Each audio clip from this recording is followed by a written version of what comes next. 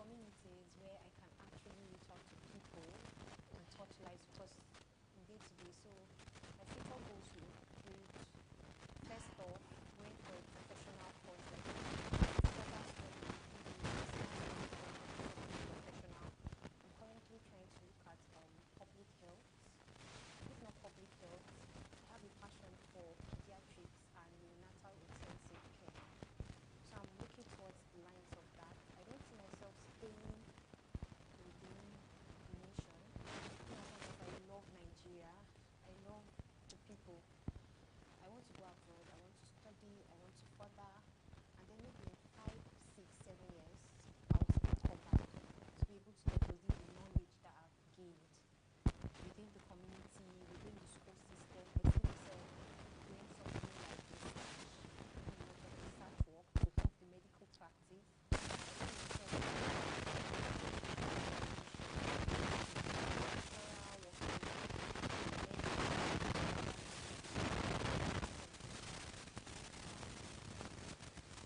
I see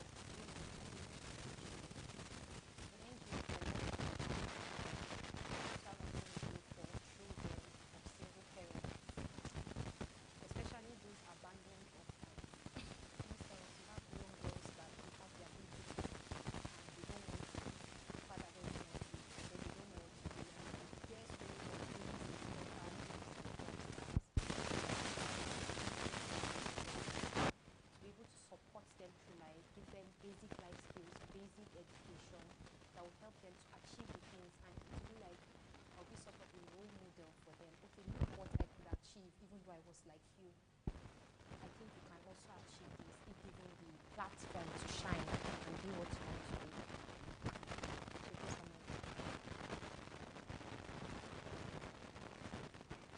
So that should be it yesterday. I think basically in the short term future goals should be things might come up as time progresses. I don't know. But for now this is it.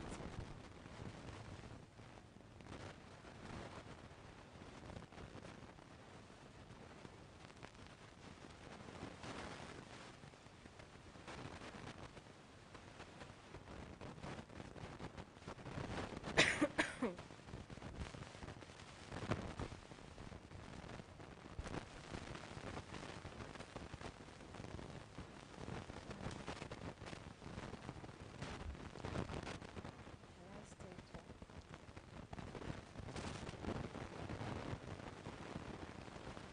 Can I still talk? Yeah, if you want. That's basically it. That's what it is.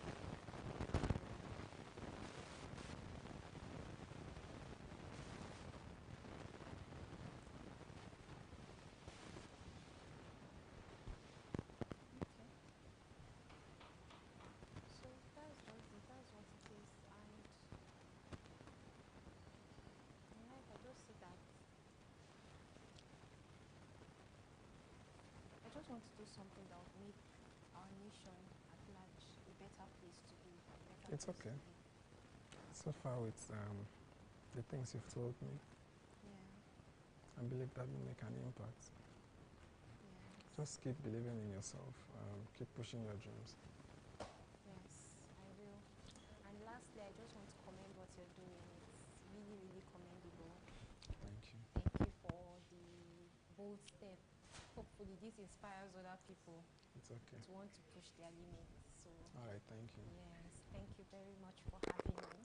You're Do welcome. have a lovely day. You too.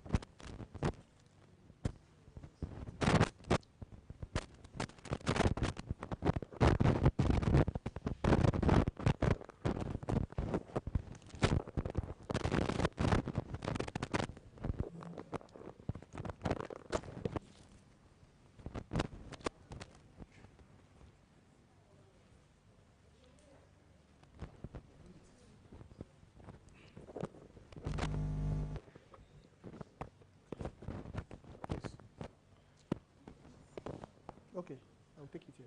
It's okay. Thank you.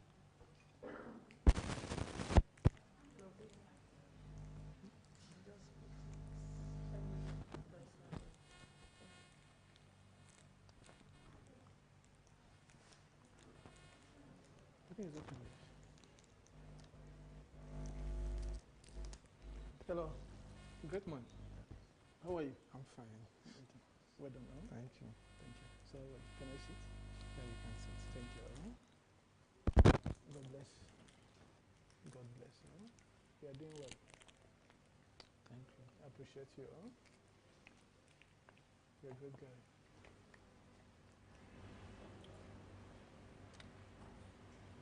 Please, can you introduce yourself? Okay, my name is Ochiaka Ogu. I'm the features editor, People's Daily Newspaper. Okay.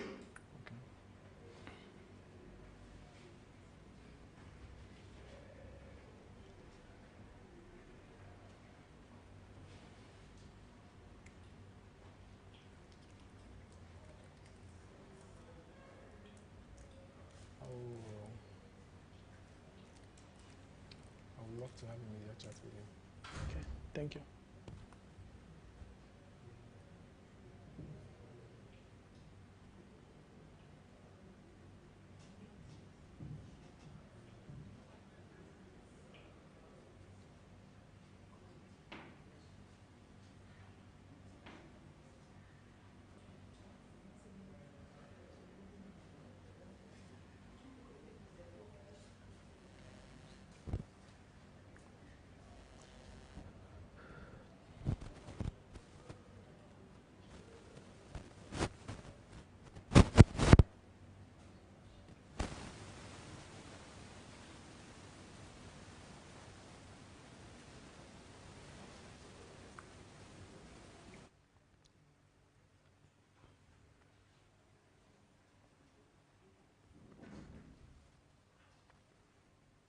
I just want to commend you. You're doing a great job, honestly. And, Thank you, I sir. think a lot of people will take a cue from what you have been doing, honestly, because press freedom is threatened. It's a very good topic. I Please. salute your courage. Can you walk us through your journey into journalism and what motivated you to choose that career? Okay, I decided to be a journalist, to be a change agent, so that I can transform my society better than the way I met it. And I didn't know that journalism as a practice deals with the societal ills and also activities.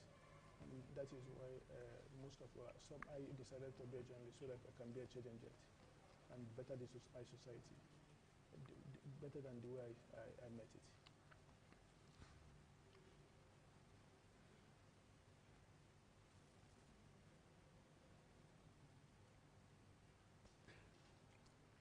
How do you stay current with the latest trends and developments in the media world? I'm a news hunter, so I go to the field. Since internet serves as a convergence of news stories, again, I solve the net as well. I also have I collaborate also with some colleagues who are also in other parts of the nation and also part of the world. And I have also my sources. I'm dealing with, but most importantly, I get my news because as a news hunter, as a reporter, although I'm an features editor, but also I'm also a reporter, so I go to the field directly to source for my news. But most times I rely on internet because of its convergence nature.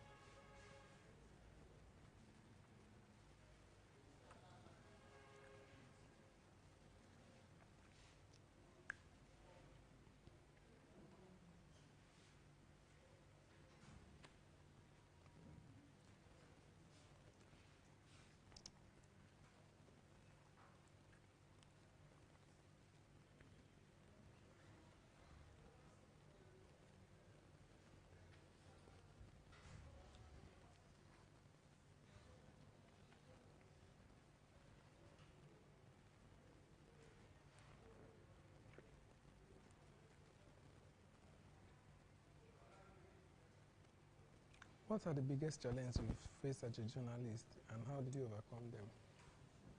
Okay, the biggest challenge I am facing as a journalist, because I do more of developmental journalism, and in this part of the world, we don't have enough data to most times to do our stories. So I can say it's about data, the lack of data that is hindering journalism in this part of the world. And also, I would also say lack of sources, because sometimes most people are not even ready to talk. They are afraid that if they talk, something will happen. And in this part of the world, we are the status of informant are not always well protected, maybe by lack of professionalism from the security operatives or whatever. I would say that most people wouldn't want to even report some cases. Sometimes you go to interview somebody who maybe has one problem or the other, he will not be able to talk because he's afraid that some certain people may come after him, and the authority may not be there to protect him. So I think most times is that this lack of data, and also the inability of sources to reveal the real story and everything. So I think these are the biggest challenges confronting me as a journalist in this part of the world. So, but I would say that beyond that, I believe that we are doing a lot of things in terms of data collation, and also originating that data from the source, so that at least it can now give us the ample opportunity to do our story in a way that it will now compete favorably with what is happening in the West.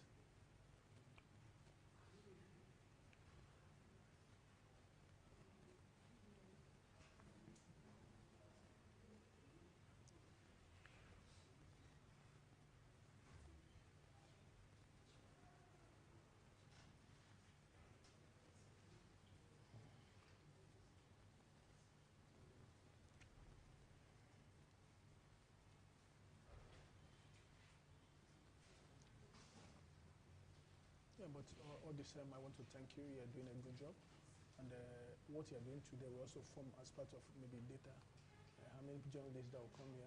I think it's an avenue for a better data collation, so that after that, journalists can now use it as a stepping stone to do their work. Maybe how many people that spoke on press freedom, the challenges, have they been harassed or intimidated, or even physically assaulted by maybe political office holders or powerful individuals in the society.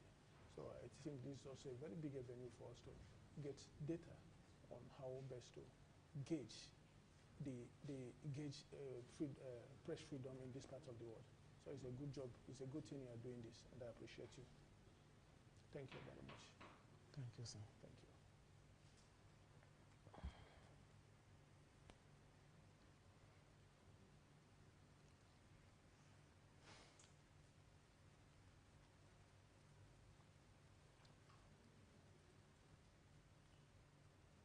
And also doing it during this independence, during our independence, I think is also a very good thing, because it will also make the authorities to have a kind of concern, having brought this thing to beer, and also bringing it to the limelight during this independence time, because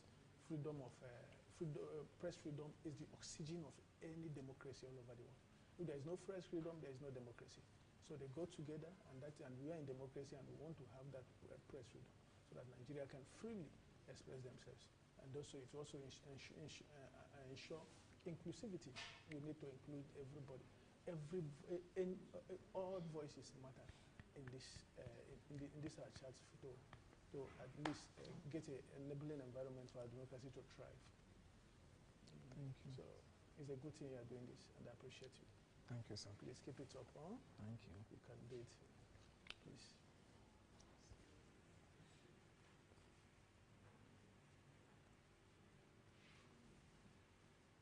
And moreover, press freedom or not press freedom, we must do our work. because Section 22 of Nigeria Constitution, 1999 Constitution, as amended, gave us that responsibility to hold government accountable for the people, and we are doing that. No matter the intimidation, no matter the harassment, no matter the assault or whatever, we must do our job because we owe it to the society. And immediately that public trust leaves us, we are gone, and we wouldn't want that to happen. And that is why we must protect the freedom of press. It's not a privilege, like you said, it's a right. And journalism is not a crime. It is a profession, it is a legal profession, and we must do it to the fullest. So, please, Nigeria, I want to also appeal to every Nigerian, they should help us to uphold the press freedom. Journalists must be protected in their work, no matter what, no matter, and they shouldn't be intimidated everywhere, anywhere. So it is their basic right to do their work without hindrances, without intimidation, without harassment, or even outright assault by some powerful individual in the society.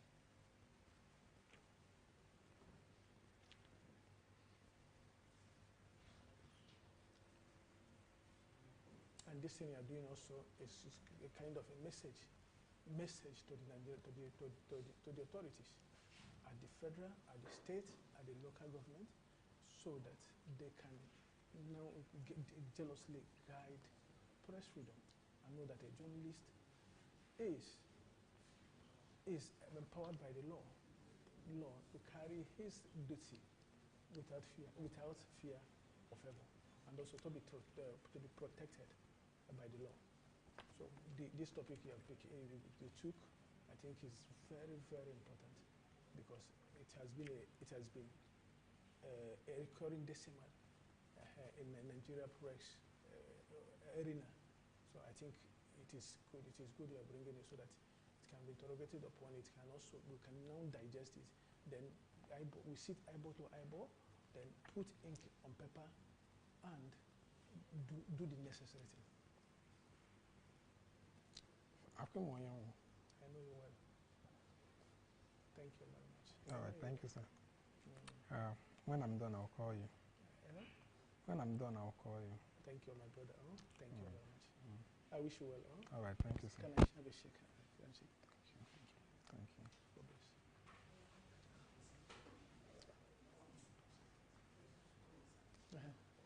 Thank you. Please, wait. It doesn't have to ask much question. Sorry. Okay, we can.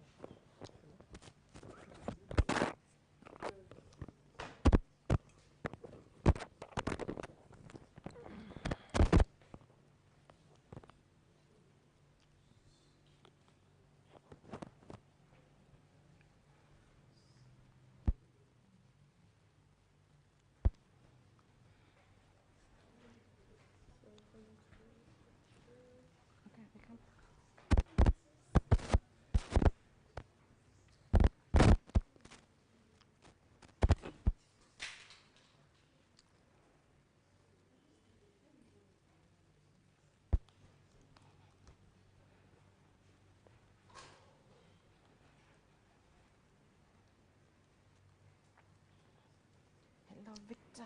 How are you? I'm fine. Good afternoon. All right. How is everything? Thank God. We are pushing it. All right. Thank you. Thank you very much for making our time to be here. I need to be here.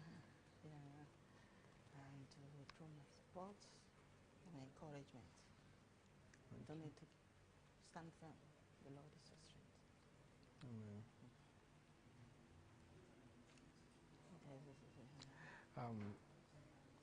The harassment of journalists has been there for a very long time. Yeah. And I don't think it's strange to anybody. To any practicing journalist, I don't think it's strange to anybody. But what we're trying to do is that we're trying to make a bold statement that,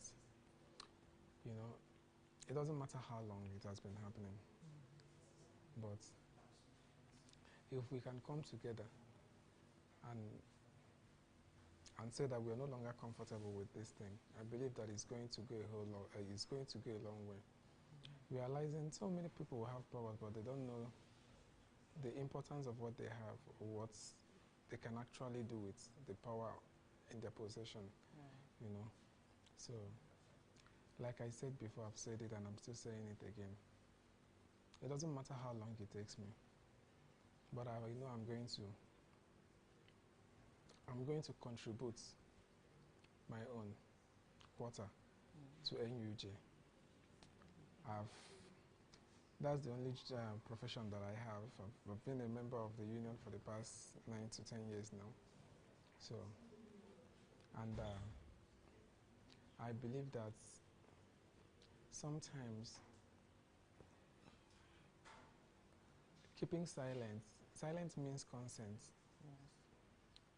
You know, a lot of people will say, why did you decide to embark on this? Why are you taking up this whole stress? You need to look at you. But the truth is that somebody has to make a sacrifice. Yes. One person, we don't need the whole people to do it, but I believe that one person has to make that sacrifice. Yes. And I believe that through this, the message is out there already, because I know a lot of people have been calling. Why did you choose to end it on the Independence Day? That's a very strong message as well on its own, you know? Yes. So we need our freedom. Look at why am I forgetting her name? She was killed yesterday. Okay, the Arise. Yes. Yes. Funny enough, we stay in the same area. We stay in the same Katampe. Okay. You know, it's a very dicey situation that we find ourselves, and it's better we just say it now, because if we don't say it now, 2026 election is around the corner. That's when they will do more. Yes. That's when they will do more. So this is just the first phase of the whole thing. The second phase is even coming, and it's going to be louder than this. Yes. I know what I say. Journalists, one thing I always believe, if we know our rights, we need to do what is needful and what is the right thing to do. Not minding the fears and the harassment, we still need to stand on our ground as journalists. I can remember yesterday I was in Owerri recently, and there was something that was happening, and I wanted to exercise my power as a journalist there by coming into, and they were trying to shut me up. Though they didn't know that I was a journalist, they were trying to shut me up, and I refused to shut my mouth up, because they were doing, I don't want to start calling names, it has to do with conflict and the security pensioners, they came in. I was trying to find out what is the problem. Then I said, so somebody, I said, she has every right, she's a journalist. The guy just looked at me, and that was when he was trying to filter his word, because I was a journalist, and he didn't want to, but when the situation became worse with the crisis, I told him, I said, see, I'm going to record whatever you're going to say, your actions here. I said, madam, if you do it, madam, I said, if I do it, what will you do? What will you do, even if I do it? And when I brought out my phone to start recording, as I promised him that I'm going to record what he was saying, they drove off. And before you know, they picked one of them and then went. I had to go to their what do they call it, tiger base or whatever thing, to inquire what happened. And because they already know that I was a journalist, they wanted to take my phone, they wanted to take my, but I insisted I'm going to hold my phone. If others are going in with their phone, why wouldn't I hold my phone? You see, that harassment, yes, it is going to be there, but you stand on your ground. We need to minimize it. Yes. It's not a fight to finish, but at least it will send a very strong message. That's what we're trying to do. You know. We don't need to give up. We don't need to give up. I personally, I don't believe when I'm set up to do something, I do it and I make sure I get to the bottom of it, irrespective of the risk, irrespective of how the time and how it's going to take. And that is what I want you also to also stand. Don't look at the time, but aim at achieving what you want to achieve. You understand? Thank With the you. support of your people, with the support of anybody, just achieve what you want to achieve. Like when people came on my side to say, yes, don't talk. Oh, if you're a donor, they are going to do you this, are going to do that. I stood on my ground. I'm not afraid of anybody. I'm not afraid of anybody. I stood firm and said, see, the right thing must be done, whether they like it or not. If not, I would publish it. You see, and they themselves became afraid. I myself also, even though I was a little bit scared, but my aim is my aim. And what I want to achieve, I must achieve, irrespective of anything. Irrespective of anything. So, my dear, just the only thing as journalists, we have to keep firm. Yes, the risk is there. If some people will say we must die one day, fine. If so be it, it's just unfortunate that this thing happened to this lady. But I heard it was robbery. Probably they couldn't have known if she was a journalist or not, or although people say it was an intentional act. If it's intentional, it is God that will judge them on it. But we hope, because journalists all the time look at Delegiwa since how many years, even when we were kids, we have not even entered, we were still in primary school then when Delegiwa died.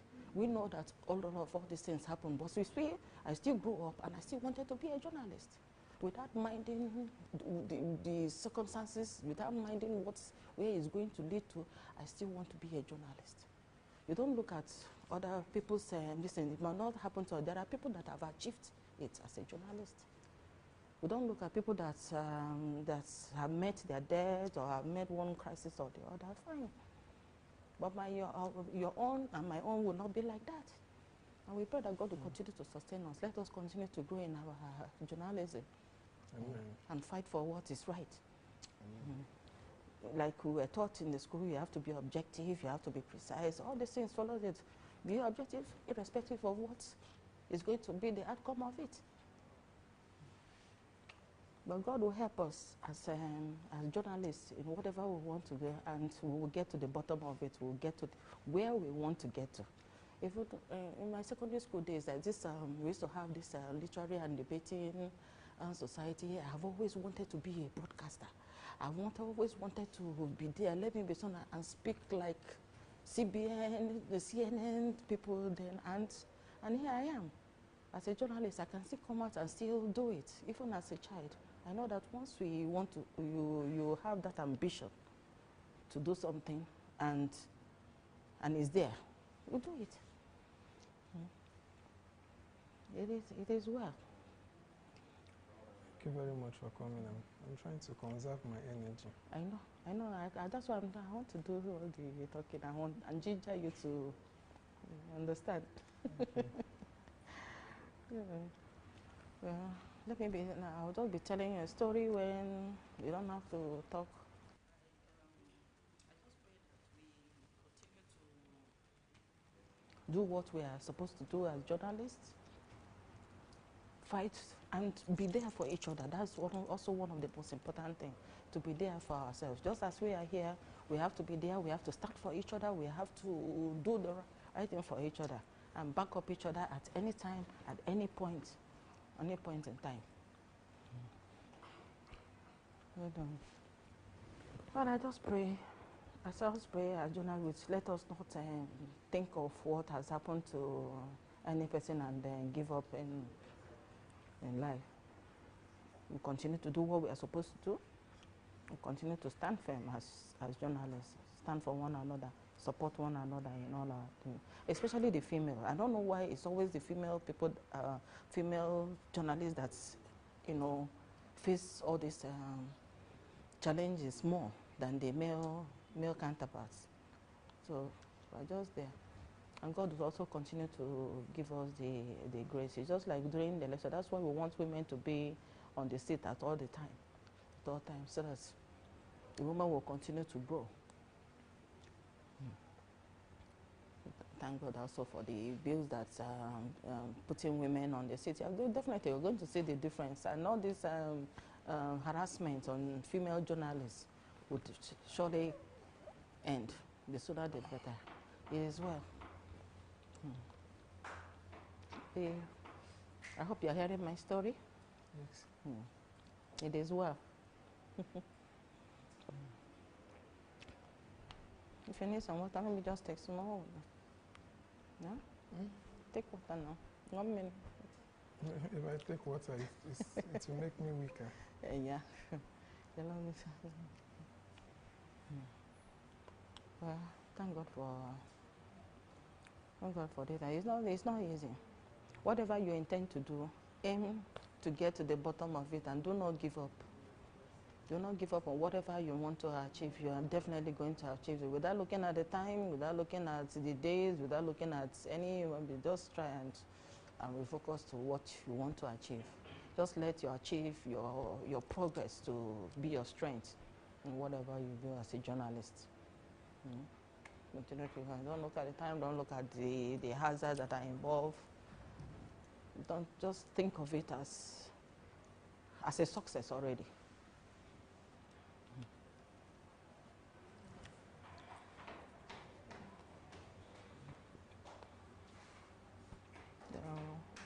Thank God for everything. Attention is needed.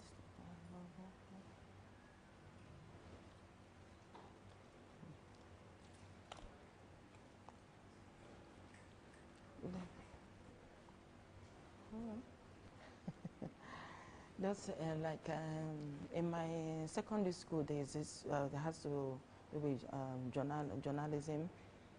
There are, when it comes to journalism, I always believe that it's from secondary school. If they can bring in more of this into our secondary schools, where they will have this literary debating society, whereby you will have that aspiration as a journalist, it will help. It will go a long way in schools, and that's what I always advise. That they should, in their curriculum, in our days when we had literary and debating press clubs, it used to help. You start practicing journalism from secondary school. And once you do that, by the time you now get to the main core work as journalists, you'll be excelling more. That's what I always believe.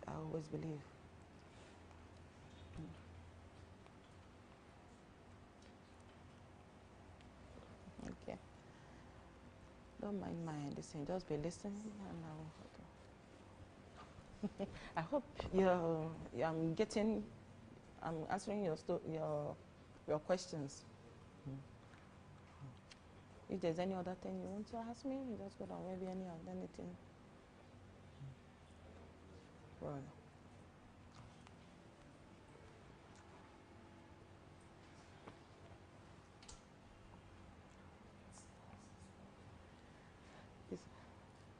Just sit down a little bit.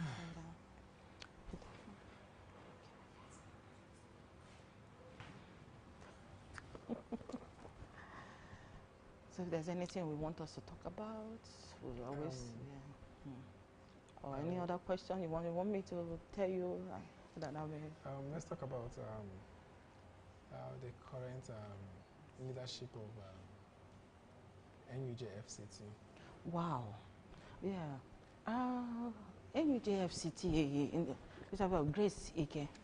Right from the onset, even before she came in as a chairperson, I think she was in the National Assembly Press Corps during the campaign of Obeche. That was my first time meeting the lady during the Obeche's campaign. The way she received us, the way the place was, and being a chairperson of the chapel, that was where I knew that if this lady should come in as an FCT chairperson, she's going to do wonderfully. And we can all see it because she has this ambition and aspiration to. No one thing, they say leaders are born. I always believe that woman is a born leader. She wasn't just trained as a leader. She acquired that leadership. She was born a leader. And with what has been happening ever since she came in fact, from when she was the chairperson of the chapel, the National Assembly chapel, and we visited her, the conduct, the chairs there were better than how it was before. The settings, people had where to sit. Before, it was the first time I went to National Assembly that we were almost like practically sitting down on the floor. when we came there. But when she became the chairperson, I saw chairs, I saw a lot of improvement. And that improvement also, even when we were campaigning, I joined her in the campaign. I campaigned for her because I saw all the achievements, all the things she has achieved. That was why in fact, I came with my full chest, when they say full chest, to campaign for her. And being the first female chairperson of FCT, there's a great difference. That's one thing I want you to know. When a woman is on the seat, there will be, maybe one day a woman will be the leader of Nigeria, and you will see that things will even get better for Nigerians. That's if they give us that chance, just like the way, Grace is doing in FCT Council.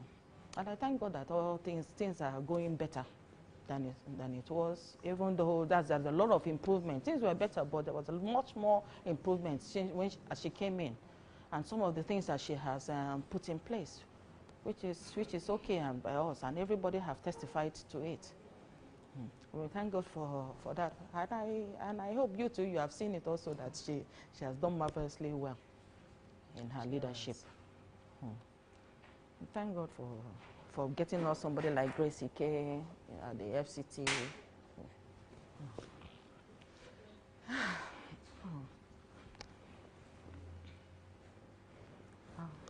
Thank you very much. Is there any other thing you want us to talk about? I don't think I can remember anything right now. Oh, no problem, no problem. Let me give other people a chance. All right, take care.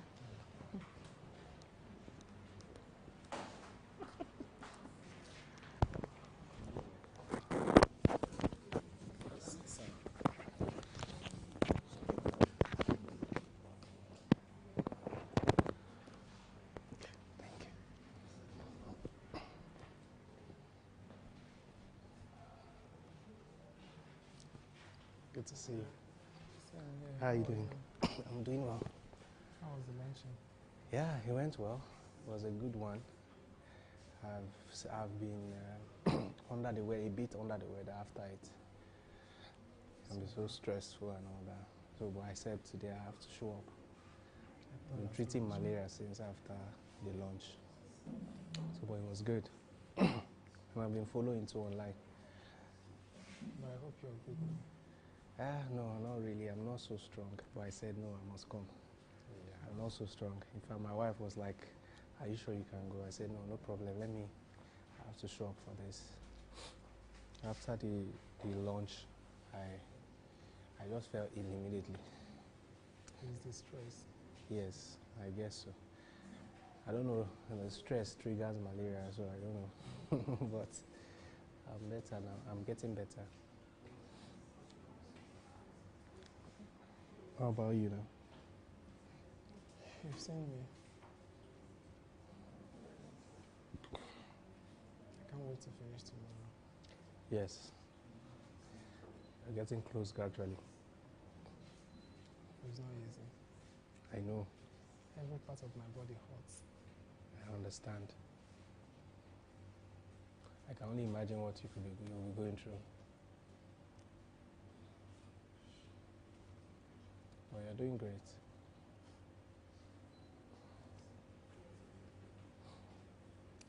It's as if somebody's cutting my back with machete.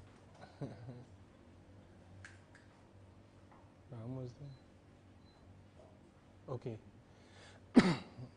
You're almost there. You're Okay. almost there. Thank you very much for coming. It's just for you to keep on. Very soon.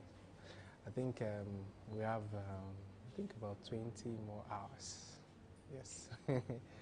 So before this time tomorrow, however it may, it should be done with. So that's good. I can't wait for this night to be over. This night, right? It's going to be over very shortly. Can you just imagine the number of people who are coming out to support you? If not, if we don't believe in the cause that you're fighting for. I do. You know, in anything you're doing in life, you just have to have that personal conviction. I think it goes a long way in driving whatever vision you have. It got to a point yesterday I almost stopped. I'm telling you. You know, your personal conviction is what has brought all of us here. Right? I almost stopped yesterday. As I speak to you right now, if I'll show you not now. You know, when we will celebrate this, right, I know you will be so glad you held on to the very end. So I just pray that God gives me the strength. Yes, we are solidly behind you. Solidly behind you. Thank you very much. I came with a few friends too to support you on this. Like I said, even though I wasn't feeling too strong, but I said, you know, this one I have to show up. I have to show up. I'm still treating malaria, so I have to show up for you. And I know it's going to be over very soon. Thank you. Press freedom is not a privilege; it is a right.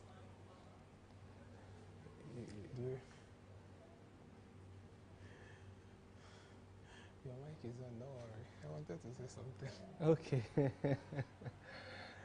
Feel free now. Something I'll say later, don't worry. Okay, no problem. We'll always catch up. So,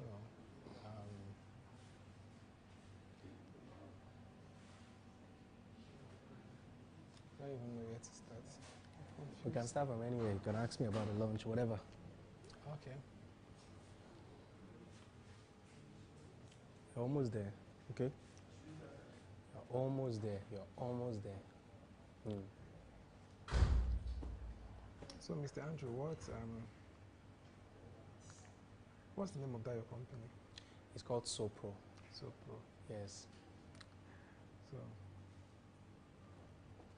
what's the inspiration behind SoPro? Okay. You see, for me, I learned tailoring at a very early stage in my life. I was a teenager when I learned how to make clothes. And I didn't learn tailoring because I wanted to learn tailoring. It was something that my mom had to advise me and coerce me to learn. Now, the reason she did that was because there was a time in our lives, I lost my dad at a very tender age. I was barely 3 years old when we lost, so I can't even figure out who my dad looks like, except from picture. So things became very tough. There were times I couldn't go to school. Right, so there was this particular term, I think it was after my junior secondary, so I couldn't go back to school. And my mom said, since you can't go back to school right now, why not learn tailoring?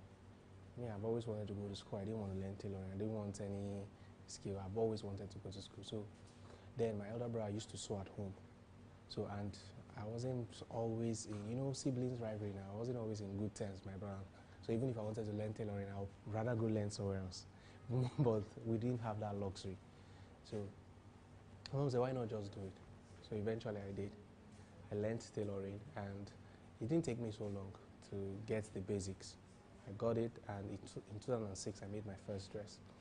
So tailoring became like my plan B. It gave me an opportunity to go back to school because I was now able to raise part of my fees, and I was able to go back to school. And from that time onward, I kept on tailoring. Tailoring was what was helping me pay my fees all through school. So I realized that even in university, right? I had a sewing machine in my room, and that was how I got through university. It was tough, but when after class I'll go back home to school.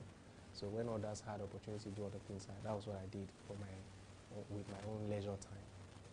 So I realized that tailoring was something that provided that kind of opportunity for so many people who didn't have the opportunity or the luxury of being, of having some of the basic things in life, like good quality education and all that. So I said that I was going to do something right from that time onward, that I was going to do something that was going to impact the industry, to help small and medium-scale tailors, fashion people, fashion business owners build a thriving business, right? That could help them build something that was worth more. Because even while I was sewing, ever since, I've always wondered, I've always said to myself that there could be more in this. There could be more in this space, and I didn't just want to remain that small fashion designer somewhere. There could be more in this space. The business was, when I came into the space, I discovered that there was so much disorganization. Tailors don't keep proper record. Tailors disappoint clients. I believe you've been disappointed by one in the past. One in every 5 Nigerians have been disappointed by a tailor in the past. So all that put together was what made me say that no, this was what I was going to do. So I think that was like the inspiration behind this. Tailoring gave me a second chance. So I said, I'm going to do something for the industry. Yeah, so I think that was why how Sopro came about. Okay, I would use, you are not wrong to say that, right?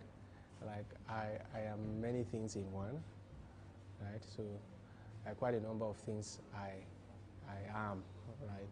I'm not just a fashion designer. I'm not. No, I'm not a kidnapper. So there are several expressions of my personality, several expressions. So yes, I'm not into full-time pastoring, right? But I'm a committed Christian, and I lead in several capacities. So because of that, people say you're a pastor. So I look like one, right? And you look like a reverend father. Yes. I used to have this teacher of mine. You look like him. Yes. You see? You could have. Why did you leave?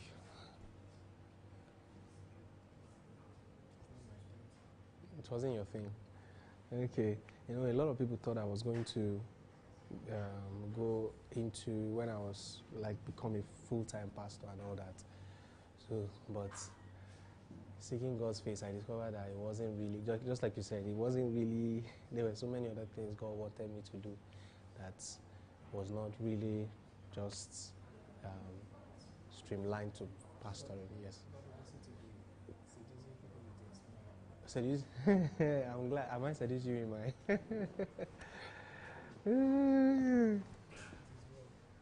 You're doing great, we're almost there, right? And I know you're a person of faith, so beyond all the physical reasons you do this, I know it's a deeper cause and a deeper conviction that you carry. So you make clothes? Yes, I do. I do. Right? So I have a fashion brand. Right? So we make clothes. We make clothes, yeah. After this, we'll talk about our. You say? Okay. You make clothes from me or for me? For me. I should be the one making. It should be the other way around. Do you run a fashion business too? Yes. You do? Really? The same machine in the back home. Okay. So you sew or you have people doing it for you? You sew. And that means you need Sopro then.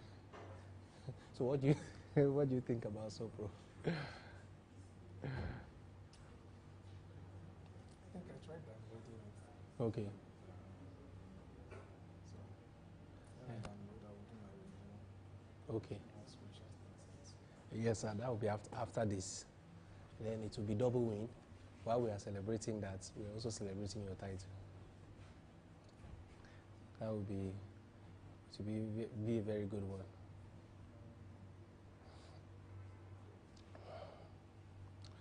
So it's what you are doing is quite impressive. Sometimes I wonder what your conviction could be, why you are doing this. You understand? Why not just because this costs a whole lot of money to put together. Why not carry the money and go and just enjoy your life? my friend was telling me it's only 32 stuff. I don't know why. The first one I did, I spent about 16 million naira. You get anywhere? That bill was 1,750,000. They are paid for 4 days. I brought in generator, You can imagine. chairs, and all the rest of them, logistics and all. But one thing I know is that when I set my heart to achieve something, I don't stop. I Mhm. either do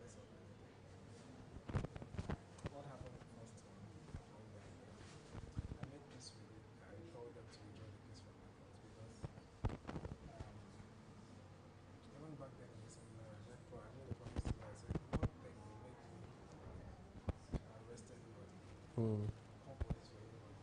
Company to cut it. So, So the media guys ruined everything. yeah, you know, the matter I sued him. I Okay. charged him for damages. So I traveled. I was in Cape Town. I had a very funny trip. And I woke up that early and I called the lawyer. He didn't pick. And he sent him a message. I said, please, this case is my case and I will work with you. Hmm. Drop every charges against him. He said, are you wrong? When I now called him, I said, are you fine? I said, yes. I paid you, right? He said, Yeah. yes. I paid the case. Hmm. He said, yes. I'm telling you, drop every charge. That's, His response to you know that last time, you know, when I got back home, my wife asked me. She said the audio wasn't coming out. Is that how it's supposed to be? I said, well, I've never done this before, so I don't know if that is how it's supposed to be. So I just assumed that everything was all right. The last one, if you check the internet, the current record holder. Okay. But there's nothing to do with that. I'm the record holder. It should come with certificate. Okay. So that was denied. So that's what I'm just trying to achieve with this. If it comes, fine. No, it is, and I must kudos to your team. They've stood by you, and kudos to you also, because just like you said, just like that your friend said, you must be a very stubborn person to decide to do this again, knowing the stress and the financial burden that this will put on you. So you must be a very stubborn person, somebody who, there must be something you're trying to achieve. The Bible says that I can do all things through Christ that strengthens me. Yeah. You can do this. When I arrived there, was it on Sunday, and I told God, I said, it's not of he that willeth, neither is he of who that runneth, but it's of the Lord that showeth mercy. It is only your mercy that is going to see me through. Because I wasn't even feeling fine to start with. But I can't change the date. I just have to like, let me do it. Whatever that happens, let it happen. And the only thing that is permitted to happen is that you clinch this. That's the only thing that is permitted to happen. Looking at the time now that I've You, exceeded 52 hours, to me is a milestone. It's a huge miracle. It's a breakthrough for me because at some point yesterday I said I will not do it again. The one where it must be me a fool. Anybody that wants to say whatever he or she wants to say, no problem. but you're here. You see, this is for 72 hours now. So 52 hours, you've gone more than about 70% of the journey already.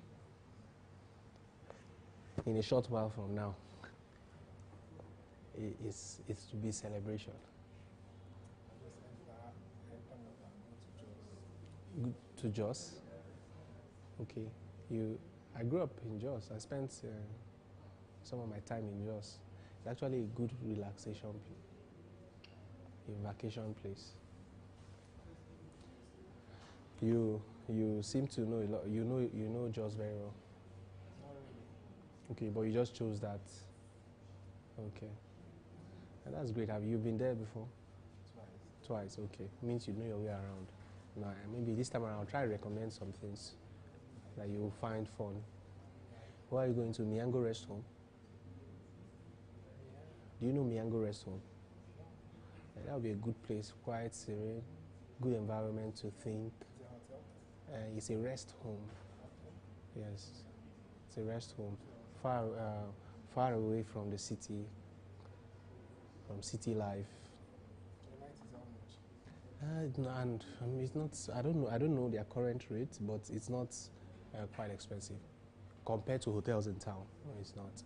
But it gives you that connection with nature. It takes you away from all the hustle and bustle of the town. Yeah, and it's a good place. It's a good rest home. So if, depending on what you're looking at, though, if you're looking at somewhere you want to just get away and shut the noise, that would be a good. Then Miango Restaurant will be a good place. To be a good place. To be a good place for that kind of.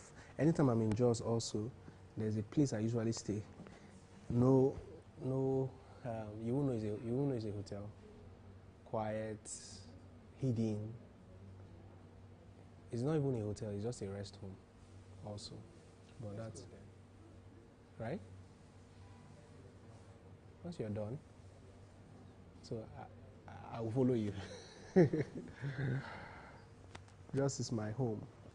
I have my elder brother there too. So just is a place I call home. Anytime. Just go and submit your traveling leave letter from Madam to That's it. You know, my wife, her family is from, her family lives in Jos. So that is if you won't want to go, you also use the opportunity to go see them. But I could work that out because I also need that vacation. After this event, the event really stretched me. I think this is I've never been stretched as I am right now. Just like what you're doing. You know, when you decide that you're going to do something, that you're going to face your fears. Because I've always wanted to do this. Imagine I wanted to do this since 2013. That's how long that I've held on to Sopro in my heart. Every single year, I always pray to God and say, somebody should not do this thing. Right? So, you know that after 15, 12 years, yes. In 2013 was the first year I conceived the idea. So every single year, I kept refining it, making it better. But you see, every single year I'll say, I'll do it this year. I'll do it this year. I'll do it this year. So, but this year, I think from the beginning of last year was when I started laying the groundwork, registering the company, and putting the team together. And I said, then I experienced some major setback along the way. You're almost there. You're almost there. So I started experiencing some major setback along the way. But I said, no, this time around, I'm not going to quit. I'm not going to go back. There's some major... things that I'm having around my waist region is just like labor pain. But you've never been in labor, so how do you know labor pain? I stayed with my auntie. Okay, so but you don't really know it. You only saw someone in the pain. Her reactions will tell me. So it's similar to what you are experiencing right now. I can only imagine. But just think about why you are doing this, right? Think about why you are doing this. And I know that that will keep you through and God is going to sustain you. You are doing great. You are doing great. I faced a lot of setback when a lot of things that would have made me quit this. If not traveling to Jos, I just feel like I have a ticket there. I just feel like bringing out my suitcase, packing my clothes, leave Nigeria. Come back after 2 weeks when I'm bringing the conversion. And that you do that after this. No, I'm not traveling. I don't want to travel abroad again. I've traveled too much This year. Like 8 times. Okay. And then let's go to Jos. Jos is a good rest home. Are you going with anybody? Or you're going alone? I want to have this experience. Do you want to give me anybody? No, I don't know. Maybe you're going with your team, your friends. I don't travel with team. Okay. I only travel with team when it's work related. When it's work related, okay. No problem now. You know, they're asking, I think they say you should turn. Your team. They are cheering you on. So we're talking about Jos. So we can work it out. They give you dog meat. Dog meat in Jos. In Jos? No, I don't eat dog meat. The first time I got to Jos, that was what everybody was saying, but I've never eaten dog meat. Anything more than beef, goat meat, it's chicken. I stayed there at there's this particular hotel before I moved to an Airbnb. My friends came and they said it's too expensive, so I moved to an Airbnb somewhere in. That place was nice too. But the Okay, issue Rayfield? Somewhere. but that place is somehow I was scared. Okay. When you say scared, what do you mean? What do you mean when you say scared?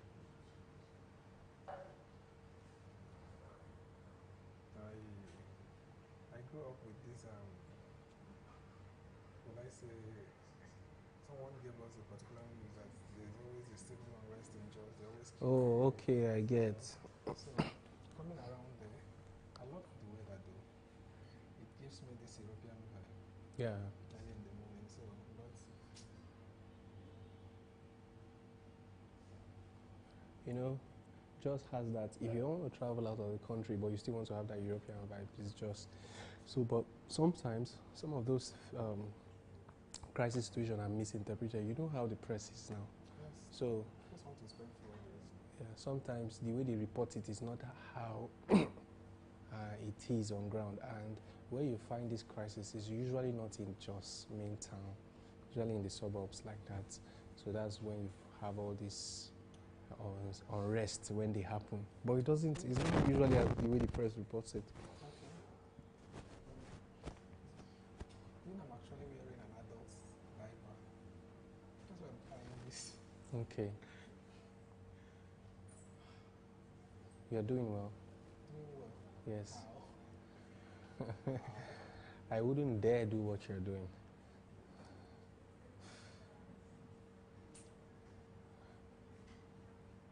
I wouldn't dare do what you're doing, so that's why I know you're doing well. Many of us who come here wouldn't dare. Yeah? What about interest? Yes.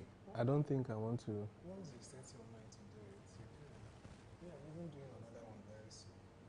After this. That means your friend was right when he said you're a very stubborn person. I'm doing another one, but Not press this related. time. Okay. Understand. And it's going to be full commercial. Okay. Yeah. Once I'm done with this now, I will apply for that, then I'll travel to London too. Okay. And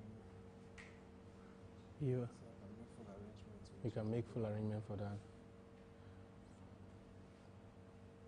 So, are we driving to just?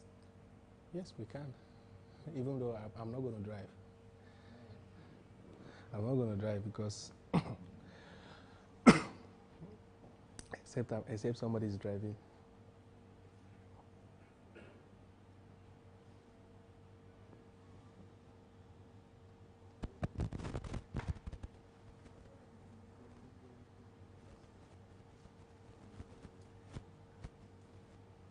We can go with just. There's this bus now. And there's this Valji. The last time I traveled to Jos, I followed this Okay. they call it just. Okay. There's even a better one, Valji. It's at is it Wuse? Their park is in Wuse, right? So and it's very comfortable. Very comfortable. That is a lot better. We just also opened our office. Probably after this after your program. Okay. Yeah. Is along the airport road. I don't want to be joining. I live around there, so I don't want to be joining the traffic. You're too rich. And anything that would. You're too rich. Eh? You're too rich. I'm too rich. Big boy. See the way you're just spending the money. I'm spending.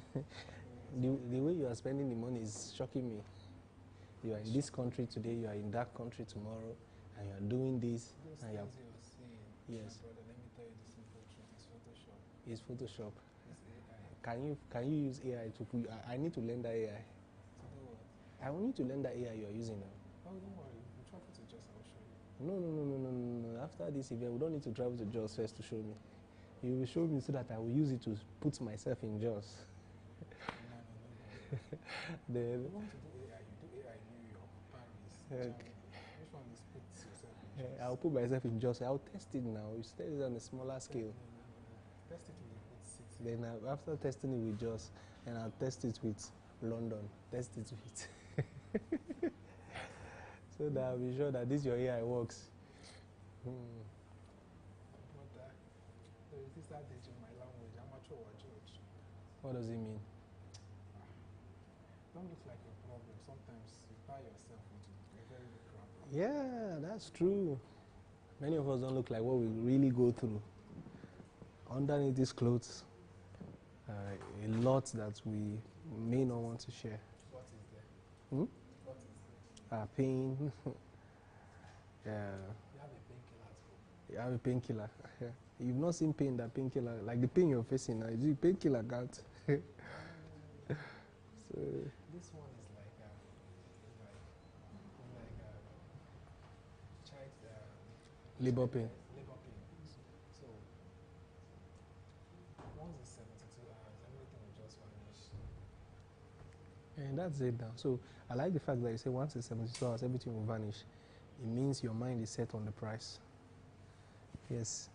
And just keep it that way. Let your mind be set on the goal so that you don't lose focus on why you are doing this. So how much is the vehicle you recommended Okay, I think it's around 18,000 naira, right? to just Yeah, this year, I think it's 18. Yeah, I think it's 18,000 naira.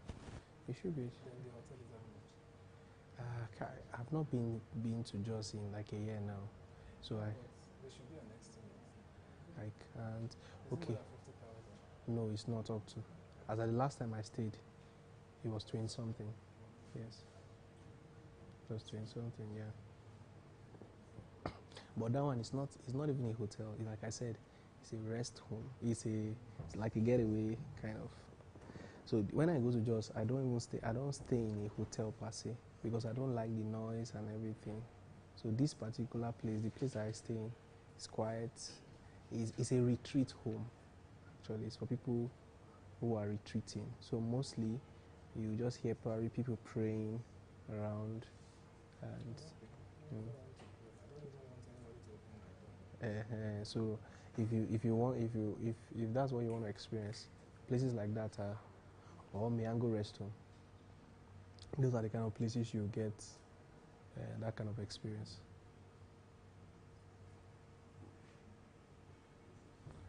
Why are you smiling? I have to smile now. I'm in pain and you're busy smiling. I thought you say I'm your friend. For now, I have to do everything that I can, everything in my power, to see that you reach your goal. When you after you reach your goal, then we can go back to being friends.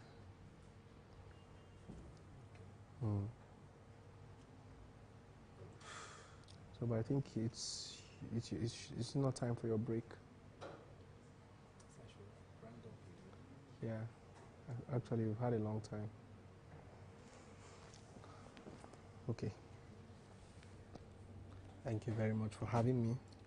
My regards to your small girlfriend. Thank God you know her now. After, when we go to Jos, she will disturb your life. Thank you so much for having me. I'll be following and watching for the end.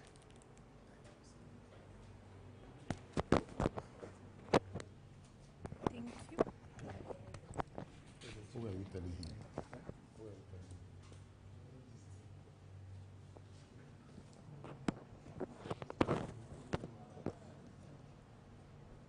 I should put it in my pocket, right?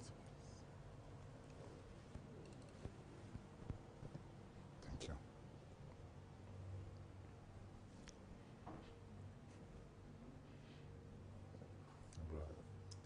Congratulations. Well done. Can I take a seat? Yes, sir. Thank you. How has it been?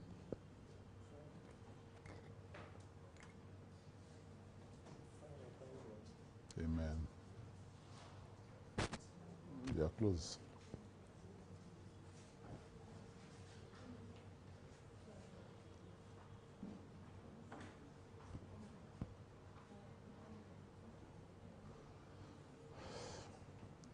Okay. Thank you very much, sir, for coming. My pleasure. I don't take this, to me, this is beyond it's beyond support, and I don't take it for granted. You deserve it. Thank you very much. You're welcome. Talking about press freedom, sir, do you think that the press is really free in Nigeria? I think it's a matter of conjecture. As a practitioner, I will tell you that the media, generally, not just press, the media or journalists are not free to practice freely in Nigeria for obvious reasons. One, you have the serious issue of ownership and control. You also have issue of government interference, and even also self-censorship is also impeding press freedom in Nigeria. But the major aspect of it now is the attempt by security agencies to deliberately use the current Cyber Crime Act to intimidate journalists. Because there's hardly any story you do now that will not be on the net. And as long as your story goes to the net, it's assumed that you're already gone to the cyber. And the most important aspect of it, or the painful aspect, is where you have them not willing for you to criticize government policies and actions, where you even do the right thing, they still try to intimidate you with the Cyber Crime Act, apart from other obnoxious laws which are already even extinct. They try as much as possible to want to bring such laws into being again. But by and large, I still think we can navigate around it. And, but journalists in Nigeria are still trying, and I think that's where we have to also commend organizations such as the NUJ. If you notice, of recent, not up to a month ago, during the train derailment, where the managing director of the Nigerian Railway Corporation not only intimidated but harassed one of our colleagues, the former national president of NAWOJ. The Nigerian Union of Journalists FCT chapter, led by Comrade Chibuike, took it up and fought very well until the MD came around to apologize, and even now appointed the lady involved as an ambassador of the Nigeria Railway Corporation. So there are so many other things, but again, if you notice, the International Press Institute is also doing wonderfully well. It has tried as much as possible to ensure that journalists are not harassed and intimidated in the course of their duty. And I also think the Guild of Editors is also doing so much. So on and on. I think we will be able to see how we get to the promised land.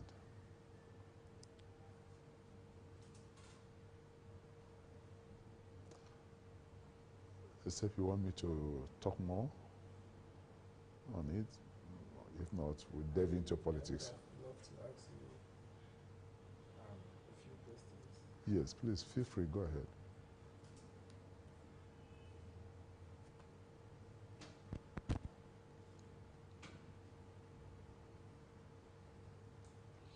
And if you also know, like when I talk about ownership and control, you have a situation whereby you have more politicians now owning media houses, try to make the media to carry stories in their favor or pan stories towards what they want. So those are the kind of things we think we should. But if we're able to overcome such things where ownership will be less emphasized, I think it will be better for everyone. Chat. So many. It has enhanced news gathering. It has also enhanced information dissemination, because by the time, unlike when we are in analog session, you will realize that it's only when you finish, it takes time for you to start paper. But now, as we're here, everything is already on. As we're talking, people are listening to us. That's the advantage of technology. So we move on and on.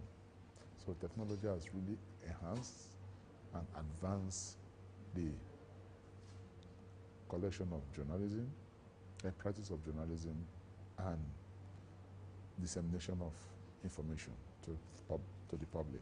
So it's faster now and more appreciable.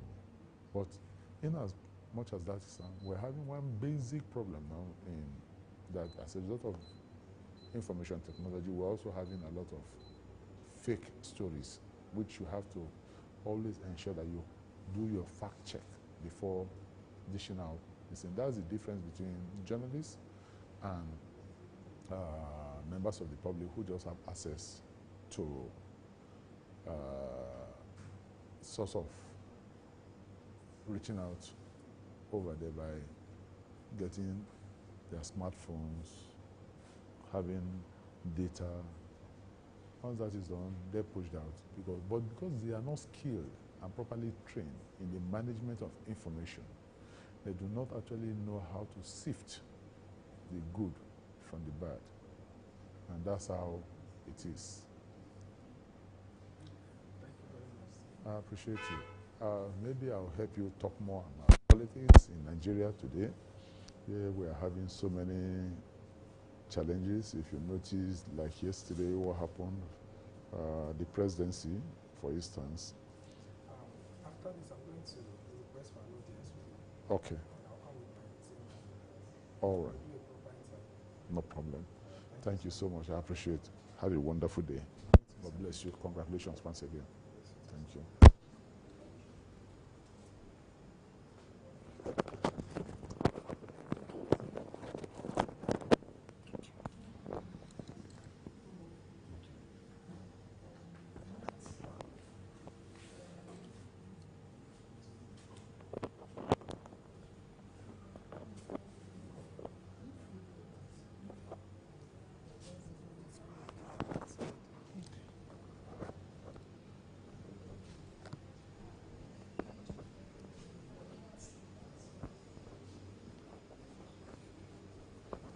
I greet you. How you doing now? Well done work. So this is the Holy Spirit you're requesting. Yeah. Who gave you this? Say you requested for it.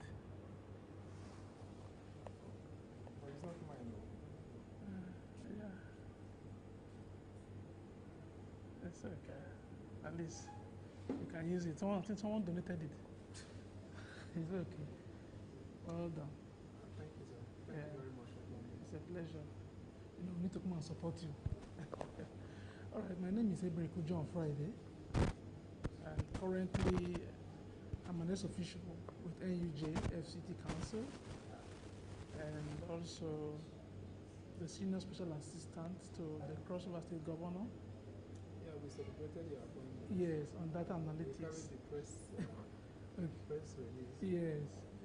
So, and since I've been with the NUJ under the Grace Ike-led administration, it has been wonderful. In the last, say, 10 months, she have done so many things to change the narrative in the council. She have held, I think, 2 major medical outreaches. In December last year, she was able to disburse rice to journalists, over 600. Yes, so quite commendable. She have also been able to create opportunity for journalists to go for training, which has helped their capacity building in various fields. I was one of those who benefited also. And the council has been stable since she came on board, and the running of the council has been very, very cordial. There is unity. Recently also the 2025 football tournament was held, very successful. About 16 different government agencies and parastatals participated in that football tournament. Quite commendable, and we just believe that by the time she'll be clocking 2 years, a year by November or by December, we'll have a whole lot that she's going to reveal to the people. So, and then going forward, we believe that the leadership of Grace Ike in NUJ will turn around the union for the benefit of all journalists. Now, coming to Cross River State. Previously, I used to, under the former administration, I was the SA to the governor on print media. That is Governor Ayade, Ben Ayade. That was my first opportunity of being in government, and during that time we were able to make sure that we showcase what the governor was doing, interface with journalists. I also actually came from the media, from the print media background. I worked previously with Leadership newspaper, and I rose to become the GM, General Manager, where I took charge of the entire digital assets, online, e-paper, and all of those stuff. So, as the special assistant to the governor on print media, we were able to work cordially, with the various media arms here in Abuja and over there in the state, and we're able to really get their buy-in to the various policies of government, various programs of government, and the impact it was making, and all of those really help in keeping the administration going and the friendship that it has with the media.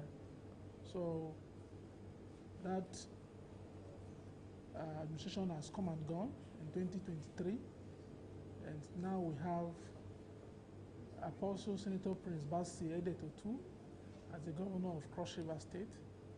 And since his assumption of office in May 29, 2003, he has been able to really bring about the sweetness that he has always been.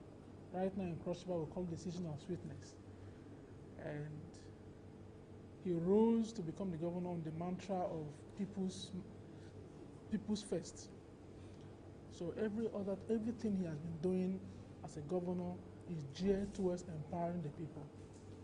In fact, Ayade has what he called food on the table, hands on the plow. But what the governor today has come to do is to even make people to forget about government appointment and all of those stuff and do something for themselves. So a kind of making government appointment unattractive. Yes, and so you see him empowering, those people who have retired. In the last 1 year, he has empowered over 1,000, both men and women who are retirees, who each of them were empowered with over $1 million to set themselves up and go on with their business. Life after, retirement. He has been able to also, recently, he disbursed over 800 million to 400 farmers and those other people who have left agitation. And each of those 400 people left with 2 million to set themselves up and boost themselves with business of their own choice. Of course, before that disbursement, they were trained for 6 months in agriculture. So today, when people are talking about difficulties of food and all that, in Cross River, we don't have that issue because the people have gone back to farm. You see those people farming rice, farming cassava, doing gari, and all the value chain of agriculture have been embedded into whatever the governor has brought on board. And just yesterday, about 200 youths were empowered, each of them going home with over 500,000 and a laptop, because they were trained for 3 months on tech. So right now we have over 200 youths who have been empowered to go on in data analytics, in graphics, to go on with all the components of social media, all of those online stuff, how to build the website, how to manage the website, how to manage social media. All of those segments were embedded into that training that those people who were selected stayed under the government's care for 3 months. And yesterday they were empowered, given laptop, given all the kits and some funds to kickstart and move on. So those are the things that the governor of Cross River State is doing to turn around the mindset of the people, to get the people engaged, and also see how they can be useful to themselves and to also boost the economy of Cross River State. So I think that is that. Come to talk about infrastructure. Senator Prince Bassey Editor 2 has revolutionized that. The 18 local governments of Cross River State are having a feel of transformation in roads. Yes, where I come from, in Yala local government area, in Okuma precisely, our roads that have been bad for the past 3 years. I just came back from Yala 2 days ago. Yes, I can drive straight to my village on a third road. That is the effect of His Excellency Prince Bassey Editor to Cross River State. In Ogoja local government, he has also done the same. There is a popular junction we call Undok Junction. He has turned around that whole place. That place used to be terrible because, of course, if you know, in Cross River State, we are the connect to the north. So in that particular junction where we call Undok Junction, that is where you see a lot of trailers coming from the north and hitting Ikom and going straight to Calabar and the south. But today, as I speak to you now, the whole of that roundabout and the road taking you to Abapa into the Ogoja metropolis in Igoli have been properly tarred. That is what O2 has done. And we have pockets of all of those kind of infrastructures across, the state. Just last week also, the education sector is also having a feel of what the governor is doing. The Commissioner for Education, Professor Senator Stephen Ode, recently rolled out a 7-point reform that has changed the landscape. Right now, the issue of every term graduation has been stopped. It should be for only those people who are leaving the school. Yes, maybe for JS3, primary 6, and SS3. He has also been able to, through that policy, all of these extramural classes that their school should normally do, and then make parents to pay extra money for extramural classes after school. Their government has also stopped that. School now has been unified and have been asked for primary schools 1 p.m. for their closing time, and then for secondary school by 2 p.m. Previously, you will see a child and a school leaving till about 4, and all of these children, they get mentally tired and they are not able to meet up. And also, parents are made to pay extra money in the economy we find ourselves today. So the government has been able to stop that. Part of also the 7-point reform is setting up an anti-drug club. So now each school in Cross River State, whether it is private, whether it is the public, they have to set up a perfect and capable anti-drug club, so that right from the grassroots, primary school and secondary school, they will be put through on the dangers of drug. They will be put through on why they should go away from drug, the disadvantages of drug, and all of those things. That is what the governor is doing right now. And also, of course, the anti-bullying. We're going to also set up an anti-bullying committee in those schools. You understand what bullying has been doing in schools today, where a child will go to school and is even afraid of going to school because when they go to school, some set of friends or some set of students will just torment the child, will make the school uncomfortable for the child. So right now in Cross River State, a committee has been set up to look into that. If you are caught bullying any student, it's expulsion. It is part of that 7-point agenda. And so we go to health. We see the same transformation in health. The primary health, particularly, each of the local government now have functional, effective functional primary health. If you have an issue, you don't need to, like the case where you have to pay some money, where you have to, you must deposit before your child or the pregnant woman is attended to. No more. You go there, they attend to you straight on. So there's a free health services for children from the age of 1 to the age of 6, and of course, all pregnant women, and then of course, those who are aged from the age of 70 and above. That is what the state has been able to put in place to make sure that our people are healthy, to make sure that our people are able to meet up with their daily tasks, health-wise and all of that. So, and the percentage is rising by the day because the primary health centers have been revamped totally, infrastructure-wise. Some of the things you see today, where you go to primary health centers and you ask for some basic things and they're not available, it is no more the case in Cross River State. And we must commend the governor for putting the people at the center of his governance. Now, okay. Yeah.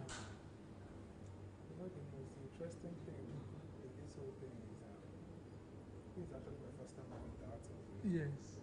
And for the fact that you were able to market this governor to me Yes, sir. in almost 2 minutes, Yes, sir.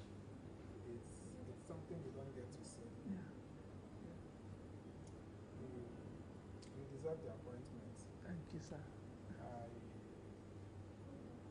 see, no matter how you see it, if you've chosen to work with somebody, give that person your all. That's it. That's it.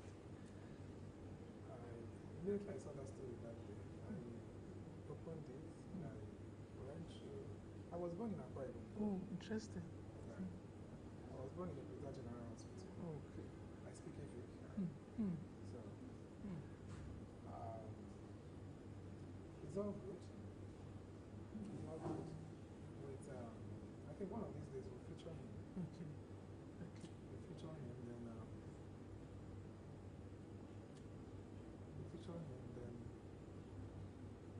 So we really appreciate it because, in fact, last month, because that is August, yeah. The Cross River State government emerged as the freest state in Nigeria in terms of how they deal with journalists. But how do you shuttle between Abuja and Yeah, because okay, if there's any need for me to go to Cross River now, I move. you drive? Yeah, I drive. At times I go by air. Stop driving, it's far now. The distance is too far. What do you do? You know, because like now, if I'm going to Goja, for example, I have to drive. There's no airport. But if I'm going to Calabar, yes, I go by air. The distance is too much. I'm already used to it, you know, because we go to campaigns. The road is not good. And you're going to cover a long Distance, yes, yes. Do you know why I don't want to drive again? I made that decision. Even if I get to work, I don't even drive. I made that decision for the past 5 years plus I don't drive. You understand? So when I see people drive long distance, sometimes Like my friends, if they're traveling, they don't tell me. Yeah. I have this issue that if you're traveling and you tell me, I will call you till Till you reach the destination. Yeah, and the moment I call you, you don't pick is a problem.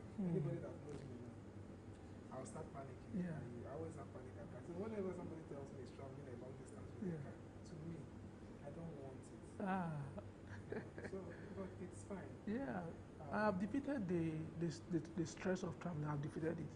Because when you participate in campaigns, you will build that stamina. Imagine you go to a campaign and you are touring, okay, like in the north, for example, where you have 54 local wards, 54 wards, 5 local government, 54 wards, and then there's an arrangement. And my local government Yala is the largest. It has 14 wards. And you cannot tour Yala in 1 week. You cannot tour Yala in 1 week. So in a day, you have to make sure that you tour like 3 or 4 wards. So you just get used to it. And okay, like in 2023, I was going to Calabar back to back from Abuja here because I have a case in court. They will say, okay, the case is so and so. They will move from Calabar, we'll come to the High Court, we'll move from here, we'll go back to, so I'm already used to. And the road, talking about the road, well, from Abuja here to Makurdi is excellent.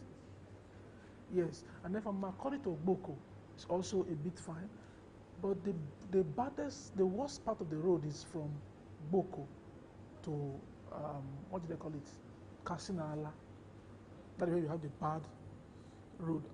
And this governor in Benue State, Reverend Father Alia, is actually doing his best in fixing those bad part of. And what about the issue of insecurity?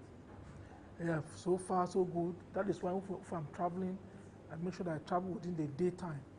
So we leave by 6 a.m. and like 1, 2, 3, you're already in your destination, broad day.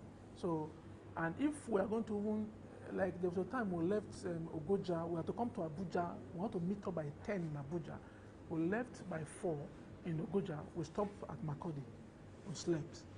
So by 6 a.m. we left Makurdi and by 9:30 we were already in Abuja to meet up with that engagement of, yes. So that is how we've been managing it, and God has been keeping us, you know. We'll continue to guide. Amen. You know, so honestly, the governor too. One thing that I'm also very impressed about the governor is the agri sector. Yeah, the agri sector have received a major boost. Just like I said, the governor is trying to make sure that crossivarians have. You should extend it to places like Bukbani, Oyomited, Oyomoyo. Yes, currently that road. Yes, you see, when you come, talking about the road, Komita and Uyanga Road, that is a bus point if you're going to Calabar. Komita, Uyanga is in Akankpa, while Komita is in Udupani. When those are but the road is now, especially though it's NDDC, through the Senator Penyong, he has been able to bring in NDC to fix that road. Right now, when I left Calabar on Wednesday, because I left Calabar on Wednesday to Goja I traveled to Calabar on Wednesday last week and returned back to Goja on Thursday. The road is already in progress. Oh. Yes, they are fixing the road, and drivers are really happy. The time is reduced, their vehicle is improved, and all of that. So that is what the governor is doing. And even when you come to Goja from Abo Chiche down to Goja, there should be a very terrible bus spot. It has also been, there was an intervention that came to that road, and it has been, upgraded.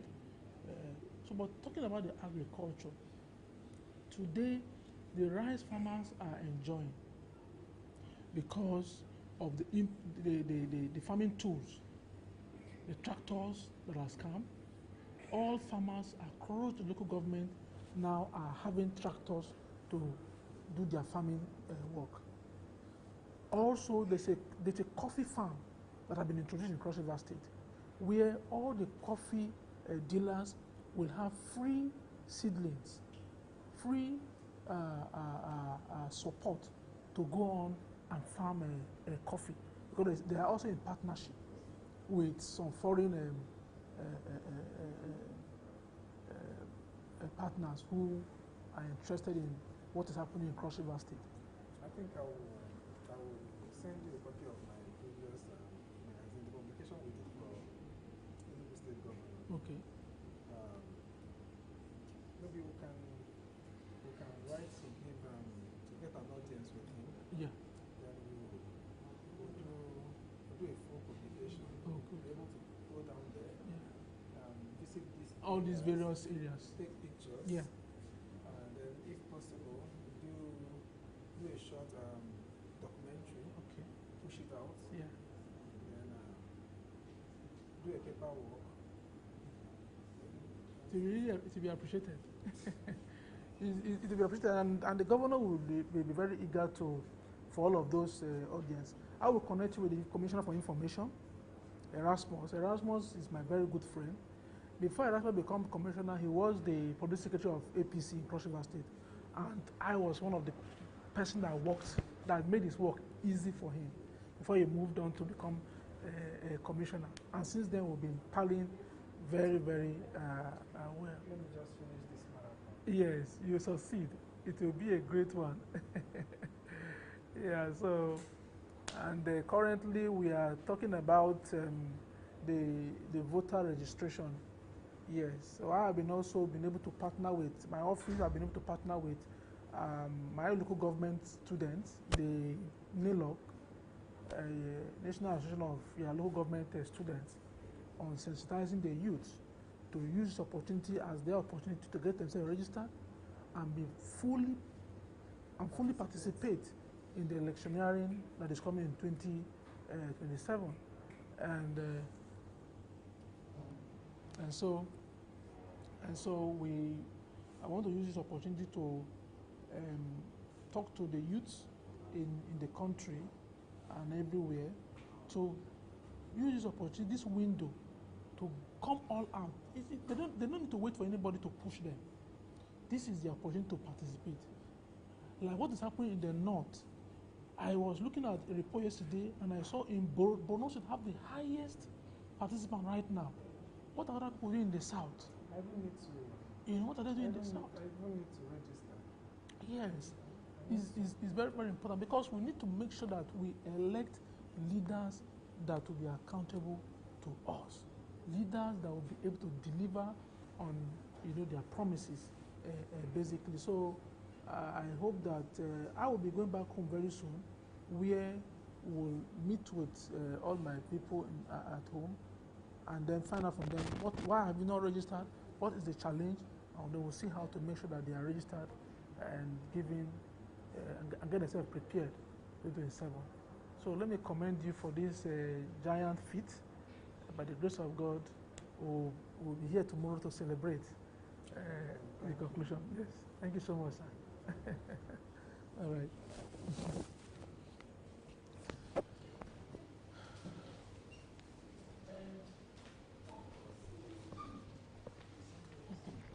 Yeah.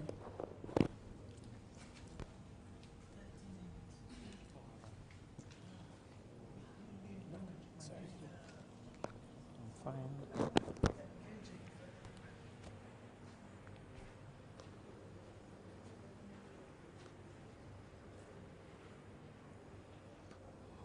Good evening, sir. You're doing well, sir. Lord will strengthen you. The effort is well appreciated. It's not easy. Yes, my name is Daniel Henry Abimuku, your colleague at NUG FCT Council. Yeah, your face looks familiar. I've seen you a number of times. Yes, and I'm also the financial secretary of the council. Oh, okay. Yes. Thank you very much for coming. Thank you, sir.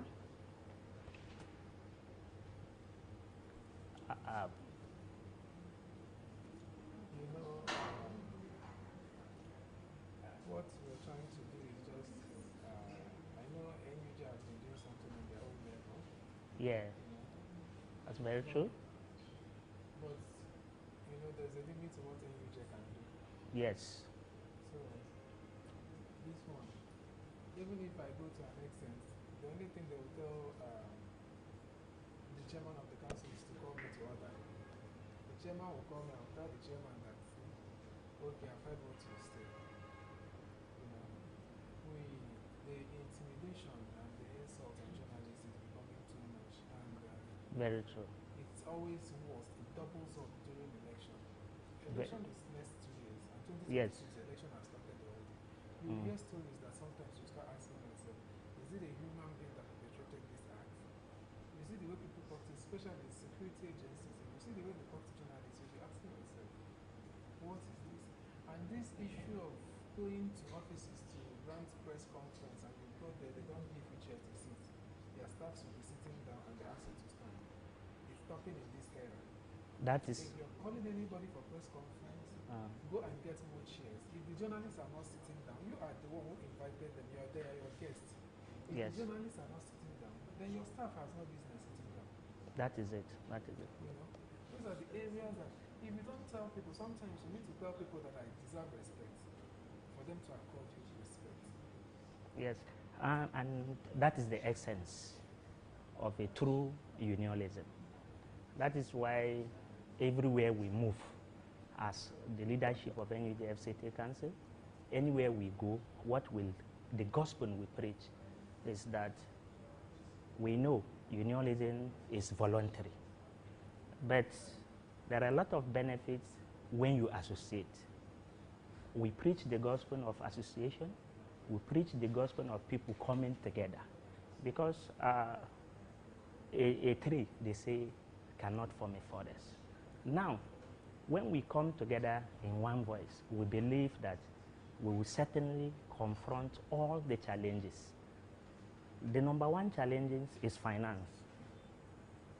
We are being underpaid, especially our colleagues in the private sector. Every day we'll be hearing complaints of delay of payment, media owners owing salary of journalists.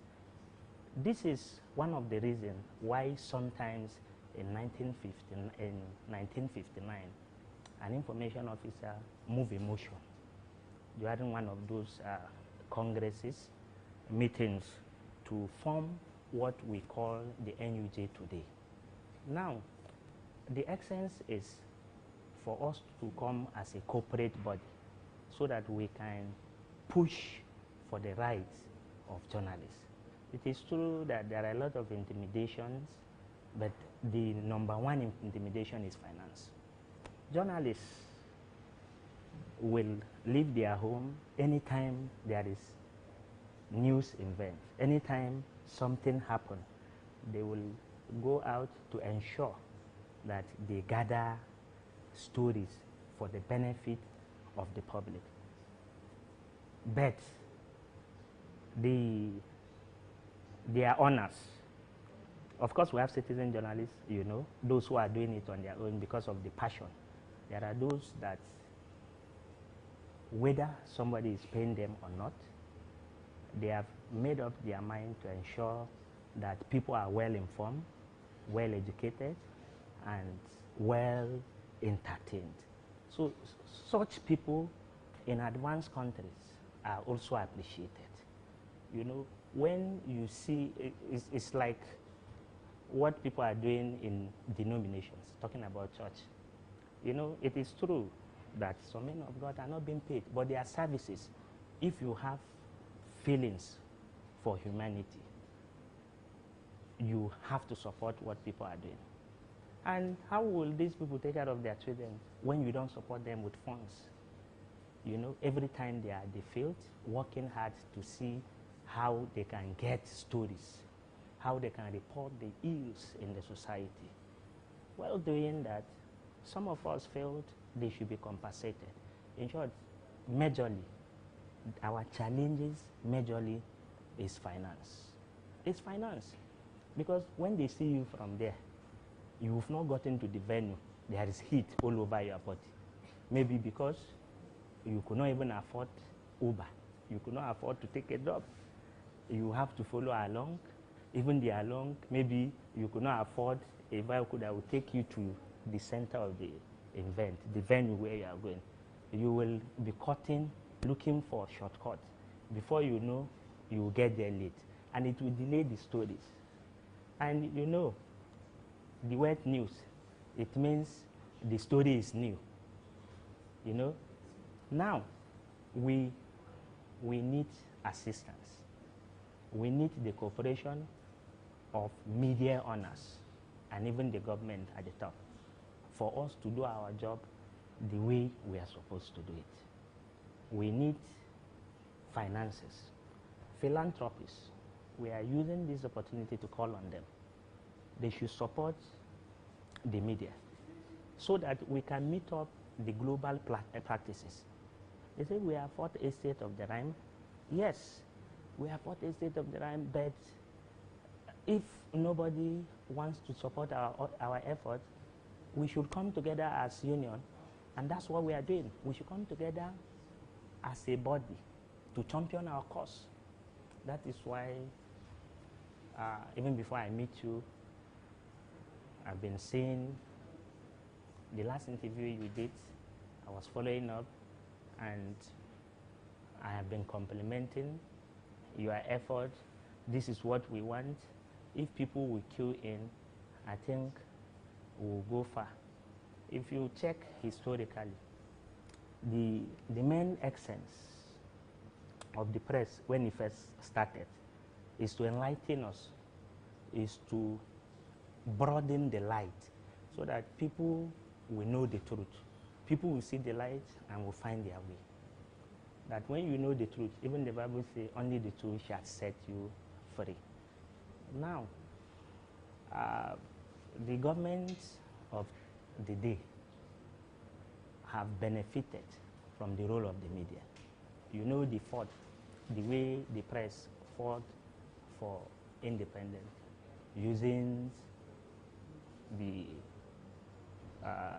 all the newspaper, African Concord, you know, Gaskiata Pikobo, West African Pilot, a lot of print media were used to confront the colonial rule then. Through those efforts, our independence was gotten. You know, when Iwe Iroyin, when Henry Townsend established Iwe Iroyin, the essence of Iwe Iroyin newspaper in 23rd November 1859, the essence is one, to use print media as a medium of enlightening the public about things that are happening in the society that they don't know about. That's why we call it news. Happenings that the society should know and they are not aware of. So people who have made it on their own to inform the public, to educate the public, and to enlighten the public, I felt they deserve their wages. Now, the challenges like you asked in your questions, journalists have been denied the right to sit in the place of invent. Now, if we come together, if we, the media practitioners, come together to say, any event that you go and you are not well treated, you are not given a good place to stay, they should be the one to cover the event. You walk away. Because the fact that you are journalists, it doesn't make you the least in any event or even in the society. You choose to practice the profession of journalism. It doesn't make you the least anywhere. It is a noble profession in the advanced world. It is a profession that everyone is praying or is looking up to. Considering the nature of the profession alone, you know, people have developed passion to practice this profession. It's not a reason enough to say they are coming to beg, or they are coming, you know, to ask for funds or anything. The members of the fourth estate of the rhyme, which is the media now, to me, what they are supposed to do is to improve their participation in unionism. Me, I will continue to hammer on unionism, because when we come together as a body, a registered body, a recognized body, we will go far in our efforts to ensure that our role is being appreciated, our role is being respected, our role is well felt. Are you with me, sir? Thank you very much, sir. Yes, sir. I appreciate your comment. I might not really give you the best of my tools.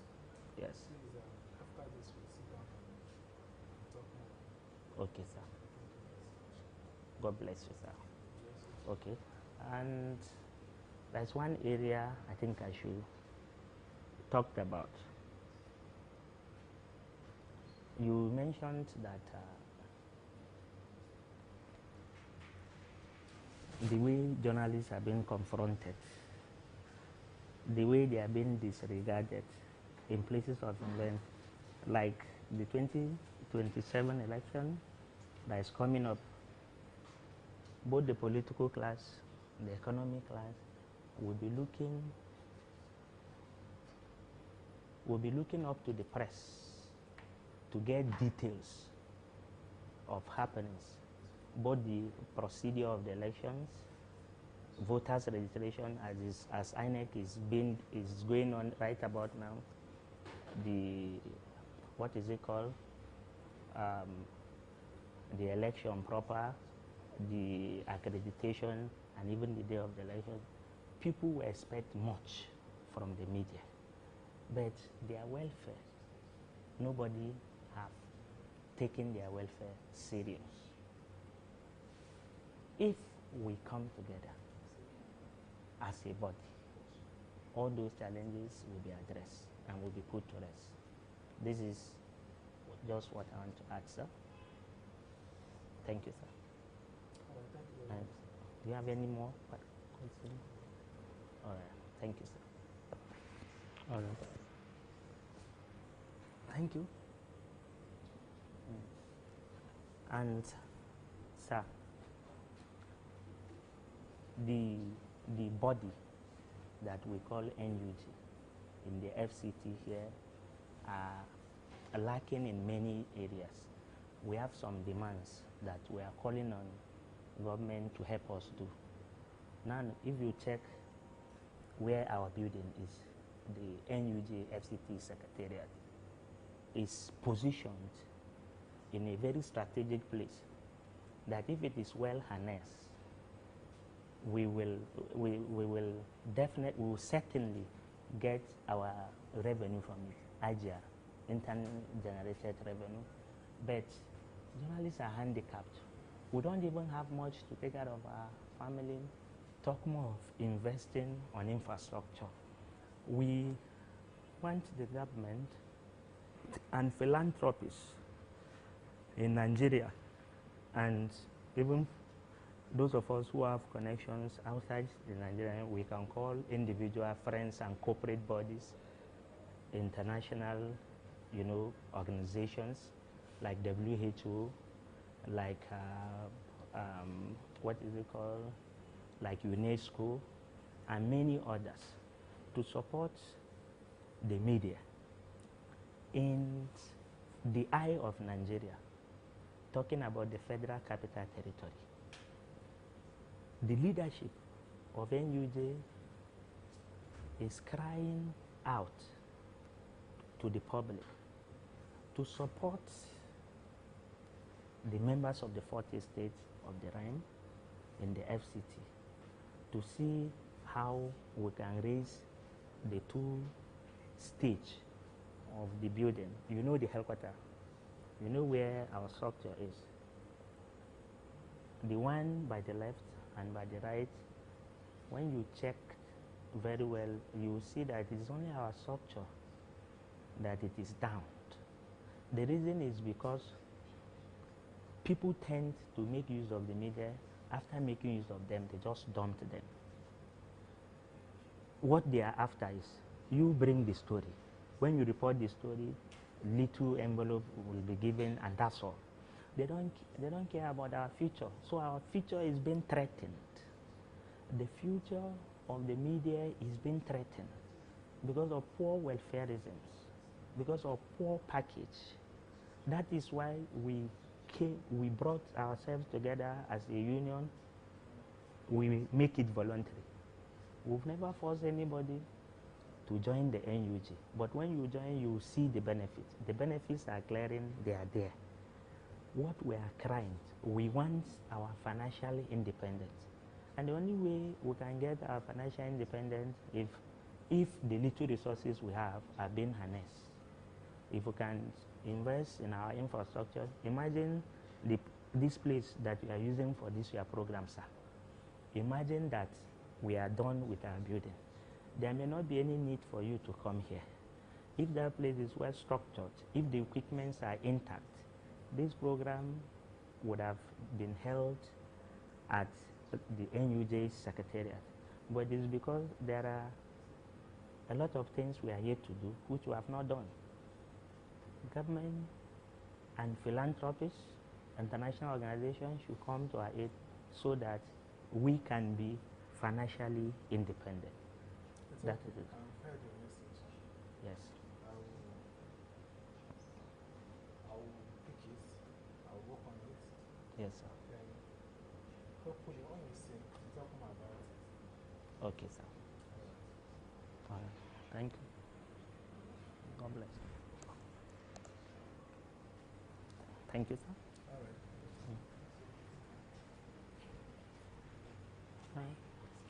Thank you.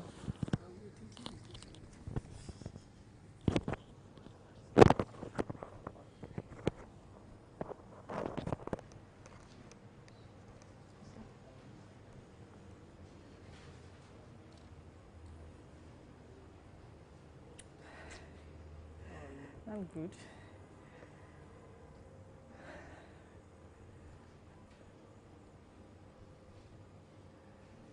So how has it been?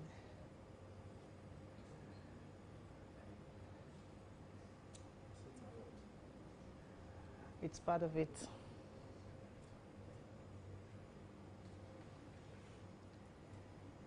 So now we are aware of the Arise correspondent, Anchor, who passed away.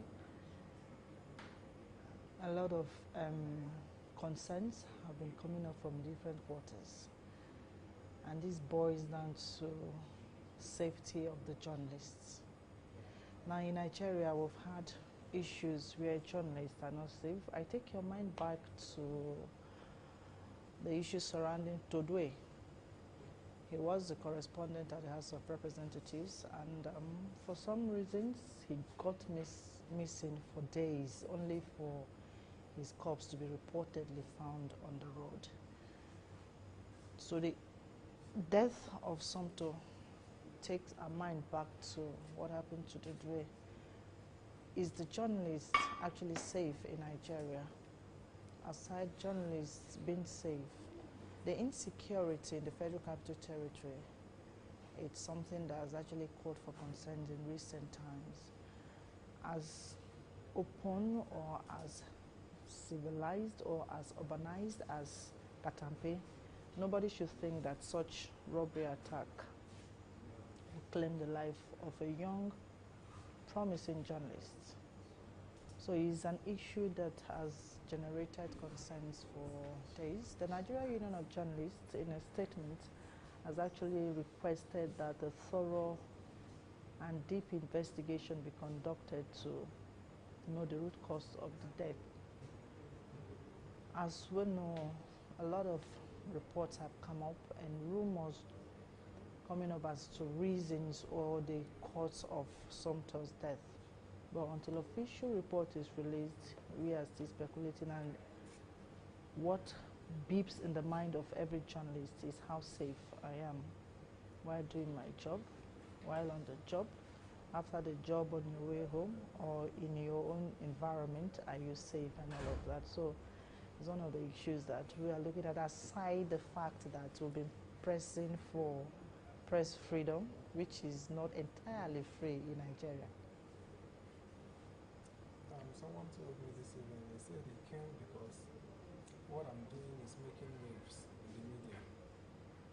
And that is so grateful to God that he don't know who arranged it, but the way I arranged it to end on the 1st of October is even more interesting. So, because a lot of people were actually saying I should start on the 1st of October. I said, no, I will end on the 1st of October. Telling them that at 65 we need our independence. They should allow media to operate independently without external interference. Okay, look at the Cyber Act bill. That one is just one concussion bill somewhere just to bind journalists down. You understand? And these guys are, in one or two occasions, they still use the media to achieve their aim. They're still the one fighting the media. So that's why I just want to do it on my own independently, because very soon, with the things that I'll be doing, they'll be calling this a national chairman. Understand? So, Now, it's an epic strategy, if you ask me, ending it on the 1st of October. Yes, how independent truly is the Nigerian media, press? Are we truly independent? There have been issues where journalists are indiscriminately, I use the word indiscriminately because when you go out to carry out as little as maybe investigating cause of an epidemic that has broken in a rural community, you are being called to stop and all of that. So you ask yourself, is the journalist truly independent? And if we are valued as partners in the progress of the country's democracy, why are we not allowed to do our jobs? A lot of journalists in Nigeria, you hardly find journalists who dabble into investigative reporting. Why?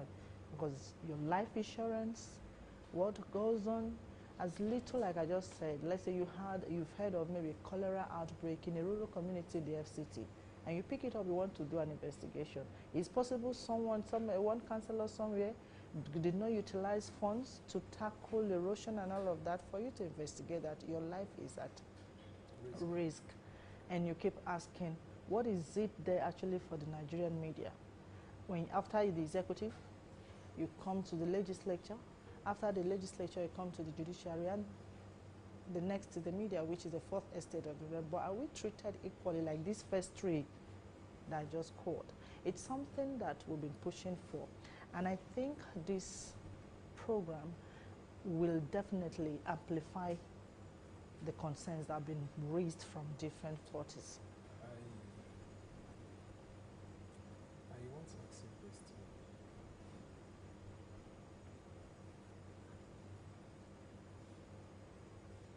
I think the first question will be, are you proud to be a journalist? Very proud. But I think it comes with wings. That settles it. I am proud to be a journalist because it's a profession I was not forced into. I chose it. And I keep telling those around me, if I had gone for any other course aside mass communication, I think by now I should be regretting my life. I give you a little story. I did a program called IJMB, Interim Joint Matriculation Board. It guarantees you 200 level into the university. And after that, I was actually struggling with what to read. Please, just say this story. After this, we'll have this conversation. These people are watching. So, the point I'm actually trying to let you know is that I had my late elder brother who had wanted me to go for, then, in quote, professional courses. The first courses like mass communications were not something relevant. They wanted you to read something like maybe medicine or economics. In fact, he insisted I go for economics. I failed my first direct entry. I failed economics. But I'm not sure I was even going to do well until I met a lecturer who was going to help with the admission. I was like, economics in my school. then used to be competitive, and you may not even come out with the kind of score you want. Why not go for mass communication? And immediately down, I filled mass communication, first choice, second choice, and that was the admission I was gotten. And I tell you today, it's one thing that I have done in my life that I am so proud of. So when you ask the question if I am a proud journalist, yes, I'm a proud journalist, but I did tell you it comes with wings. If the circumstances surrounding my job is actually giving me that pride, if I am proud of the conditions under which I am working, am I proud of them?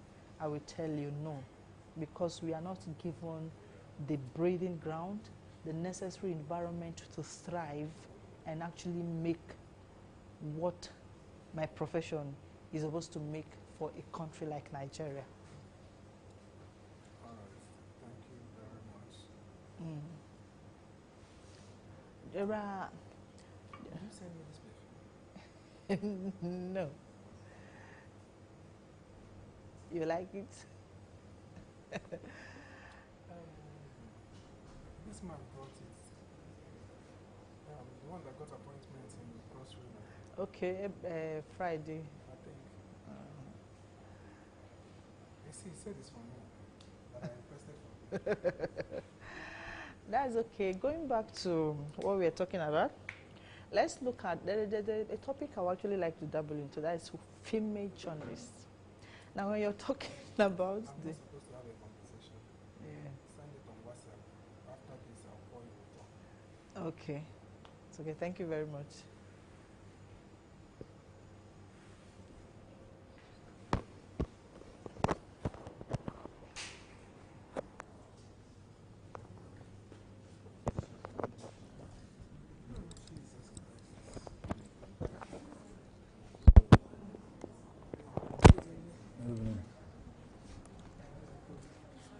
Is your phone on silent?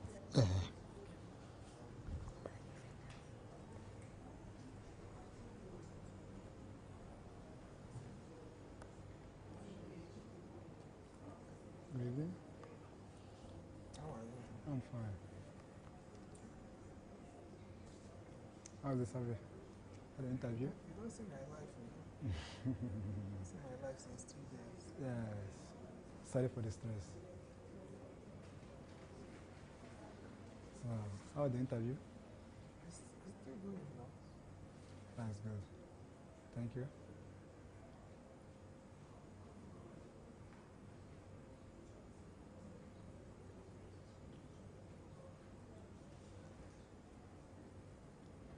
I'll round up tomorrow. If I round up, we'll talk in the evening. Yeah. I'll send for outside too. Send for outside. You don't try, no easy. Yeah.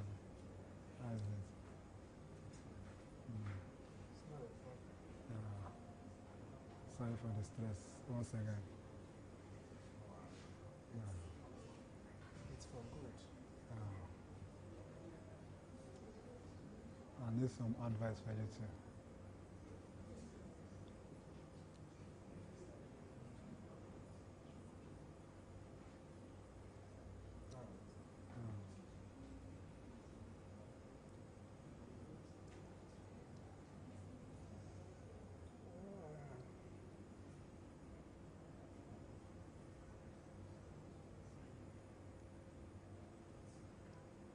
Want to know more about the NGO?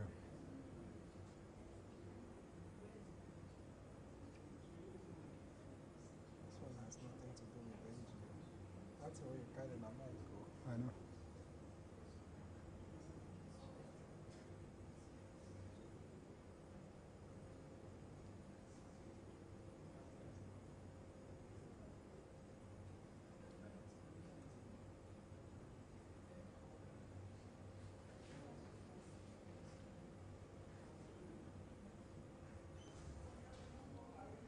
Sorry.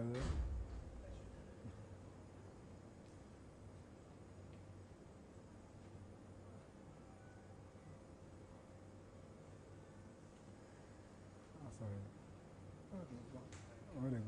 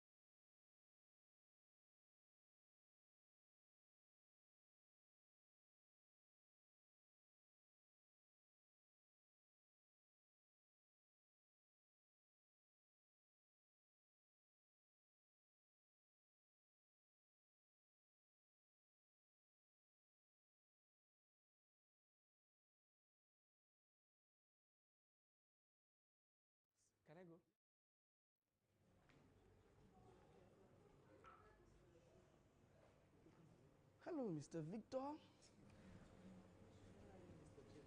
I'm good. How's it been so far? I'm doing well.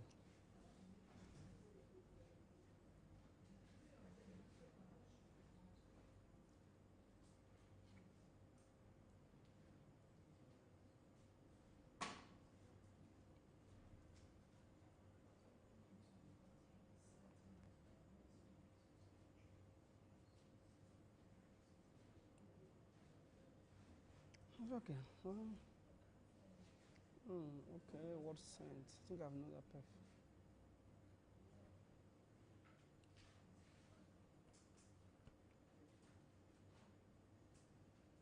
Hello, sir.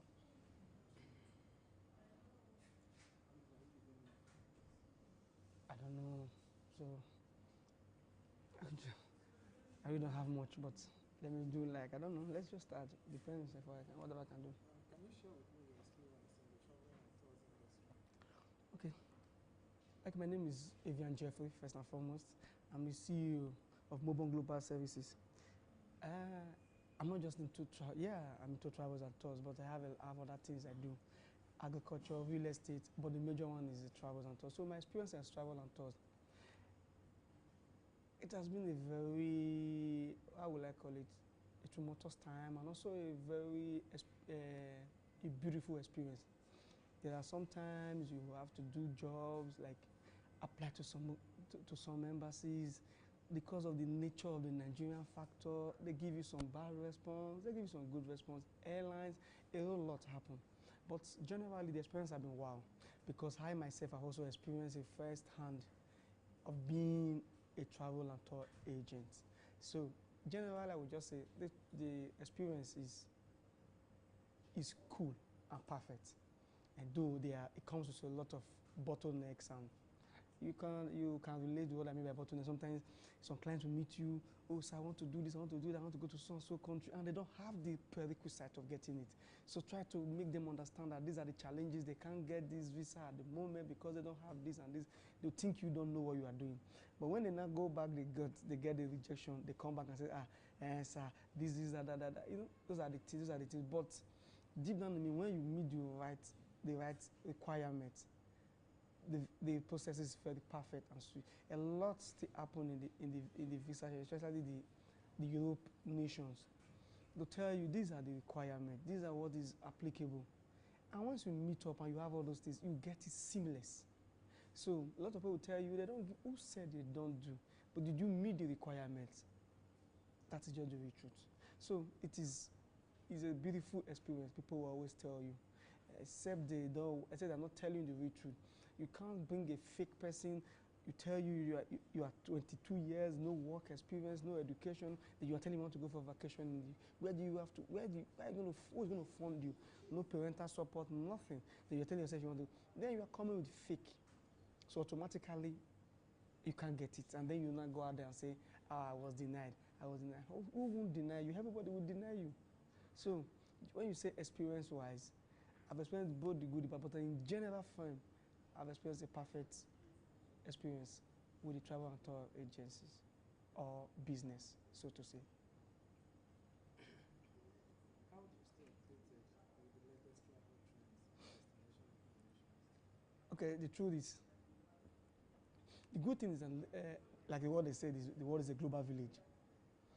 When there's a new trend, or maybe there's a new laws in the visa section, probably whether visa fee, whether those that are supposed to be giving visa or not, 80% or even 90 or more, there's always an information in their website. A lot of people don't go. They'll start telling you, I just went. No. Okay, now look at the US told you, okay, they are giving 3 months. Some people will still tell you they are not aware. But these things have been on the internet it's on their website. So the UK will tell you, oh, this is a new law. Oh, we're not giving student visas like e-visas.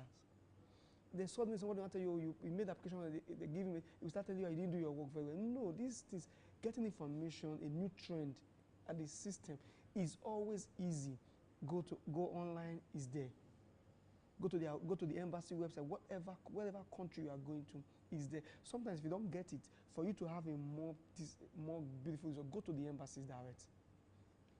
There's always a desk officer who's going to give you the latest information if you don't know. But a lot of people don't. They are, will I use the word, I don't want to sound sarcastic. They're intellectually lazy. They rely on hearsay. A lot of agents, they rely on hearsay. But when there is a boomerang, they'll start complaining. But all this information you need from the embassies or whatever is in their sites. And worst case scenario, go to their embassy direct. You will get this result. You get the information you want at first hand. True.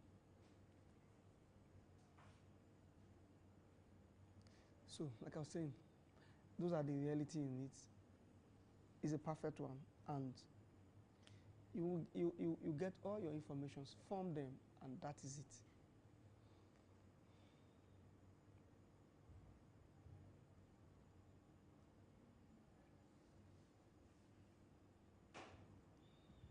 Okay.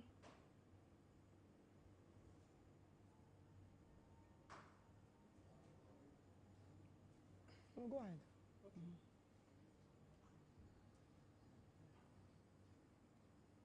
How do you handle difficult customers or complaints? Wow. That's a beautiful one. I was really expecting that. Difficult clients, not customer. I wouldn't want to use customers because sometimes when you say customers, they look like as if you are doing you are in a Bodija market selling crayfish and uba. You know, when you say there are 1,001 of them. For let me just shock you. Let me give you a little experience about when you say difficult client. They know very well they are not qualified. They know they are not qualified for these particular visas. They come and tell you. They believe everything is all about money. Oh, sir, I want a Schengen visa. Have you traveled before? No. Where have you gone to? No. So what do you want? I want a Schengen visa. Okay, how do I get a Schengen visa? Where do you work? I'm not working. What are you doing? Do you do business? I don't have a business. So how do you tend to get a visa to Schengen? Organize your work now. Maybe be a travel agent. Do one. No job, no business. Okay, how do you get to sponsor yourself? I have account. Okay, what do you have? Oh, you can see them. Fantastic. You can see 30, 40 million in their account. How do you get this money? No, and I got one. How do you tell the embassy that I got one? It's difficult. Those are kind of clients I don't pray to ever give. They are everywhere. They are not qualified. They know very well. By the time you bring out the requirement, okay, these are what you need to get a visa. They'll start telling you, your mates are doing it. My friend just got a visa last month. He's in UK. He's in Canada. He's in this. Did they tell you what they do? Did they tell you how they got it? And you know they work all of us. So when you say difficulties, the truth of the matter is difficult clients is part of this business. It's part of the travel and tours, especially from the part of the world where we have everything flies. People don't really know the real source of income. All they just do is tell you, I have money in my account. Like UK will tell you, how did you get this money? Can you explain? Oh, you have 30 million in your account. For what reason is 30 million for? How did you get this 30 million? He doesn't know. God. I do business. What kind of a business? What kind of a business? Do you sell properties? Do you sell anything? They don't tell you anything. So, and when you try to help them out, guide them through and to get this visa done, it becomes a problem. If it comes out like they get rejected, oh Lord of Israelite, the whole world will hear. He doesn't know anything. It's just this. So I always tell them, it's always a matter of knowing yourself first and foremost. Carve a niche for yourself. Whether they agree to whether they believe you or not, you will know who you are and tell them what to stand for. That is what. Handling them is a very simple matter. You tell them these are your policies. If they don't agree to it, let them go. Because the real deal will definitely come. Because when you don't get it right, they'll be the one to soil your name out there. So that is it.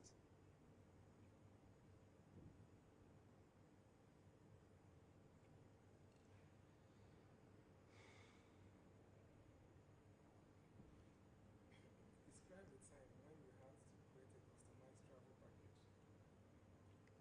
Sorry, can I get them? Okay. When you have to create a customized travel package, what was the process, if any? Okay. The time I did that was, okay, there was a school in Abuja who wanted to take their students on a tour to the UK, no, Italy, sorry. They were going to Italy. But unfortunately, I was just like a regular travel agent, you know. So I got a referral. Somebody referred me to the school. They were taking the children. I think they were in primary, or I think they were in the range of 7 to 10. Those are their age. Going to go with their teacher. There were 16 of them. They were going for a summer holiday. Now I got to the school. The principal was like, "Okay, what tour packages do you have?" The question threw me off balance. Like, "Hey, what kind of a talk? I thought I was just coming to a free format." So what tour package do you have? I'm like, "What do you mean a tour package?" I was trying to think. I said, "Okay, I don't really." I said, "Okay, I have a lot." I said, "Okay, there is one for children, there's one for adults, one for couples." These things I'm just telling you, I have not done them before. I was only trying to, so I don't look stupid.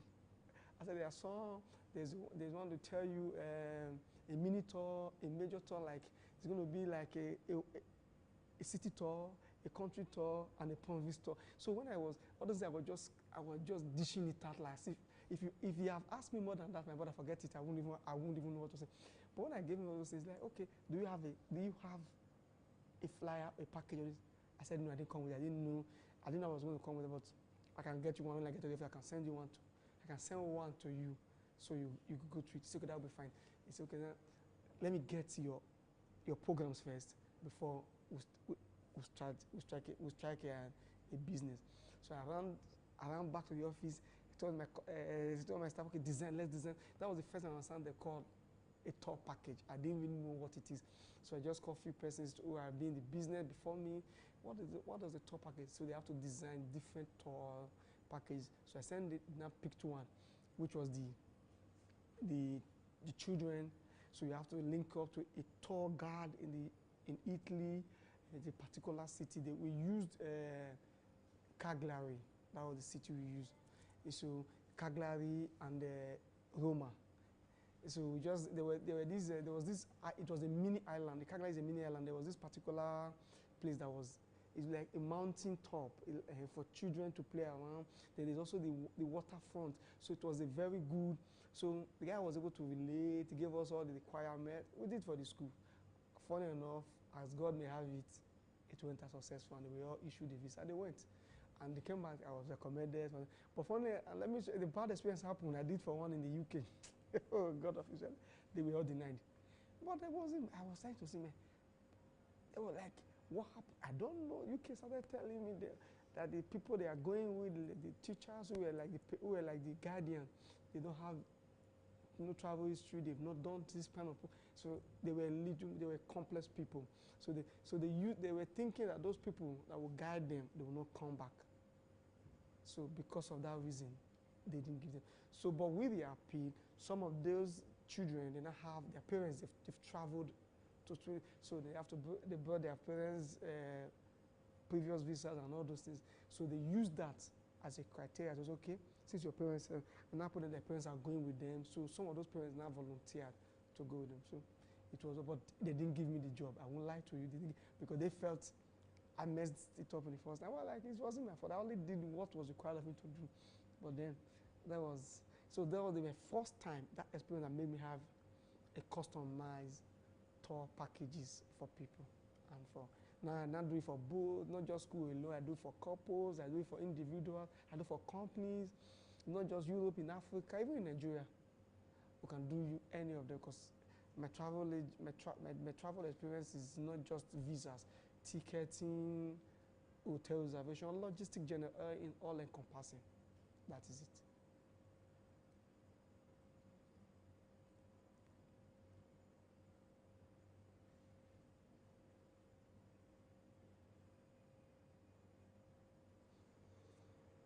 What skills do you think is very essential to thrive in the travel industry?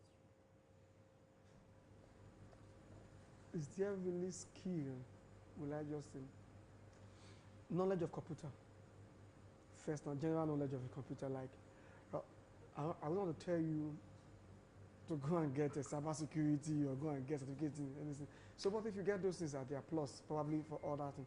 But what matters most is first and foremost, when you say skill, how do you? I think communication is the best skill.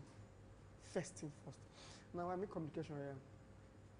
There are sometimes you want to go for conferences, programs, conference, workshops. I was with the ministry the other day, so they want to go for a workshop. So they don't have it. They don't have a workshop in mind, but they want to train their staff on a certain skill.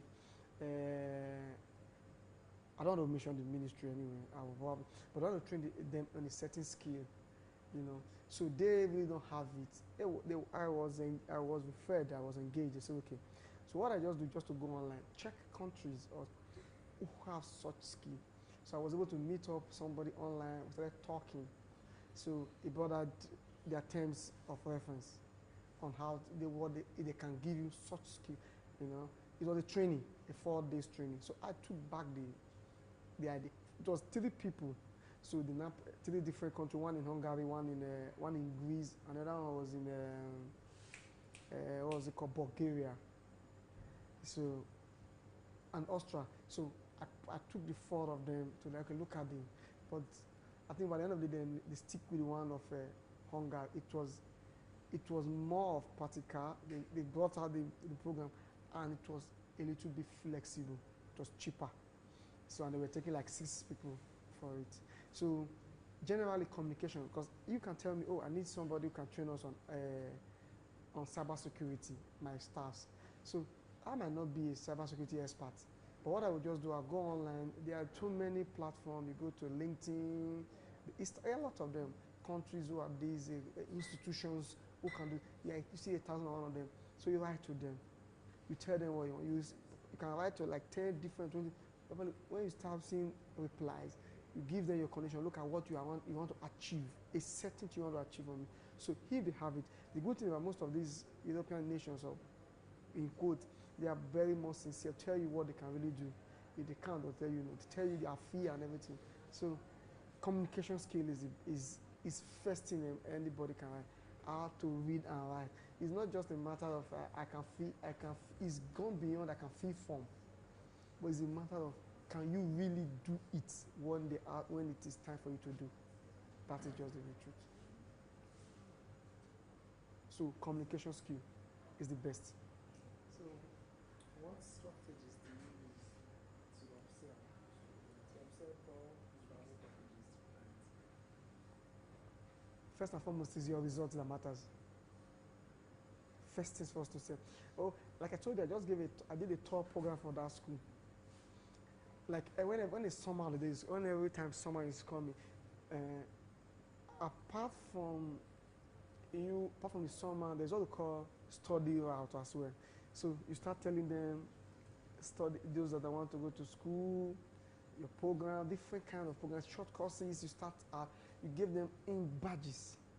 So you go to ministries, go to different places. They give you. I'll go there. So that place is just first and foremost, design your no matter. Maybe bam, yeah. I collect one bam. I should not the statement. They use they say birth certificate. And the person go, now me, person I say, I can't go back, I can't give me a picking name. I don't even know, I never know so I go do verify. The banner, I shock. Yeah, surprised. I was so surprised. After your to bring you back in. Okay, recommendation. So generally, you see, you're not using your mic. So we have been gisting for nothing.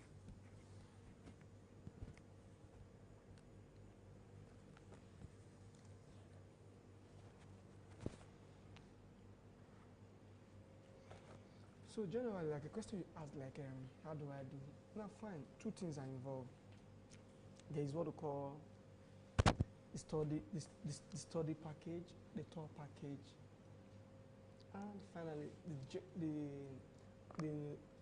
the conferences and the training packages.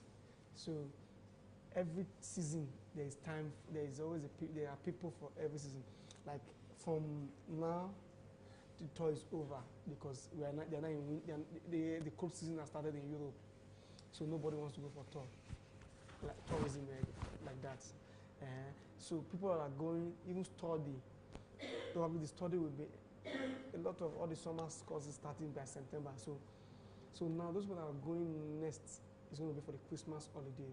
Those are going for Christmas shopping and end of year. But from January, the school package will start. So you can see, yeah, it doesn't matter how aware are you. So this is what I do. I know there are times and seasons for every packages. So that is just it. But if after submission, how long does it take now? Depends on the embassies and the UK. Okay, in the UK, I'll give you an example. In UK have standard is 3 weeks, subject to the embassy. I'm very true with that one. But they also have a platform to make it faster for you. They have the priority and extra priority. Priority to get in the 5 days, priority to get in the 24 hours. Then in the Schengen area, France remain the fastest of them. I think France between 7 to 10 days is ready. Sometimes 5 days. Then there are some like the Belgium, the Italy, oh Lord of Israelites. Those ones can take forever. You know, they'll tell you, but is their responsibility to actually do. Probably they are trying to verify. But there are sometimes it can be shocking. You just see them, you submit in Italy, 3 weeks they are out. 2 weeks they are out. I don't know how. So I usually don't, I always tell my client, if you want to travel, you're going to Italy, always plan your trip 2 months ahead. So you don't get stuck. Like I remember I did for a client some time ago. He was telling me, I'll travel. I said, okay, let's do this. He said, no, because I said, okay. He didn't want to listen to me because he believes he's a frequent traveler on one side. We applied to Italy. 1 month, the second one needed, and the emergency came. So we have to apply for a withdrawal of passport. That was the only way we got it, withdrawal of passport. So, but then what they did was to put a caveat.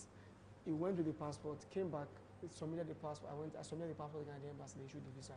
So those are just the reality on all those things. So all embassies varies. Their processing time varies. Then there's other routes, which I've not really talked about, the working route. Those people that want to go to work, study, work and live in such countries. But those working routes are always long because of the processes involved. You have to send in your what's it called? You have to apply to a job over there. They have to verify you, security checks and everything. Apply to them. So sometimes the minimum time, and that one doesn't have times and season. It's always open. Whenever there is a job opening, you apply, and once you are given the job, they do the processing for you. So there are some 6 months, 5 months, 7 months, and so on and so forth. So it's always a perfect thing to do.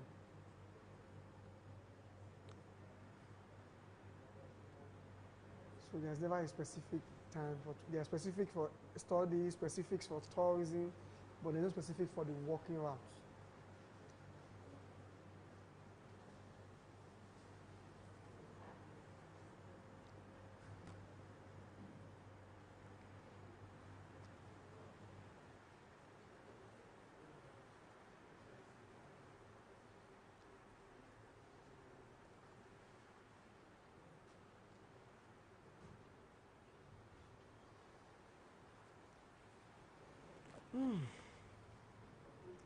But when you are done with this with your marathon, I'll give you a country. I'll tell you a country you're going to catch, even though it's a winter season. I'll tell you very quiet and so you can calm down all these old stress. You just take like a 6-7 days off. It's a very beautiful country. So those are the countries I'll be there. I know it's Why a very is it beautiful that country. up to now they've not released my elder brother's passport? Which of the countries is that? UK. When did he apply? Is it up to a month? On the 8th of September. 8th of September. If you check 21 days to the 8, that's 21 days plus 8. That's 29. So automatically it takes 3 to 4 weeks. So next week I'm confident that it will be ready. So but if is he in a haste to travel, he would have done the priority section and the super priority. So those are the other. Except he's going for a conference or a seminar. Hope is still on track. The time is still available. So I'm going to recommend you to a country called Lesotho. Try that. When you are, it's a European nation. It's a European nation, very small. Yeah, I think the entire population is about less than 500,000 or thereabout. They still have this thing like look like those old cultures of living, waking, thoughtful air, little, few police people around. They don't need.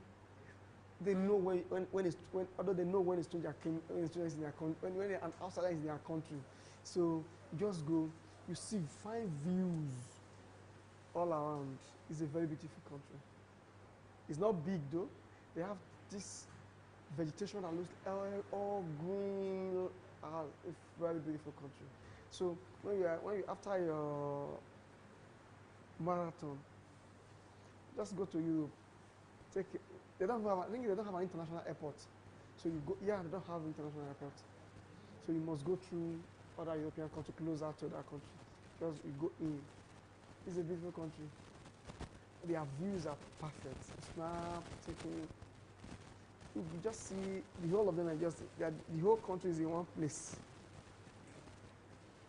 So it's a perfect one.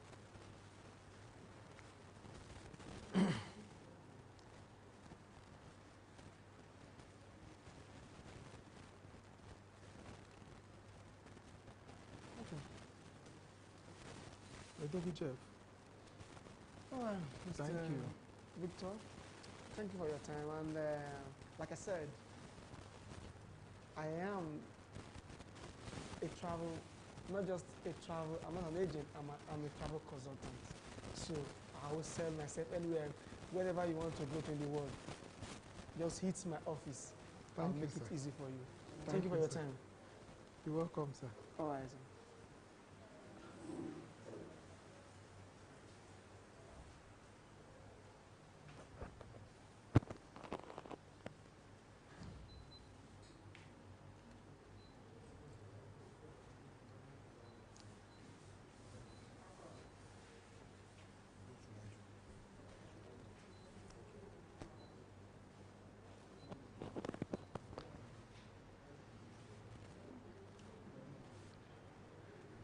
Walking.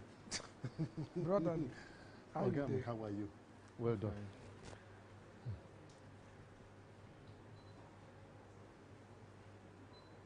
You're doing good.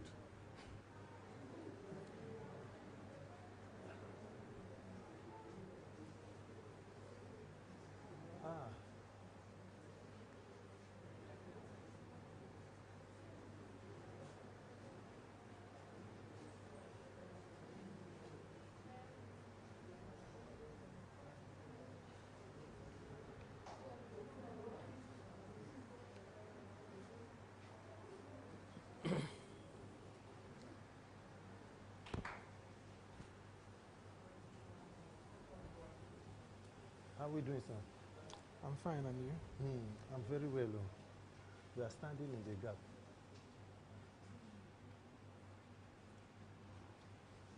It's always it's always a pleasure to have you. An absolute pleasure. We can't wait to wrap this and then begin the African tour. If they go allow me, might see you now. That So is, if you come Abuja, they will kidnap you, keep for their house. that is the main. Maybe you say you will find one self-contained accommodation. You know, Nigeria's problem does not end. So we are here to stay.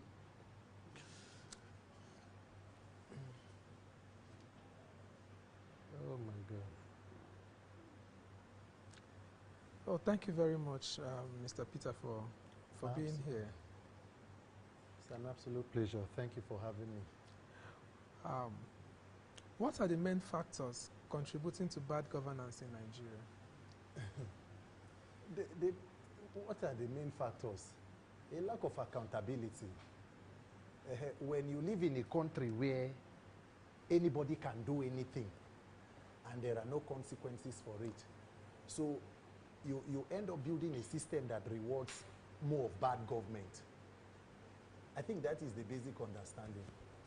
When a person does badly as a leader, and instead of the people having a way of holding you accountable to say maybe they can vote you out or remove you, you rather have a way of ensuring that you come back. You can even install somebody to succeed you. So I think the lack of that active citizens' participation has given an opportunity for leaders, for bad leaders, to have a field day. So they continue to flourish while the people continue to suffer. So if we want to fix that, it must be a realization that the people will always get the leadership that they permit and that they're allowed to thrive.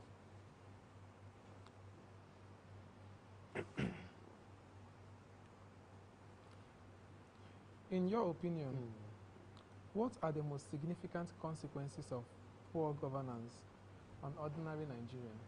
It's simple. It converts everybody into victims instead of citizens. And that is why it is part of what you are doing while you are doing what you are doing today. If you live in a country where the press is supposed to be the fourth estate of the realm, and that you are supposed to be able to hold leaders accountable and speak truth to power, but they also become victims of the same arms of government, and then you have situation where the truth has become, transactional. People want you to always say what is convenient for them. And then when you decide to do anything that goes against the status quo, you become a soft target. So I think that citizens are the collateral for bad governance. If you fail to participate and you allow bad governance to succeed, you continue to die. Just recently, before I came here now, there is a press release, I don't know if you're aware of it, of bandits attacking Kwara State. A state like Kwara in the Middle Belt or in the North Central that has been relatively peaceful is now under steady attack by criminal elements. So you can imagine where the country is headed, or a society like that.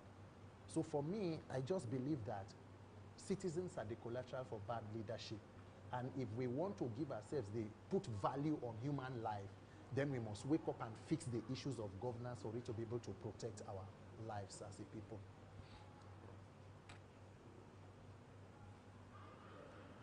Because it's fine. How can government officials be held accountable? How can government officials be held accountable? When the systems and institutions work, you can imagine during the 2020 US election, you remember there was a report where they said President Trump, after he had lost the state of Georgia, and he was calling the US Secretary of State there to say that, can you find 11,000 votes for me so that you can just add it up and then he's going to win that state?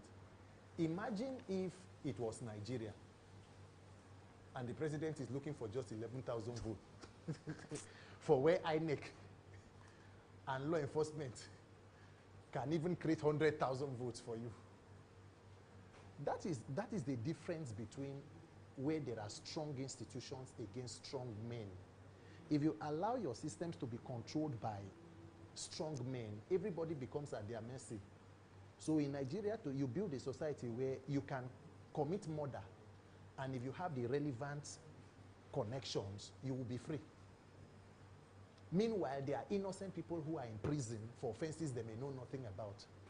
So we have been able to make the land such that it is strong people that have absolute power, and then they decide to control everything. If we want to hold people accountable, the systems, the judicial system, the courts, the law enforcement system must work devoid of political interference. Thank you very much.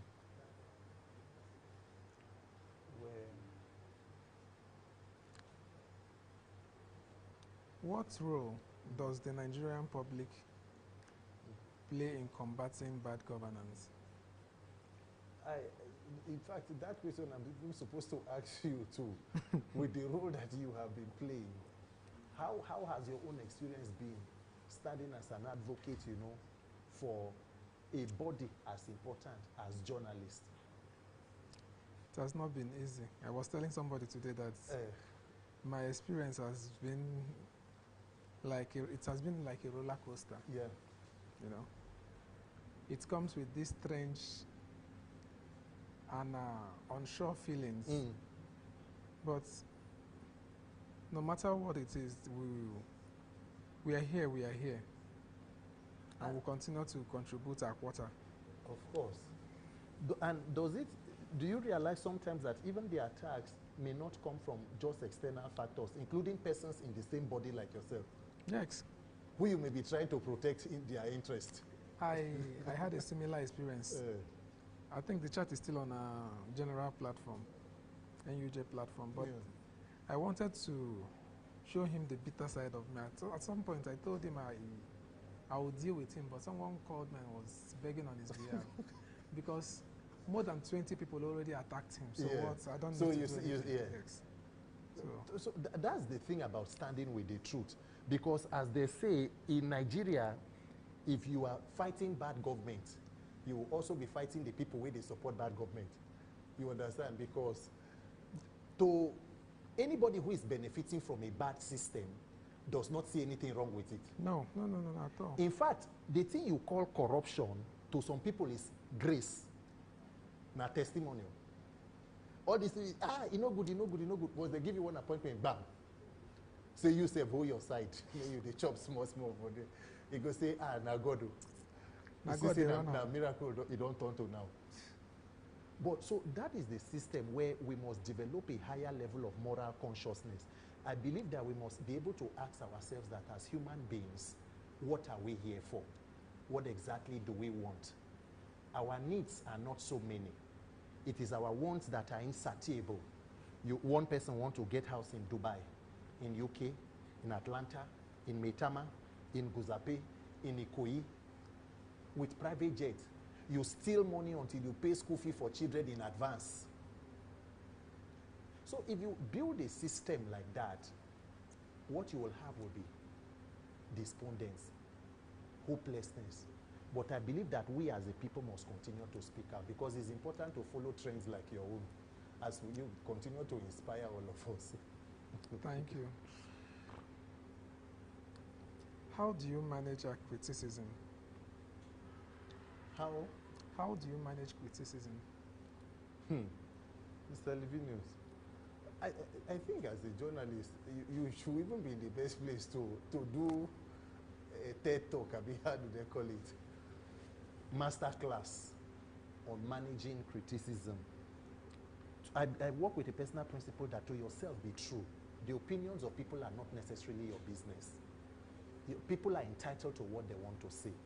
But what is the motive behind what you are doing? If I say there is hunger in the land, and I say, President ABC, your policies are bringing hunger. If you abuse me, the question will now be between me, who said there is hunger, and the leader who created the hunger, who is the problem? So if you leave the symptom or the cause and address the symptom, we may never solve it.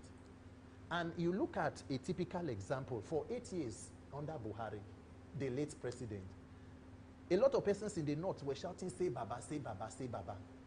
Until say Baba, no say Baba again. Some people start to shout Bamaso. Because the hand of incompetence is long enough to go round. In fact, there was a day Buhari visited his hometown in Daura. The night he reached there, bandits attacked a community less than how many kilometers from his own hometown and kidnapped more than 200 children. A retired military general. Today now, a Yoruba man has come. If you say because you are Yoruba, the question will be how better is your life? So I think it must be about everybody's welfare. Whether the president is an Igede man, they'll not be with you. The question is, can you get the job done? Do it, and let's move on. Imagine in America tomorrow, they'll say Hillary Clinton and Donald Trump, they live in the state of New York, and they both contested to be president. Where leadership has gone beyond tribal, ethnic, religious sentiments to the merit and character of people, their capacity. So is it that I would prefer to suffer under a Yoruba presidency because I'm a Yoruba man than to enjoy my life under an Igala man who is able to do the job? So for me, I see criticisms as a part of it. The important thing is staying true to your principles and what you believe. Thank you.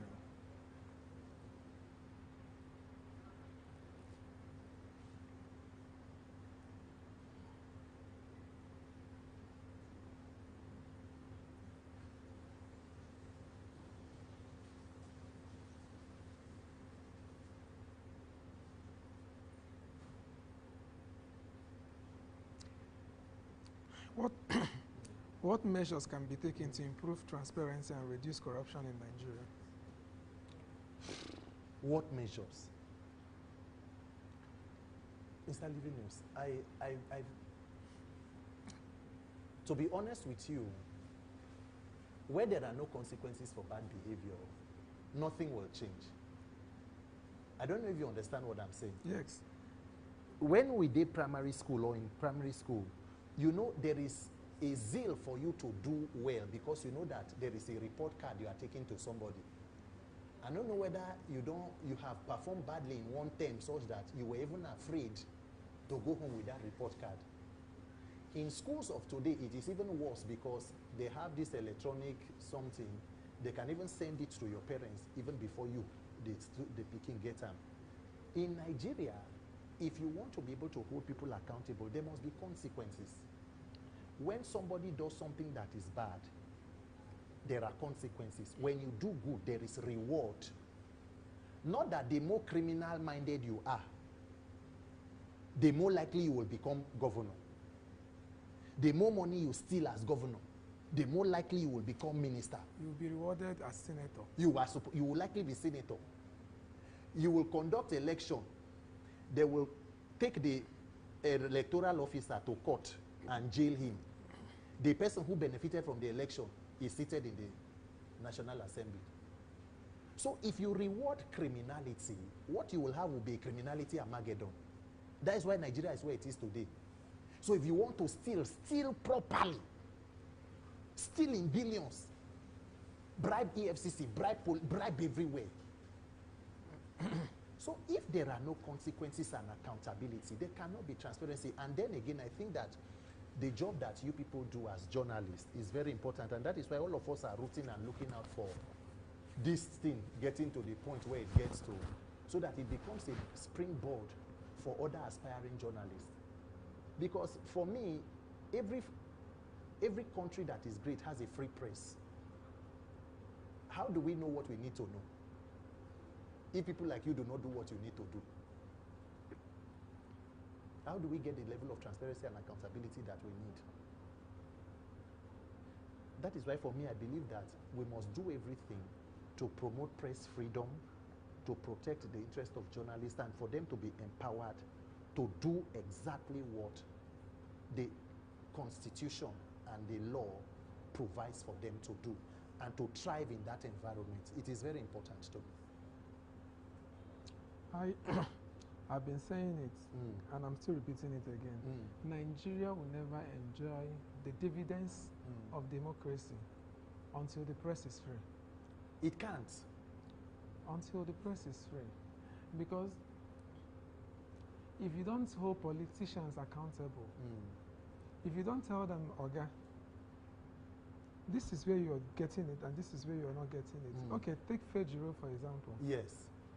That Delta State governor did whatever he did. And Fejiro was able to have access to the document and publish it. And publish. That is why they came to Abuja here, arrest him, bundle him inside a flight, took him to Delta State. You understand? So for how long will things like that continue?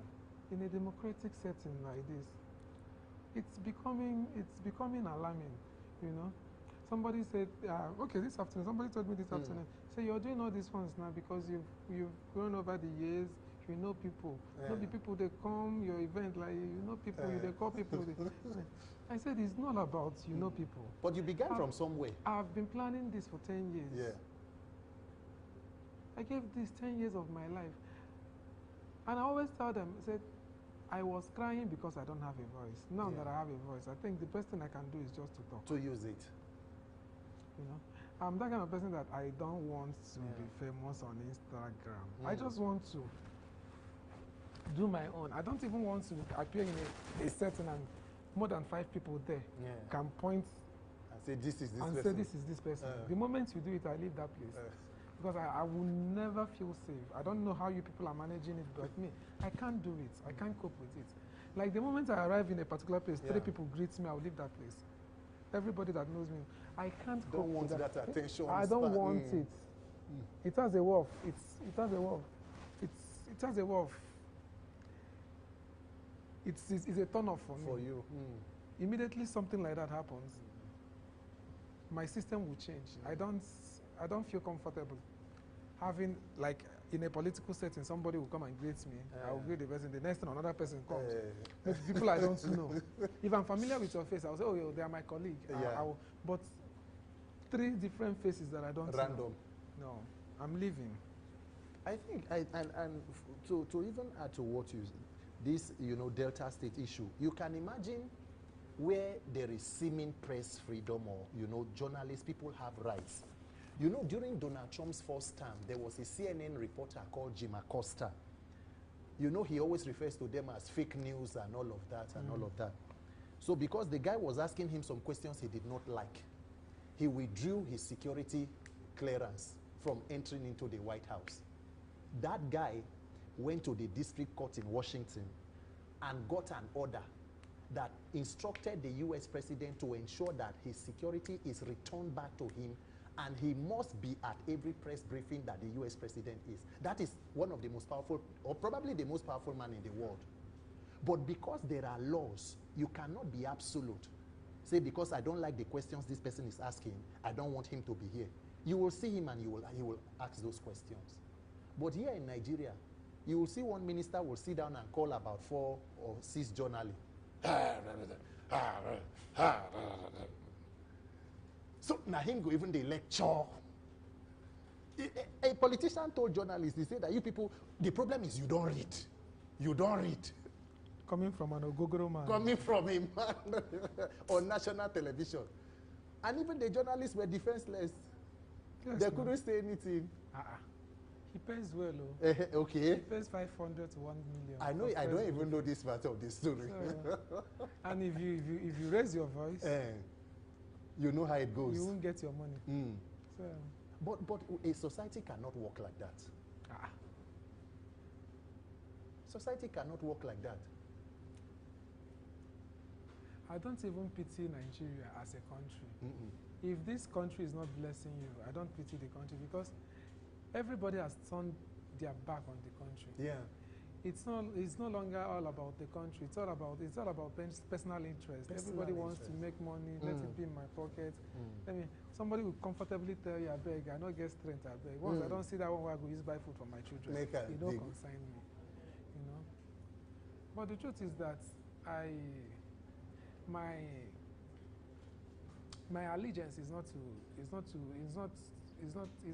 Buhari. It's not to a person. Yeah. It's to this country. Yeah. That's what my patriotism is to my country and not to any individual that will enter office today. After 4 years, he will leave. You only have access to certain information. You only have access to, because you feel that because of the position you occupy, that you have everything at your beck and call. You can use them. You can use machineries. You can do it. But the truth is that you're not going to be there forever. At all. And no matter the power you feel you have, you can't be stronger than God. Yeah. As I always say, even the strongest dictators have an end. Yeah. Power is transient. If you don't leave power, power will leave you. So, It is what we do with the power that you have, how it impacts and betters the life of people. those are your legacy. Those are the legacies. A person died as former president in Nigeria after being president for 8 years, military head of state for 3 years or so. You died in a private hospital in London. And you came back to the country like a cargo. That tells you where our leadership lies. And then you begin to force people to mourn. Make una cry, you say he died. Make una cry, you say he died. The people say they no miss him.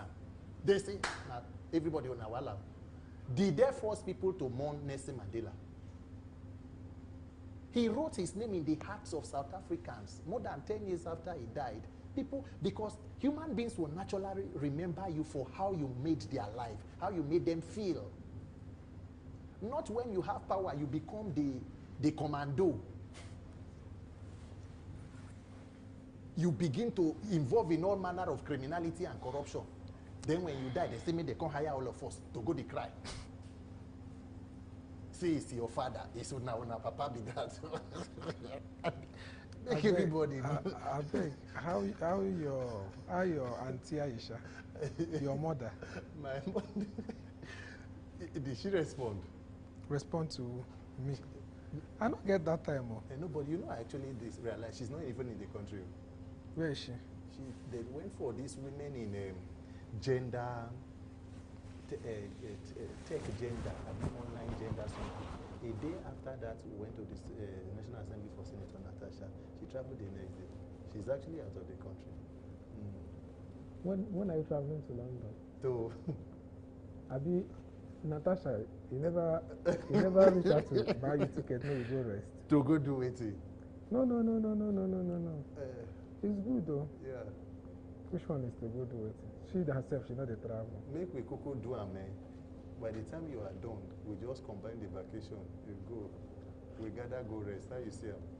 We don't go Togo. You carry me go Togo. That time we don't say we gather go. Because seriously, the kind of things I hear about you. Sometimes I will sit and I will be laughing. A lot of Nigerians love you. The people who don't love you like APC. I know. Nobody abused me like them. Does it really matter? You are a failed content creator. You are yes, now you do current state and capital. Go and continue. Leave government. Yes, sir. I'm just hearing that one for the first time. You are a cash TVist. You have not had that one. Cash TVist. See, now cash, now money with the friend. Yeah. That you never give me. I tell you, if not you to support me for my ministry. So it's important that we must end this thing because it is a means to an end. You understand? But I hope Natasha is fine now. She's fine. She's in good spirit. I've not spoken with her for some days now. But should they go work, Abi? No, they never resume. You know, they postponed plenary to 7th of October. So it's until next week, Tuesday. But her office is open. It's open. Her staff have yes. It's fine now. I know they must. You know, I carried my mattress now. That's every day crazy. They went to go beat you. They don't feel. I'm telling you. I was just watching you. I was just watching you on the internet that day. Then I said, this one I eat for energy. But you know, that kind of injustice is part of what you're talking about. It's not about just a person. It is about the institution. When an injustice is sustained, it becomes a tradition. It becomes a norm. Okay, I was interviewing somebody 2 days ago. I think he's one of these APC pay boys. He said, like what President Bola Ahmed Tinubu did in River State, he suspended similarly for Barra, and peace was restored. I said, and you think that suspending an elected governor was the right thing to do? Victor. He said, but he's not right. And the letter said, he's right. He's not right. I think he's drunk. He's confused. But yeah, the most important thing is that peace was achieved. So now Fubara where they laugh like we no get sense. No, you know, when you have a failed system, you can have anything. Let us imagine that there was crisis. Even talking in about Rivers State. how Fubara even came into existence. Fubara was wanted for by EFCC. EFCC. Now. Serious crime. All the money that Wike embezzled is not Fubara. He was the as Attorney General. Accountant General. Accountant General. You know, he was abroad. Wike took him abroad and did everything for him and brought him back and make him governor. So it is hand and leg of each other. They should enjoy. And then if they say that there was crisis in a state and there was insecurity, the person to be suspended, when President Tinubu traveled for vacation in Europe, within the first 2 days, more than 100 people were killed in Nigeria. According to the International Center for Investigative Reporting, within the first 7 months of the Tinubu presidency, more than 5,000 Nigerians were killed. When will the president be suspended or impeached for insecurity? And then again, between the governor and the president, who should be suspended? The governor, what part of the law enforcement does he control? So if there is even insecurity in a state, the president should be held responsible. Since they have refused to make state police and also diversify or decentralize security. How many people? 15 people were killed day before yesterday in Kwara. Today, people are still running. They say a pregnant woman was killed or a woman was killed by bandits in Kwara. When will a state of emergency be declared there? When will a state of emergency be declared in Borno? So when you see this kind of irregular, and then again, let us even imagine that it is a legitimate thing to do. The place that they are supposed to ratify state of emergency is National Assembly with 2/3 majority. Why did the Senate not vote with a 2/3 majority to ratify the state of emergency? Until today, Supreme Court for 6 months could not hear a case to determine the legitimacy or legality of a state of emergency. So that Rivers State was just a nexus to show you where Nigeria problem is: executive, legislative, and judiciary. If you don't fix it, me after 2027, I go find this out. Nobody this one why they talk, say they run my mouth. I go come out. Come on, go here. Because it's like Nigeria too. Like say we go create GoFundMe for you. Carry your picture, put there. Peter for Nigeria. Peter for Nigeria. Nigeria said don't tire. But me, I believe that it's not a hopeless situation. We must continue to speak up and try. Because what they want is for everybody to be so afraid that people do not pay attention.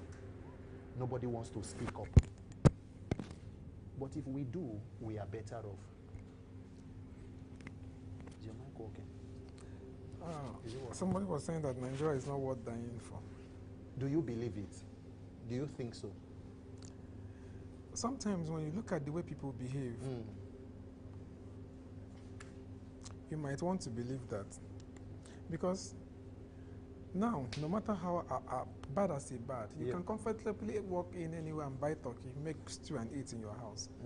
But the people that you are fighting for cannot afford that. But they will still be the one attacking you. Yeah. You know, so whatever happens. But don't you think that that group is in the minority? Like I feel like a majority are well-meaning. They may not have the courage, to come out and do certain things, but they need figures who will also stand and then they get their support. What do you think about that? You're good. Nigeria is Nigeria for all of us. Yeah. So, and getting this country to work, like my FCT Council chairman will say, getting this country to work is a collective effort. Yeah. And she always said publicly, said, Victor, the amount of support you've given to NUJ FCT, and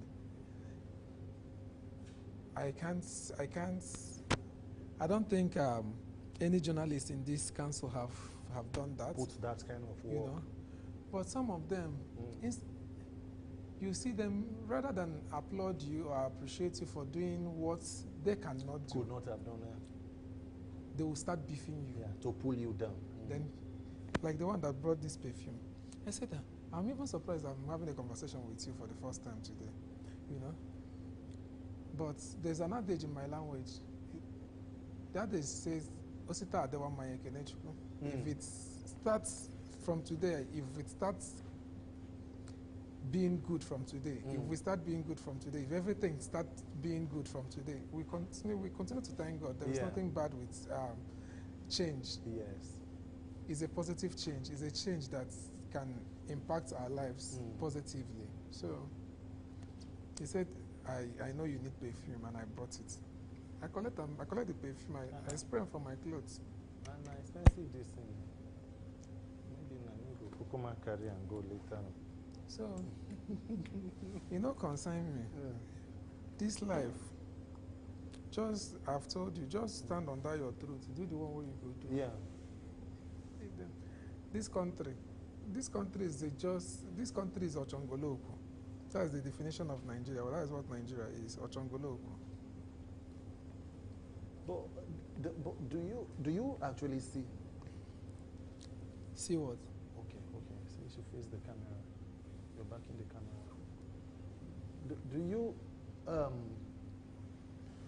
Do you still actually have confidence that Nigeria will be better? Yes, that it will work. Yes. Or are you of the school of thought that this thing don't finish?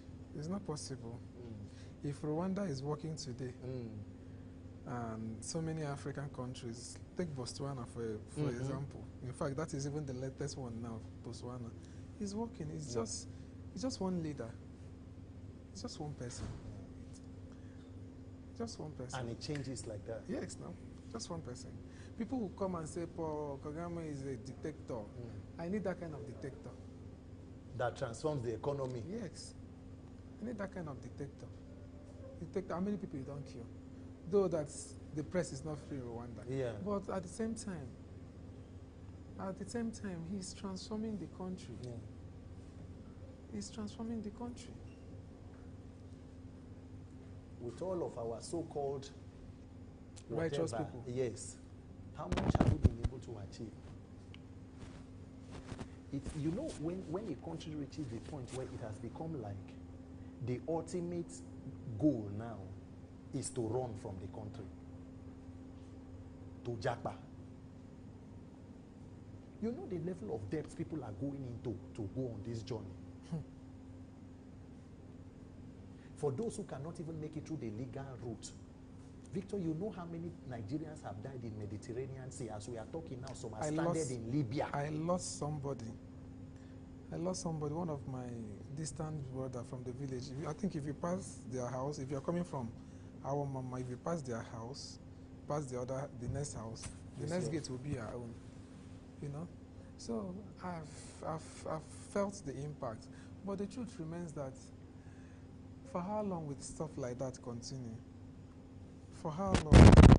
For how long? You know? Somebody was telling me, yeah, you're not supposed to be traveling with ordinary passports like this. For this administration, Victor, you do something. I say, come.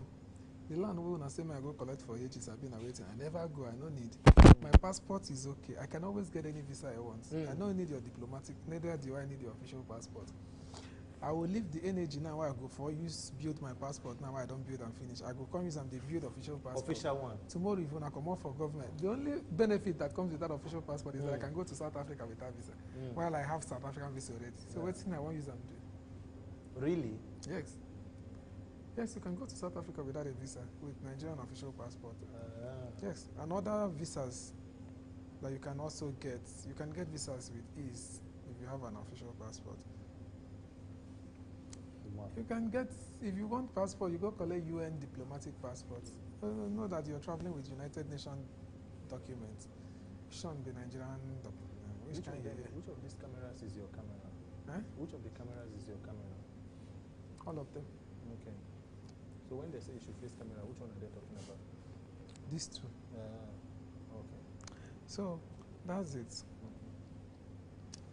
Everything is going to be well. It's well already, not this. Everything is going to be, but I feel like it will also take the work and the effort of everybody. like for people, somebody made a statement today in the summit we had. He said that he personally believes that Nigerians have not suffered enough. Yeah. I say, and That person- some people, that person a lot of has- people yeah. agreed.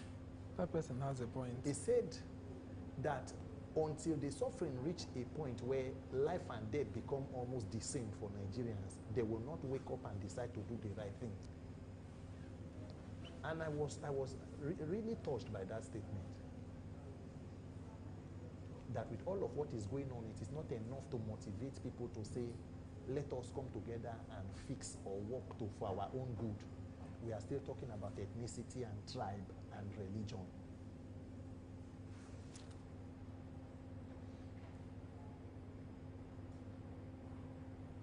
For how long? The only thing I have to tell you is, God will help us. Build your passport. Yeah. This thing you're doing is not something that you do. See, activism or being an advocate, it's a very strong thing to do. Yeah. And while doing it, you also make sure that your plan B and C is always is on ground. Me, I can never stay without having 2 or 3 valid visa. I never done before. If I bring my passport now, I have 3 valid visa. I can never, because I know the nature of job that I do. Yeah. You understand? That land, even my cousin where they did, he don't disturb me tire. Even this week, he say, go and feel, collect. So I say, I know they collect. The same. I owe my conscience and I owe God. Yeah. That support that I gave to Bola Tinubu, 2026 now I start my work. You see, that story where they say TSO buy presidential form, we sat in my office to do that nonsense. We do and finish, I sent to Punch, sent to everybody. It was trending. He called. He dropped $50,000. Even with this night, I'm swearing with my future. I didn't collect a dime. I was just doing like somebody that was was under the influence of what I don't know. Even the little one I was having, I was donating to P2B. I donated money to his campaign account twice. If I print my Zenith bank statement, It is there. You understand? So, I beg, even if in South Africa you collect and keep, these people are dangerous. See these people? I've worked with a few politicians. Leave all those ones. They are very dangerous. They are. A politician will help another politician kill you. You did not offend him. You didn't do anything to him. Just to tell him that me and you are in the same cult. And these people are our enemy. If he can come for you, he will come for me. So that's why I tell people, like, there was a day I was talking to Martins. I said, thank God say you don't wake up. Thank God. Very dark man. Then that we were communicating.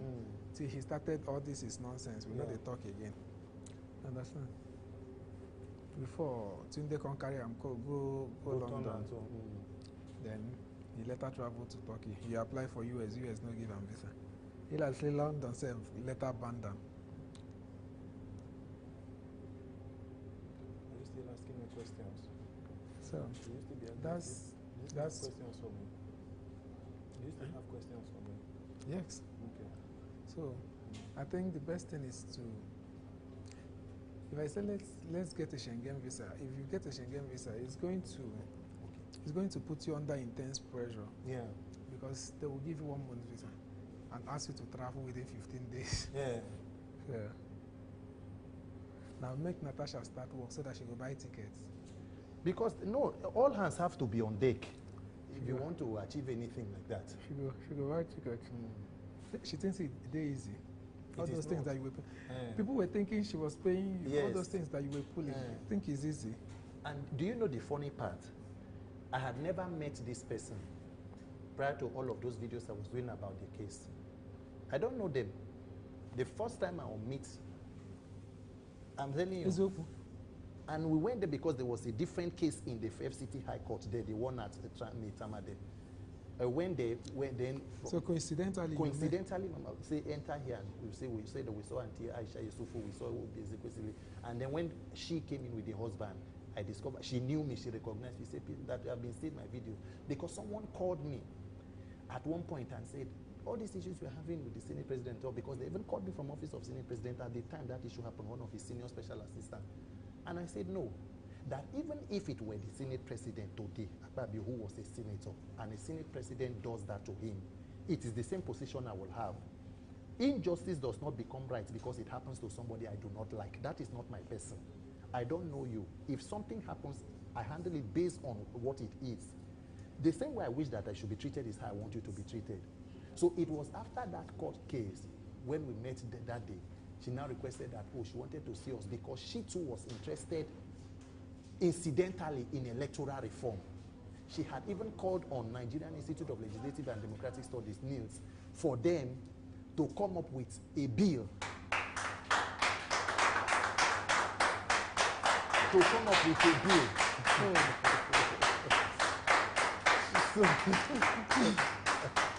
Okay. Yeah. You have reached the 55-hour mark. Yes, I've surpassed the formal record. Really? Yes, that's it. So you see that we are ending this. You see that we're taking this to go. So that is the truth too. When a lot of people came out and were telling me, oh, that this and that and that, all I was putting out, I didn't get a dime from them. I didn't know them. Professor Abubakar, that's him, Director General, Nigerian Institute of Legislative and Democratic Studies. Yes. NILS. Yes. Abubakar Suleiman. Yes. I have interviewed him. Okay, you've interviewed him? Yes. On my YouTube, yes. Ah, really? I don't understand. What's he really?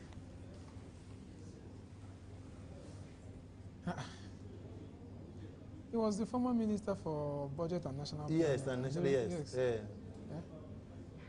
I'll show you my pictures with him. Somebody opened my magazine and said he wants to snap with it, raising it up, that he likes the magazine. Imagine.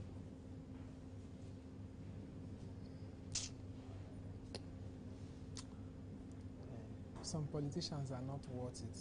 Just that Natasha is a good person. I've not seen her before. Yes. From the things that I heard.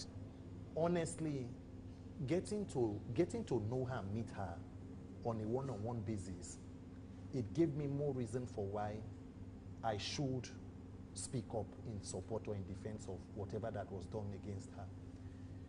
Victor, it is not every day you meet a Nigerian politician where 95% of their conversations is about, a politician's conversation is about what she wants to do for her people. You know, not like the usual talk of the next election, campaign, cash and carry politicians.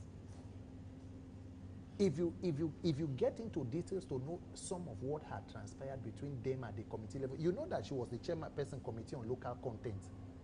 Before, out of victimization, she was moved again to chairman committee on diaspora, and then now she has been removed completely and is no longer chairing any committee. That's him now. Oh. Yeah, That's the man. That's him. I think his card should be well somewhere in my wallet. I don't understand. You don't go far. Now you're supposed to be my sponsor. Obara Jesus. Obara Jesus. So that's him. Yeah, that's him. Increase the revenue for mines and extraction from about 5 billion, from about 50 billion to almost 1 trillion naira. And then for them to begin to do all of this extraction and research.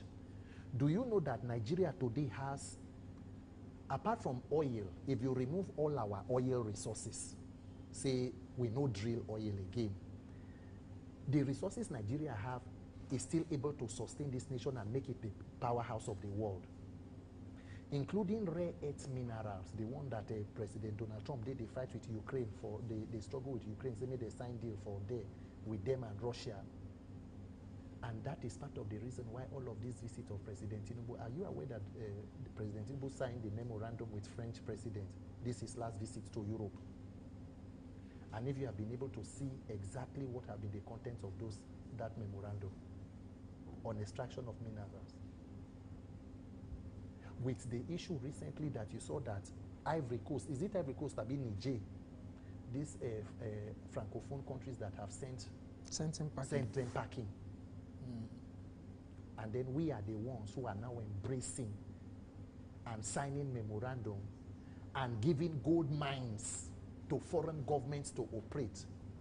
The same mines that have caused all the problem, China mines in where, which of the places, Democratic Republic of Congo and all of that, is where Nigeria is handing itself to.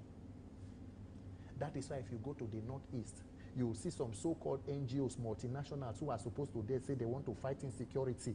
Imagine coming to fight insecurity and you are renting an apartment for 15 years. You as NGO. The issue there is that the thing will last for 15 years, it will later finish. By the grace of God, I met with somebody who works with an NGO in Borno. In Borno? Yes. Okay. He said that most of the unrest in Borno is caused by NGO. And some of these things that masquerade as NGO are not NGO. They are not any international NGO anywhere. They are not. They are external machineries.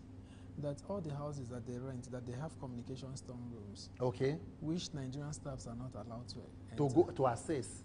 Yes, you are not allowed. You understand?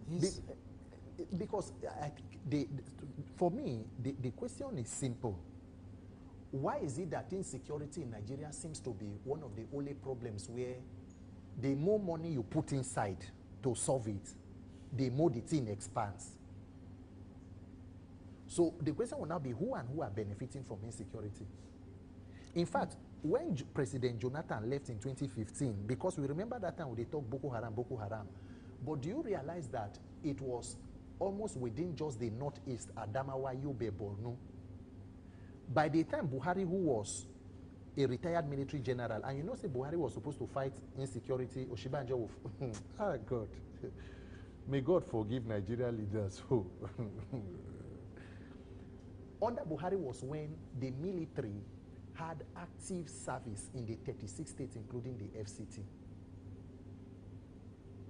Under the military, under the Buhari's administration, after we had taken $1 billion from excess crude account to put into insecurity, Victor, that will not be magic to you. Or what do you think? What do you think? My brother will survive. This one don't pain them die. Which one? It don't pain them die. I'm the one trending in NUJ Council WhatsApp group. But do you feel like you have people there who are watching to see what exactly food? You get people who be say their work be say this boy too they do. He own too much. You can imagine somebody coming out to say, why is everybody giving me that? Why is everybody giving me this kind of preferential treatment? No, he didn't use the word preferential. He said the way they are according me respect. That even self, Alhassan Yahya self never get this kind of respect. Yeah. Now one. You know, Hussein agrees. Now one girl tell him say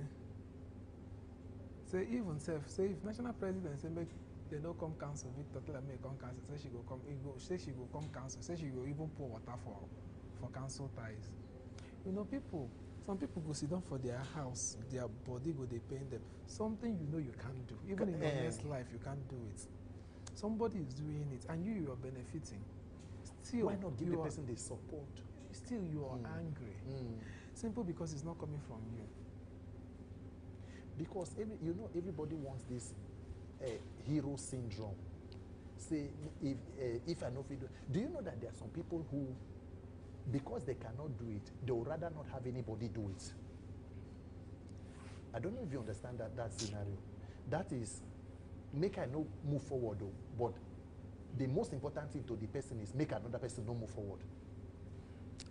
I think if I go to France, because we are we're supposed to have an African delegation with Emmanuel Macron this November. This year? Yes, this November. So I'm going to, by the grace of God, I'm going to see him one-on-one. So then, after that one, I will go to the office in charge. I will get a copy of that agreement where Tinubu signed. You know, all of a sudden now Macron don't turn best friend. Turn Tinubu best friend. Yes. And what do you expect from somebody who is the syndicate? He just wants alliance. Alliance. Anywhere you see what do they patronage? Because you are looking for validation. Are you still asking me questions? Will you be asking me questions from your iPad? Will you still be asking me questions from your iPad? No, before I leave? No. You have not asked any question again.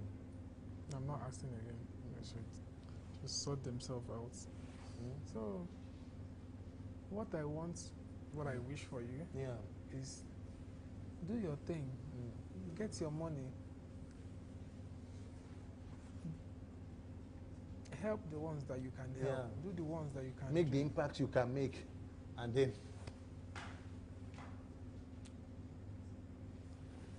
because this country. Okay. They want me to ask you a question. Let me continue.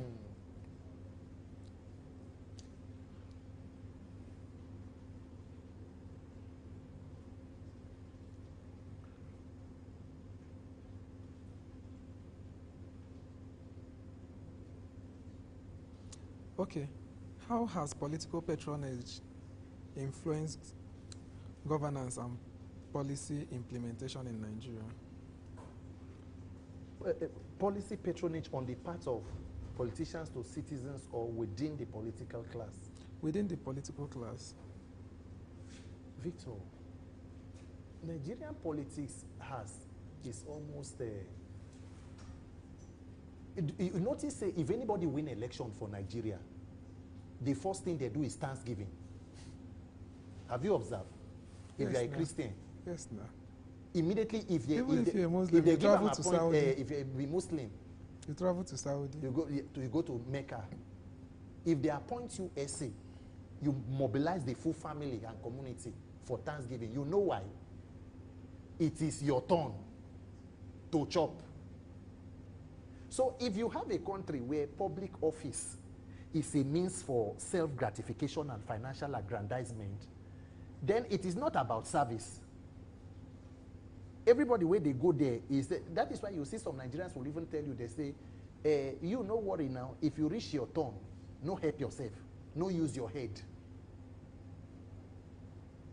Meaning corruption has become so endemic that in a land where crime is a normal thing, you who is trying to be a person of integrity, you become the abnormal person.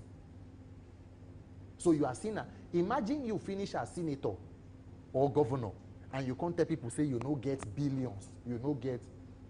Your family go say, look at this madman. Prodigal son. Look at this person.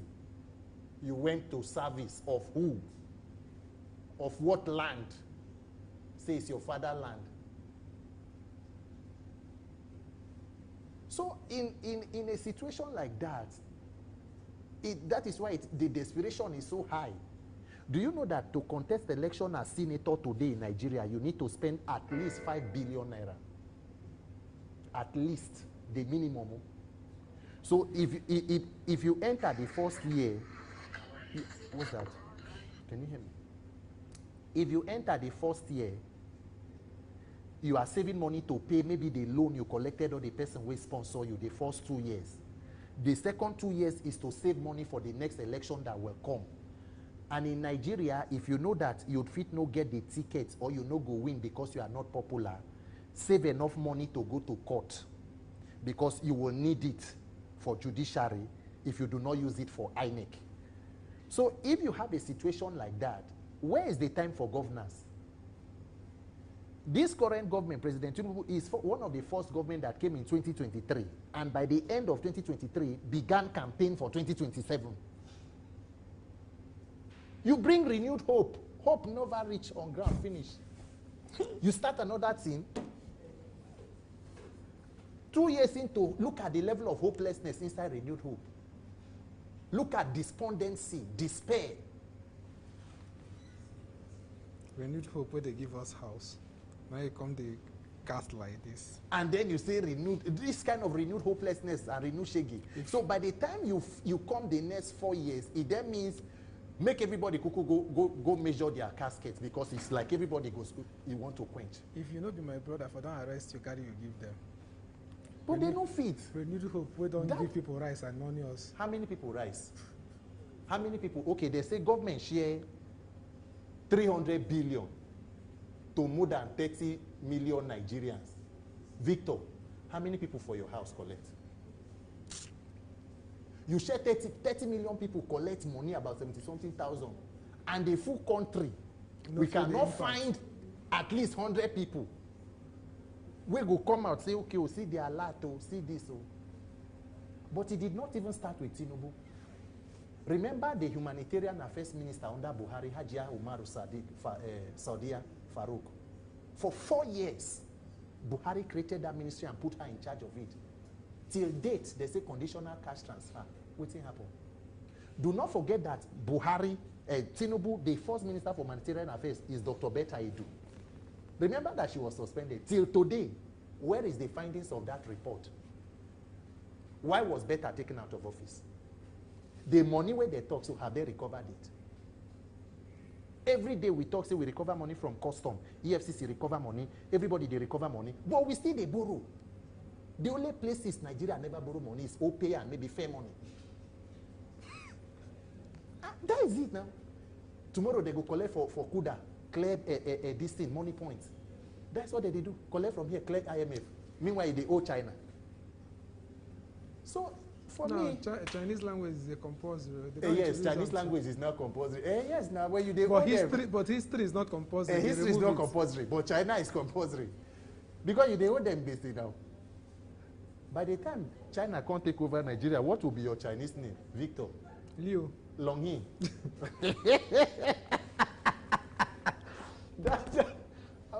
I will look for a visa and leave this country. But I feel like bad leadership continues for as long as the people permit it. You're not living anywhere. You'll be traveling out of this country like a king. You're going to pain them. You're going to pain them. Could they pain them, travel out of this country like a king, enjoy yourself and come back? Like who you need to be. If you're leaving Nigeria, they will collect your passport. DSS go to, I say I'm not on wanted list. I'm not. You never reach. Even if I'm on that list, you cannot stop me from traveling. Say, who they teach you all these things? How did you know we are here? I say, before uncle. What's the next?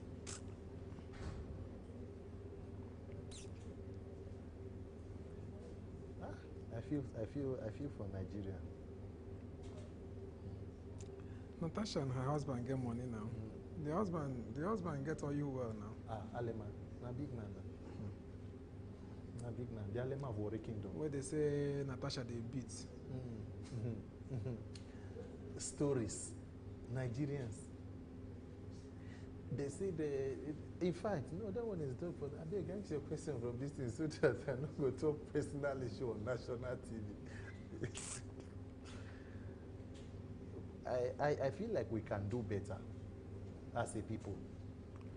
And I believe that if people say it is enough of the bad leadership, we have an opportunity to hold leaders accountable.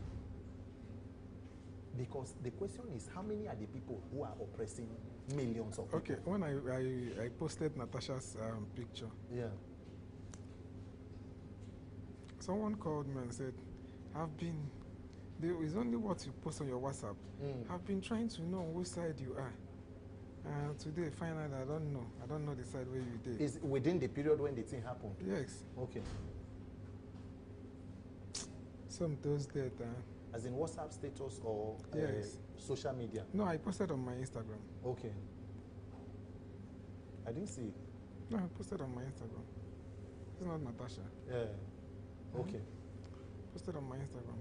So I said, okay, am I the lawyer? I'll be the judge.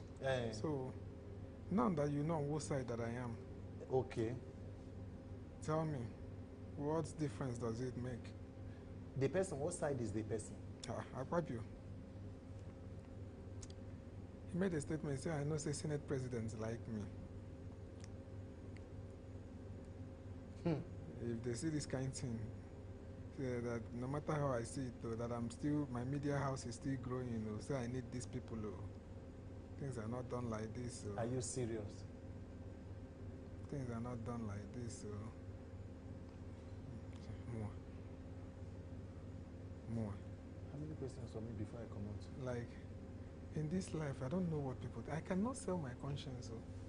If I for sell something my conscience, that you know that you do not believe in. If I sell my conscience, I no go fit sleep.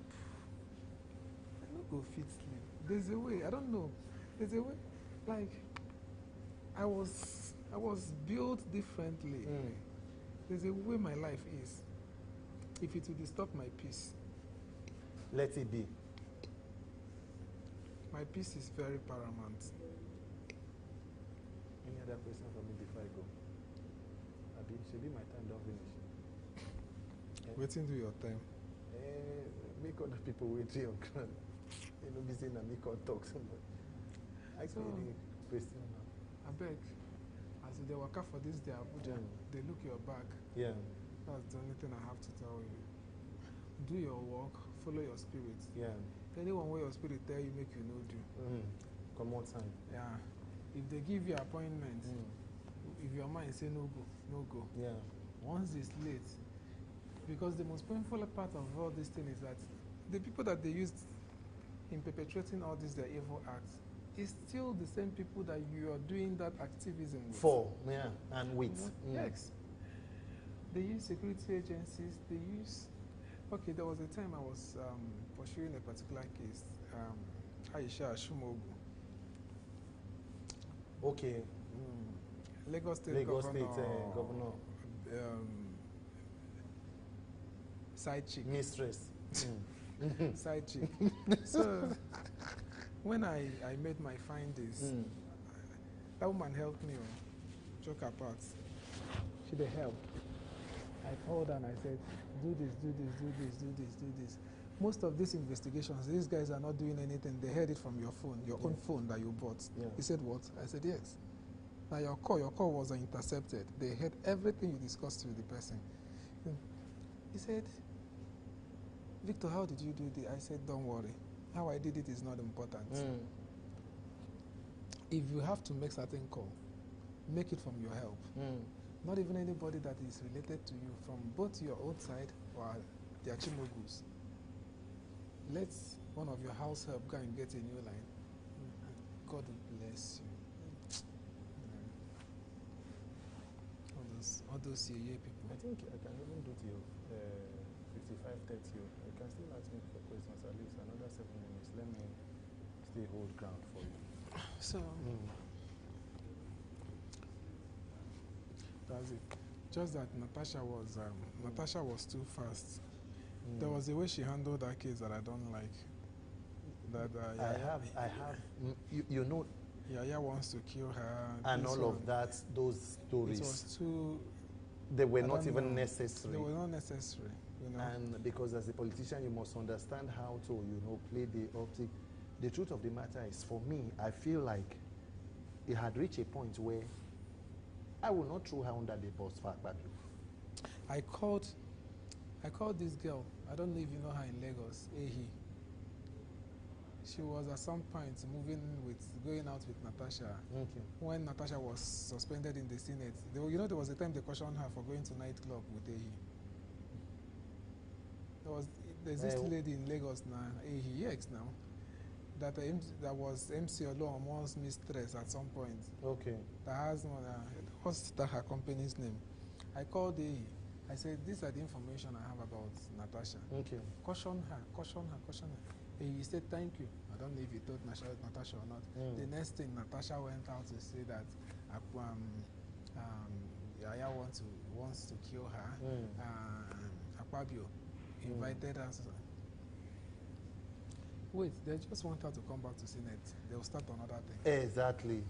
You know, well, when are they ready to do wahala? To they do wahala? Okay.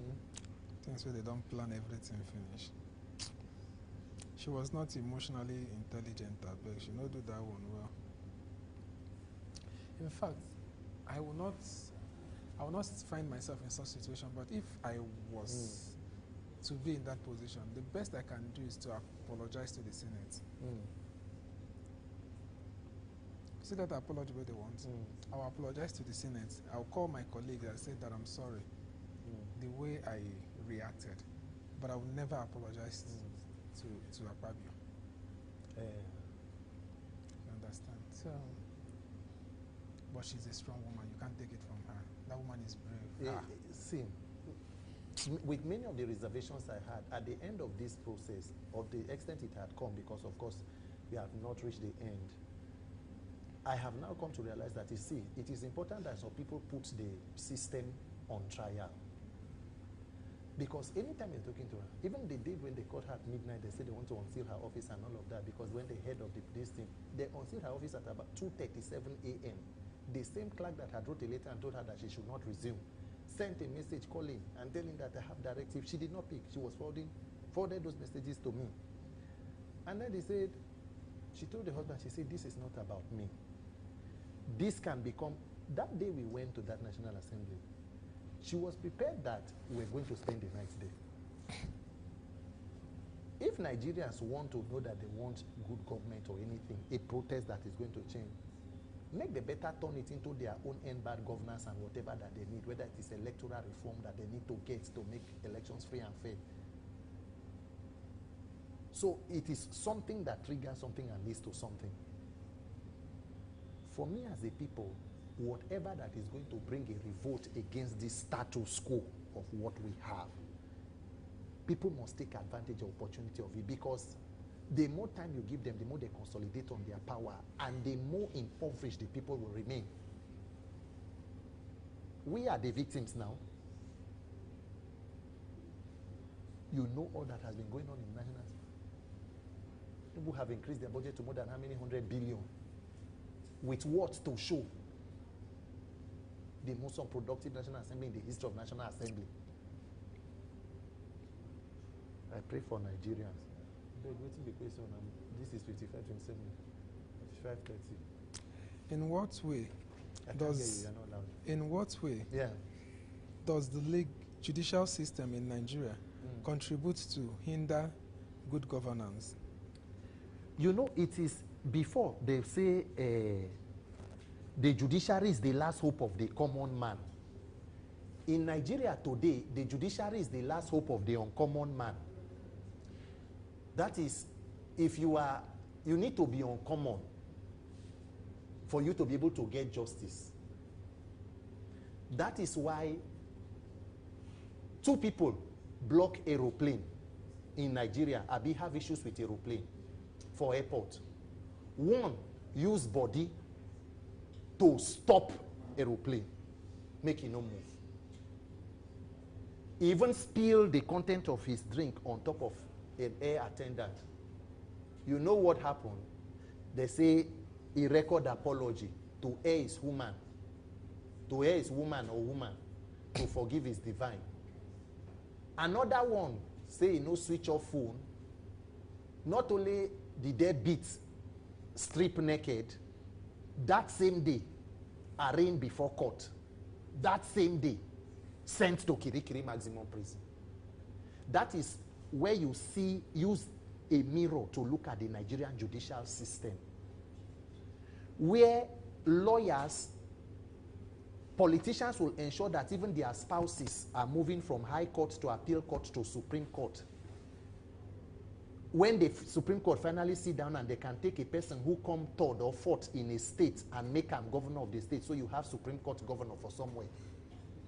So if you see all this kind of judicial calisthenics, you will realize that Nigeria does not really have a judiciary. because a judiciary is an independent arm of a democratic government. What Nigeria has is the legal department of any party in power. So instead of them to see themselves as coordinates to the executive and legislative arm, they work as subordinates. So the National Assembly can decide the court order that they want to obey. They can decide they want to disobey. The presidency can decide, however. Why? Because there is a minister that is building houses for judges, buying cars for them. If you want to have a truly sane society where there is democracy, there is rule of law, the judiciary must be seen to uphold justice and equity, not for statesmen, but for the states. So if people cannot have the confidence, do you know that as you are seated here as a Nigerian, you are just one court order away from being remanded in a prison? May they just arrange you, say that we don't like as you they talk, so they carry you go before one magistrate. He's standing with already arranging court order. Before they know, they say, oh yeah, remand him. They bring you come, they say adjourn. They carry and go back, they say adjourn. You have spent 3 months of your life in prison on frivolous charges that you may know nothing about. Tomorrow they will tell you, you know when Bobrisky was in prison, he did not sleep in this thing, he did not, okay, it's good. I'm talking about Bobrisky. The time they sentenced a senator who was a former governor for embezzlement of more than 10 billion for 6 months, where did he sleep? I want to know where leaders and politicians, the system they create is what ordinary people are using. The time EFCC carried Yahaya Bello, where did he sleep? I'm more interested in people who control public funds and taxpayer money. Because if you don't hold those ones accountable, ordinary people outside are only beneficiaries of the system that are created by the criminals in government. So it is a sophisticated criminal enterprise. Both lawyer, court, prison warder, plus police, plus everybody, it is a syndicate, a big criminal enterprise.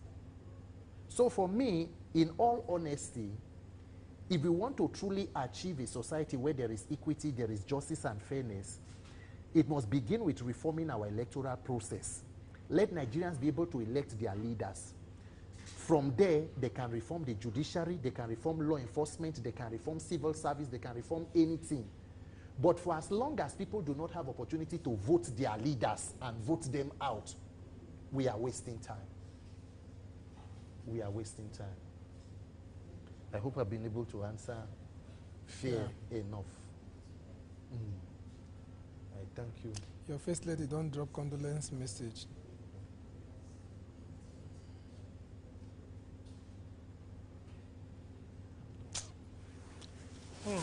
Condolence for who? The girl that died on her rise. Okay, some. Some Tochukwu. 10 minutes, okay. Okay. Which other question? Let's move. No downtime. I love you, bro.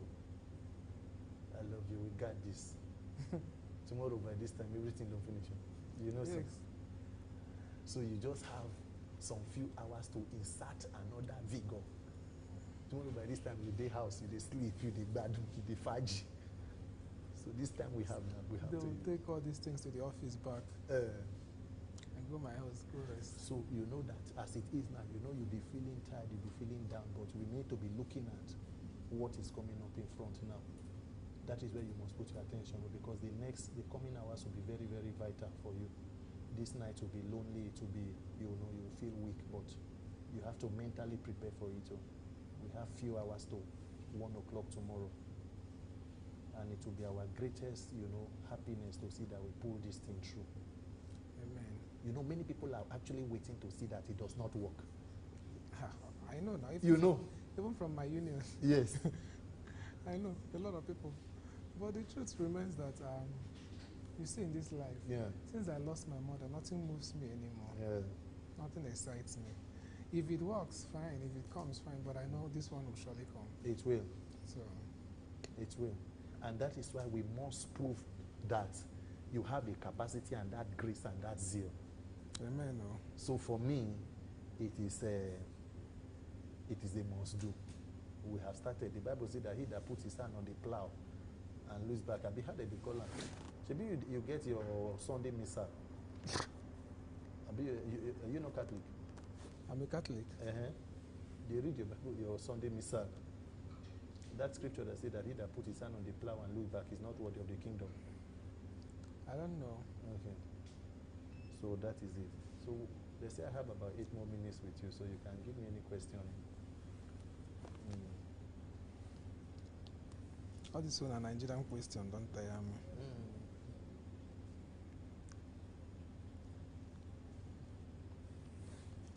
You can even think of any random one from your head now. The one we.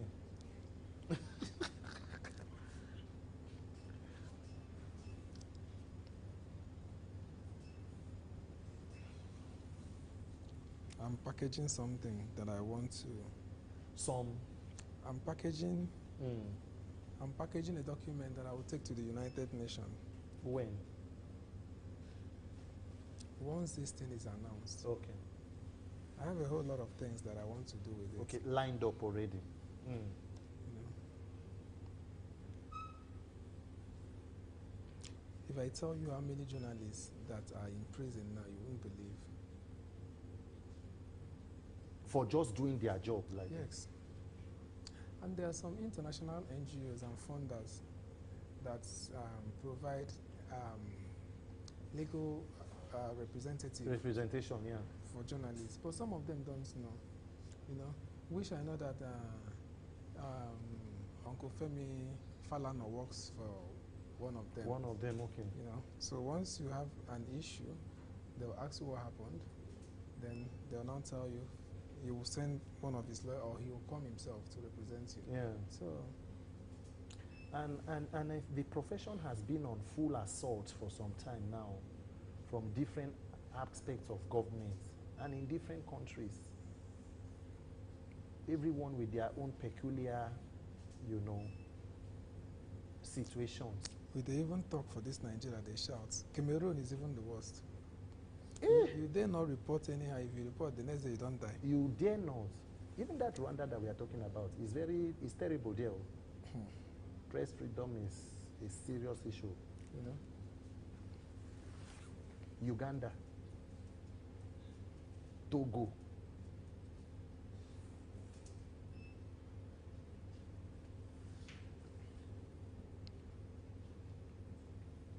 Okay, so I think I'm on my last question.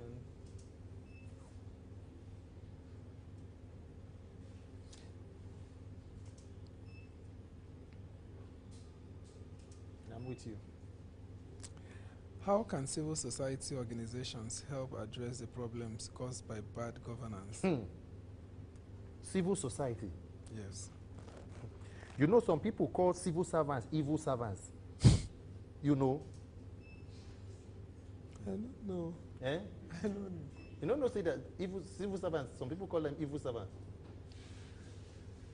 If you want to see where amebo, say gossip, the headquarters, go to ministry. People who just resume like this. From morning to evening. Either I carry market where they say for there or na talk. So you go come. Our photocopy machine is not working. You will go down there to go and print. But there is one working. If you have 200 naira, they will help you to do. See, you know, Nigerians always talk about law enforcement and police. That time NSAS, police brutality. But do you know that the only reason why their own is very bad is because they hold arms, firearms, and it can cause instant fatalities. Taken from them, every sector in Nigeria is as bad. Even the politicians, whether they appoint as governor, minister, be commissioner, minister, go ministry. Now the permanent secretaries, the civil servants who are on ground, they are the ones who understand the criminality best. Now them go even show you, say, not like this or not like, because they are grounded. Go to judiciary, where you suppose somebody will tell you, say, for file to move from here to here, you must give money. If not one clerk, and true, he go hide them. You go there, they work, say, I will carry you to court. I will sue you. I will sue you. The judge where they sit down and the person where they sue, they eat pepper soup for the same destiny. Now yourself, imagine you get case of maybe 300,000. You say you won't go sue person to court. You want to go sue person to court. How much you want carry lawyer? So at the end, I beg you go beg, even when you are the victim. So every system in the country, if you go to health sector, apart from say they say prison, some people no even sleep for prison. Do you know that in the hospital, government hospital, there's something they call special ward, premium ward. If a guy wife go government hospital, no be the ward where everybody they sleep, now then she go sleep. In Nigeria, just have connection everywhere. Know somebody for road safety, know somebody for police, know somebody for army, know somebody for NEPA, know somebody for vigilante, know somebody for ministry. So there is no merit-based situation where you know that I come in my full capacity as a citizen and I should be treated with a dignity. No, you should know somebody. So you go see somebody, go say, even when the person is wrong, you go say, I go call on Oga. And true, go call them, they go release that person. You will no Oga, you go see something. So when you now organize civil society to say make they help you do, even politicians who go organize another way with a civil society. That is why you go to see protest, then there's protest against protest. But unfortunately, during bad governance, you know, say the people where they pay to come protest against protest, they can't even the lament past people who been the protest. They don't forget, say they pay them to come and protest against. You where they say may come protest against protest, they say, but hunger day, oh, things hard, oh, things. Okay, you collect money to come and say things are good. So you will see that the poverty, the illiteracy is a deliberate plan to weaponize it against people. And those who know better, those who have the means, must be able to unite and come together and say, no, this is not the way a country should be governed. You cannot have a country with the kind of resources of Nigeria and have more than 18 million children out of school. An entire generation of people are not being trained to develop and be full human beings. And you are talking about insecurity. And you cannot draw the link between on the streets children and insecurity. 18 million is more than half the population of Ghana. An entire nation is not in school. And it's not an emergency to anybody. And there is Minister of Education in that country. So recently, somebody was on social media that they say they need water, that they don't have borehole. Do you know that a UNESCO report put it that more than 38 million Nigerians do not have access to portable drinking water? Fela sing that song before I was born. They say now 1990 they go give us water from United Nations special program for third world countries. I don't die you. 33 years later, Nigeria does not still have water. Somebody from Benue State say they need borehole. Guess what? The current Nigerian Minister for Petroleum, Professor Joseph would say, is from Buruku local government in Benue State. So if you look at Nigeria as a country, it is like an active crime scene. Is a sophisticated criminal enterprise. Everywhere is built to support corruption. Every police station you go to, there, as me and you are talking, somebody is being extorted to collect money from them. Any law enforcement, anyone, they are taking money from somebody as we they talk. If you go there, they go say, no, we don't take bail. And it's written there, bail is free. Oh. Police is your friend. Oh. So for me, as a people, we must decide what we want for ourselves. If we want to be a country that has so much but live in so much poverty, it is up to us. If we want to be a people who prefer to fight for God and live our own fights to God, it is up to us. But I believe that a nation is built when citizens participate. And no matter how long oppression over a people may have lasted, if a majority of them together say enough, it will be enough. And that is my personal commitment, that between now and 2027, I don't want to wake up a day after election and realize there's something I should have done that I did not do. Whatever that must be done to fix governments and leadership, we all must do it. And as your pillow says, now this your quote, they inspire me. It always seems impossible until it is done. So I thank you, and even though it seems impossible, until you will reach 72 hours tomorrow, and then it will be done. Congratulations in advance. Thank you, my brother. Congratulations in advance. Thank you.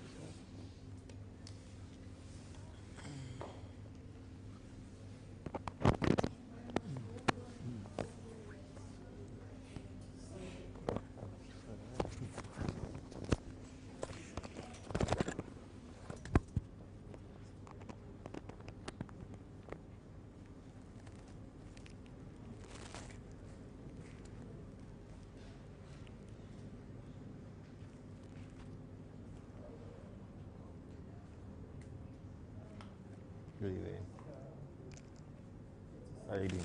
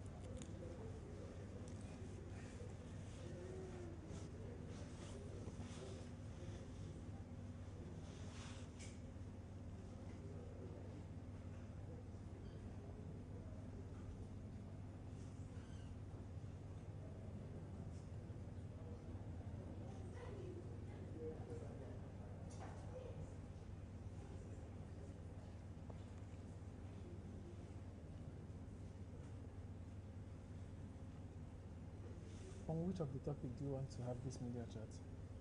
Okay, so I'm into the event space. Okay, you are into events. Yes, stage manager,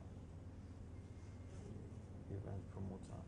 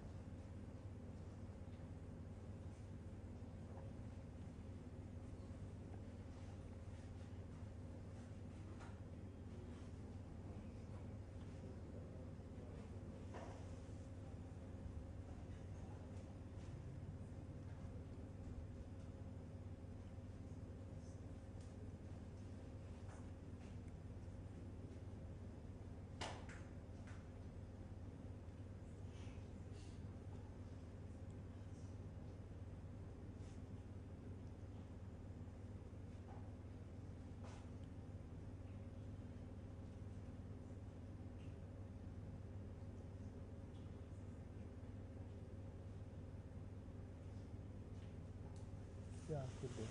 And welcome to this interview segment. Thank you very much. Can you take us through your background? Okay, my name is Jeffrey Ojego. Well, most people in Abuja, they know me as J Breezy of Abuja. A stage manager, a talent manager, and an event production manager as well. So everything that concerns the concerts, the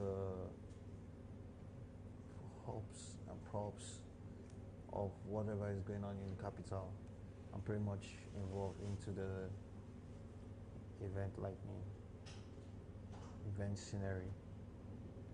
Can you describe your experience with stage setup and event management?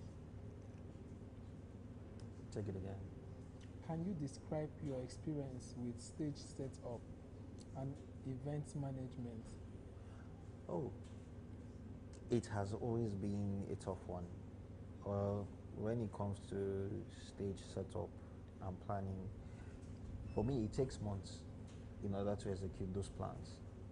So you'll have a lot of discussions with different brands, different network of people in order to organize something that will take a whole day. So there's always a follow-up of different groups of people, vendors, and stuff. So when trying to set up a stage or trying to run a stage setup, it's you have to involve all the network of people in order to make sure that the stage setup and the whole planning and coordination of that event has to be on point. So the experience has been wow, it has been fulfilling. It comes with a lot of stress too, but at the end of the day, it's quite rewarding. Okay. So, what are the key factors to consider when designing a stage for different types of events? Well, key factors when you're looking at when designing a stage is basically you always want to try to give originality.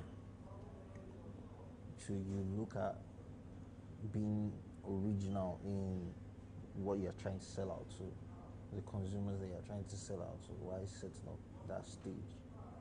You know, for years when people try to create an event, they do it to appease a certain classes of people, the customers. It could be a rave party or a much older party. But by this, while setting up that stage, the main theme is the authentic nature of that brand and the originality of that brand, trying to project what they are for to the consumers in person. That's one key factor. Another key factor, looking at trying to set up an event, is giving those customers the value of what they're coming to see. Everybody's looking towards getting an experience, and getting an experience, it means that, take for example, in a rave party where people come and be like, okay, they would love to see this and this celebrity coming to perform, and they get this young feeling energy, seeing people of their peers performing and all that. You give them that experience in creating that environment to be out of their shell, to come love what they are doing, which is out of the norms. So originality, and second, making them feel comfortable, giving them their values, what is a major key factor while trying to set up an event.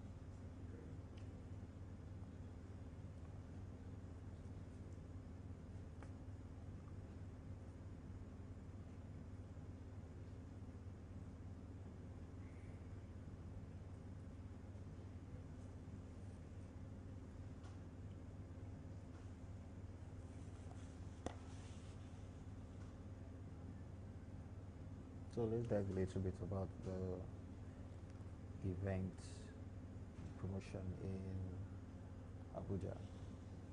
So Abuja has a little history when it comes to creating an event.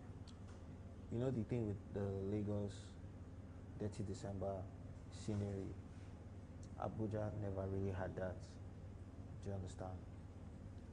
So back in 2016, 2017, it has always been tough for event promoters to like create an event, because why? The level of people turning up to come to that event, and most promoters are unsure of how they try to create an experience, and they might make something out of it, a profit.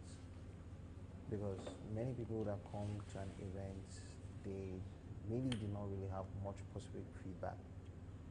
Now, trickle down the line in 2018, 2019, things started popping up for the Abuja scene. The events in Abuja started becoming more heightened. A lot of younger people started to be aware of a different kind of experience in the event space. Then it used to be the Republic. Yeah, people shout out to Prof. Yamari. Those are the people that try to create a different vibe of the event space. Prof. Yamari, and some couple of other people that started creating different experiences through the event. People started coming out, people started loving it. And down the line in 2019, 2020, yeah, 21, then it took a turn to the Block Party series. Now the Block Party series brought in the much younger generations, and it gives a different niche of the vibe and experiences to people, you know, experiencing an event in another light and bringing both the youngest and the much older people together. Well, you could also say that there were also much older show promoters who had made events in Abuja still stand solid, and they have given the experience and still standing till now. Big shout out to people like Malam Yankee. He has been in the game for over 24 years. When Don Jazzy and the Banj first started, he was the first person the first show promoter in Abuja, who brought them all the way from UK down to Abuja to come and perform. And that's the rest of the history for Yankee Entertainment. Over time, they have worked with the space and the energy and the transitioning of, they have worked with the space and the energy and the transitioning of how the event flow goes in the Abuja scenery. So now, in the Abuja scenery, there is, aside from the macro events that happens, which is the concerts, you know, and the festivals, slowly there are already different types of festivals as going on in Abuja, which have been witnessed. The Abuja Food and Drink Festival, the North Festival, and so many other things. Aside from the festivals and the concerts, you know, they are now, Abuja is recognizing more macro events. So, how do you ensure that safety protocols are followed during stage construction and setup? How safety precautions. How do you ensure safety protocols are followed during stage construction and setup? So now, during the stage construction and setup, we ensure that all materials being used to setting up that stage for the events, they are not really loose end. So days before the event proper, they do a dry run or a dry testing of the whole thing, starting from the stick, for example, the screen setup and all the heavy duty things like lightning, sound, and make sure that everything is all well guarded. And even if there's also a part of a contingency plan where, like for example, during the rainy season where you have some hazard conditions where the heavy rain blows and it tries to disrupt some certain things, you try to make sure within that environment that people are not really close to that side, and the materials itself have to be heavily tightened, and securities are always there to make sure that everything goes well. So it's heavily guarded, heavily protected, and days before it will be tested and make sure it's working before the main day.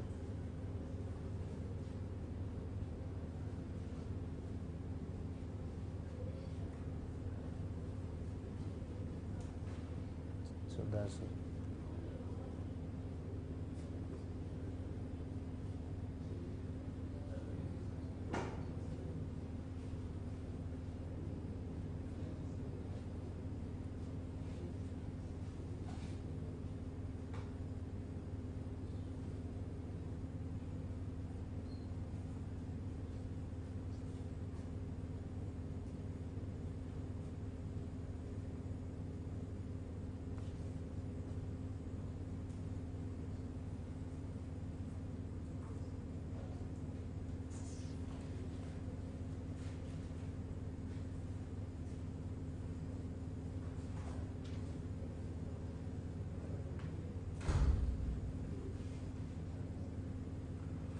You can also go into the stage management as well.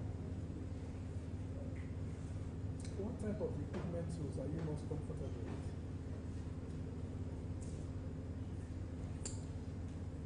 I'm most comfortable with almost every equipment that is necessary to set up a stage.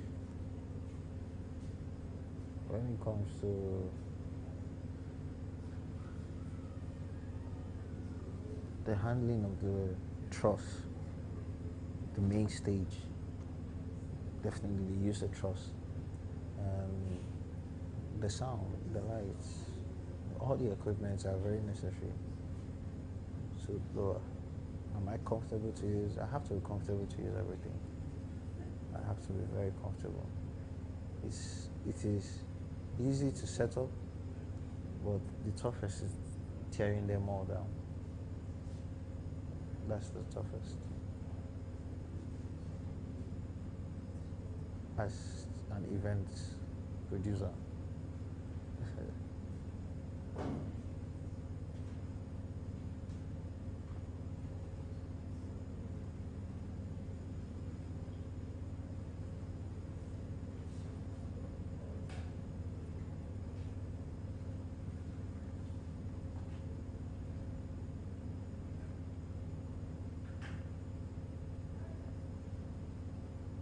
Yeah.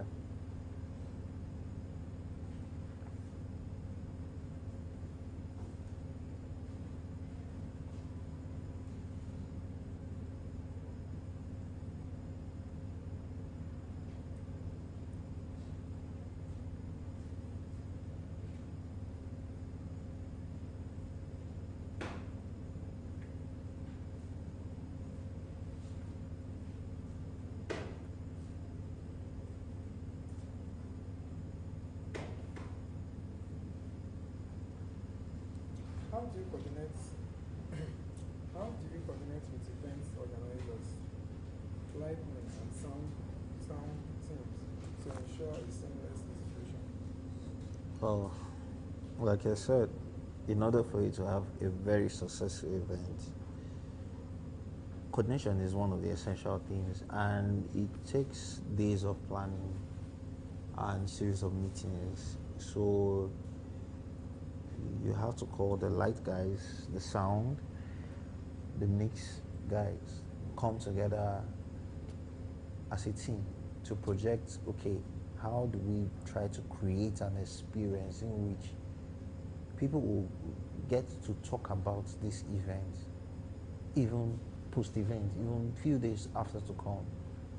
How do you try to drag people, the media, how do you try to drag people to come to an event and try to make it more memorable? So trying to coordinate all to put them in one factor, you have to make them understand that it is not just your business, it is all our businesses. You understand me? So everybody try to put in their work and their professionalism in making sure that, okay, this event goes through to the right direction. So coordination is very, very important. You don't have to neglect not having a meeting. Having meetings with the vendors, with the different departments is highly important. Very important.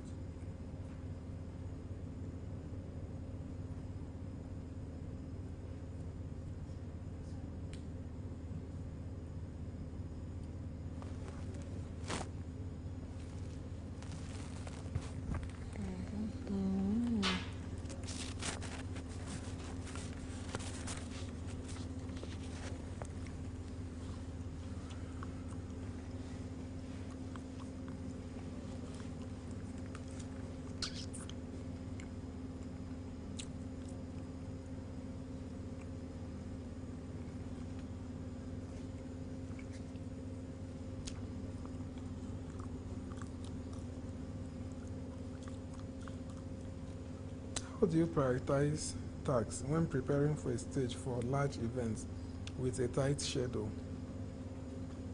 Who do I prioritize? A task while preparing for an event that has a large schedule. Okay, so in order to set up tasks, every event promoter always have a PA or a stage manager or everybody has different departments. So you delegate tasks to make sure that each of these are done. Because if the schedules are tight, you have to delegate it to different people who are going to organize the meetings in order to make sure that, okay, every of these tasks are done. So there's always one person who, even in your tight corner, gets to clear all those little discrepancies for you in order for those taxes to be done and executed well. So, like I said, it's a team effort in trying to create an event.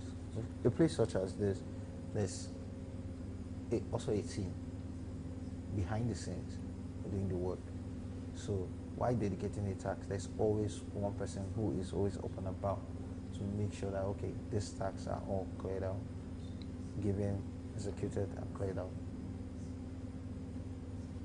So it depends on the persons in different departments.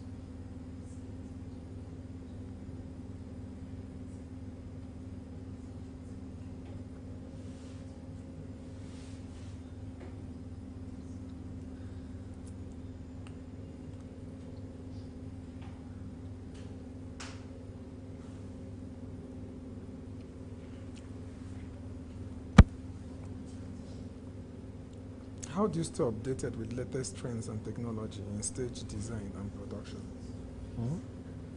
How do you stay updated with the latest trend on technology and stage design? Well, to stay updated, you have to, I school myself. So basically, what could be trending in 2005 would definitely not be what we are going to be using now. Because there's every year, every 2 years, there's always an upgrade in stage design, set design. I mean, look at the AMVCA. Every year they have a different set of set designs being created to create that experience. Going over to the overseas, look at the BETs, the MTVs.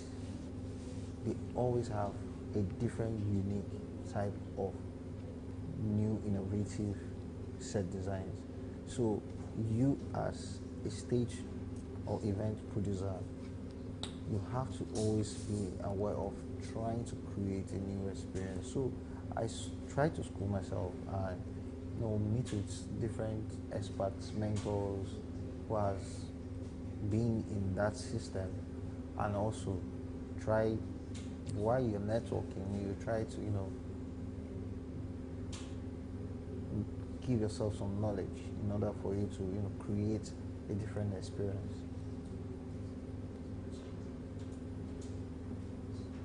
So that's how you try to stay grounded and updated while trying to create an experience in the event space.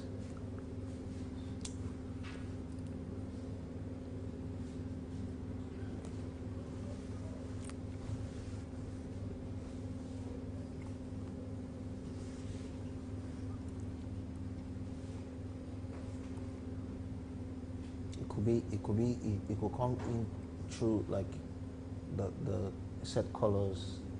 It could come in through the stage setup. It could come in through different unique forms. The staging on its own. In Nigeria, most people are used on the normal type of stage, but there are different kinds of grand stage, world-class stage that could be used, different setup. So everybody need to stay schooled in order to update with the trend. So it depends on what you as an individual will want to do.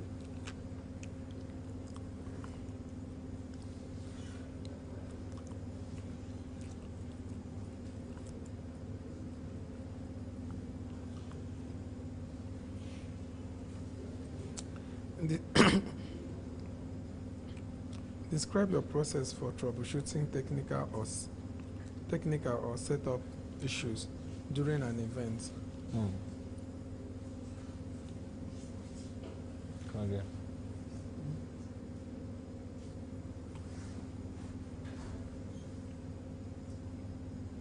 Come again.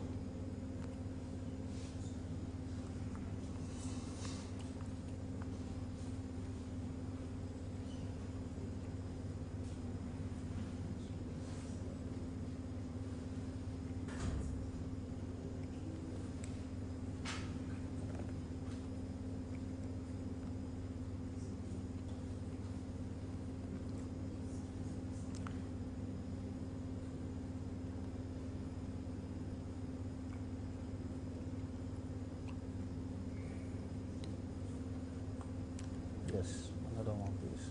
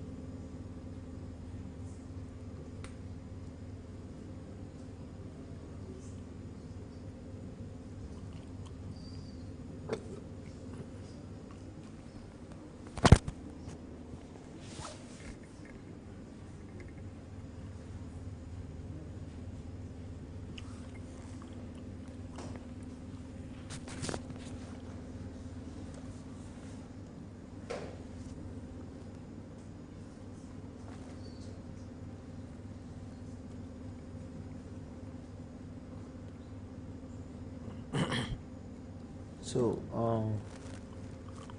What realities do you think are most important for someone working as an event stage management? expect the unexpected. Okay. As an event manager, you have to just expect the unexpected because things don't always go as you duly plan as an event manager.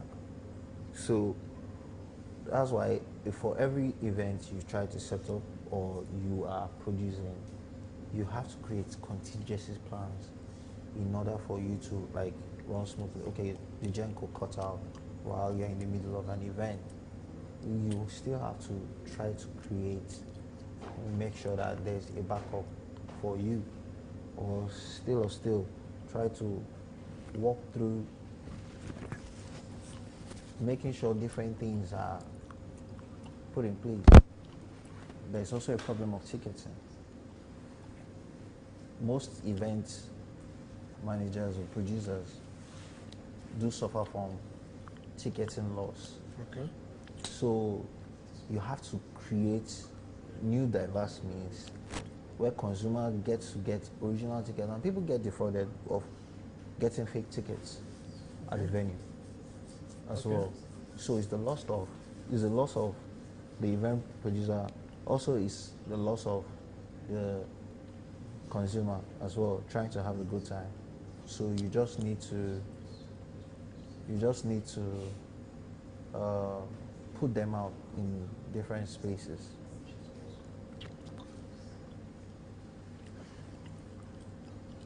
So it's vice versa, a lot of things put in place. How do you prioritize tasks when preparing a stage for large events with a tight schedule?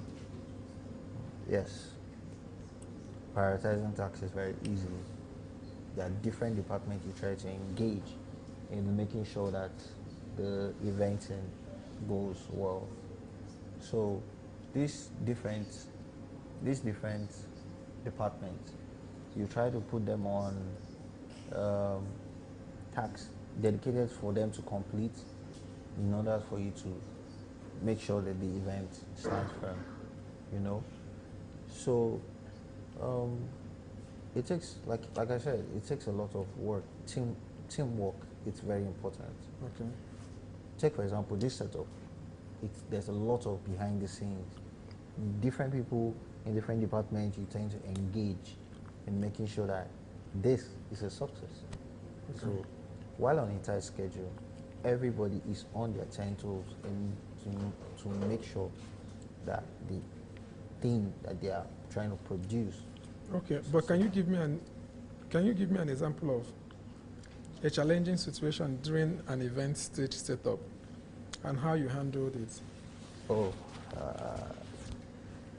okay. So we did, I think, 2023. So we did an event for Buji concerts, and during the process of doing the Buji concert, during the middle of the event, the lights almost went out, and that could be a triggering thing, a bad experience for an artist. But due to our engagement and our experiences in such stuff, I quickly had to head out because I was the stage manager handling the event. So I quickly had to head out and engage with the people holding the lightning, the technical crew holding the lightning. And immediately they did their technical know-how, and in less than a minute, everything was back to the whole situation. So there has to be a standby person that, makes sure that everything stays proper.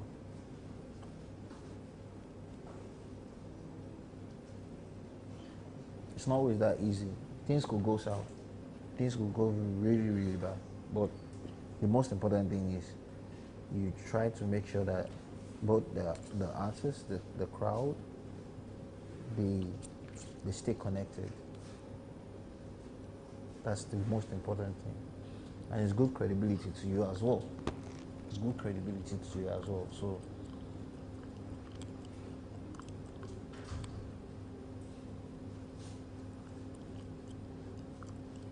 there's still many more productions to be done. Like tomorrow, I have a production to be done for October 1st, the Fashion Fusion Africa. It's just a mini pop-up event, and the main event is going to be happening on the 18th and 19th. So many technicalities in making sure an event is outrightly a night before. As a technical person, I need to be at the event setup to make sure everything, the sound, lighting, everything stays good and connected.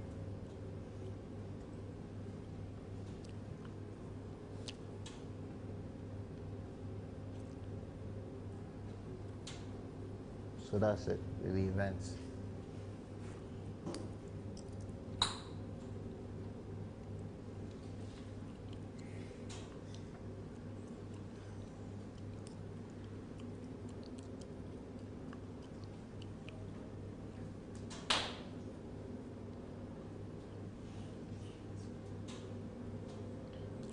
Can you tell us more about your experience on event setup? My experience in verse has been very fruitful. Challenging. It comes with a lot of challenges as well. Building up stories in order to stay connected with people, true originality in what your brand stands for. It's always the toughest because you need to have to engage people with a lot of things, and the moment that clicks for you every other thing that comes in will be almost seamless.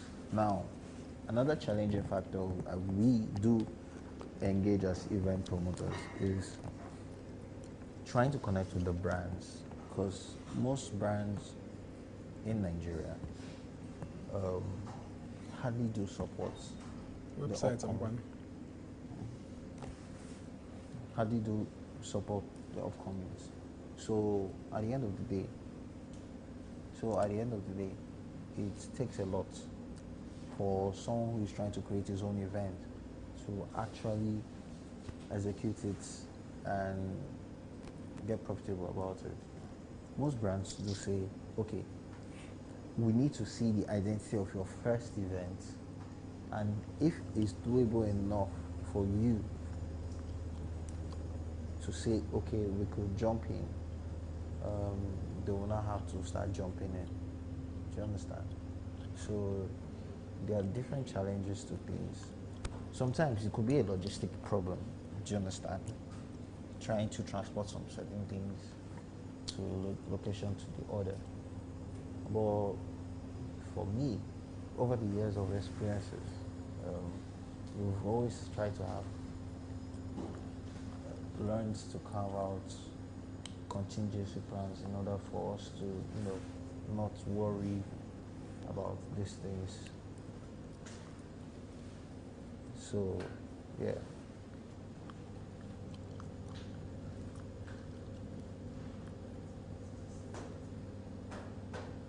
Oh, I love that. Let me see that.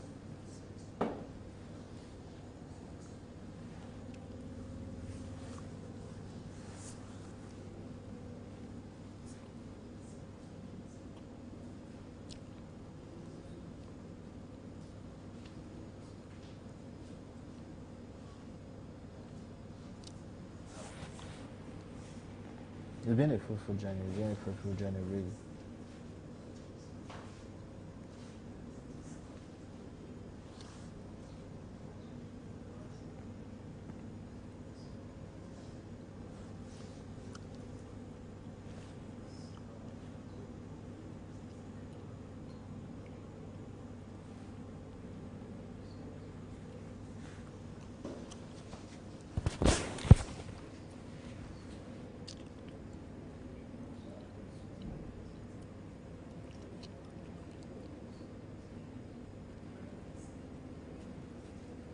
So,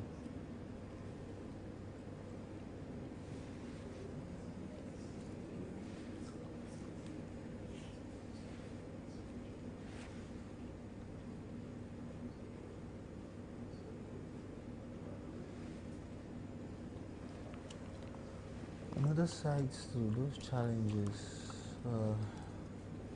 could be the turnout of people. Sometimes it's a profit and loss thing. Sometimes some turnout can come in a profit margin, and you might get profits from it. Sometimes the turnout could be very poor.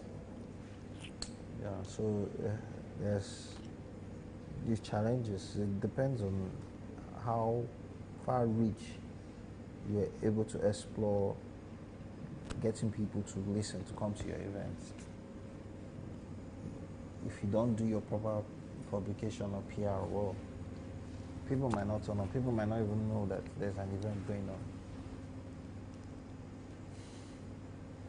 So the challenges has different sides, but at the end of the day, the risk or reward of trying to overcome those challenges is trying to secure those loopholes in order to make sure that those things stays intact. Do you get me? So it's been a fruitful one, very fruitful one.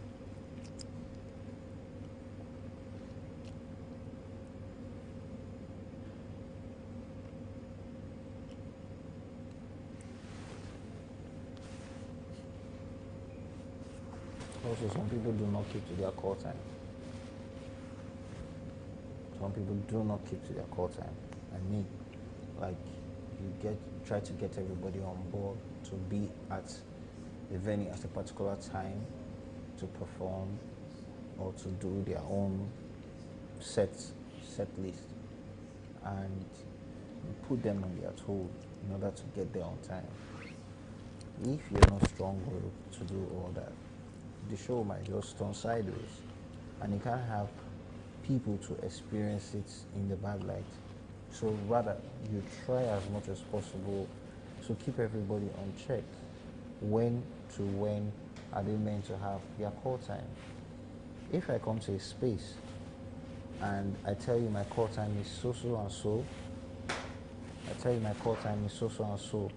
I will be there at How that do you time. coordinate with event organizers to make sure that everything about your events goes well as planned?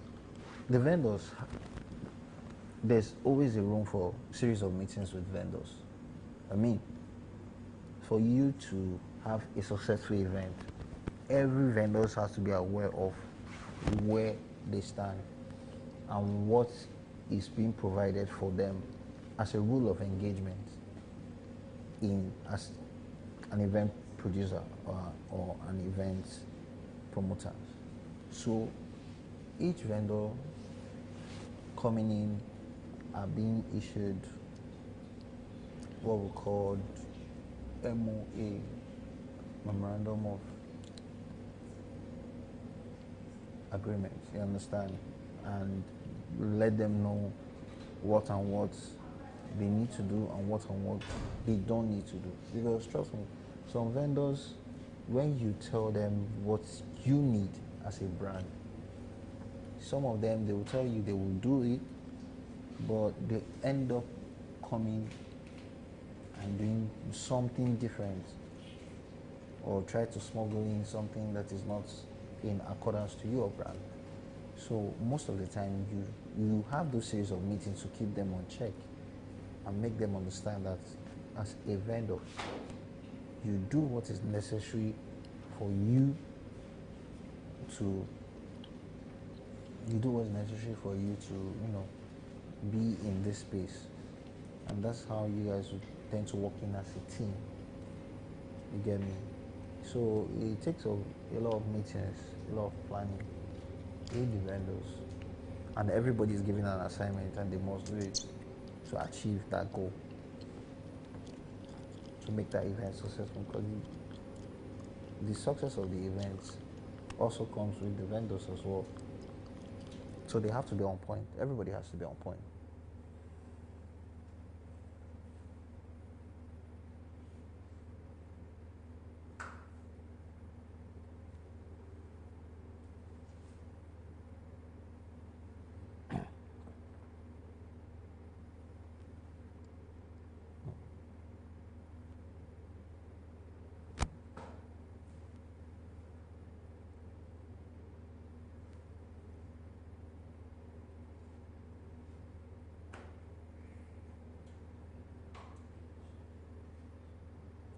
What kind of equipment and tools are you most comfortable working with? As an event producer, I'm comfortable working with almost every part of the equipment because they are very essential to giving a good production. You understand? So when it comes to the lighting, when it comes to the sound, when it comes to every bit of equipment, I'm comfortable with everything. I'm very comfortable with everything. It makes work easier for me. And the technicality know-how towards using those equipments, definitely I had to dedicate that to the teams, but I have to be comfortable with making use of each and every one of it in order to have a very good event production or a successful event, I should call it. So that's it.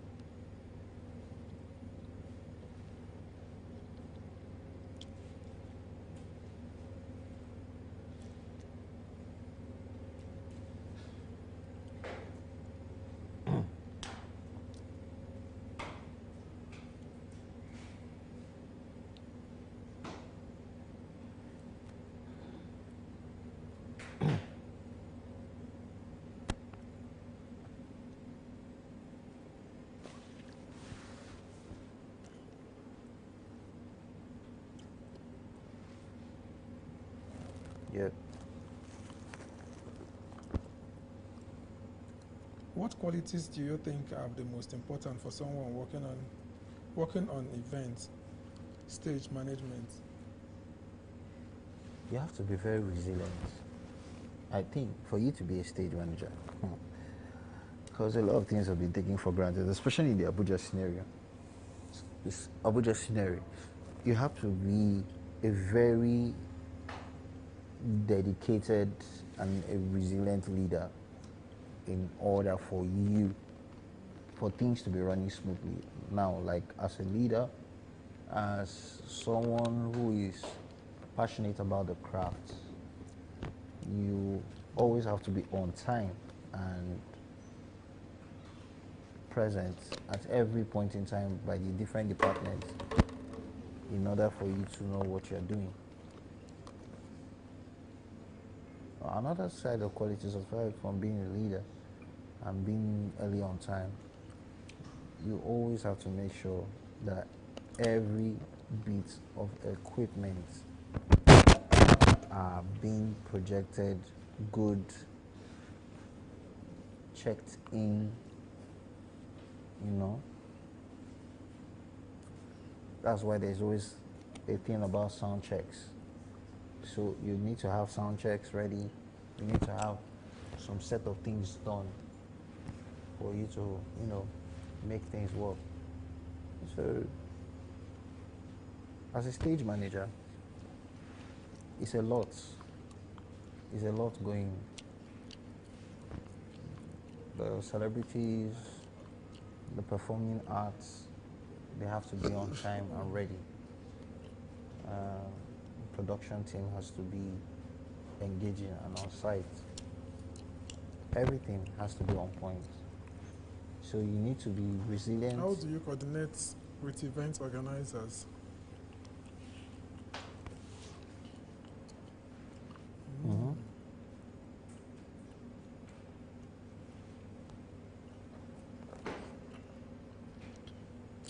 What are the main factors contributing to bad governance in Nigeria?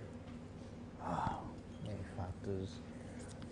When it comes to eventing, main factors that is contributing to the bad governance for us is government hardly supports small SMEs in trying to create a good, palatable event. I mean, there are young, brilliant minds in Nigeria, in Abuja, for instance, that create one of the most brilliant events, but because they have no backings of the government to support, it's always very tough. So the situation that we are in the country is we need government to show more interest and support in creative mind and economy. But big shout out to Federal Minister of Creative Minds and Economy. Slowly, she has been the one trying to project eventing and making sure that the creative minds are being heard through art, through culture, music, and so many other things. As you know, music is the biggest export we have in Nigeria.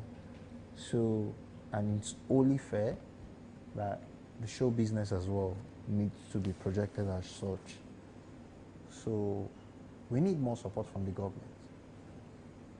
Only that, if it's done, then I believe in 2027, 28, 29, the trajectory of show promotion or events will skyrocket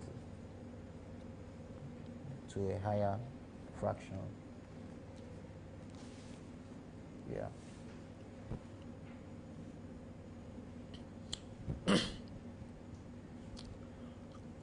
What are the main factors contributing to bad governance in Nigeria?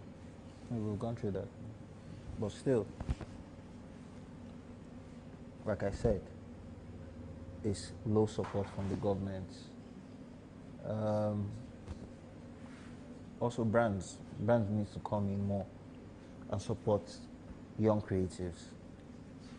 Most brands are always dwelling on your past experiences and has no room for young creatives to, want to tap into trusting their own guts in doing stuff. So if we had more brand collaborations, I believe things will turn out more ease for event promoters. You understand? So it's not always easy for someone who try to create an event or try to create a storytelling to an event, and brands do not jump on such.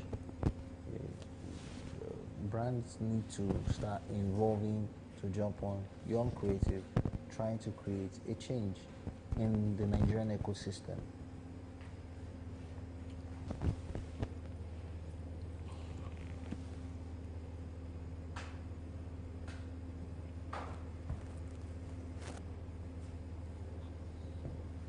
So that's it.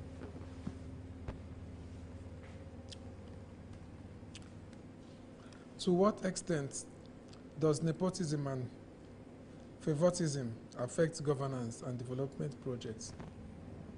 To a very large extent, though. They say favoritism goes to those who are in power. So most of the time,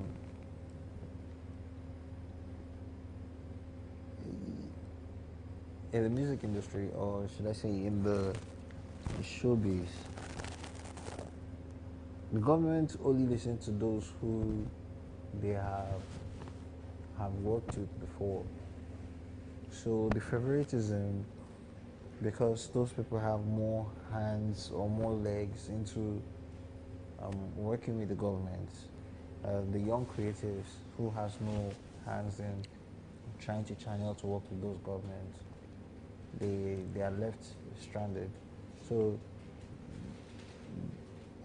government needs to be more open to hearing the voice of younger creatives who want to create something different. Do you understand?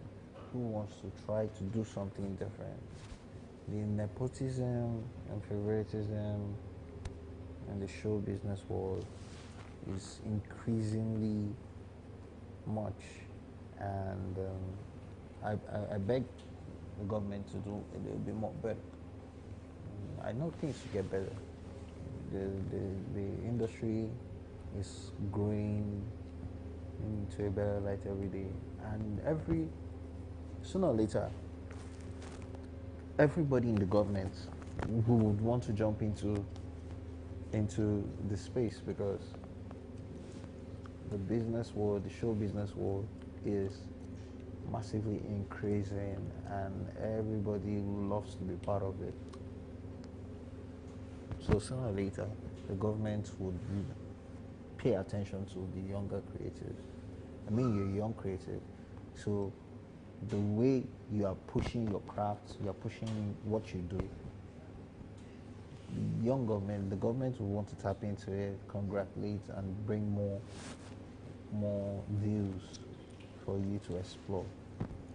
So that's the space. That's the level we are in right now.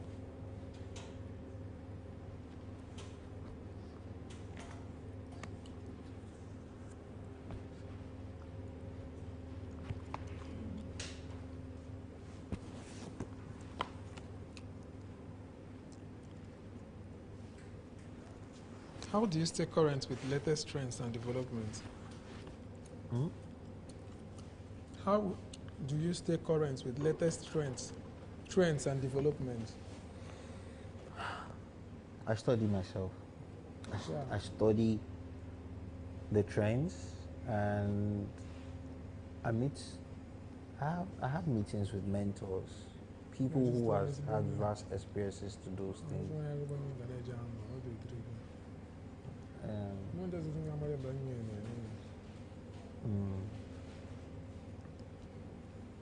So I study everything, and I make sure that, okay, and make sure that okay, things are on point. That's how I stay on the trend.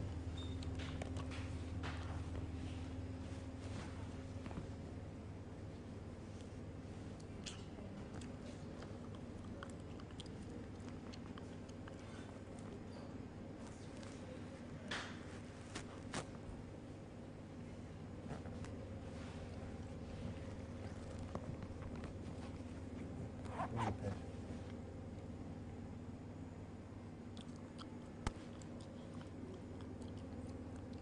What skills do you think? Okay. How was technology transferred the way you gathered and presented today? Technology. Do I see event space and yeah? The level of technology in which it's been transferred, it's very innovative. I'm pretty sure Nigeria hasn't gotten to that level where the technology we're using right now is that very advanced when it comes to show business. It will take a lot of time and training in order for us to still have more and more technology. Get to, we'll eventually get there. Hopefully, we'll eventually get there.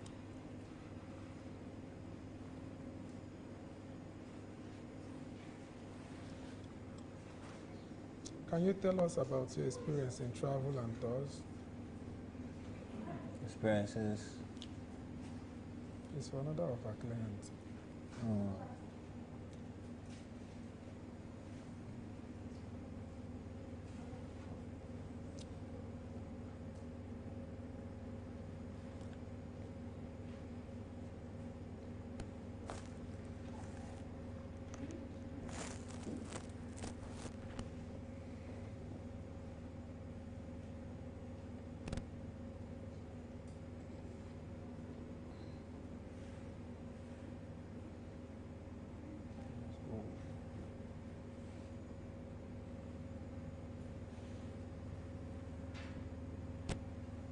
Experiences have been quite nice. Have been quite lovely. Experiences have been quite lovely, and you have a lot to learn when you're in the business. I still believe that there's still in the business there's so much to learn and unlearn. So we still hope for the best. We still hope for the best.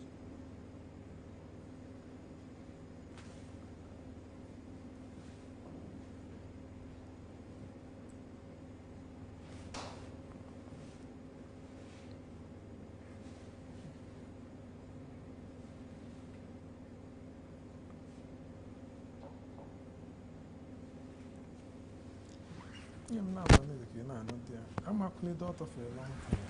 Oh, come on, madam, I feel in pains. Huh? It's all gonna be fine.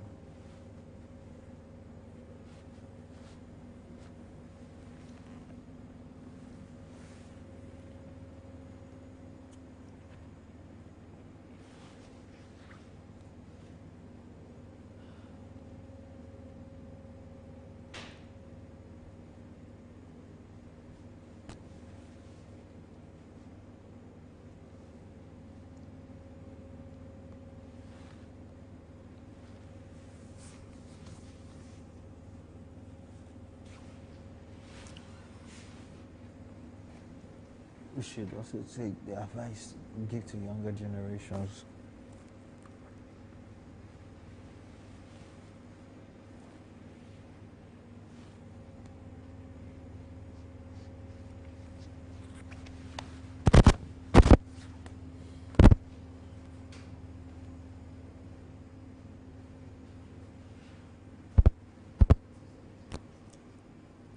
So in a nutshell, yeah,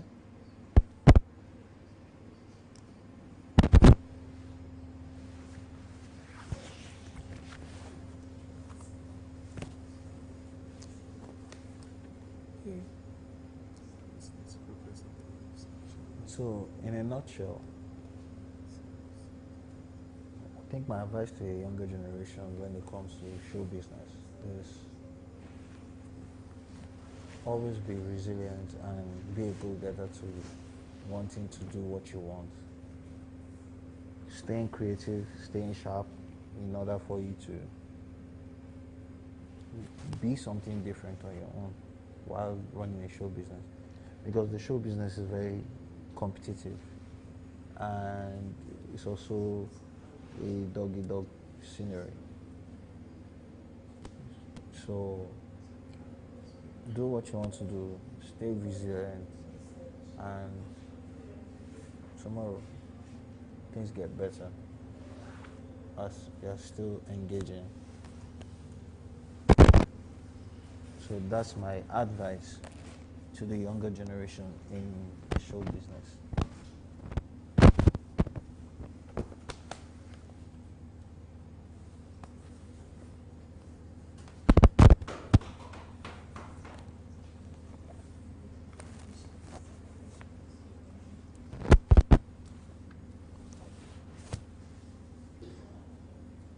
So what effect do you think that will have on setting up a large-scale event center? It will create a big effect, though, if you ask me. But Nigeria as a whole has not gotten to that point where it creates up a big world-class stage. We have actually gotten to that point, but it's because of the governance support. And it takes a long process to do that. But it will really take a big effect and a bigger experience for us to, gravitate towards creating more innovative and creative. How does corruption impact national development and public trust in government institutions? Corruption, it has hurt almost every part of the economy, yeah. But you have to know how to manage the situations. What role does Nigerian public play in combating bad governance? What has political patronage influenced governance and policy implementation in Nigeria?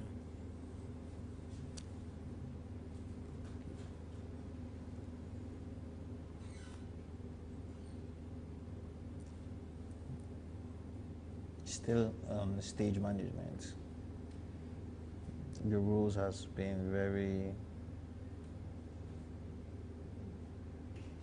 enlightening and good. It's multitasking. There's a lot of multitasking that goes into the business.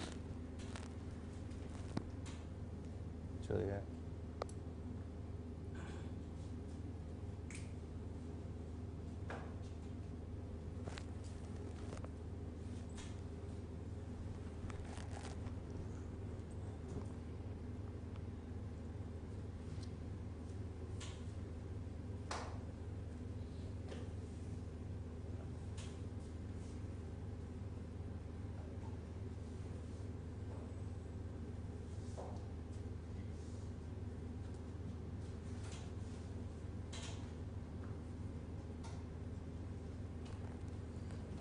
Can you give me an example of a challenging situation during an event stage setup and how you were able to manage the situation? There was an event we did for Buju, but like I said, the sound went off. And we had the technical people to, try to work on the sound. And aside from that, another example, it could be the Charlie Popping events where a particular set of artists was meant to tune in at a particular time, and because me being the stage manager, I had to work in towards making sure that art has to be on time, because when you're not able to control the crowd, they get agitated and they decide to boo whoever that is on the stage, and you won't want to have that on your production. So you have to make sure that back to back, this performing act has to be on time, on point. You know, it's not a very easy, taxing thing, but yeah, we get there. We get there as humans, because everything has to stay engaging, stay enlightening, and so many things, so many other things too. Look up. Look up.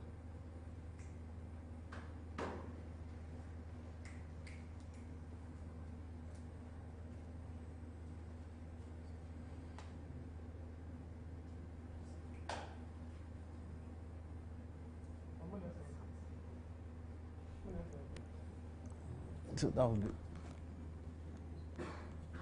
You go first. Okay.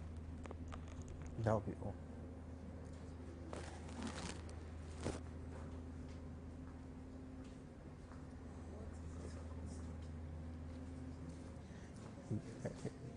Oh,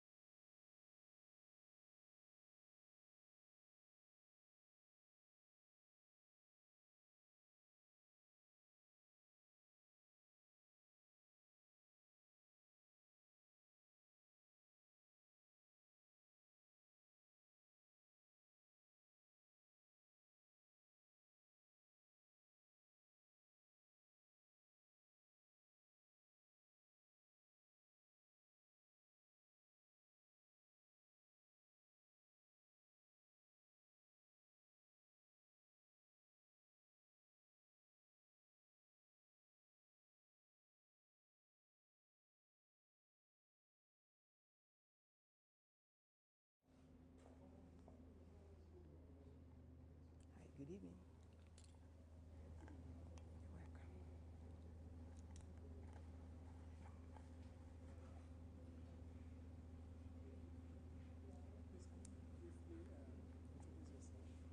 Blessing Obonna is my name. A woman artist. A woman artist. And also into NGO.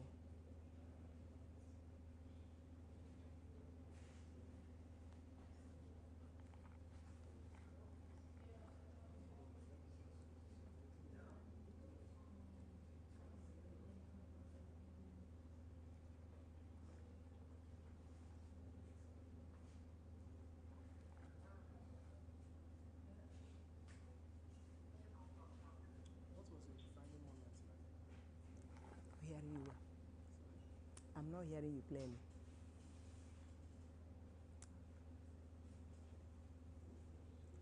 I said, what was your defining moment? My defining moment. In your career? Okay. I'm into gospel music, which I have passion for a lot. And also into NGO, which is being registered in Spain. But I've not gotten the license of here in Nigeria, but I'm into NGO.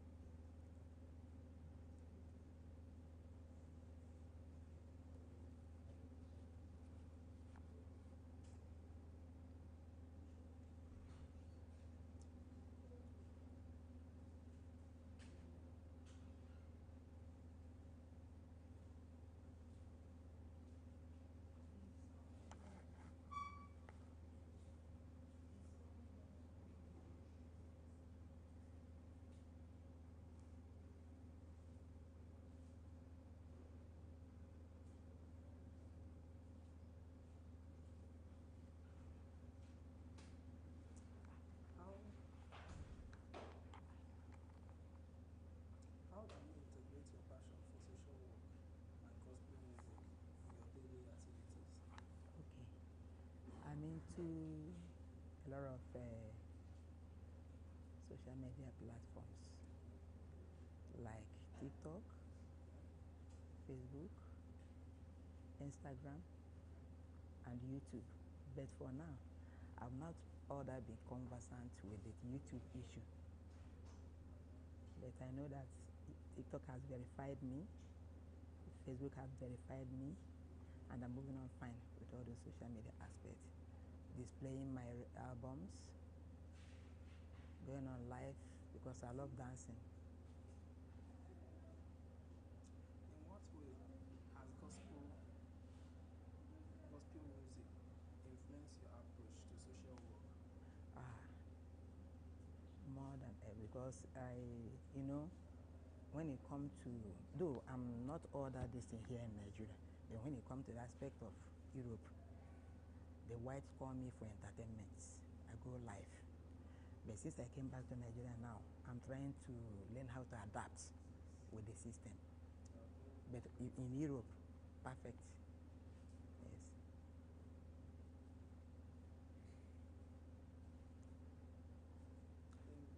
Now, do you use gospel music as a tool for community development? Yes, depending on how I'm being connected, but not all that, because we go for live entertainment with all these organizations that I belong, like in Nigeria I belong to, B-Man Association, and the other one you can. So they always invite me for entertainments, seeing with a group of people and, entertain people by dancing and other things.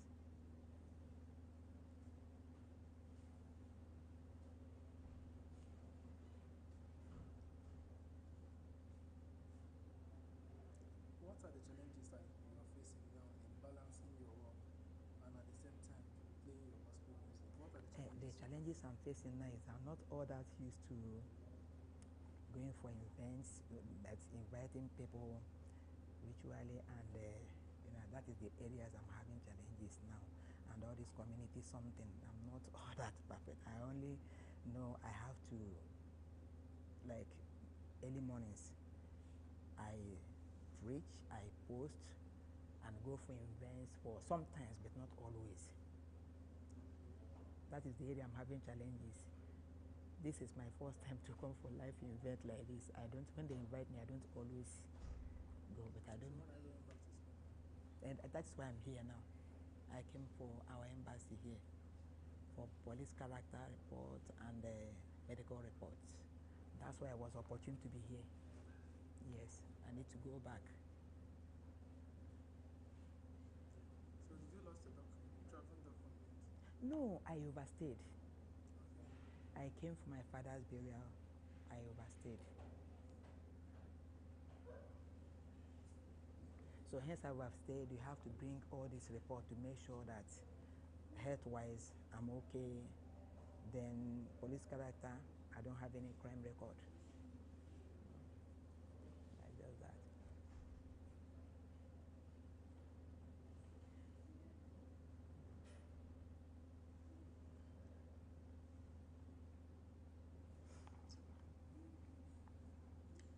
How do you see the future of gospel music in impacting social issues?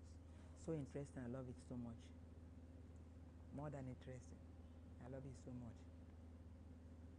What projects or programs have you been involved in that combine social work and gospel music? Social work?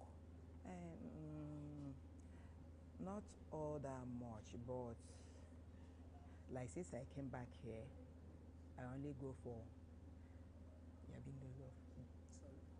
I said I only go for only invitations, maybe churches and maybe weddings, like according to the music, the albums I have. I'm always going on invitation because I want to promote my own albums, my tracks.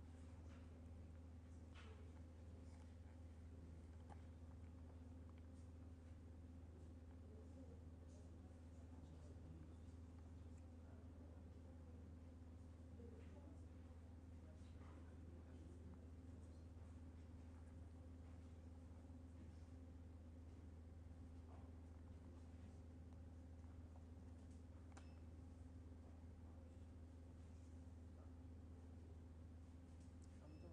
Okay, thank you.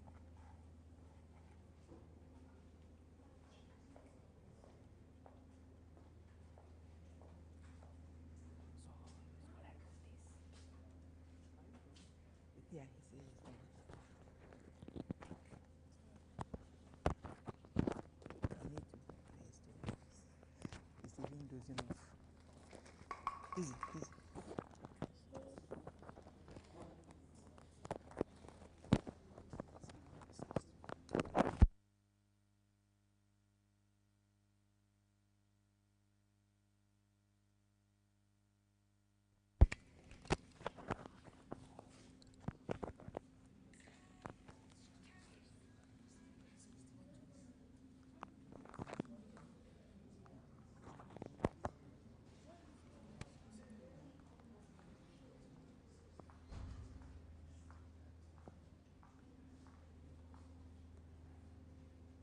Good evening, sir.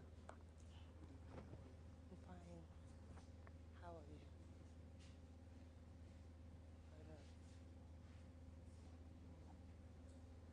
Sir? Well done. Thank you. My name is Cosby Emmanuel, and I'm a teacher. And today I came to talk about Girl's Child. Yeah. Before before then, I was telling a friend of mine that this is the first time of me doing this. So I'm kind of scared and nervous and so on and so forth.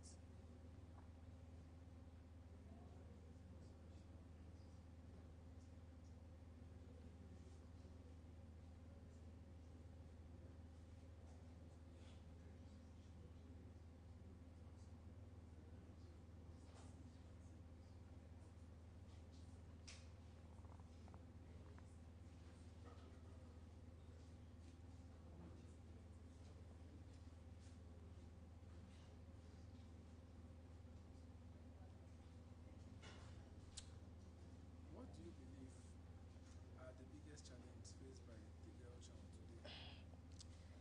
Well, a lot of things. One of the challenges I feel a girl child face is the challenges of upbringing.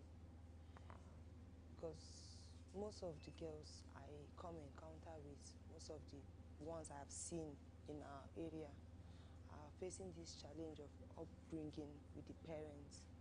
Their parents I don't know how they do it, but when the child grows up to become an adolescent, a stage where he or she's supposed to be good, you find that the child is going wayward and is doing things that it's not supposed to do.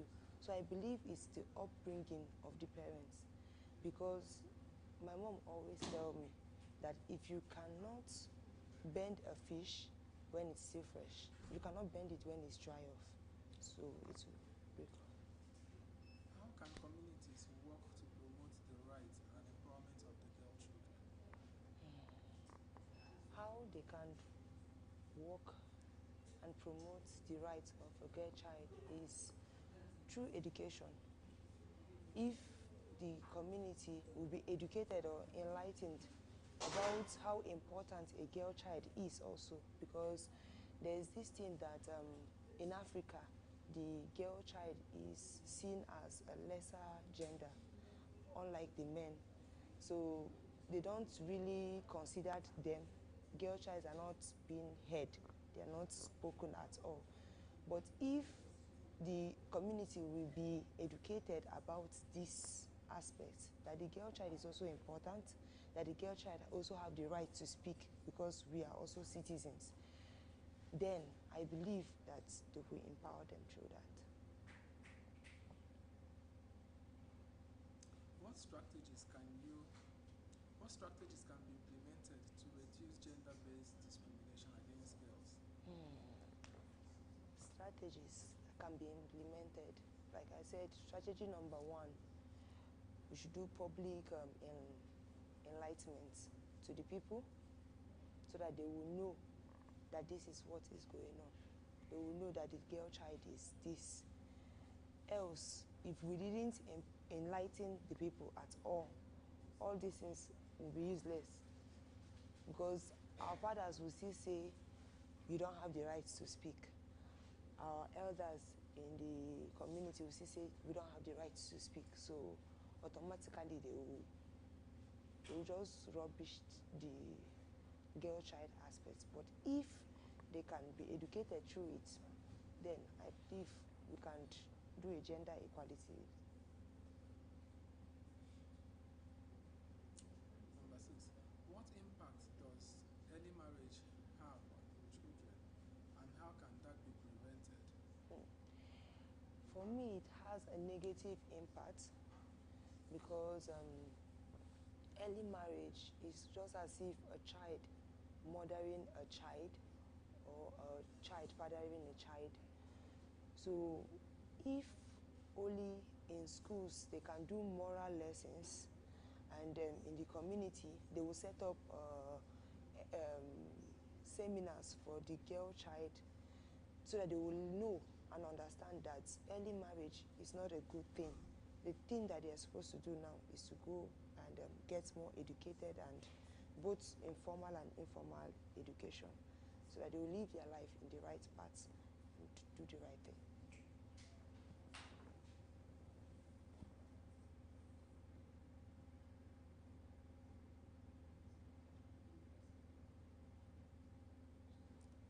How can society address the girl child trafficking and exploitation? How can they do with it? By stopping it. We're supposed to stop it. We're supposed to tell ourselves the truth and nothing but the truth. That trafficking humans entirely, it's really bad. Parents are supposed to be aware that if someone calls you, I think I was hearing the news, I was reading an article about it, that if someone calls you from outside country and tell you, bring your child so that I will give him job or her job, make sure that you ask the person what kind of job you want to give my child. Before you send the child, make a proper inquiry. So if you can make a proper inquiry, I believe the aspect of trafficking of children would reduce. Okay. Thank you very much. Thank you. Hold on. Okay.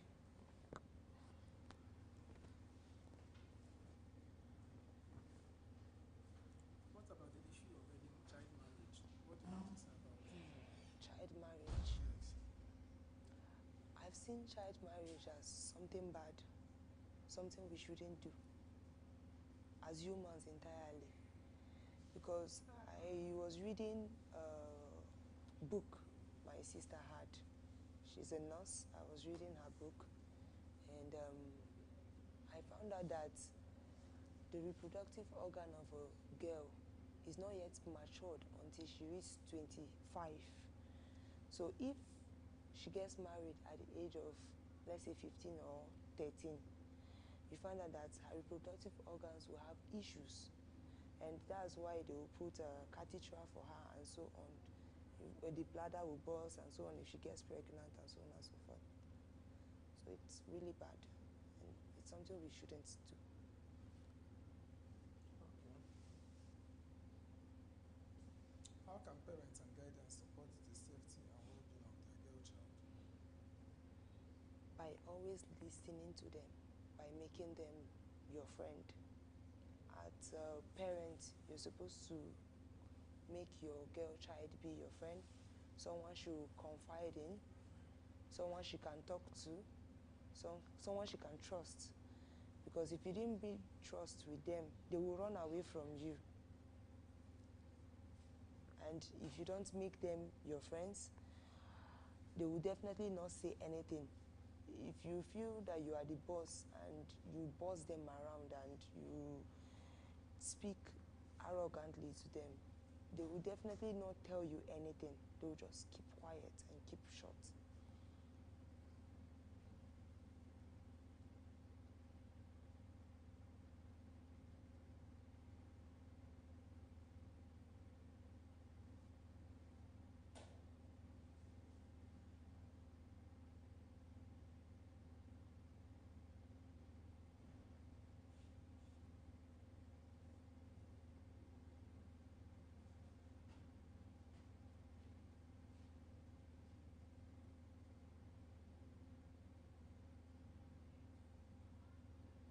How can society address the issue of girl child trafficking? Okay? They can address that by them understanding that human trafficking is very bad. Probably they should be given a video or something to watch so that it will explain really what that trafficking is all about and how dangerous it can be to the life of girls and to the life of children entirely. Because if you traffic someone and then the person goes out and he or she is being persecuted or something like that, go into suffering and so on, you find out that that person will be traumatized even if he comes back to the country. And it will be a very bad and difficult thing. In what ways can boys and men get involved in this advocacy work? Sir? In what ways can boys and men get involved in the advocacy work? Okay. Boys and men. I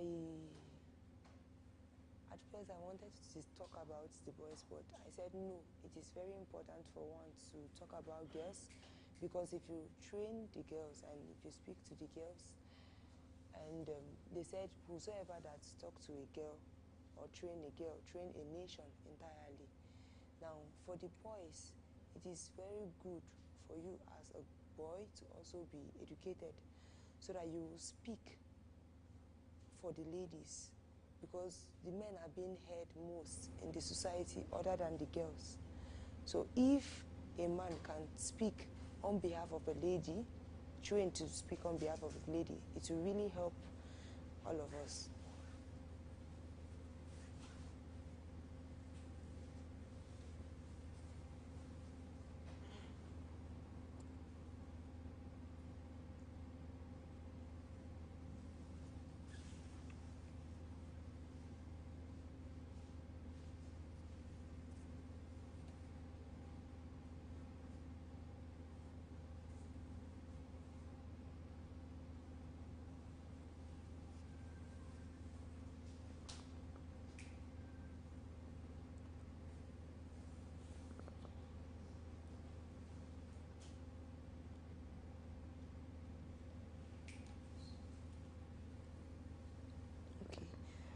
And I was telling my students today that as a lady, you have power.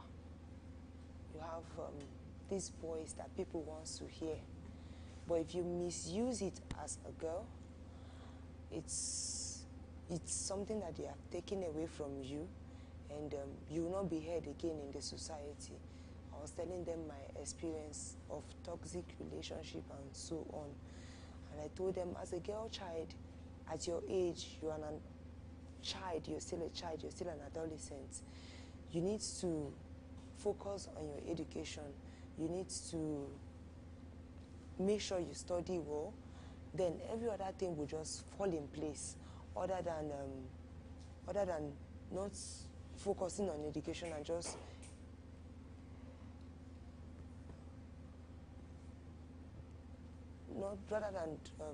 not focusing on your education and just going astray.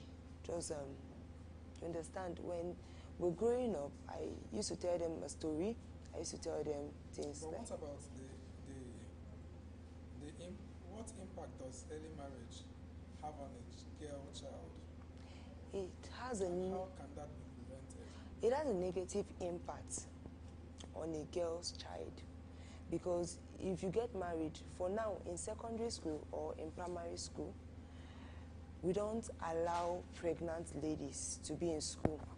Now take for instance, let's imagine that you got pregnant and you drop out of school.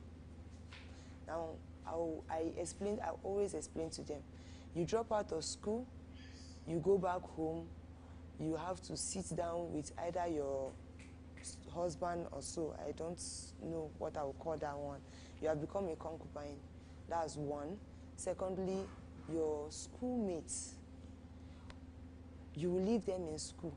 You will see them every morning passing by in school to go to school, and then you're at home with your pregnancy.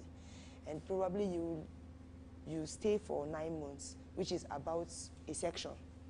9 months is about a section, and you not go to school. So that means if you're in SS3, you have to come back again and start from SS3 first term. Then the ones that are in SS2 will come and meet you in SS3. That's if we allow you to come. But if we do not allow you, that means you need to take care of the child after birth, and which is 2 years again. You understand?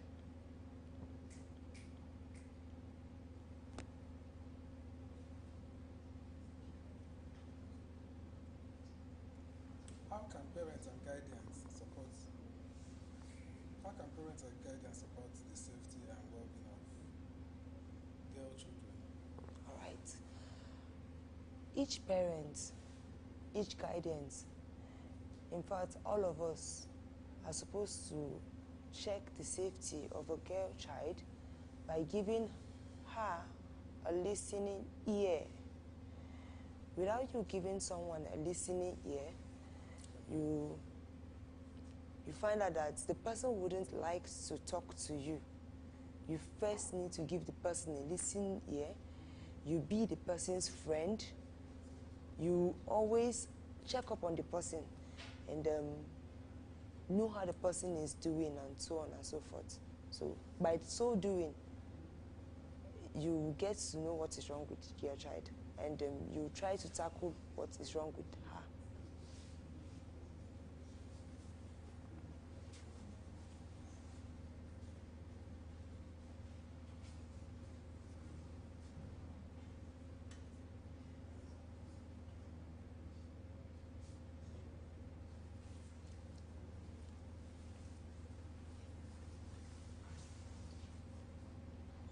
Now, let's imagine your sister, or probably my sister.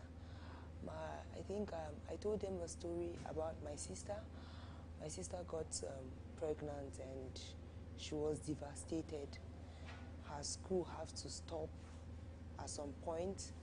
She doesn't have a lot of opportunities again, like us that are not pregnant. So it's really frustrated her and she was devastated and so on. It became something that my mom had issue with and so on and so forth. And if only she listened, or probably if only my mom could listen to her as of when she was talking, at least all these things wouldn't have happened to her.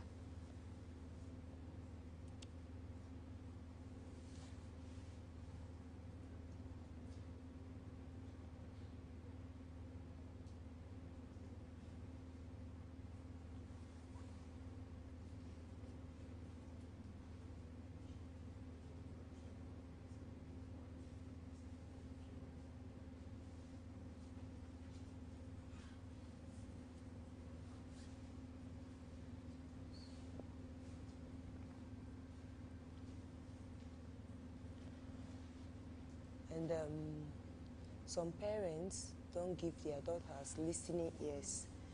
They just allow their daughters to just do whatever they want to do, when they want to do it, and how they want to do it.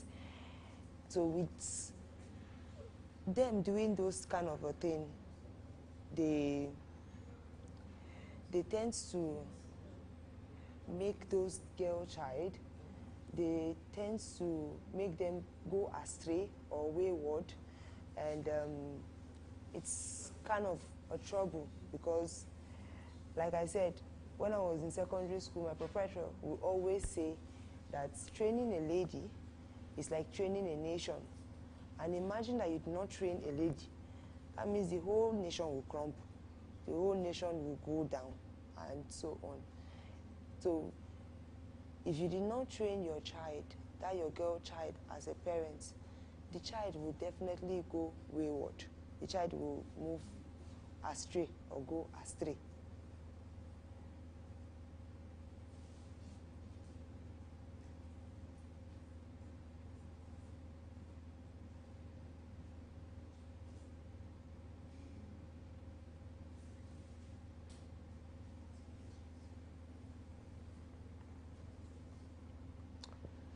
And then I wanted to really discuss about abstinence in the girl's child.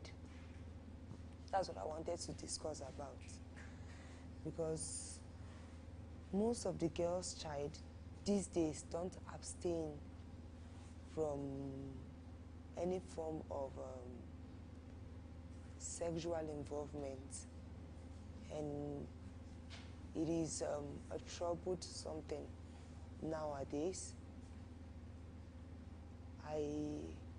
This morning, I talked to them and I was telling them about abstinence, and I told them that if they can only stay off or stay away from men for now, it will be much better for them. And I explained to them, or I gave them illustration. I told them that As they are coming up now, as they are seeing themselves as if they have grown or they have reached to a level, I told them that men will come around to their place. Why? Because they are beautiful, because they are healthy, they still don't know men like that. So men will definitely come around. So I told them some will come with cars, shower them with love and gifts and attention. And I told them every woman really loves attention. And for that reason alone, they will feel maybe the guy loves them. But at this stage, that is not what they're supposed to be thinking about.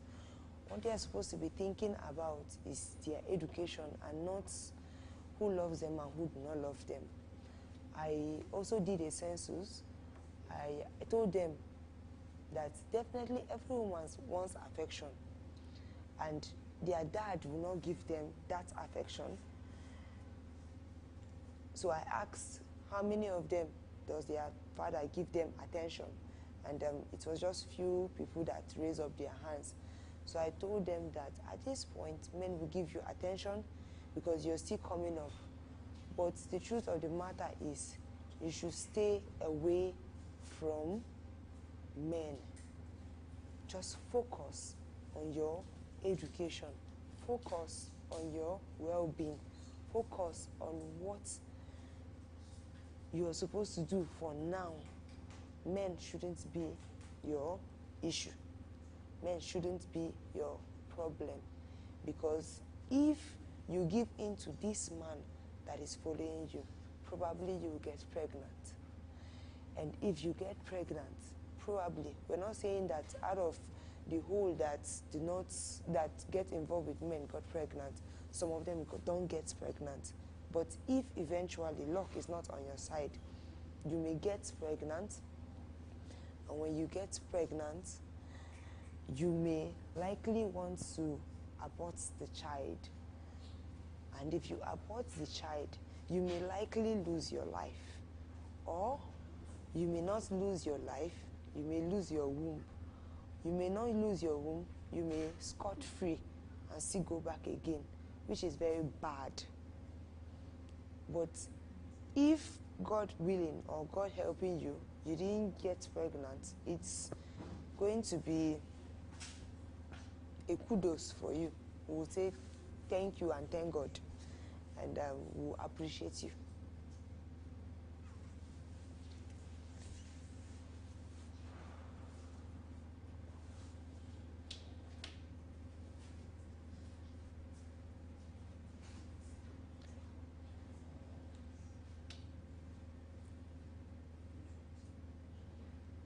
The issue of girl child is one of the issues that you cannot lay down. So far, what have you done in that area? So far, so good. I have been organizing school seminars for the girls mostly because I'm a teacher. So I organize school seminars and teach them about the effects of prostitution, the effects of unwanted pregnancy, the effects of starting a relationship now. And I've also been, anytime I go to the class, and I think after this day's lecture or after the day's topic, I still sit down in the class and still advise them again on what to do and what not to do. Yes, because So far, how has the response, how has it been? well, for me, I would say it has been a success because out of 100%, at least out of 100%, 80 are responding nice and good. 80 are trying so hard and so well to be these prestigious ladies. I used to call them ladies with dignity. If you want to become a lady, you need to have dignity and be prestigious. So far so good. At least I've been able to help them in that aspect.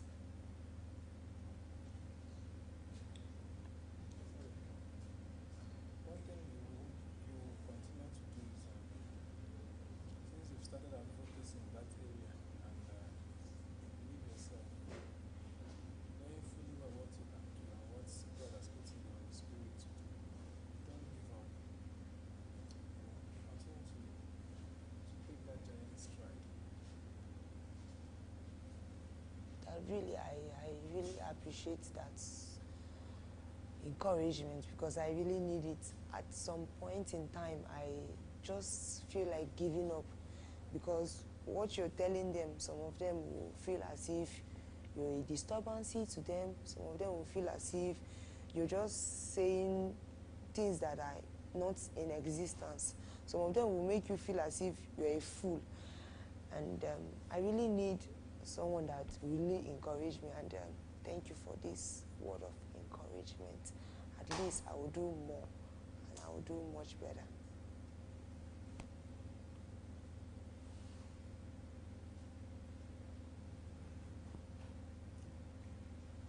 So the outreach that you're planning, when are you looking at? This is really a nice question. I'm supposed to start it this year, but because of funds and other little obstacles that came my way, I couldn't do all those things.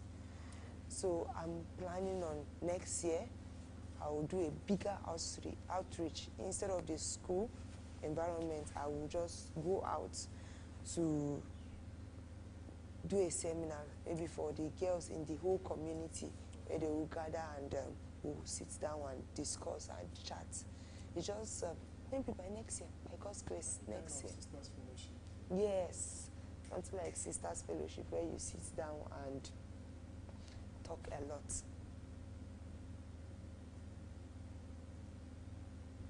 Why is it that you gave me the notice of this outreach very short? You said? Why your notice very short? Notice very short.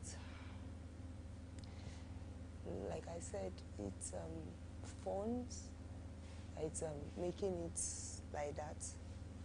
And although I had it in mind to start doing it before, it's just that I needed someone that would give me the push, and I had the push.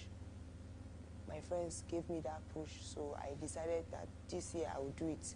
But because of the funds, I couldn't do it. So by next year, by God's grace, I will really do it.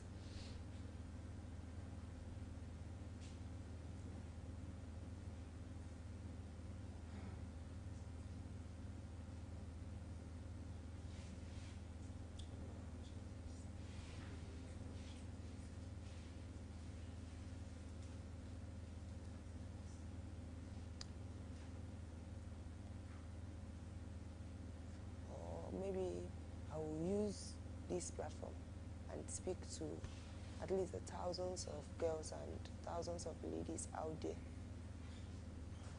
on how to be a prestigious woman, how to be a woman with dignity.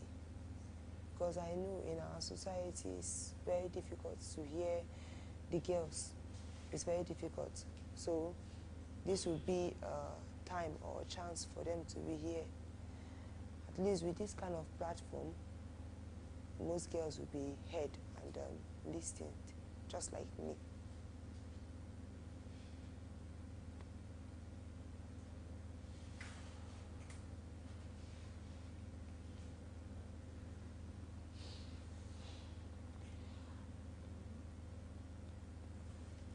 So, how does it make you feel now?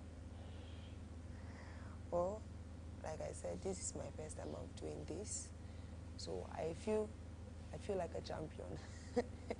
at least a lady out there will hear what I said, or they will hear me, even if I didn't speak much about it, even if I didn't feel I didn't speak much about what I'm supposed to speak about.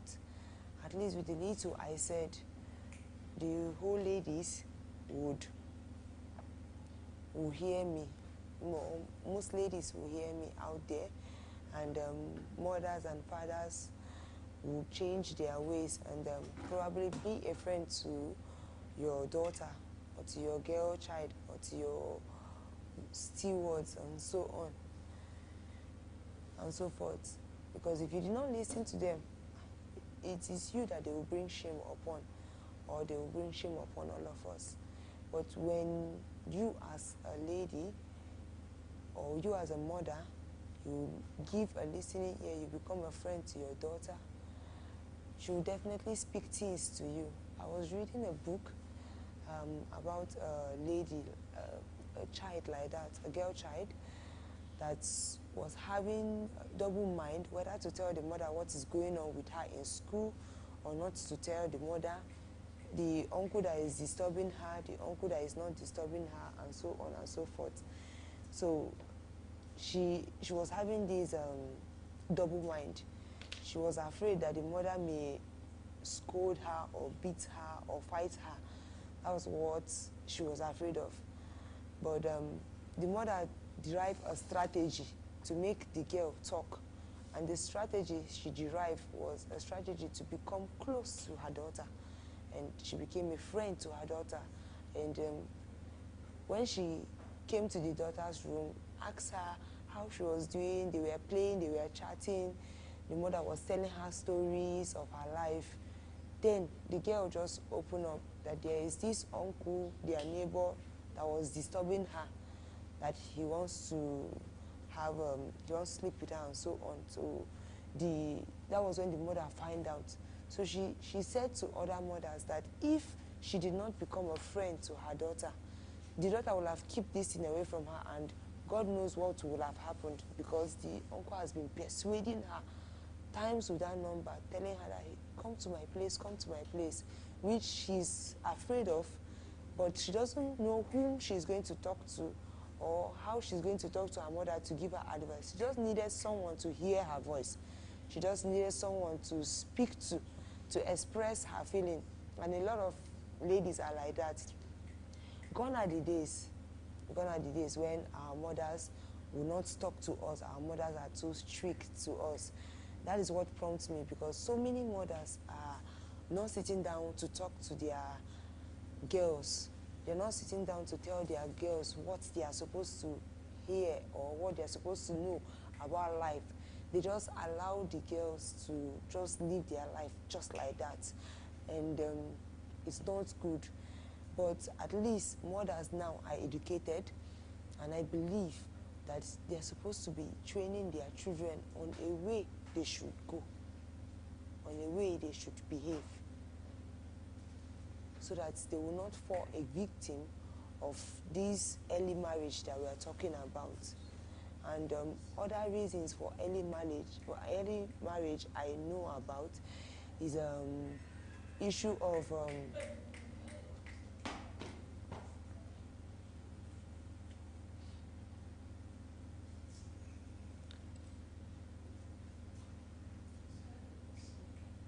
is about the issue of religion and so on. So the religious leaders also should help tell their followers that early marriage is really bad. Early marriage is not good at all. Like I said, all the ladies, all the girls and so on and so forth, they'll push them into marriage. Some people it's because of money, but most people it's because of religion. They will push their daughters to marry someone they are not supposed to marry, and so on and so forth. And it's really, really bad, and the thing is just bad.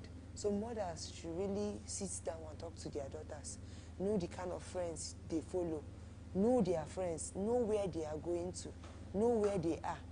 Up to date, or if not for the fact that I lost my mom recently, up to the day she was still alive, she always called to find out that, where are you? What are you doing? What are you doing in this place? What are you doing in that place? Go home. Is it not late? Up to today. Those are checking up on your girl child to know the kind of, to know her life. Some mothers are supposed to call their daughter, where are you? Time, it is late, come back home.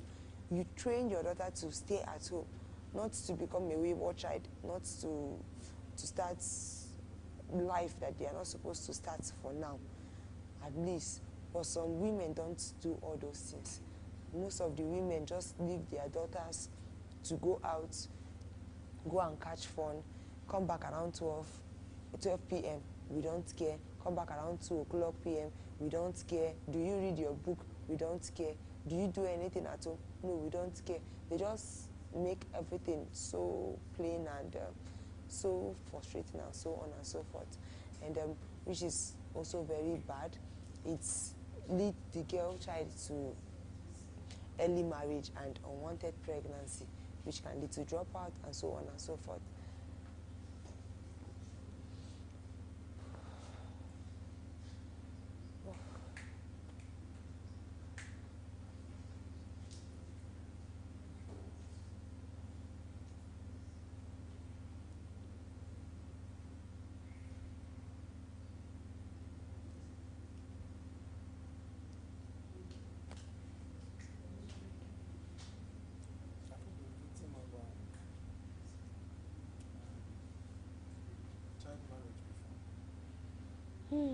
A victim? No. I am not a victim of child marriage.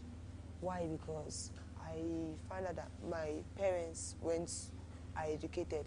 They are really, really educated. My mom goes to high institution. Even at their old level, she went to high institution. So it is, she will not even allow you. Even, I think, till I reached 25, she said no to marriage. She said, you are still too small to get married. You are still too small to do this and do that. But I'm not a victim. I've not really, really encountered early marriage before. And I would not wish that my child would encounter early marriage. So thank you for this privilege to really talk about girl child. And to all the girls out there, I pray that you be of good behavior and good morals. Thank you.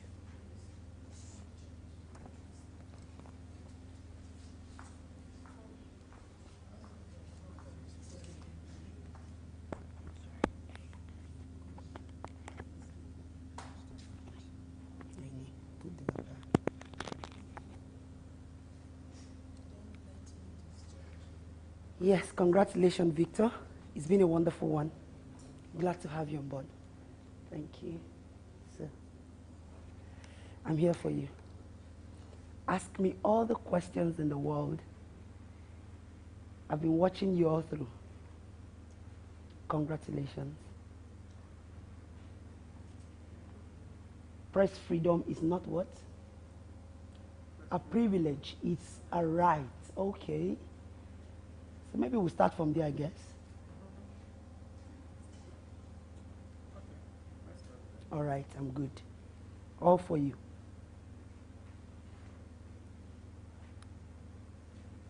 So what do you think about this? Well, first of all, let me first tell you that, Victor, I'm very proud of you. I have watched you these few days, and it's kind of making me feel like, okay, we should have had you earlier than this. But I'm very excited that you eventually took up this challenge, and then you have put people like us on the spotlight today, journalists. We will now be able to speak further to let the world know that, yes, press freedom is not a privilege, but is our right.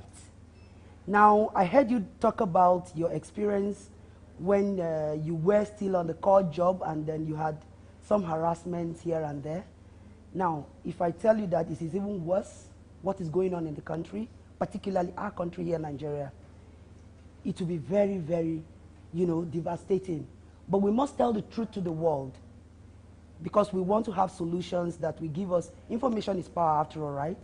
So for us to have information and then free information flow, we must have a free press. So this is just the bottom line of what you're doing to give us that freedom for which we yearn for. So we're really very, very happy that this is happening. And we wish we could keep coming in over and over to support you, to ensure that this victory, like your name is, would come to us, journalists, so that we're liberated.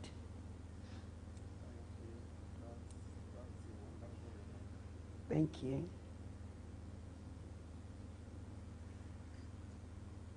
So I Go ahead. Do you think the press is free? Big one.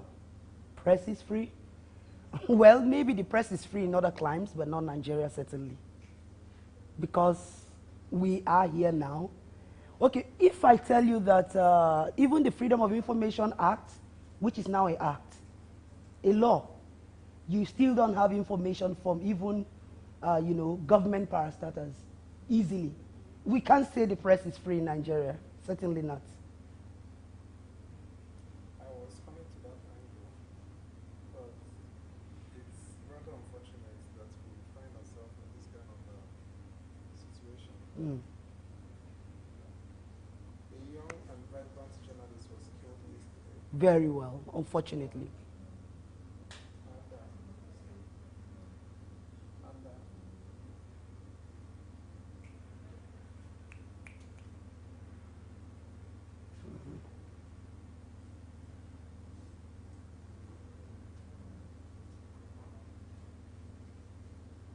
May her soul rest in peace, certainly. It was very, very unfortunate, and a saddened one at that. While you were here struggling to put us on the limelight, one other very ugly incident still occurred yesterday again. I would say in the line of duty, unfortunately.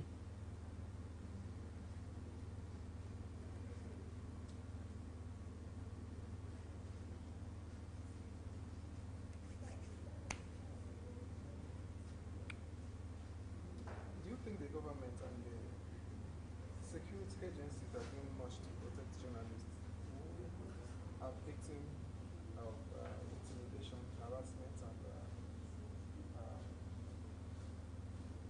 facing these challenges? You see, I think you were here most of the time, but keeping tabs is what's happening out there. I will start with the most recent. Now, they would have saved the life of this young lady yesterday to ensure that we still continue to have a voice to, speak for the voiceless. It was an institution of government that turned her down, perhaps, we are not God. So we don't know her end. But we may have prolonged her life if they had attended to her. So we can't say that they are responsive to our plight enough to ensure that journalists continue to do their job of even informing the populace. So certainly not.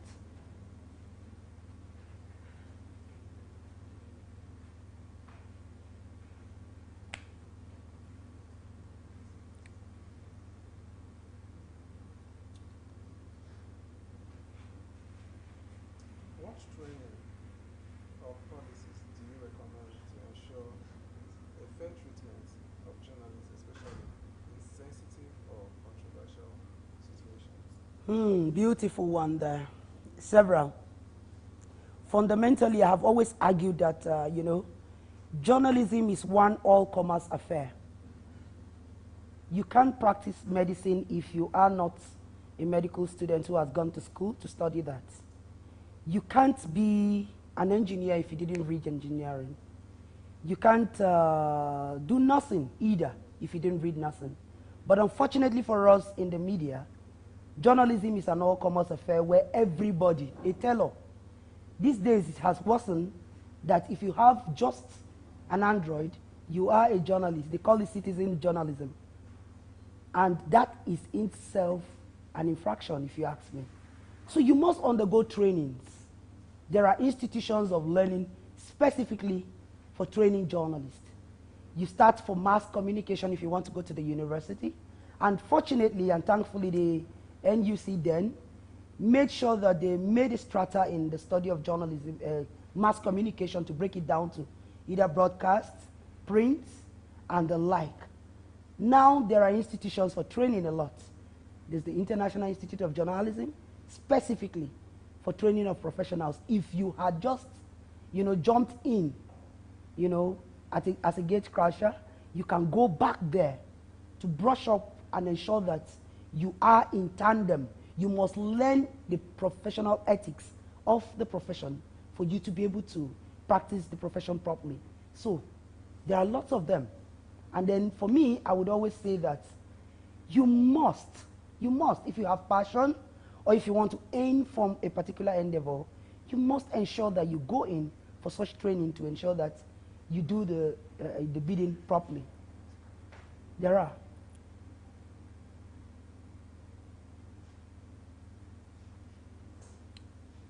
I would say that journalists in the FCT, I know that harassment is to an extent it has become a norm. But I think journalists in the FCT are not really getting the needed attention. I was telling somebody yesterday, how can journalists go to a government institution and send out invitations for journalists to come for press? Then upon arrival, you still harass them, show ID card, show this, show that. After doing that, you will keep all of them standing. Then the most junior staff in your office will still sit and be commanding them. Very well. That's, we'll no longer tolerate that. Any journalist attending press briefing, if there is no chair for you to sit, leave immediately. Sure. Leave. And if you're fine in such institutions, you'll be made to pay, because people cannot treat you or respect you more than you respect yourself. Very well. In all we're trying to achieve, we also have a key role to play. We have roles to play. Sure. Individually.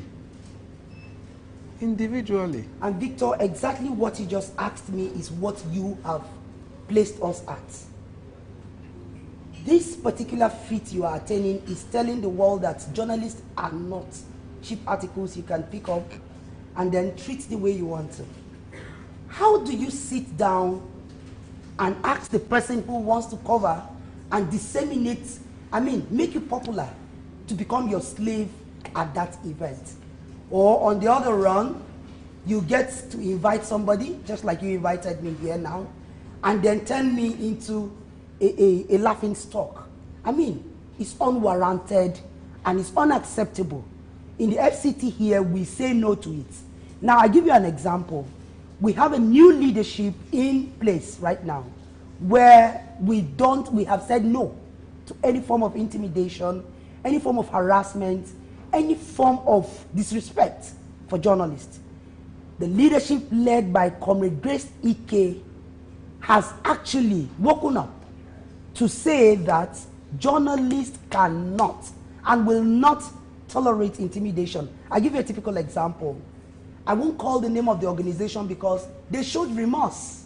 We brought them down to, would I say, their knees to ensure that they apologized, and not only apologized, promised and made such a journalist a brand ambassador for that agency, because she, better than any other person, could tell the story of such organization in the area of harassment of journalists. So, Victor, I agree with you.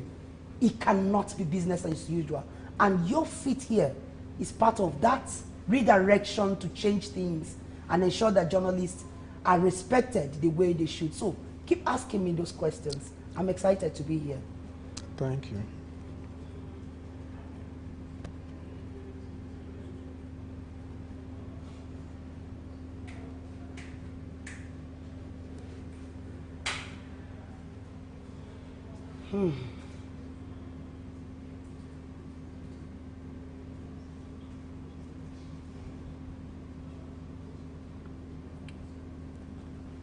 I don't know what is wrong with my tab.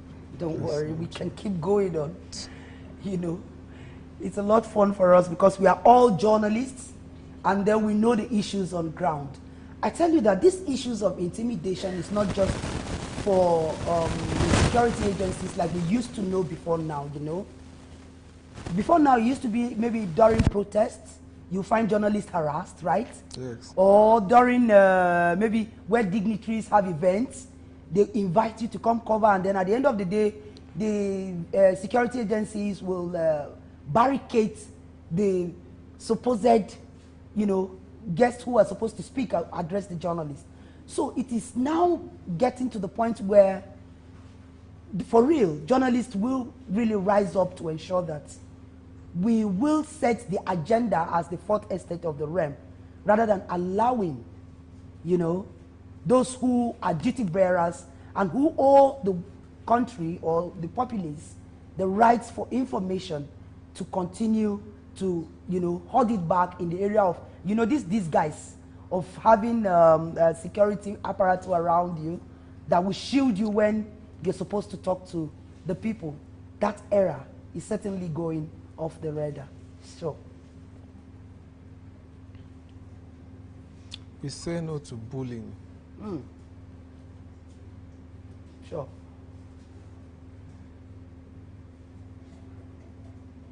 We've lost so many people already, and we cannot continue like that.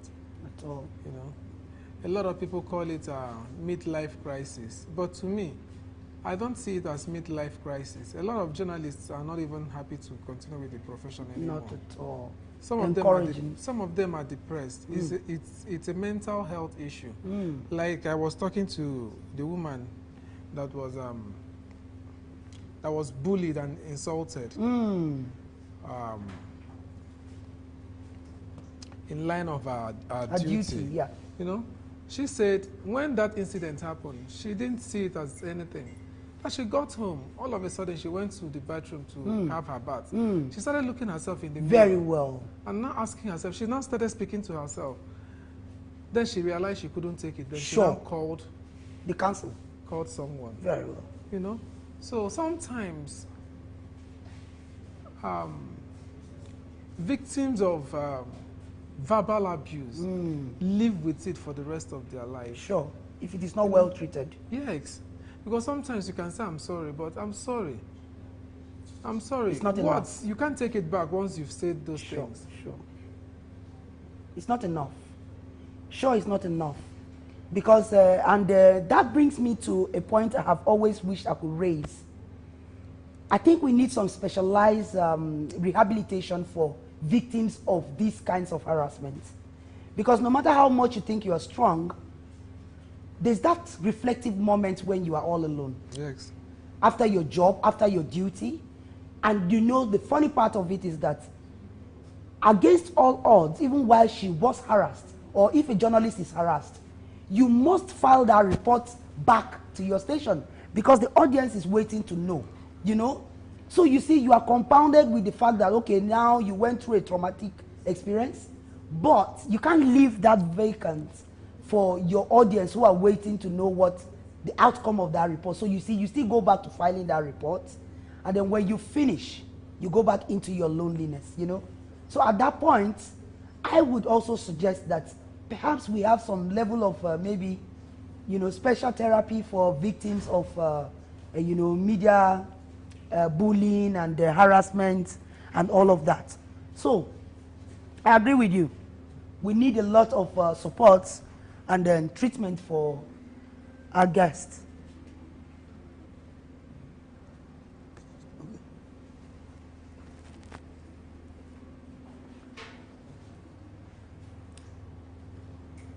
While you take a sip, I think we can continue talking, right? Yes. Well done. This is great. You're doing us very proud, Victor, I tell you. This is just the phase one of the campaign. Sure. I see your energy is something else. It's not stopping anytime soon till we get the needed response. Bravo. Bravo. And we'll always be here with you. We would always be here with you.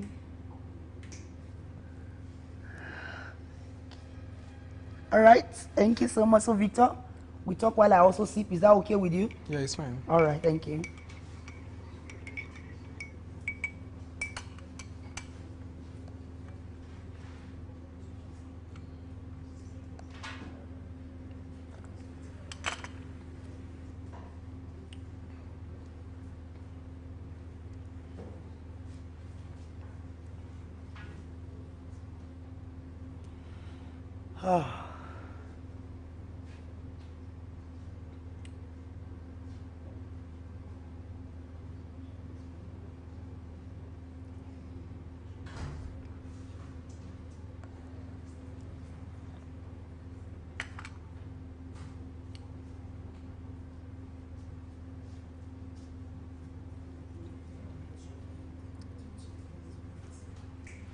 Okay.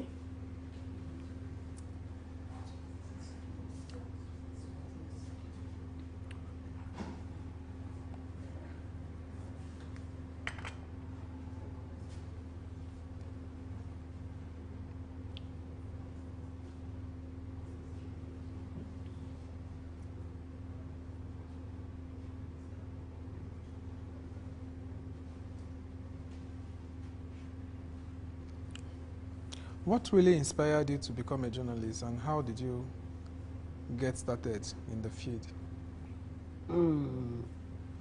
Nice one. Incidentally, I've never been asked this question until today, so it's going to be a mixed bag. What inspired me? First, I would say passion. Passion. Because if it's being lucrative, I started reading law, you know. But along the line, while I realized that there's something burning in me to speak for the masses, I used to think the law profession was where I could actually seek justice for those who are, you know, unjustly treated, or speak for the voiceless and all of that. At the point, I got a little bit not satisfied with that. So in the quest to really get this done, I sought information. You see, information power. I got to understand that there's an institute here in Abuja, because I was reading law at the University of Abuja, very young and innocent, so to speak. But the quest to speak for the voiceless drove me straight to the International Institute of Journalism. And there, I discovered, in fact, it will surprise you to hear that I started practicing while I was still studying. You know, that this profession allows for that. Yeah. Especially that I had a background in law, which I didn't end, but now decided to go for my passion, which is, you know, an avenue where I can actually speak for the voiceless. So I read journalism and then started with a community newspaper. I started reporting, and it really fascinated me, and I'm like, whoa, this is where I should be. And from there, today is history. I've done broadcasts, I've done print, and now in the digital new media, it's been a roller coaster, but very interesting. And I'm not stopping at any time. Not with this feat you have attained for me, to make me proud as a journalist. Honestly, Victor, I choose this over and over again as a profession. Yeah. Thank you.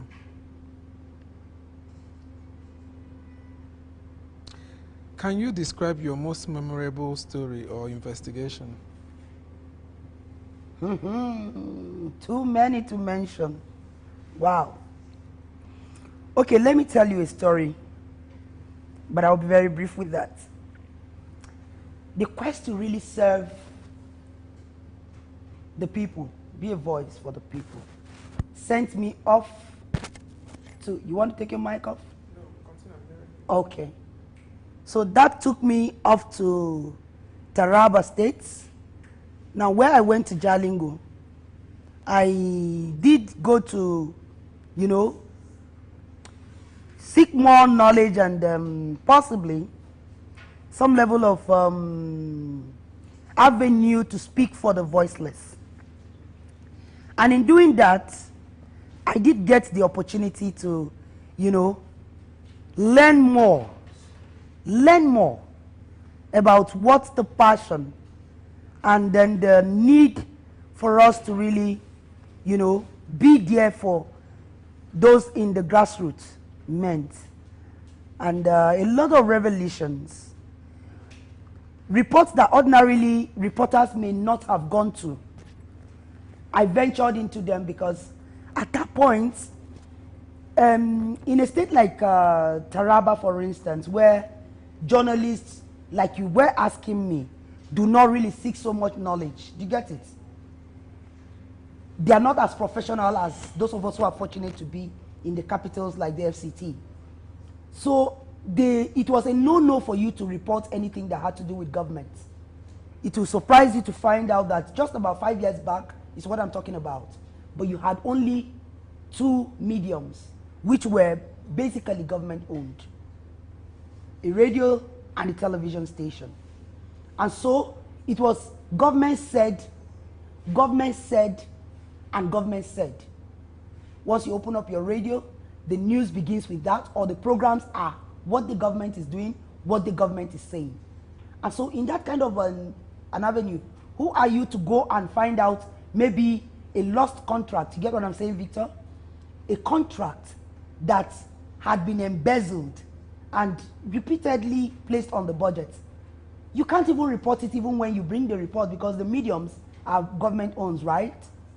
Now, when I got there was what even motivated me to start an online platform. And this online platform now gave me the leverage to be able to report things that are not of government. And I started digging deep. And before you know it, a lot of people took interest, young stars now, who are not yet trained, you get it? And then they began to, Victor, began to also, you know, do this citizens journalism. And that is how, even though I came back again to gain more knowledge, I didn't leave them behind entirely. So a lot of investigations now probed up. People can ask questions. Ah, this bad road. Oh, this hospital that is dilapidated. Ah, this one. And so that's how I got into it, Victor. All right.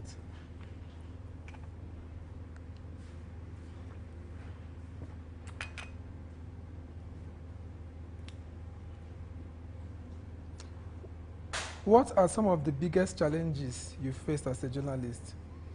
Big one there. Biggest challenges?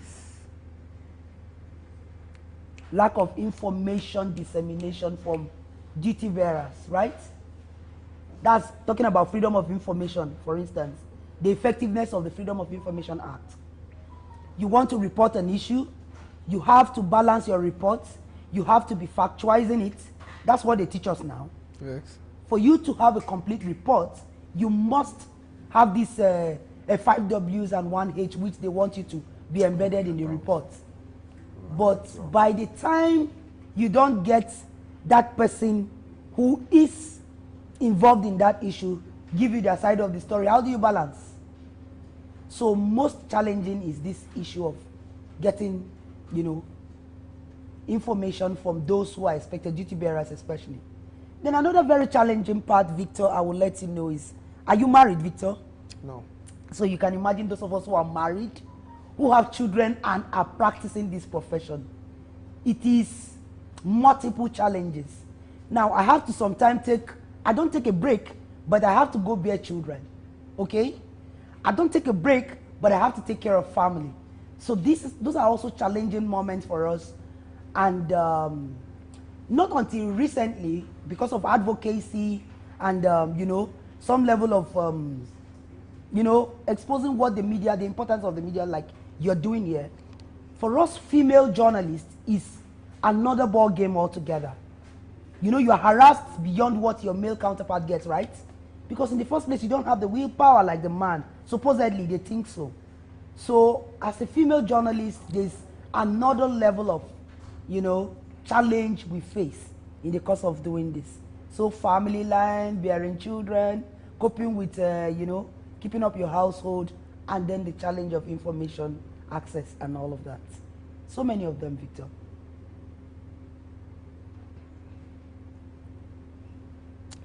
Going forward, what will be your recommendation to the government? Government? Yes. Don't ask me government alone, Victor, because I have a recommendation for the world. You see, journalism is a job, it's a humanitarian job, right? So, for me, I would recommend first and foremost to the community. Community members should be able to support a journalist wherever they find one, because you don't work without information. So if they get tips and give you, it can give you a lead to an investigation. That's for the community members. Then, for duty bearers, I don't just call them government, because do you know there are private sector owners who have a lot to tell the media, the world, and it's usually through the media, isn't it? The big businessmen, I don't want to mention their names here, you know, but they also require to tell the people what they do. They owe the duty because you patronize them, so they owe you that duty. So for core governments, I need to tell the government, honestly, that we are in the 21st century. So it's gone beyond the fact that you want to sit down and then carry security to, you know, protect yourself and then make it look as if even the journalists cannot access you. After all, who voted you in the masses, right?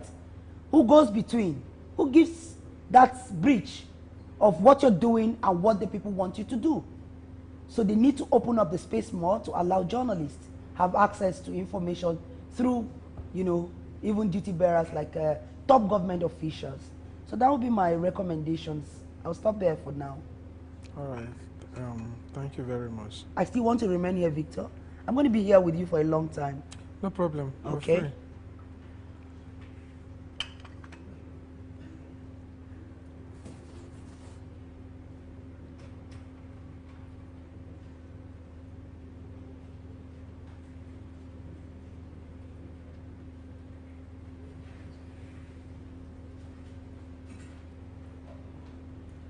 But I didn't tell you this part of me, Victor. Okay. Let me share with you that for me now, I am seeing journalism beyond just the case of maybe writing just a story or a byline and then you are comfortable. There's this aspect of journalism that is also humanitarian, like what you have ventured into, right? You're putting us on the spotlight to ensure that the world sees the value and then begin to see that journalists need to be respected. So I would like to tell my colleagues who have not considered ventures like what you eventually picked up on one, to begin to think of more of these ideas that we will be able to bring up and then again support each other to ensure that we get these dreams, place our profession in the spotlight, letting the world know that our service is purely humanitarian, Victor. Now, who can pay you for this sacrifice you're making? Nobody. But you have devoted yourself, devoted your energy, and then you're doing this now. So journalism must go beyond just having a byline, writing a story, covering a beat, and all of that. We must begin to think of innovative, very, very challenging strides that should put our profession in a very bright light that others will want to take up. Now, because of my, I won't say at the risk of sounding like I'm bragging, because of my passion and the work I have done in the media, my daughter chose to read mass communication. That has made me very fulfilled. It then means that I am doing something positive that has actually made, I didn't influence that. She wants to read law as well.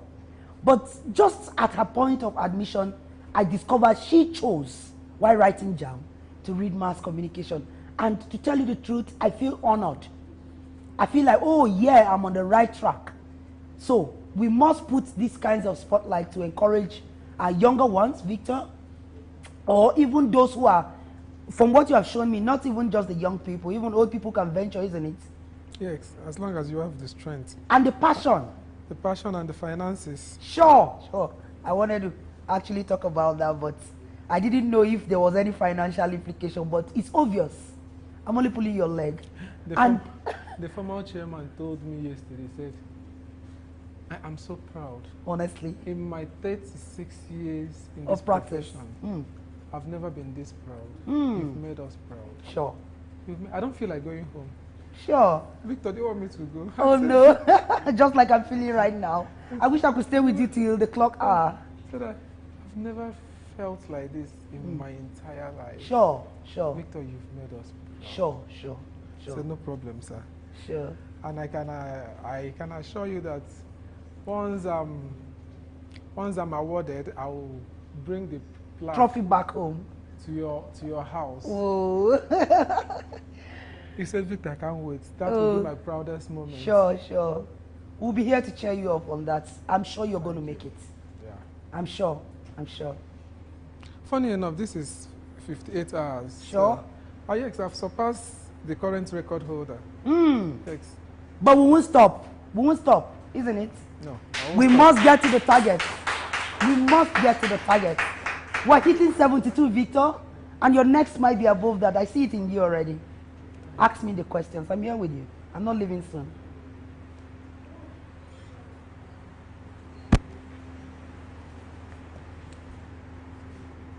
We're proud of you, Victor. Thank you.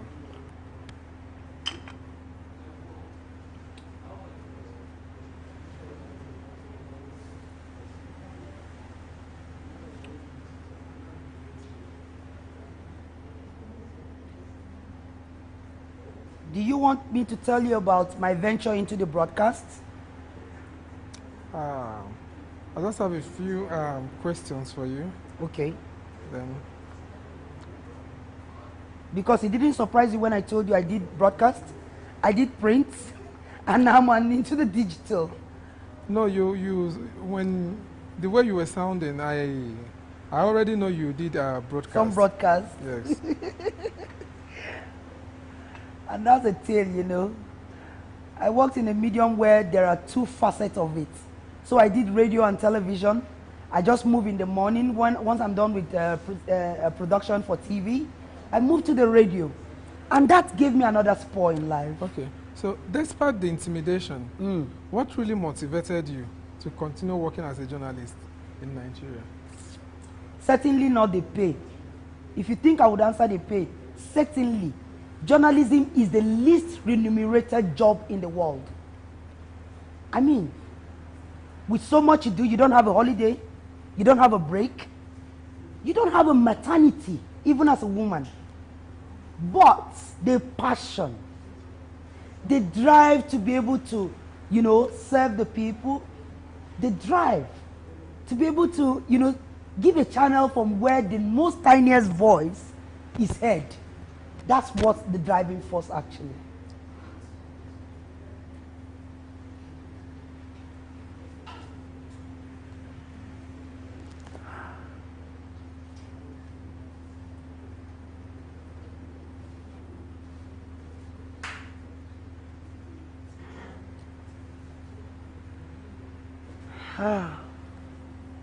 What role do you think fact checking and verification play in Nigerian journalism?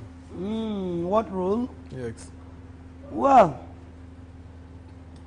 you see, because of the poorly remuneration of this profession, this fact-checking thing, I can't really tell you, is adhered to by our colleagues strictly. This idea of man must work is still an influence. Now you can't go on an hungry stomach. Someone wants to influence your reportage. You keep feeling, you know, I want to drive that passion. I want to keep to the ethics. I want to balance. I want to do the fact check. You get hungry at some point, right? It plays a role, but not very prominent, because, Victor, if you agree with me, even the civil servant is not well paid, and then the journalist, the least. Imagine what the resultant effect will be. Fact-checking plays very minimal role, and then we're still going on, because we can't let go. The passion still drives the profession. Against all odds, I will still appeal that we allow it guide us in the course of doing our job. Very true.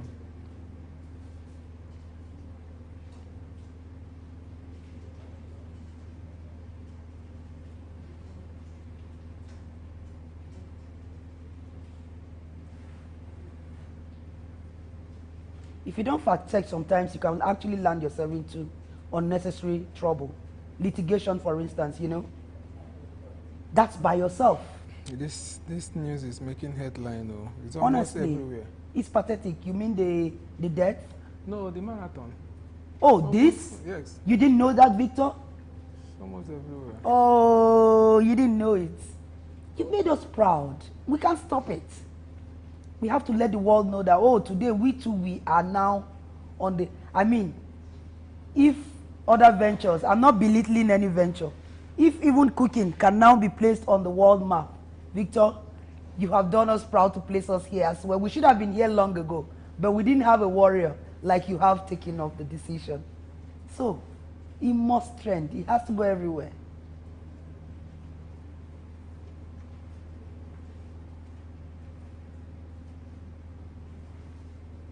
And I'm sure that's your driving force as well. Because when you look out there and then you imagine that the numerous crowd online especially are watching and cheering, you can't read the reactions, or else you would have seen how much we are hoping, we are cheering, you know, go Victor, go Victor. Everyone is all out there and waiting till that clock ticks to that desire you have actually placed the pedestrian. You will make it. You've already made Amen. it already. Thank you. You're welcome.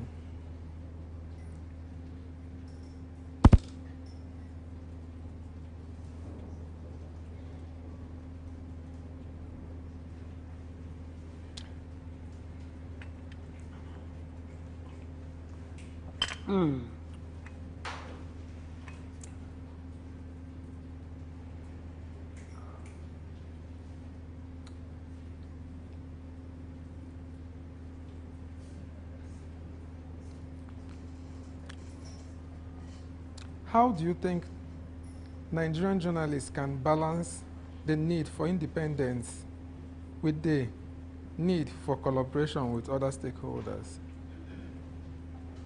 Independence and then stakeholders. How to balance that? Yes. Kai, very dicey. And very soon, this question you just asked me is going to be glaring us in the face again. You know, during election, this question comes up. They need us, and then we also need them. We must look at critical partnerships like it's symbiotic. You must give out something for you to take as well. So it is critical. The partnership it is, but difficult owing to human egoistic impediments, right?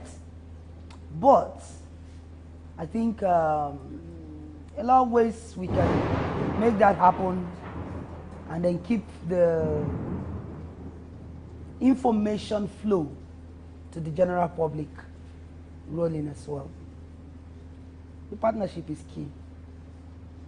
We're getting into campaigns very soon. You see political parties, everyone will be seeking, even though there are rules, that everybody be given fair and just time to make their aspirations or their ideologies known. You know, you must at some point favor some as against others. But with critical partnership like you just asked, we'll certainly have that, you know, conquered, and then it is key and continuum. It is not stopping. We always need the stakeholders, and then they also need us always. We work hand in hand, and together we achieve a brighter society. You want to ask me ad-libbing questions now? I see you cover your part. I'm tired. Very well, but we are here to cheer you, Victor. Don't worry, take 1 second, I am here with you. But let me tell you a story, Victor. I feel like what must have spurred some of us to live in this profession. My boss, who groomed me in this profession, used to say something, but he's of blessed memory. You know, he used to say that he would be proud to see us grow to place this profession on an enviable pedestrian, and then they will sit back, possibly retired. You know, journalism is one profession you don't retire from, right? But you see, sitting back and then watching those you taught how to grow into the job, do you proud. So, this is what we are feeling, and then we continue to support you in every way we can. You see, I didn't have the energy I am getting all of a sudden, talking to you here now. That's me who has not spoken for all this long while like you have done. But as soon as I saw that, I mean, you've hit this hour and you're going, you're willing to go, I am also here. In fact, I am willing to stay till you hit the rock hour if you wish to have me here, honestly. So, Victor, it's a pride. It's a thing of real big pride. And we know that you're going to make it. Tiredness is of the nature that you are human. But determination is your aspiration you have placed to ensure that you place journalism on that global world map of the record. And you are hitting it already, Victor. Ask me your questions.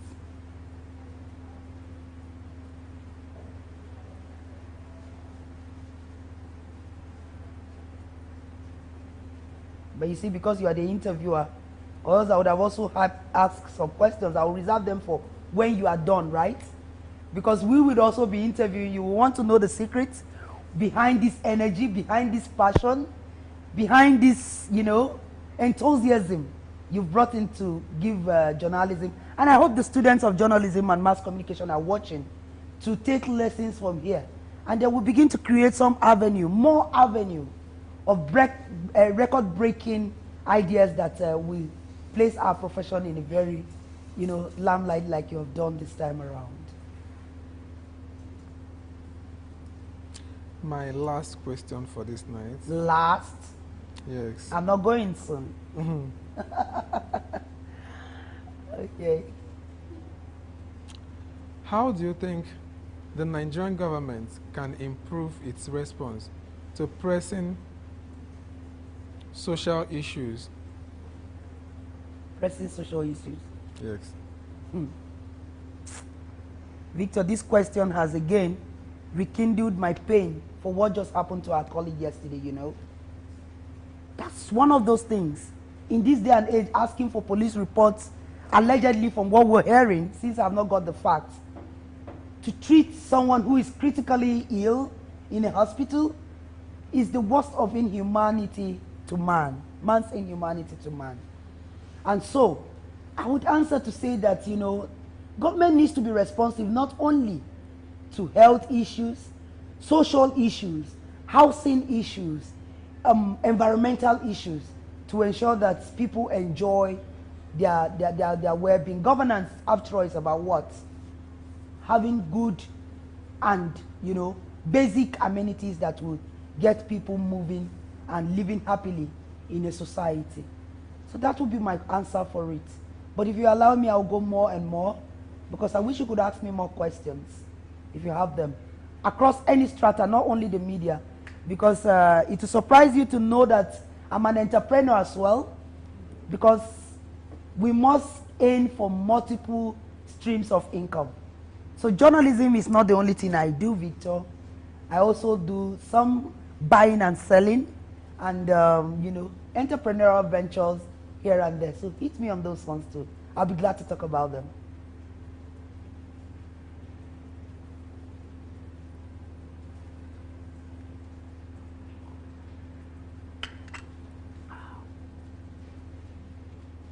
Although it's not easy for a journalist to be an entrepreneur, because how much time do you have to put into the practice and then ensure that you also take good care of those businesses to make them pay?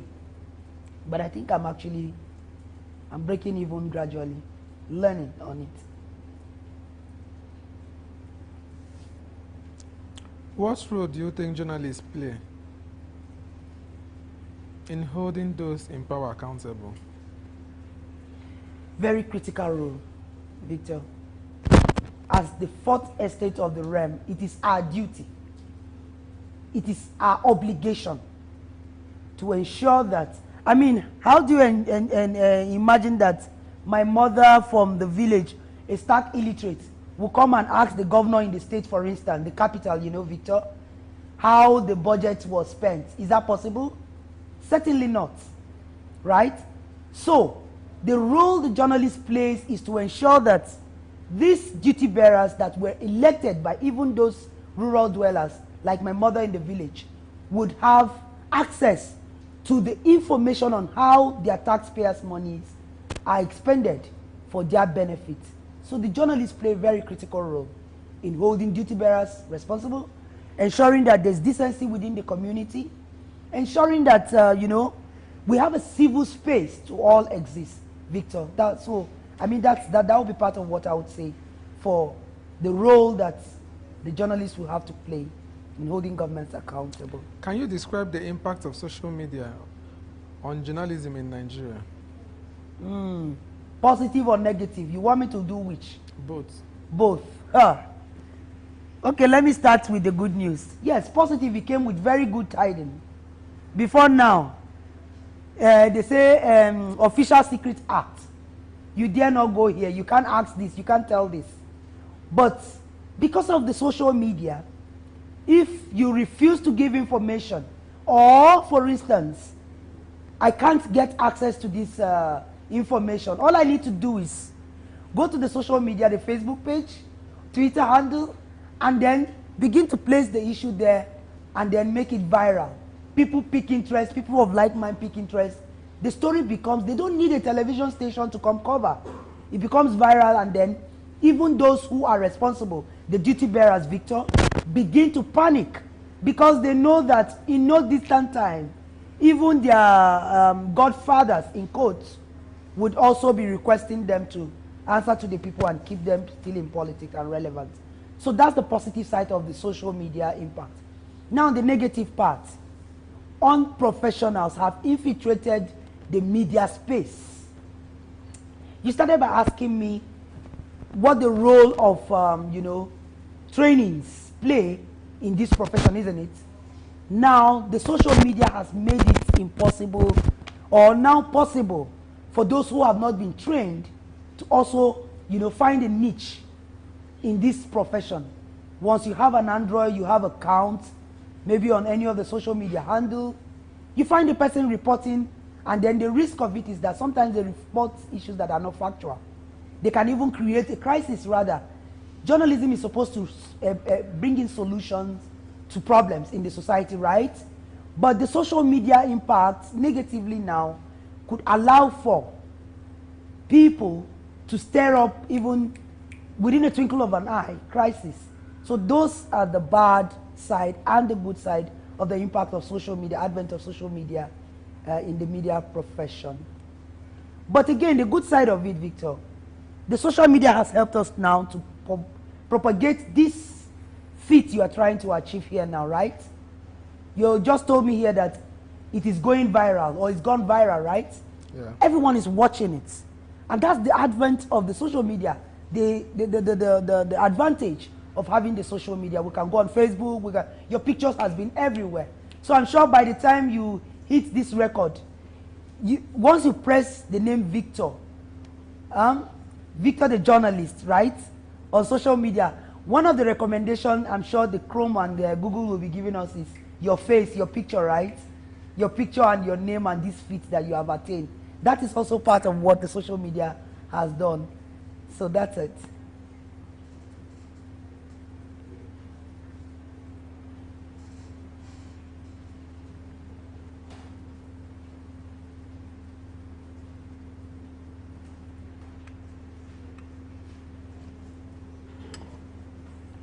Aside that too, there's one point I actually want to also raise about this social media impact in journalism, right? Politicians no longer seek professional aids, media aids. You know what they call data boys? Politicians in Nigeria now have data boys. And the data boys are the press crew.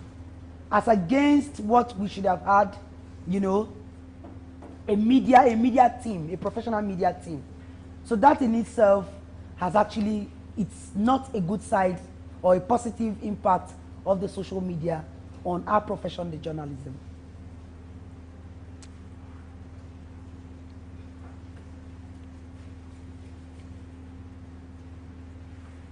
I thought you were also going to ask me about what the impact of the media has also done on this particular feat you're trying to attain, Victor. You recall we had you at a press conference? You recall that, Victor? Yes.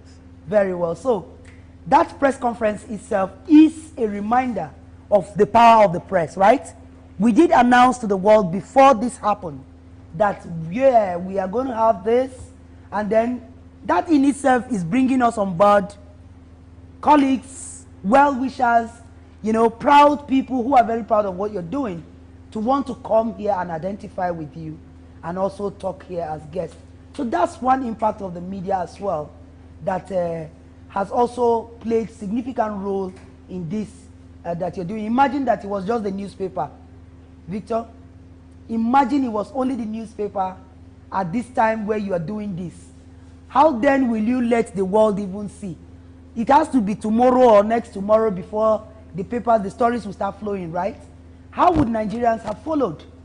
So basically, the social media or the terrestrial media, it has actually helped in so much way, even including this feat you're trying to attain, to put the journalism profession on a very enviable I'm sure by after this, the universities will have a lot of students choosing to read mass communication, journalism, because we want to see a lot of victors emerge after you, isn't it? Sure. So don't get tired and keep the ball rolling till we hit that hour.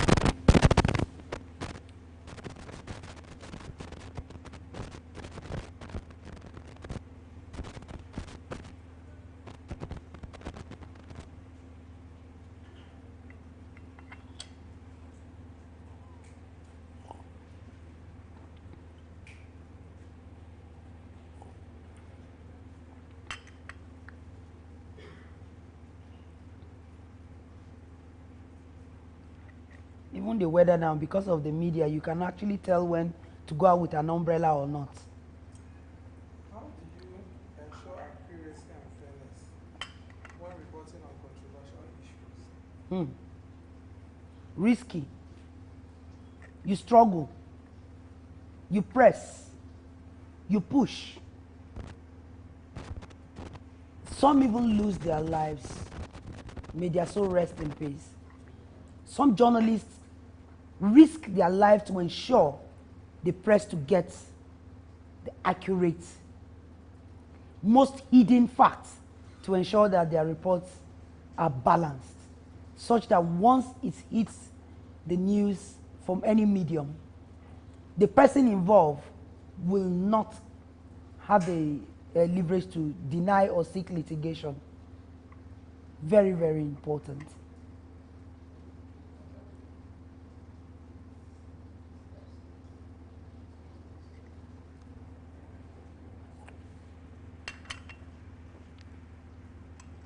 Aha, I've had my coffee and you're still with your cup.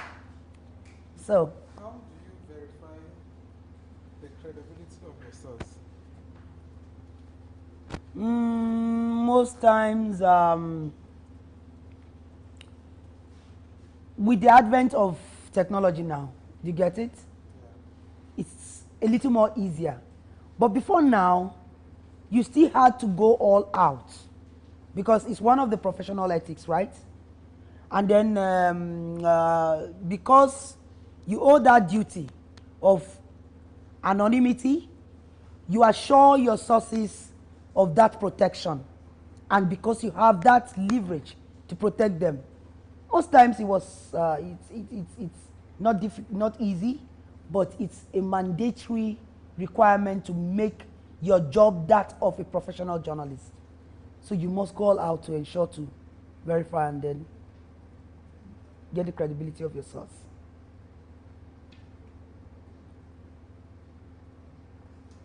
So,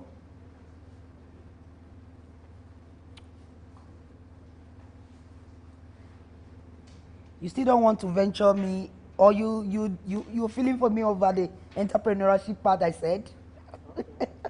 You don't want to ask me questions on that? How do you handle criticism or backlash from the reports? Okay. Pinch of salt. With a pinch of salt. Because some of these criticisms are born out of the fact that you can't please all sides, right? Especially the investigative reporting you did ask me about. There is no offender you unravel their misconduct that would ever accept. Do you get it? Most times it ends till the point where they are caught red-handed. So nobody will really want to bother so much about the criticism in this profession, or else you will not go ahead. I take it clean because I grow in the job. I take it, openly. And I actually take it really openly so that I can also grow on the job. You want me to help you with your mic? What do you want? Please put your mic back so you can hear me when I talk to. Thank you. Okay. You don't want to sit down and talk to me now?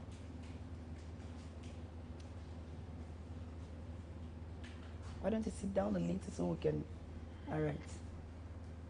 Victor, I want to share with you my entrepreneurial story. Let me take you on that. Okay.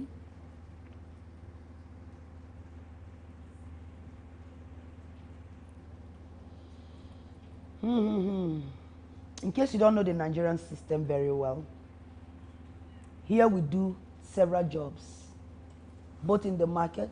Do you know I can sell pepper and wash up the next day, go for my assignment? Yes, you're laughing. That's the truth. Just to make ends meet as well.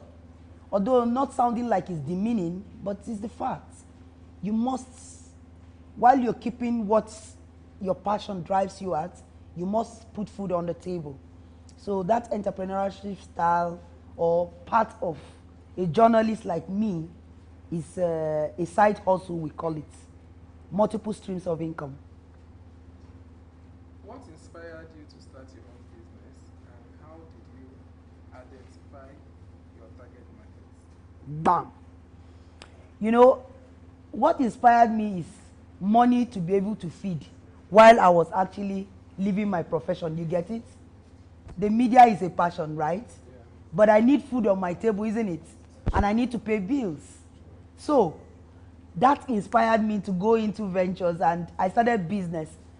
Now the business is how much time do I get to face that business to earn, Victor? It will surprise you to hear in Nigeria, at most of the time the challenge was staffing. Do you get it? Getting people who really buy into your vision and do your bidding, especially when your eyes is behind, is the challenge. Okay? Victor? Yeah. Most of the time I had this challenge of losing my capital. Okay? Now, Victor, in Nigeria here, it is very easy to have people swindle you. Okay? Swindle as in everything, pata pata. They wreck you up. But because you don't give up, you keep investing and then investing and continuing the venture. So what inspired me is actually looking for money to fend. Don't mind me, I ventured into my challenges.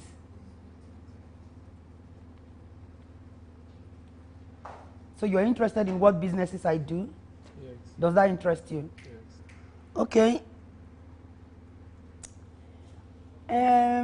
As a venture, go ahead and cool off a little. I have done basically buying and selling of clothes, right? Because I thought that was going to be easier for me in the course of the job. Did you get it, Victor?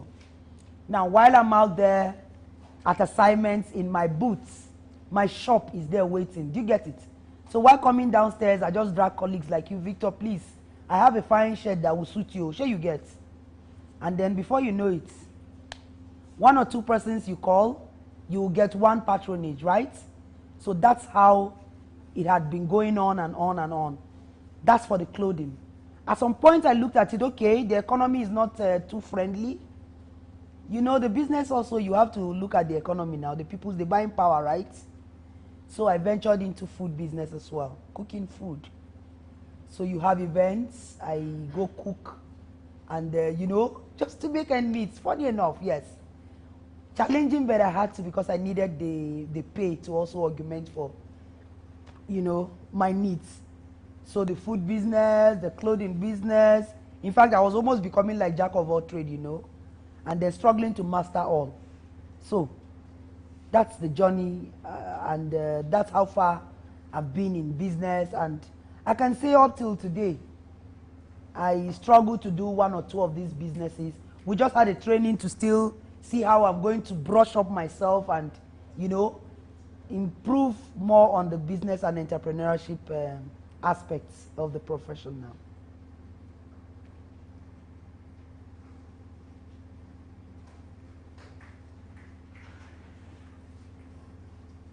So some of the things I would also want to let you know is this.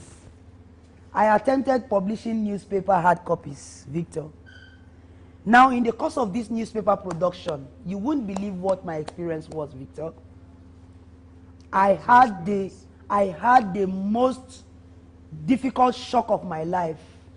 One of the most prominent media aides of the most prominent person in Nigeria gave me an advice that shocked me, Victor. And you know what that was? I went to seek support and patronage for my hard copy newspapers. Okay? Victor, this person told me clean and clear that I should not produce newspaper in hard copies. So where is journalism going without that? Do you get it? Simply because we do not have support or subventions. I don't know of other clients since I've not worked in other parts of the world, like some of you are privileged to have worked, okay?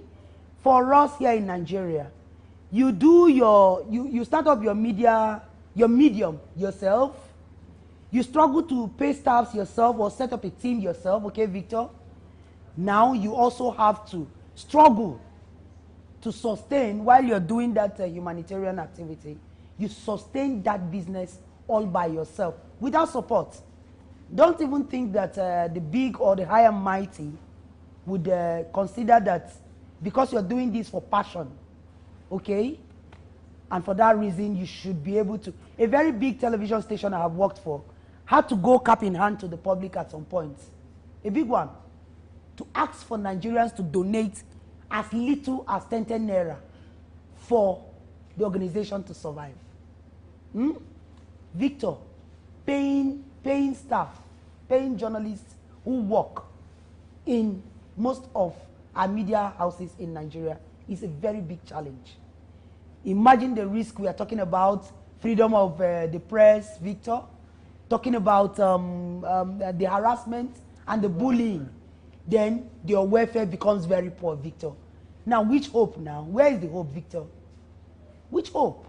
So we are proud of you, Victor, because you are putting us, maybe some people will look at us someday and then say, okay, after this marathon, even the government might say, okay, if a young person can come and achieve this feat, placing journalism this highly prized, let us see if we can improve the welfare of journalists. Isn't it, Victor?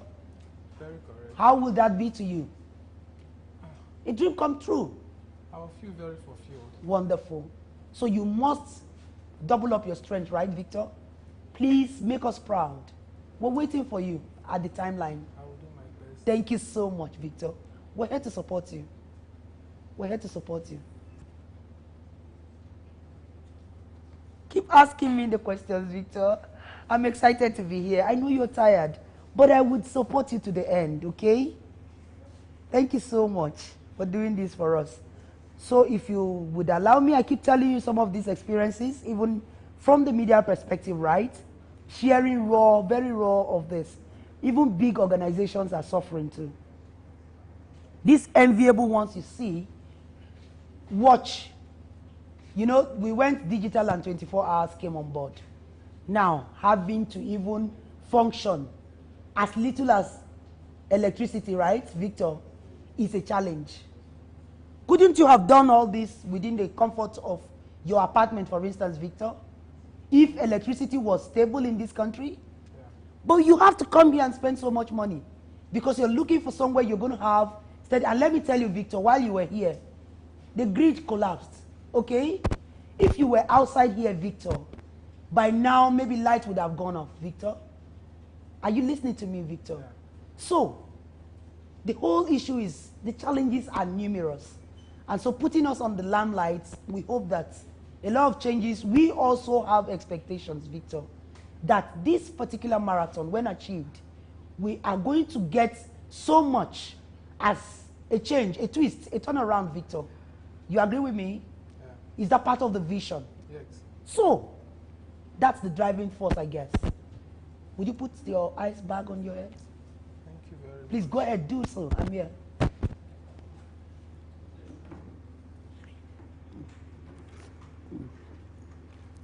Question.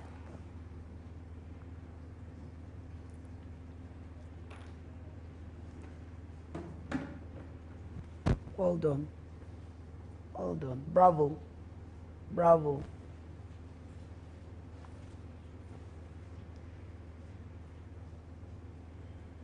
Do I keep sharing the stories or you have questions to ask me? Do you want to ask me more?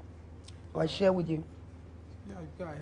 All right, so I could share with you the fact also that we have a very vibrant, but don't go off me. I want you to listen to this, Victor. We have talked about this. You are doing so much so that it has become more like a sport.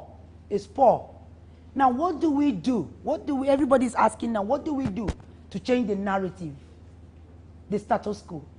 We are no longer comfortable where we are. But remember, we've been here all along, right? We never thought that change should come right now. But that's the whole discussion out there, Victor.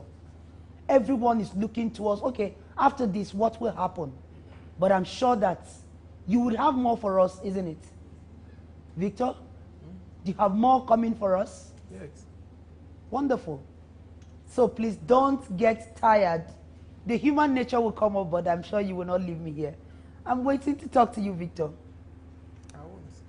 All right, so, Victor, I want to share with you something. Go ahead, please. I am looking towards a situation where you would even encourage a course that will be taken in how much the journalist can be more perseverant in attaining whatever goal. This fits. If we also put this energy, I think we would have more of our reports churn out positive changes around our communities. So maybe you are already thinking, or you would think after this, to do us something. Victor, get us some of these innovative topics that should be taught in our schools, right? So that students can also pick from your experience. Would you lecture after this? You wouldn't? You want to share this experience with students or not? I will at some point. Okay. Yes. At some point, but not too long, I'm sure. No. Because we need to learn and unlearn from this you have done. It is quite, encouraging, and it's giving us this new spirit of, okay, if I had passion for this profession, Victor, your feet has made me add 10 more times it, okay? So, something more bigger. very well. Yeah. I can imagine. So that sleep is just going to be a sleep off, isn't it? Ask me the questions. Tell me more. And then let me talk to you. You guys can ask. Please ask me questions. I'm here for Victor. All right, Victor. Let me tell you another story. Don't go out yet.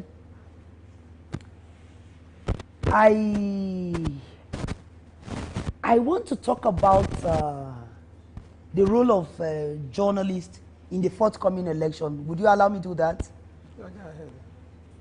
Okay, so there's a lot of divide. Unfortunately, some of our colleagues started having sympathies for certain political parties or wanting to have affiliation. I said sympathy, I use my word modestly. But it now became like he who pays the piper. You know what that means and what that will cost to our profession. The politics is really, Victor, politics is actually struggling to make our profession become a laughing stock. And once politicians make us a laughing stock, more of the bullying will come, isn't it? Victor? Yes. More of the attacks on journalists. More of the I don't know. It will no longer be good for us. So I think I would use this medium to also express my, concern for how journalists would cope covering the election that is forthcoming again. If we can, let's leave apathy. Let us not have any sympathy other than the fact that we have passion, Victor, to attain, a society that is civil, right? Victor, let's have a society civil, and we can only do that when we put our hands together, isn't it? And then doing so, it means that, like you have passion and then you are doing this to put us, to that enviable position. It is also good that our colleagues out there would also put in their own passion to ensure that they do not forsake us, right, Victor? Hello, Victor? So that they do not put us to any disrepute. So I want to talk about more of the electoral, I don't know how we're going to term it. I'm sure you have the questions to ask me about journalists and electoral, electoral, I don't know how to put it, but I want to talk about something around that area. Since you are, here, you would ask me questions in that light, Victor? Very well, very well. Thank you. Okay.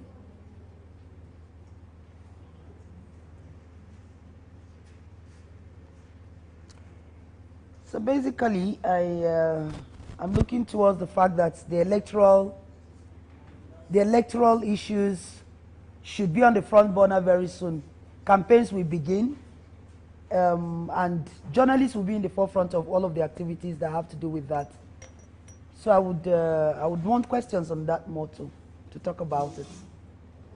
The role of journalists and election coverage, or elections, transitions rather, right? Can you tell me a story about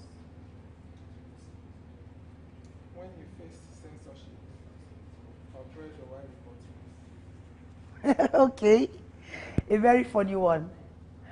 During the 2015 elections, yes, I remember I still used to work at a radio station, and I presented a program at that time where I was shocked.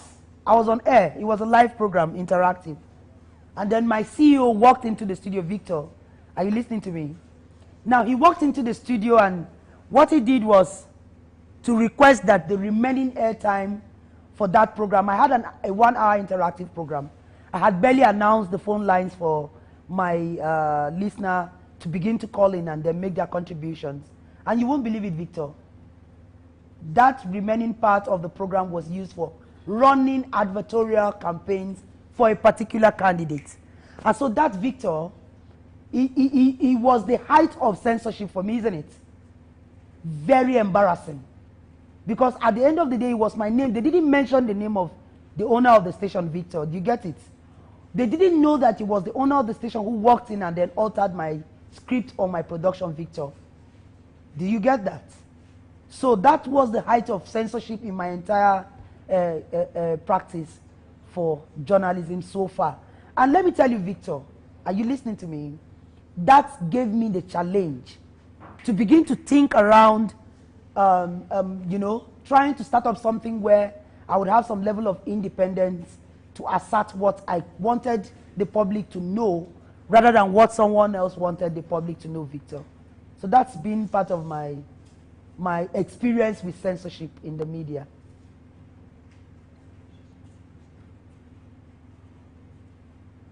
But beyond that as well, I am thinking, as beautiful as the social media has come, right, to create the positive side, Victor, I think there should be a level of, I don't know, that might raise a debate.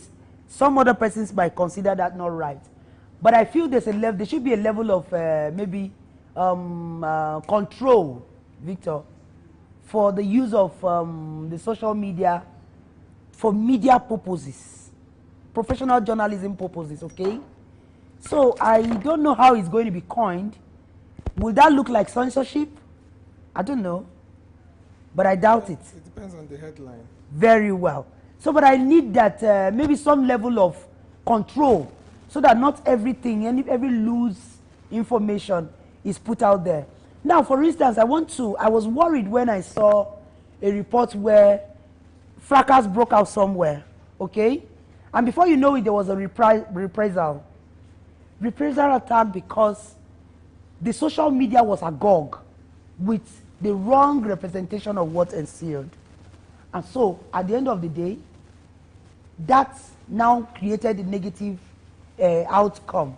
So, Victor, for me, I think that there should be level of control over the social media space, especially when it comes to media material dissemination. So that's my thought on that.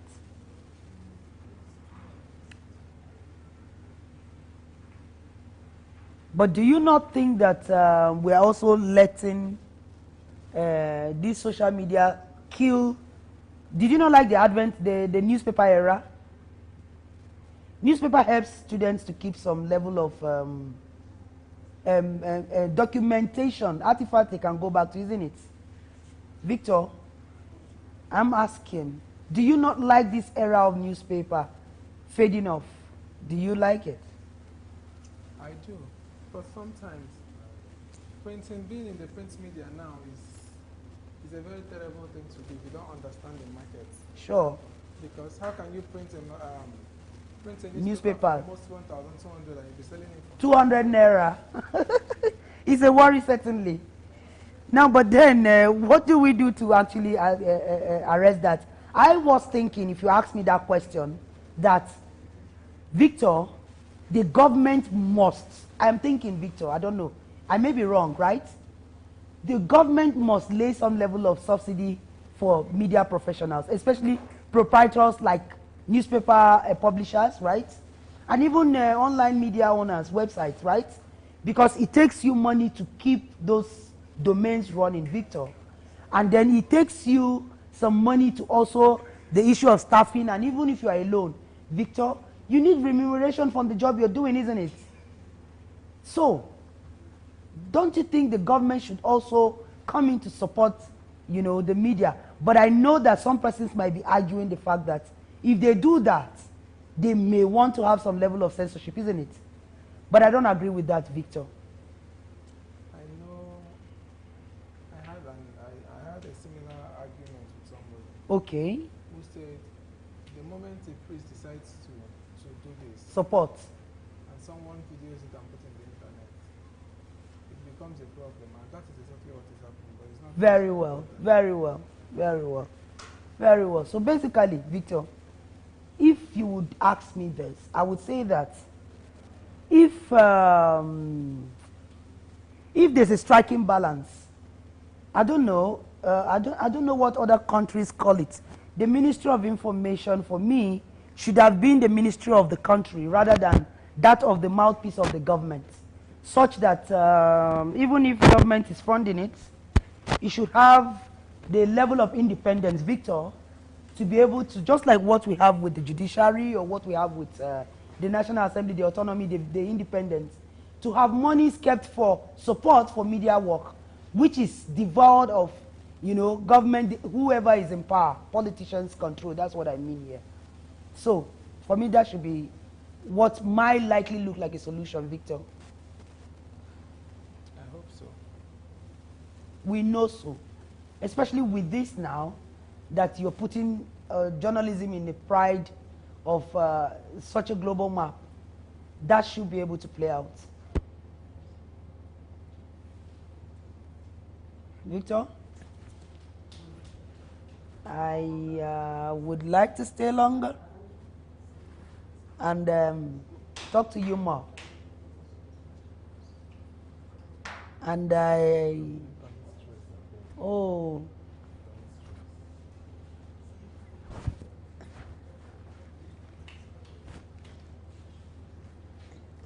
Should I keep telling you more stories, Victor? It's okay, you can go ahead.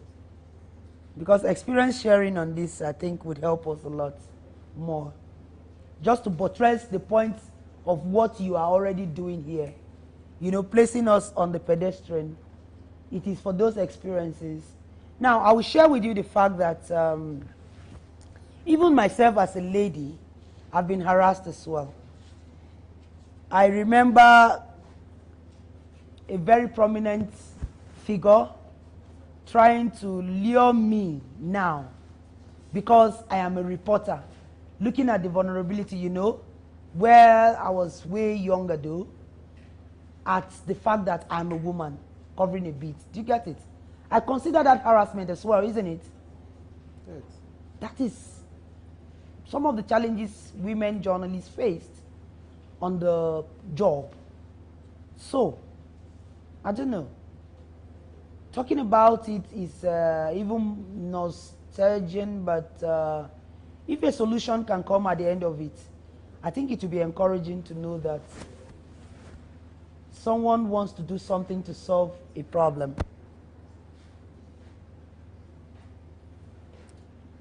So basically,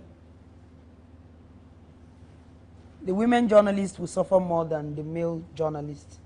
So you are even lucky that you are a male. But even talking about this harassment and bullying. Not always.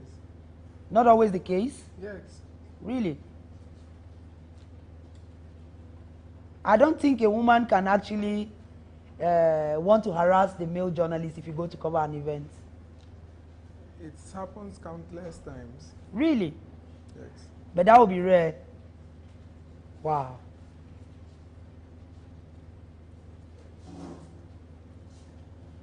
But by and large, I will still choose journalism over and over and again. How about you? I'll do same. I can't stop. I can't breathe without journalism. So basically, what we talk about as challenges, what we actually lament here about is just to see that we have the change and the right mindset to allow us, okay, let me say allow us breathe, isn't it? Let the world allow us do that passion, that profession for which we have signed up to do. And I mean, I think it's not going to take too much for the society to support us. The cheering, in fact, let me tell you, Victor, you know what I wished? Victor, I thought I would come in here to say the truth, my feeling. I thought all product producers in Nigeria will be flooding this place with product, Victor, isn't it? Because they've seen someone trying to do something very, you know, encouraging, but I like the spirit that you have put up. You are not disappointed. You are still going. The spirit is high. You're still moving.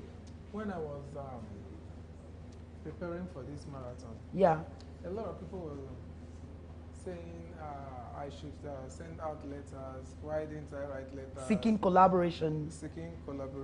Partnership. And sponsorships. Sponsorship. I told them I don't want. Oh, okay. Yes. You wanted to attend this first. Yes. Make us proud first. Give people reasons to trust it. You've made it, Victor. And it's indeed exciting. So, but then the entrepreneurial side of it. I know that moving forward, like you said, this is just the beginning. So moving forward, even if you don't need the money, I think we would ensure to press you to get us money. Journalism cannot remain just a charitable profession.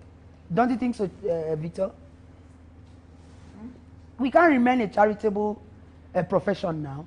We must, at some point, begin to think of how we earn. And okay, we are now discussing insurance for our members. We're discussing welfare improvement. Money does that, isn't it? Sure. So we need to also raise that aspect of the profession, that we begin to tinker around, okay, where does the money side fit in that does not impede that objective that is set out to achieve. So pari passu, we need to balance and then see where, in fact, even if you don't ask for sponsorship, I want the sponsors to flood in to show you that what you're doing is actually a noble feat. So that would be my desire, that the next stage I would have, I would love to see those, cheering you. Your feet will be elevated, and then you have some more comfort to ensure that you go with a very strong vigor. Your mic, Victor? So I'll be excited to see that happen with you. I'm still here with you, Victor. Thank you. All right.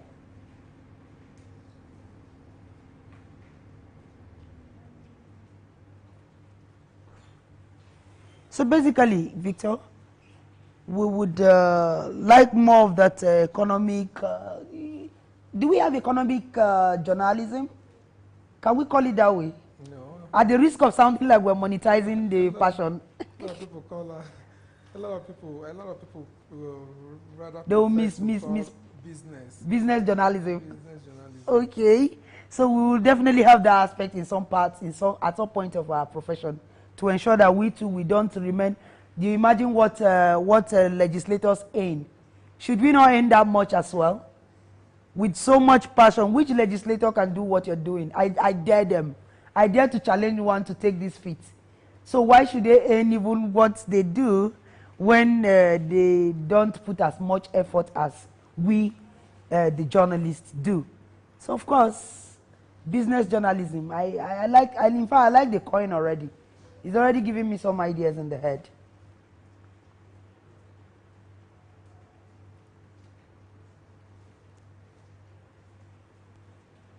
So, but really, I think more to it also is the fact that in the course of practicing, I don't know where we can place family, Victor, because you must balance your time with family.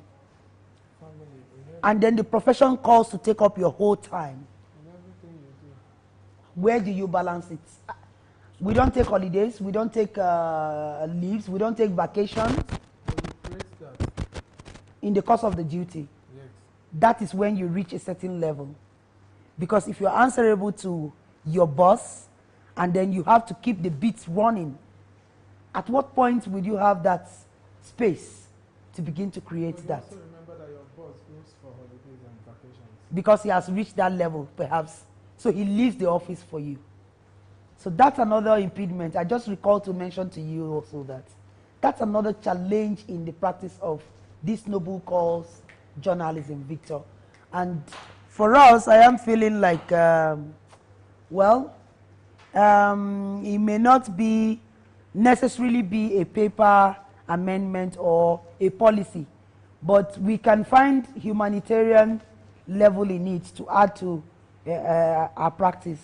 Let's say maybe colleagues, if you have 5 staff, if 2 are on duty, you have 2 more go to rest while 1 is on standby, Victor, so that once that nature calls, they are able to, have 1 or 2 persons to fit into, to replace them, and the ball keeps rolling and then life goes on, Victor. Right, Victor? So,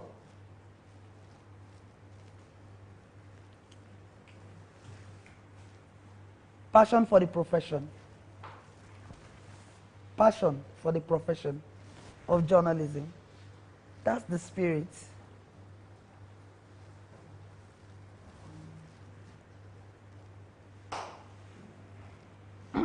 Victor, I don't want to leave you. I'm here with you.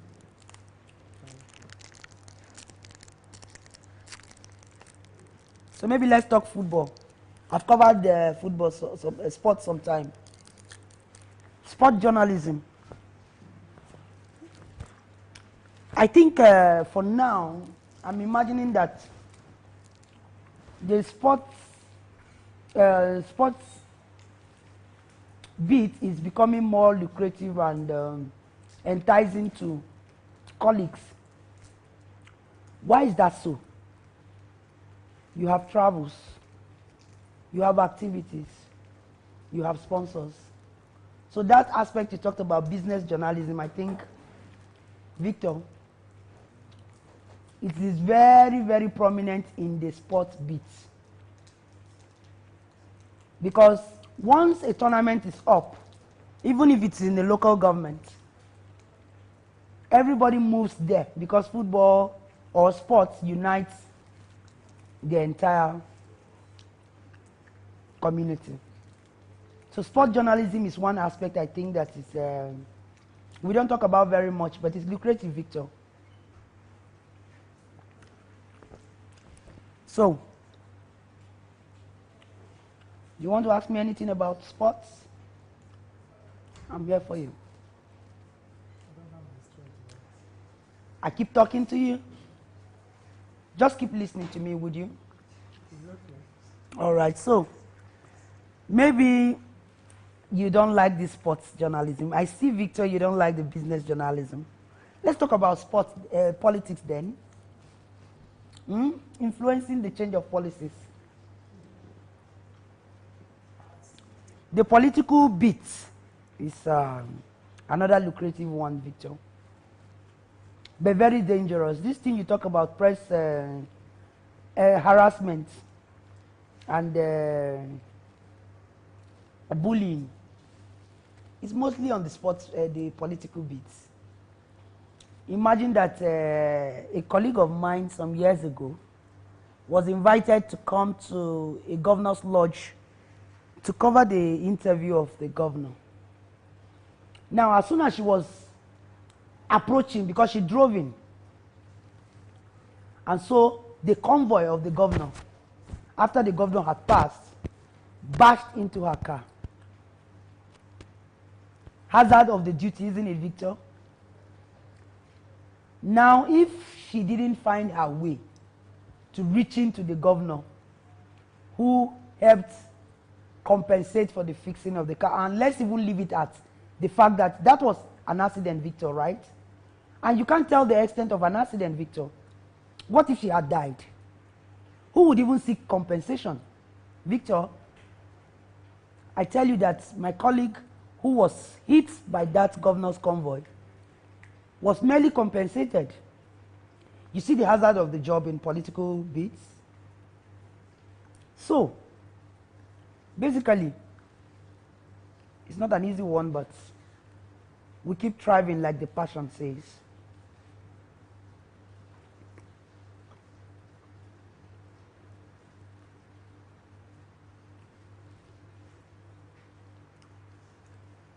Victor?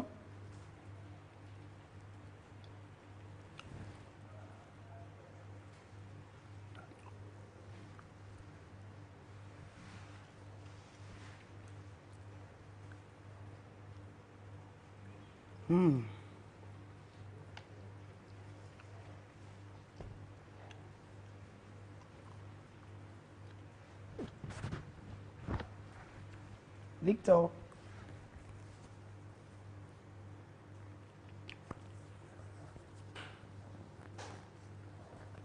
still here with you.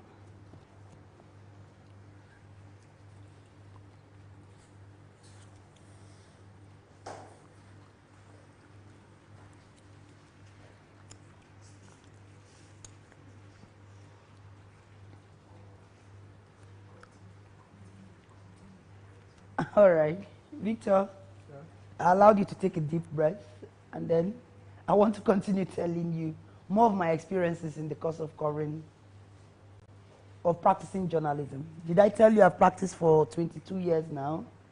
Do I look it? Not at all. So part of it is the fact that I have done that from my early age, so I can keep sharing my experiences to you, Victor. Now, the aspect I would like to share is the fact that journalism has an aspect that is also very pathetic. Because the plight of journalists themselves, Victor, a colleague right now is ill.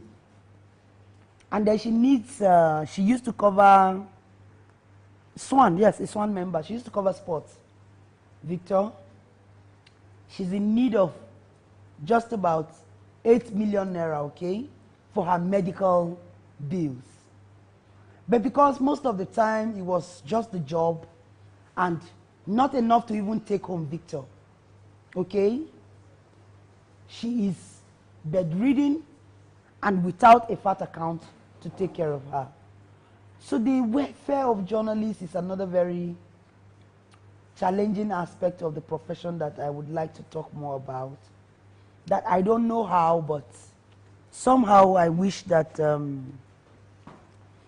whether whoever, I don't usually like to say government alone, but the entire society should consider the support and encouragement for journalists, Victor, to be able to strive and do this, what do you call it, this role we have chosen to do, especially that is for passion.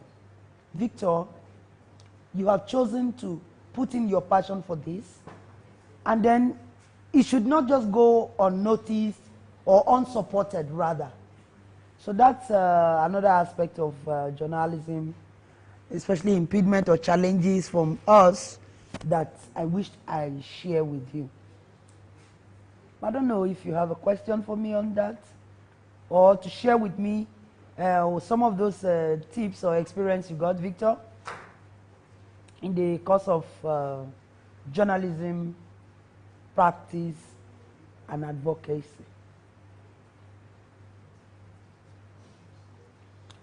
Victor.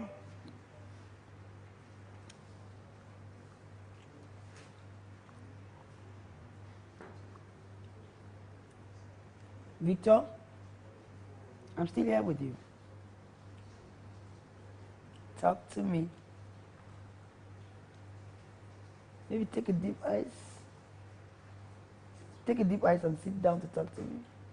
Can I sit? Yeah, Victor. You can. Can you use your towel? Victor, well done. Victor, well done. Make us proud. Well done.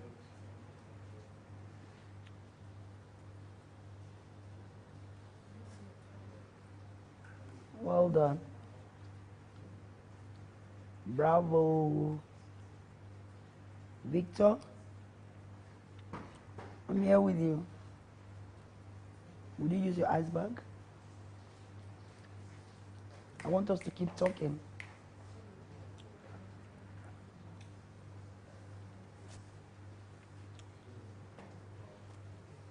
Would you use your ice bag?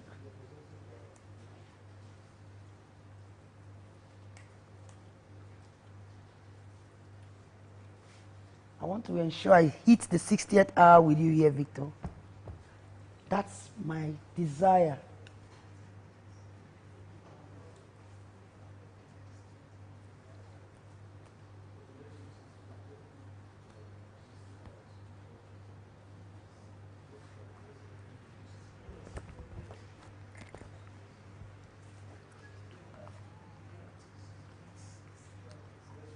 Hmm? Okay. So, Victor, we are on course with you. I'm here.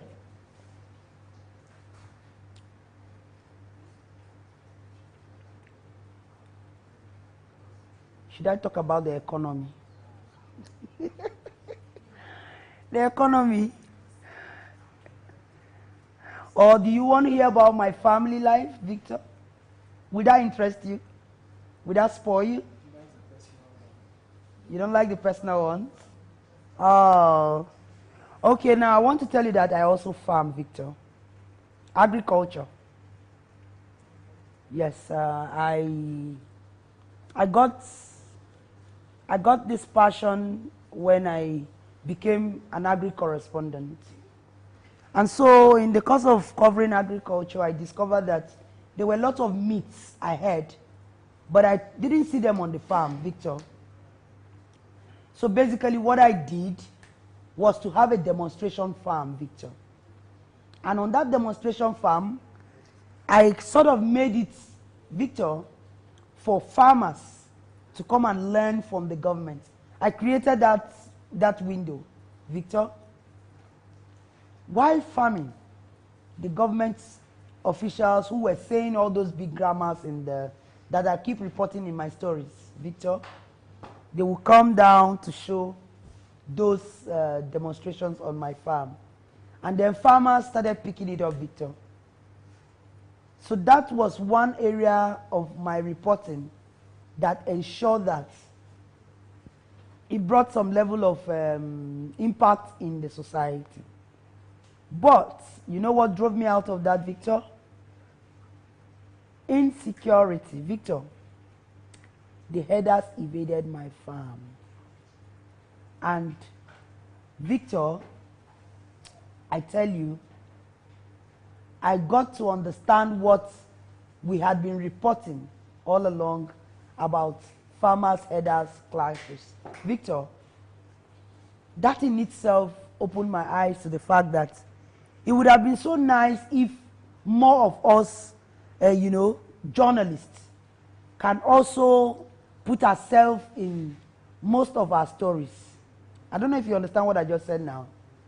Putting yourself in your story, like, if you feel it, right, then you would know how to report it better subsequently.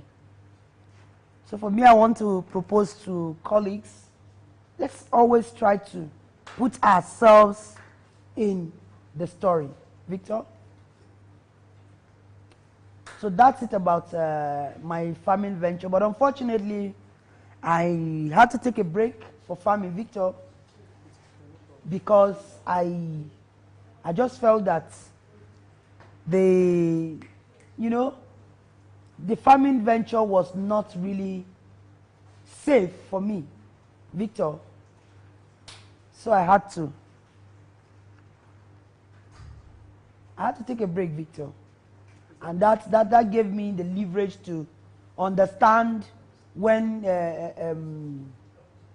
farmers talk about their impediment. Can I stand to talk with you too, since you're standing? Oh, wonderful.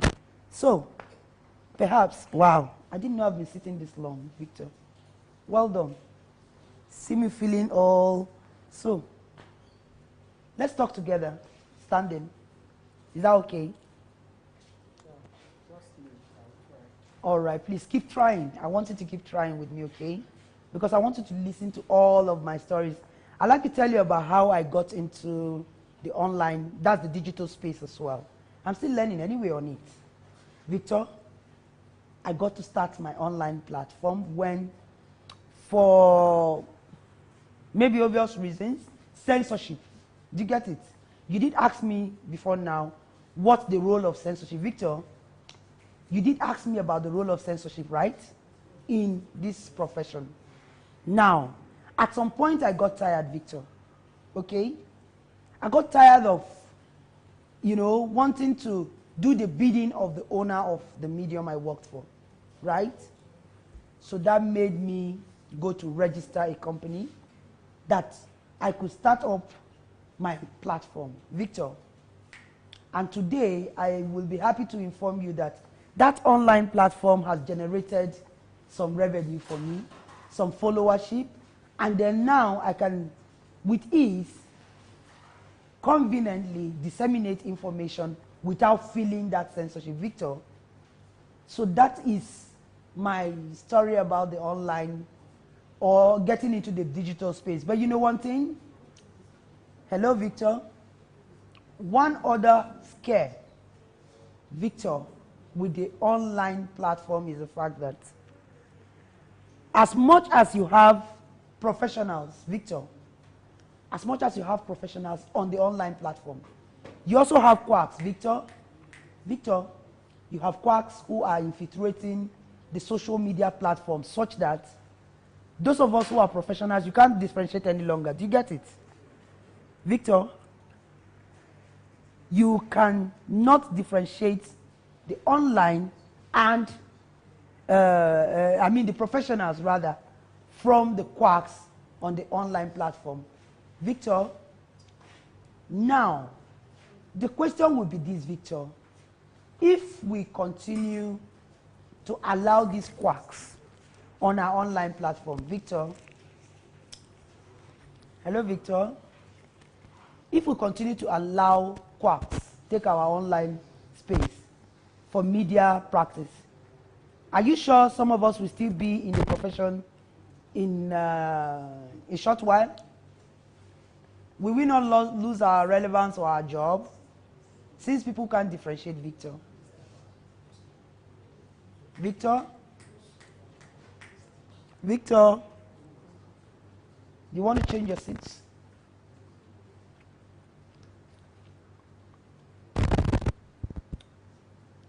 Would you still listen to me?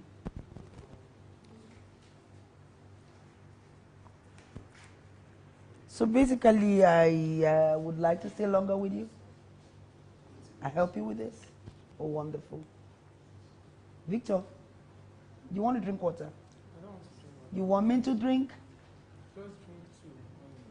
Oh, I will not drink from your water, Victor. I would like you to drink one at a time. Let me cover the cup back for you. Maybe just rub some balm so we can talk more. I want to talk to you some more. I have some more experiences to share. Oh, you're taking that sacrifice for us, isn't it? You're taking the sacrifice just to make us proud, Victor. We feel for you, and then we'll continue to pray for you. Thank you for making us proud, Victor. I'll share more experiences if you allow me. Is that fine? All right. So, maybe let me talk about beats or associations in the media practice. That's one aspect that I think that we shy away from talking about. Victor, we don't talk about our beats associations. That's an alien one that came into being that has somehow we neglect it and then we say, oh no. Now it is censorship within the profession, Victor. Victor, it is censorship within the profession. So maybe you just wear your mic and we interact while we... Censorship within the profession in the sense that, Victor, our colleagues are beginning to bully colleagues as well. Okay, Victor? That is censorship within the profession or bullying within the profession. And I think it's high time we begin to talk about things like that to ensure that we do not also ruin, Victor, we do not want to ruin our profession within the inside. As much as we're talking about, you know, duty bearers, we're talking about outsiders bullying our colleagues, we will need to check very quickly so that our own colleagues internally will not become the bullies. Victor? So, we wish to really reiterate the fact that we appreciate that this is happening at a time like this, Victor. You are raising our consciousness, Victor, to see that we need to talk about issues that affect us, both in-house. Now, when you treat your external wound, or if you have an internal one, maybe you need to treat it again, Victor. Now, I think it's high time we begin to, you know, look at those things that would make our profession get better if we ourselves agree to apply, Victor, this caution within our limits. Now, I'll give you a typical example. Could you just take your eyes back so we sit down and talk for a few more minutes? I think we're hitting the hour. Okay, Victor? Hit your eyes back, please. Okay. Can I help? Can I help you, Victor? Hit your eyes back, please. I want to sit down again. Victor, I want to tell you more experiences, but I wish you just hit your eyes back. Not eating, you just put it all on your head, I guess. Just to keep you awake while I talk. I want to stay a little more time with you, Victor. Yeah, the towel. Well done, well done, well done, well done.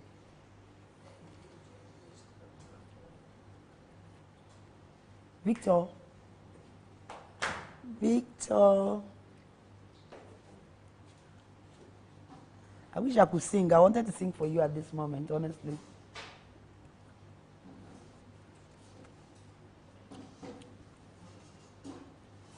So maybe I just tell you more of the stories while you take your time to put the...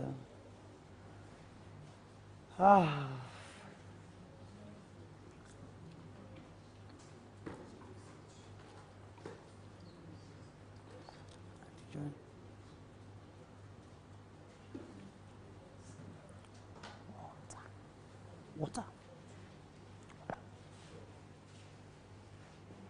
Wow. Didn't notice that. Okay. So, Victor, now, I want to share with you more experiences from this internal bullying. I don't know. Have you ever thought of it? Have you thought of the internal bullying I'm talking about, Victor? Bullying among colleagues. Colleagues who feel they are better off or they are the ones opportune. And then you shouldn't get involved like they do. Okay.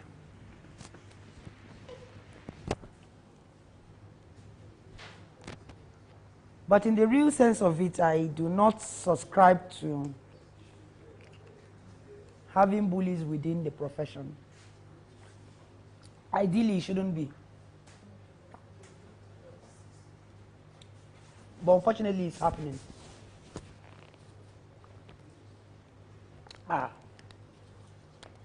Sit down, let me share some experiences with you quickly, Victor, before we hit the hour.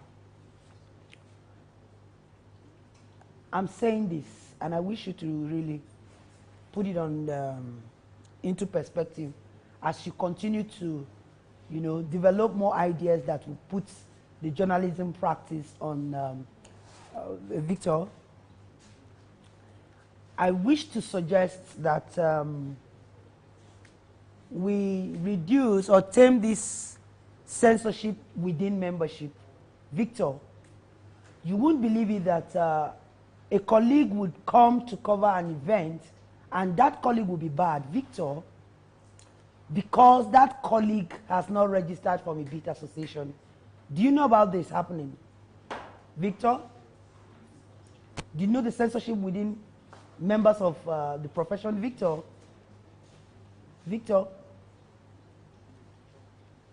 do you know about bullying within the profession? It's happening. And I wish we could put it on some level of, Victor.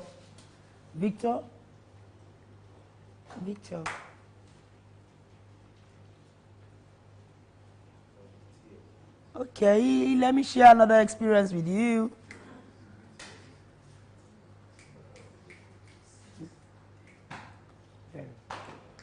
Victor, I want to share a story with you. I'd like you to be more interactive with me on it.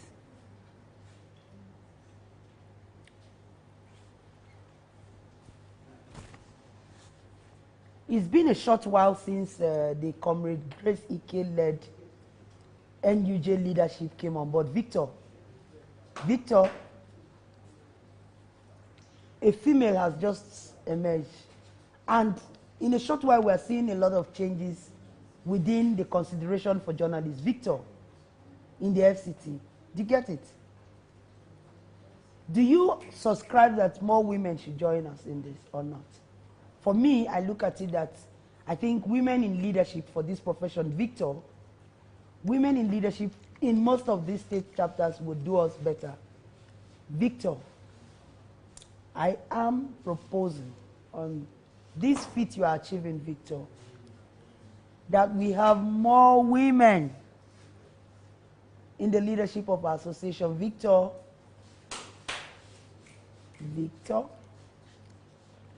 I can just be saying, go Victor, go Victor, go Victor. Would that spoil you more?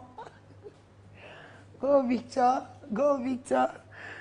All right, Victor, would you let me just share one last story with you? Wonderful. So now the story I would like to share is that of maybe an encouraging one for those who would be aspiring to join the journalism profession. As much as we have talked about the challenges, okay, too numerous, especially the area of press freedom, the area of bullying. Victor, as much as there's bullying in this profession, I want to assert here today that it is the best profession for me that I have ever seen in time, because it allows you to do humanitarian work. Victor, do you sit down while I share this last story with you? Why don't you sit down while I share it? And Victor,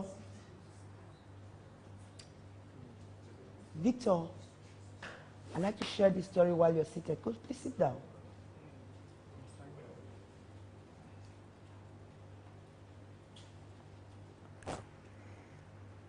Victor, but if I talk, you don't listen to me, I won't be happy, Victor.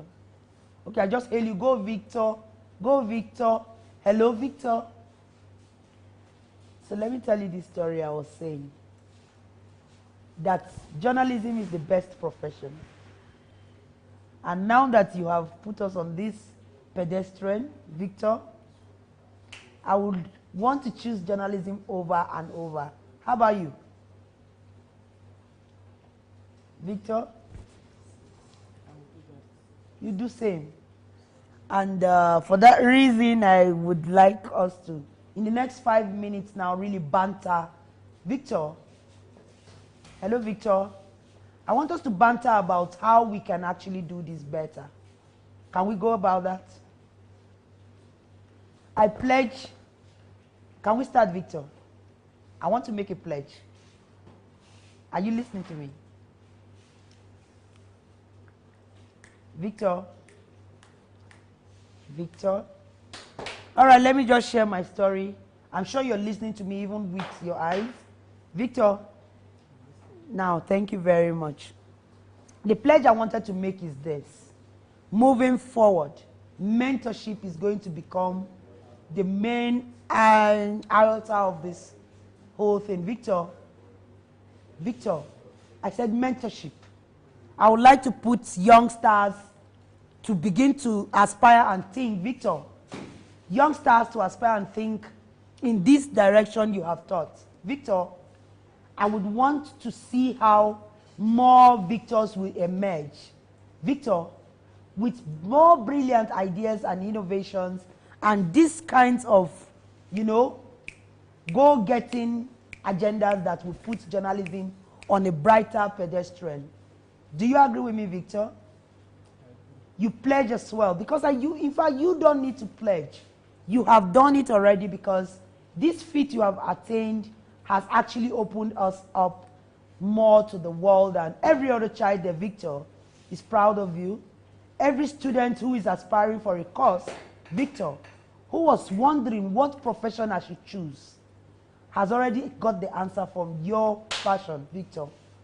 And so I would express my deepest respect, Victor, for your achievement, for your zeal. Victor, I am saying that with this you have done today, and with the opportunity to allow me to feature here, Victor, I'm sure you're listening to my story. I know you're listening, right?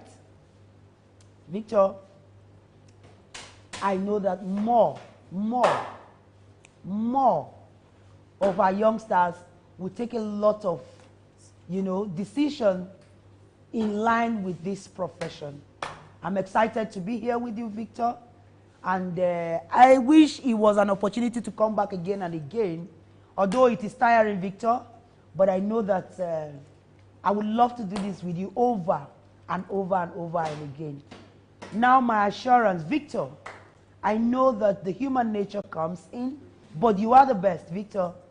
You are the best. Victor, you have made a record that, hello, Victor, no other has done, but I'm sure we still have some hours to go. Victor, what do you think about that?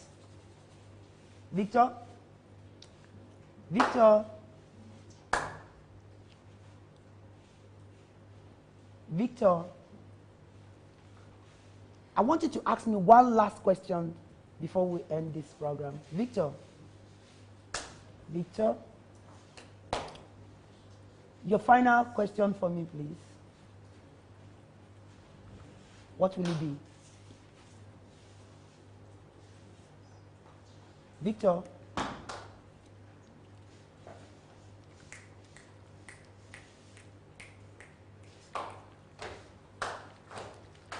Victor? Go, Victor. Go, Victor. Go, Victor.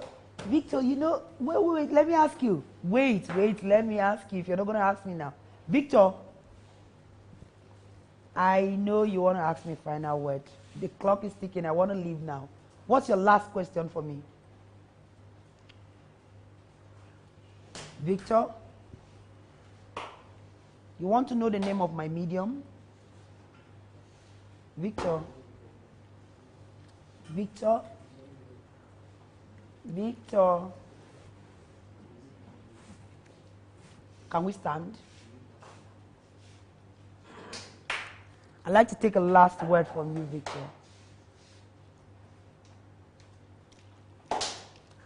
Victor, well done, well done, well done.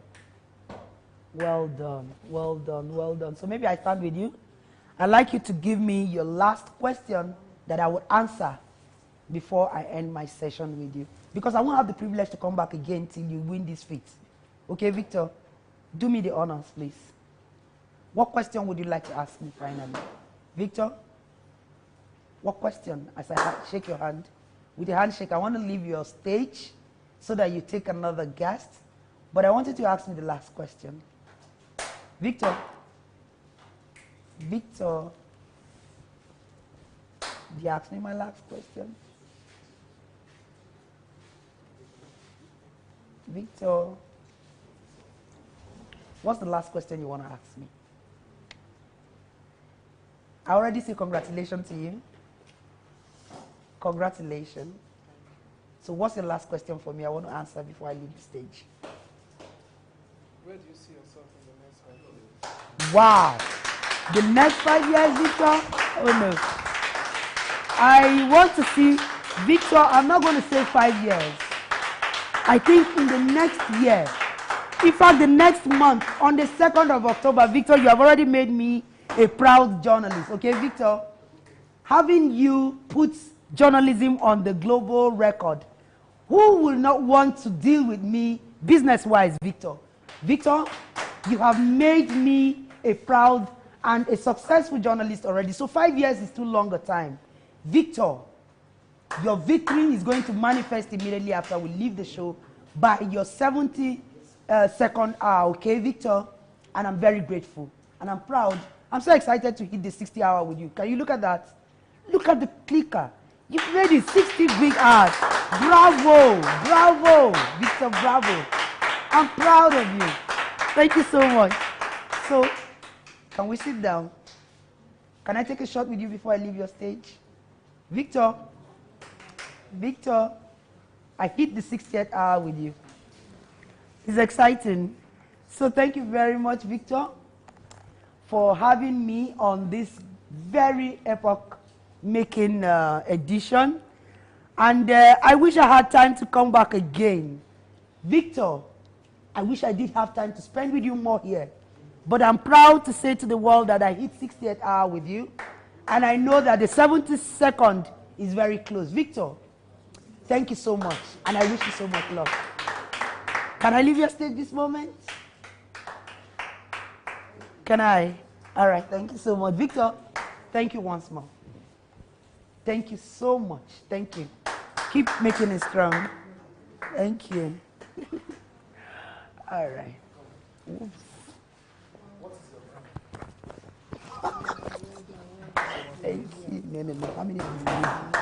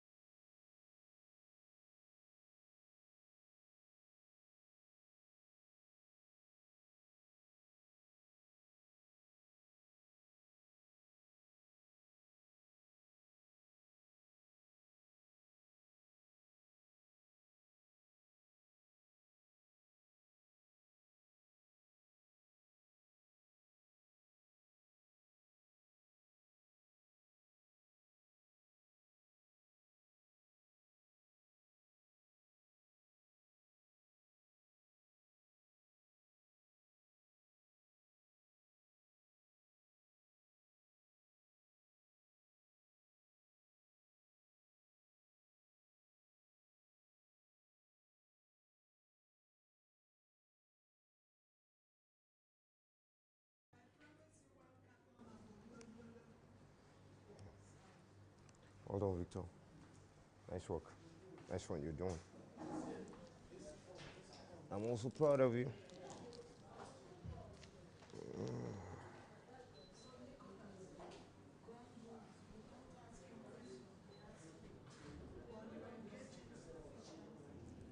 Yeah.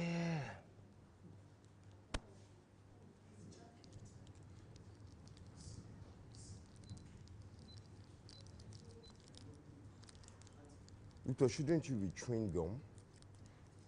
It helps.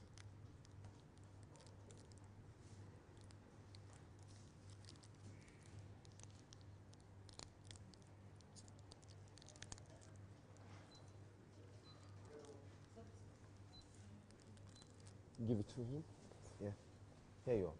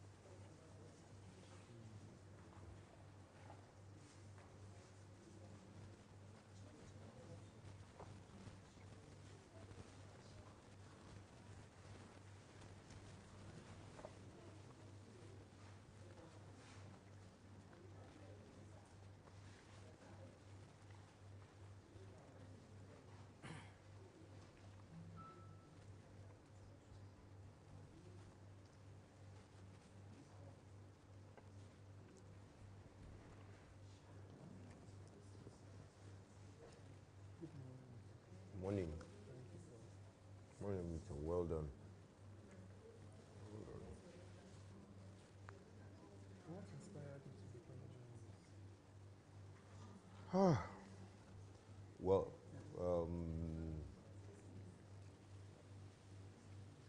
in journalism is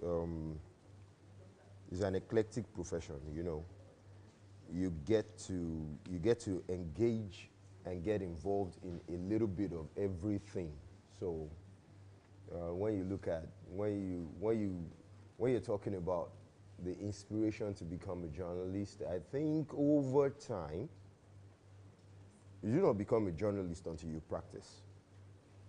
In my own personal opinion, you cannot become a journalist until you have practiced.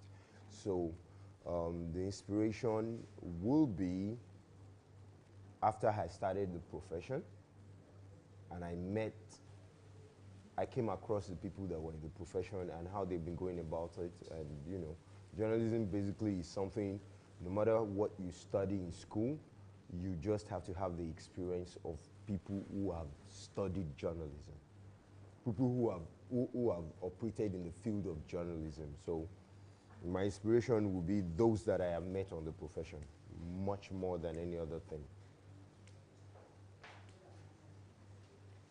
You get my point? Yeah. It's such a beautiful profession because there are times when you have to do things a little bit out of the ordinary. Look at you, for instance. Whoever thinks of, you know, going the extra mile on this, and you know, you chose a field of journalism, and you know, you're trying to make something extraordinary out of it. And like they say, the difference between ordinary and extraordinary is just the extra that you put. So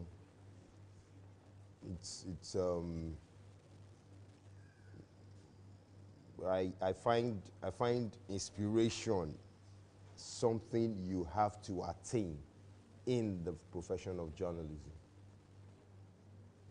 And Victor, if you ask me, you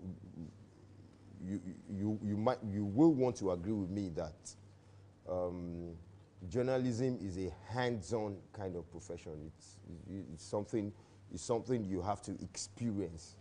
Journalism doesn't come with your abilities as much as your modifications as you go along. Like these days, we keep talking about protecting journalists and everything like that. People don't want to do investigation as much, but yeah, it's still there. It's still there. People, you want to write something exceptional, you just have to get a hands-on experience with it. So, yes, I have been inspired, but that came especially after I have started the profession.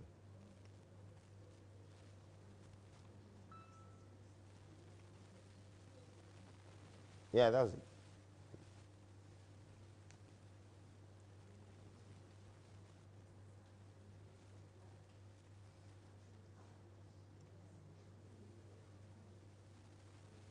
Victor.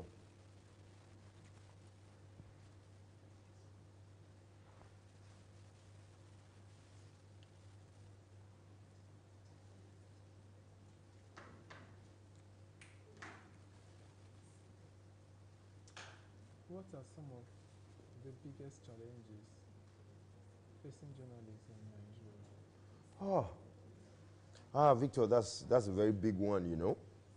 There, now, you see, we might want to be looking at what is happening in our own climate, in journalism, the field of journalism. But trust me, there's a lot happening out there across the world, you know, across the globe. Journalists are suffering a lot. Of course, when the Israel-Gaza issue started, you knew what journalists went through. We know how many journalists died in that situation, in that melee. Through this, the problems facing journalists is the ignorance. Of the people that the journalists serve. Journalists are people who keep people informed, you know. They're always here and there, making sure you get information from, you know, something you don't know. You sit in the comfort of your house and, you know, you're getting information and all that. Now, people do not see it as anything really big, nothing spectacular, because they get it. More so these days when you have social media and what have you, and people keep saying a lot of, you know, toward things out there. You know, people can just peddle stories and things like that. But you see, the problems journalists face, I personally would say it's the ignorance of the people you are informing. That's one of the big ones. Now, Victor, I want to ask you. I want you to view it from the angle of, okay, journalists. Journalists are also human beings. they're everyday citizens and everything like that. So, someone is doing something. I remember back in the day, there was this saying that journalists are professional amebos. You know, they're always meddling in other people's business to make money. But where's the money that journalists are making? Where is it? Really, to be frank with you, where is it? Where's the money that journalists are making? It's just the ignorance of the public. Journalists are there to, you know, serve the public without more or less any opinion for themselves. It's what you hear that you have to disseminate. And you have to learn to disseminate it right, because the ethics of the profession is there. It's the most eclectic job in the world. You can have a sit-out with a doctor, you can have a sit-out with an engineer. You must know a little bit of everything. You must read everything. It's not just about Shakespeare. It's not just about presentation. It's about the understanding and the knowledge of reaching out to a multiple audience in every situation. And so, the challenges facing journalists are so numerous, and the biggest is the ignorance of the people the journalists inform. I hope you understand that, Victor.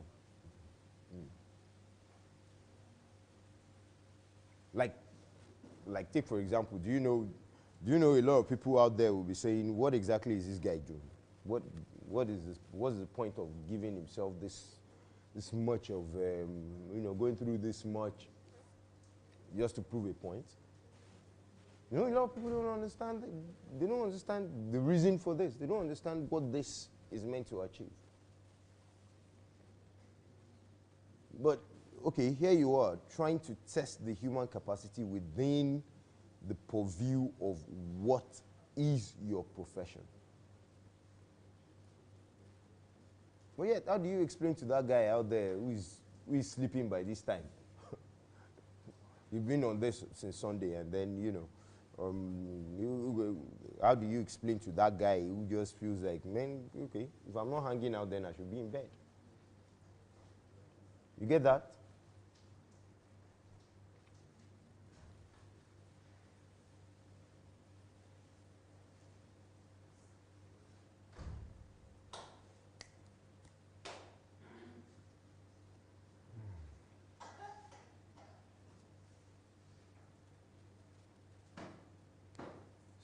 So Victor, where we go from here?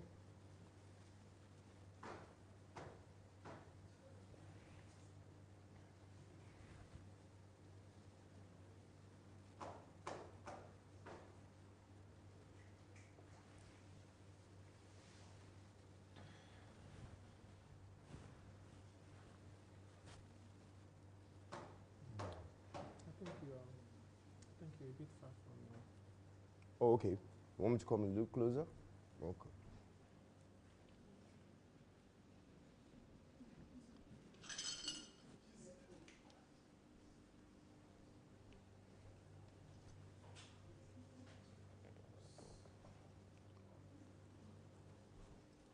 This is better. Okay.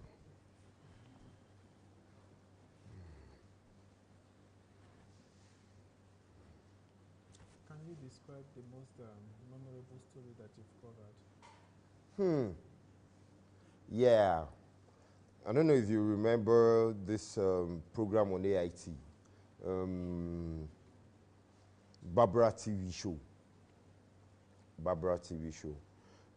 We started Barbara TV show with the intention of bringing attention to the vulnerable.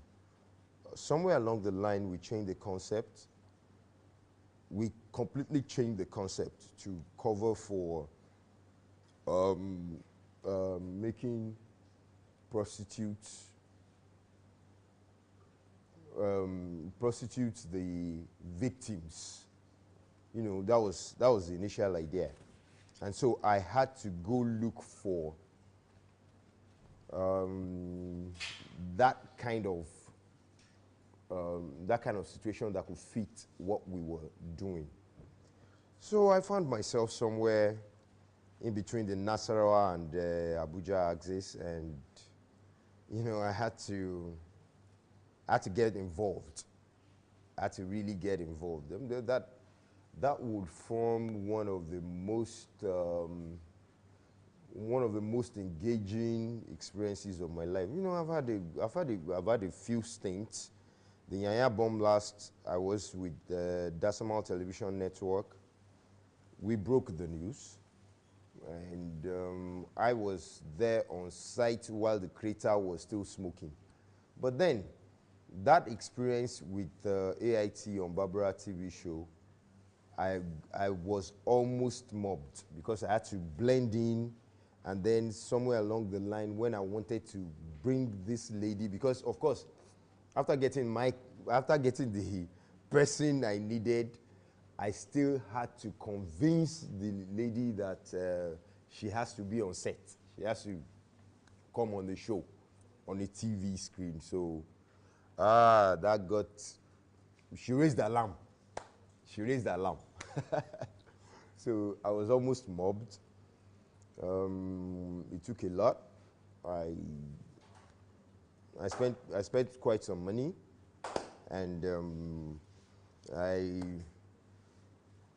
but you know, along the line, I still brought her. I brought her on the set, and she was able to give her experience. That would be my most challenging and most interesting experience being a journalist. And even as at then, I was still a rookie. I was a greenhorn. I was still very new. I was just this determined guy. I'm sure if I had to do it now, I probably wouldn't have even gone that far.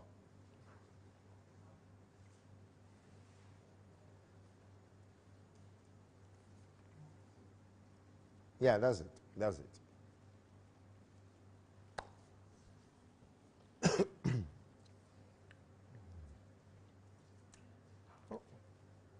How do you stay safe while reporting in a challenging environment? One, in my own understanding, I understand safety, I understand basic personal security and everything like that. So, in my own understanding, I say, one, first, you must study your environment. You must be able to blend in with that environment, and then you must know your limits. You must know your limits. You don't want to you don't want a situation whereby you can be isolated. In a profession like journalism, you must have people around you that would even want to try to cover for you. So that means you must always create involvement in whatever it is you're doing. Now, for volatile, environments, you must understand the situation. You cannot go into a volatile situation without understanding exactly what the risks are. So you cannot be safe when you do not even know what your dangers are. So how you go about it is, one, you must study. You must understand that environment. It's very key. You must understand that situation. And then you'll be able to navigate your way. And then you must have limits. Don't cross your boundaries. Don't cross your boundaries. Don't get excessive with what you're doing. You must stay within the limits of what is obtainable to you at every point in time. So, that's it. Personal safety is key in everything you do in life.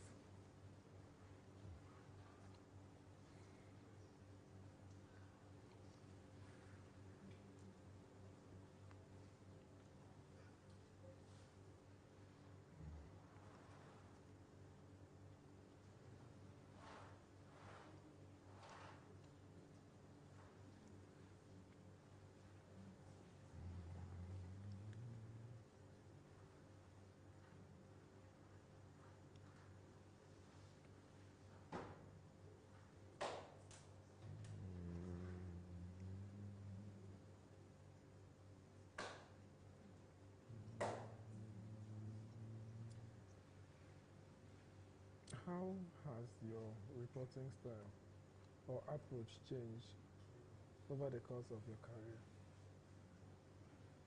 career? Yeah.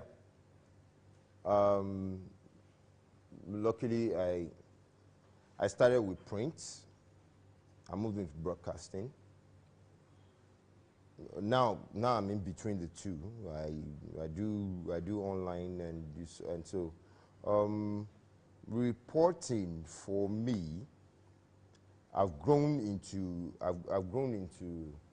ensuring that I keep my audience engaged,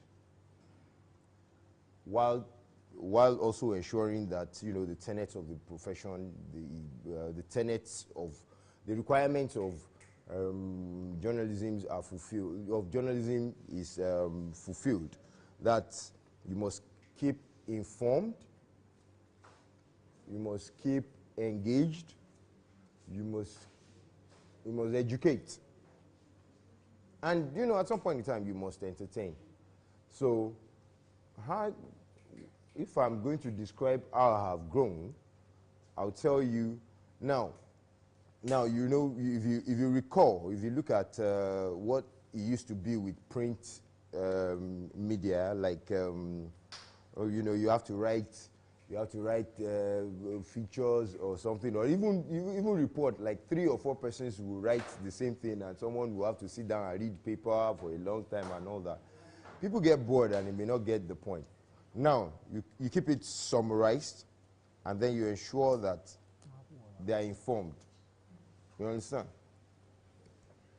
You ensure that your audience is engaged. Your audience must keep with what you're doing. They want to, they don't want to get bored and get off what you're reading. So I have grown into knowing that I don't have to do a lot of write-up, and I don't have to engage in language that will put my reader off. Okay. And even if you and then along the line, we've also learned that pictures are stories. Pictures are stories. So when you're coming up with, okay, this is a story you're writing, you also must be able to put that kind of picture that will give the information you're giving with your words.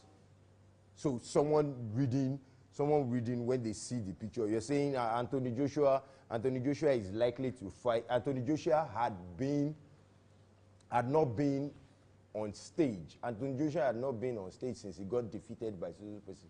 You want to show Anthony Joshua at that point in time when he got defeated. That puts the person in the picture of what information you are giving. So I have grown in reporting. My reporting has grown with a lot of experience. Like I said earlier, journalism is a hands-on profession, and you get better as you go along. If you do not practice journalism, you do not get better. That's the thing. So that's basically how my reporting has grown. I've learned on the job.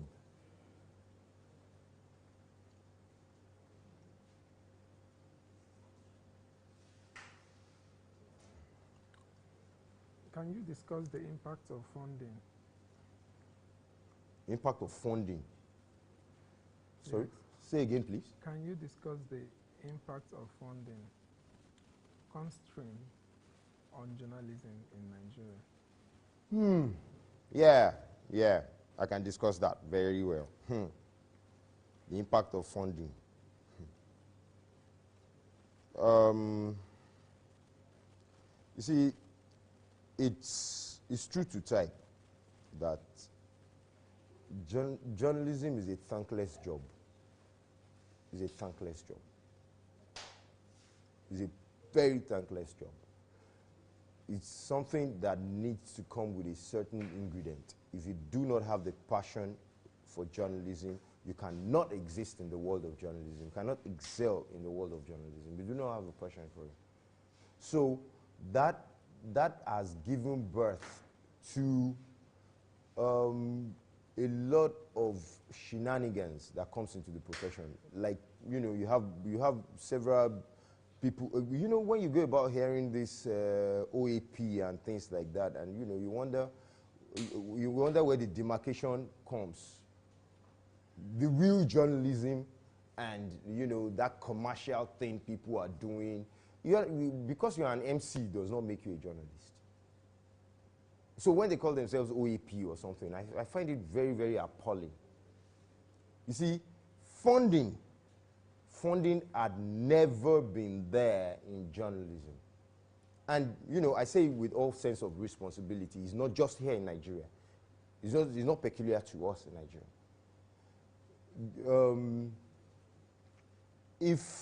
If journalism were to be funded if journalism were to be funded, we probably would not even have the quacks.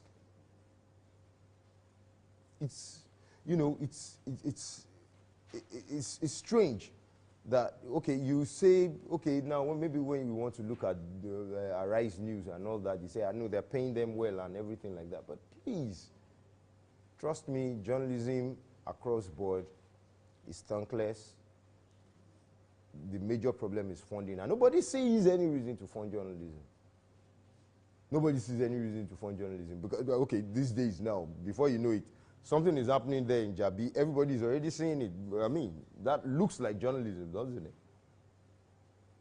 So, funding has been the bane of journalism, but you know, it's so unfortunate that it's right there.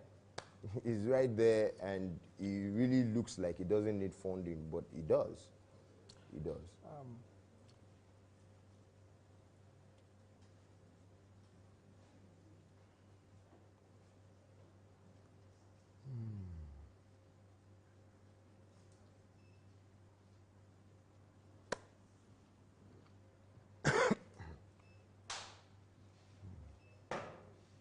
Can you describe particularly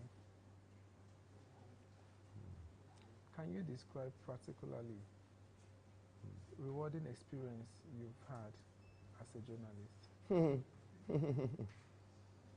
Yeah, quite a lot. Quite a lot. Can you mention a few? Okay, if I think way back, I was once former Edo State Governor's guest because I had an interview with him. He was impressed with me, and you know, that is Professor Osareme Osunboa, and when is 1 year in office, I believe. Yeah, he's 1 year in office. He invited me over. That was a turning point. That was one of the encouraging moments in the profession. That's even at a point when the profession was not really. I wasn't getting paid. There was no salary then. There was nobody was paying me, but I was just put on the field, and what I discovered immediately was people were struggling to make money on the job. I didn't understand. I was still new, and so at that point in time, I had that kind of opportunity with this person, and then I had the golden opportunity to have gone on an exchange program in South Africa. I've had experiences with Bank TV UK in the field of journalism too. Ministry of Information and National Orientation under His Honorable Minister Frank Wike Jr. Those were rewarding moments. Then you want to look at some people who appreciated what you could do. Well, no, this is not really journalism. It was just something I was able to manipulate errors from something, and you know, the former governor of Kano State was a lot rewarding to me, and yeah, I've had some beautiful moments as much as I've had some down moments, and when you look back, and you know, you just want to be grateful to God that in the course of the profession you have had beautiful experiences. So those beautiful moments and beautiful experiences, how did the experiences make you feel? Yes, rewarding. You know, it made you feel like, yeah, you were doing something right. At least it gave you that place of a sense of belonging.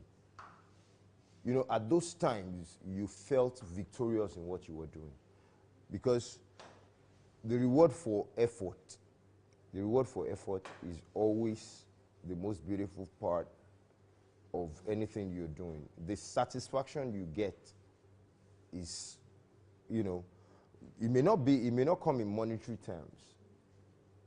I mean, I've seen a situation whereby I did a report on a simple birthday, a very recent one, a simple birthday program. And an elderly man, he was weeping. He said that I could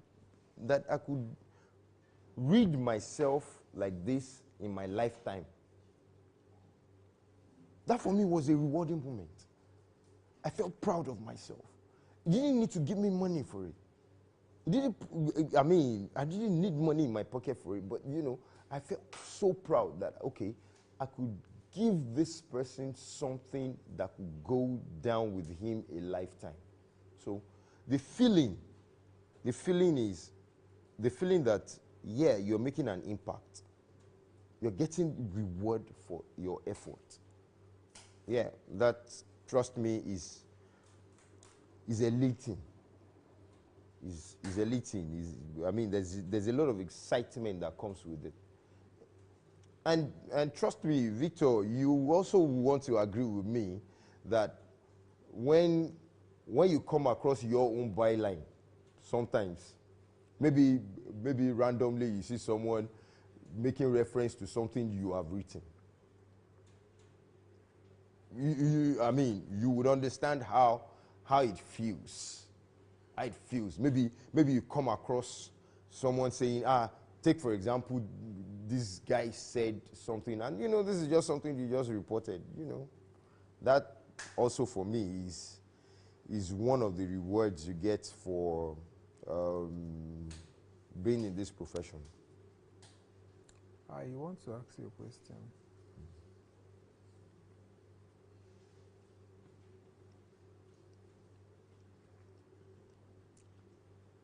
Sometimes I think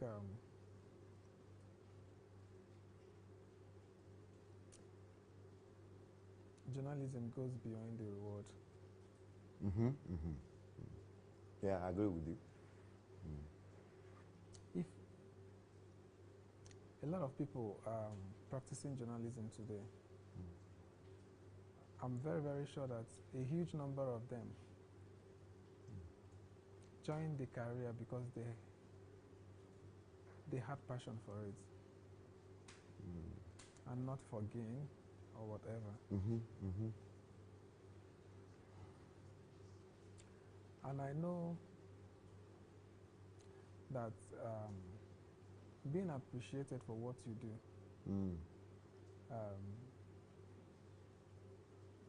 gives you the zeal. Yeah, to do more. When you got those appreciation, I believe those experiences molded you and it brought out the best in you. Yeah.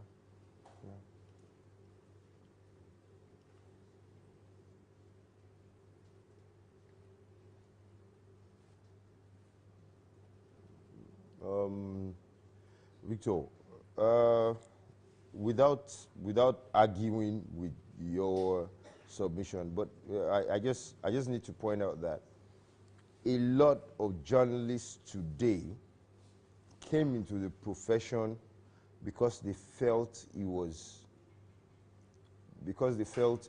an easy way out. Because you know, when I forayed into journalism, it was not my plan. It was not that I wanted to be a journalist. I didn't start out studying mass communication. I found myself involved in journalism by my relationship with someone else. Now, a lot of people that I saw there saw it as an easy way to make money.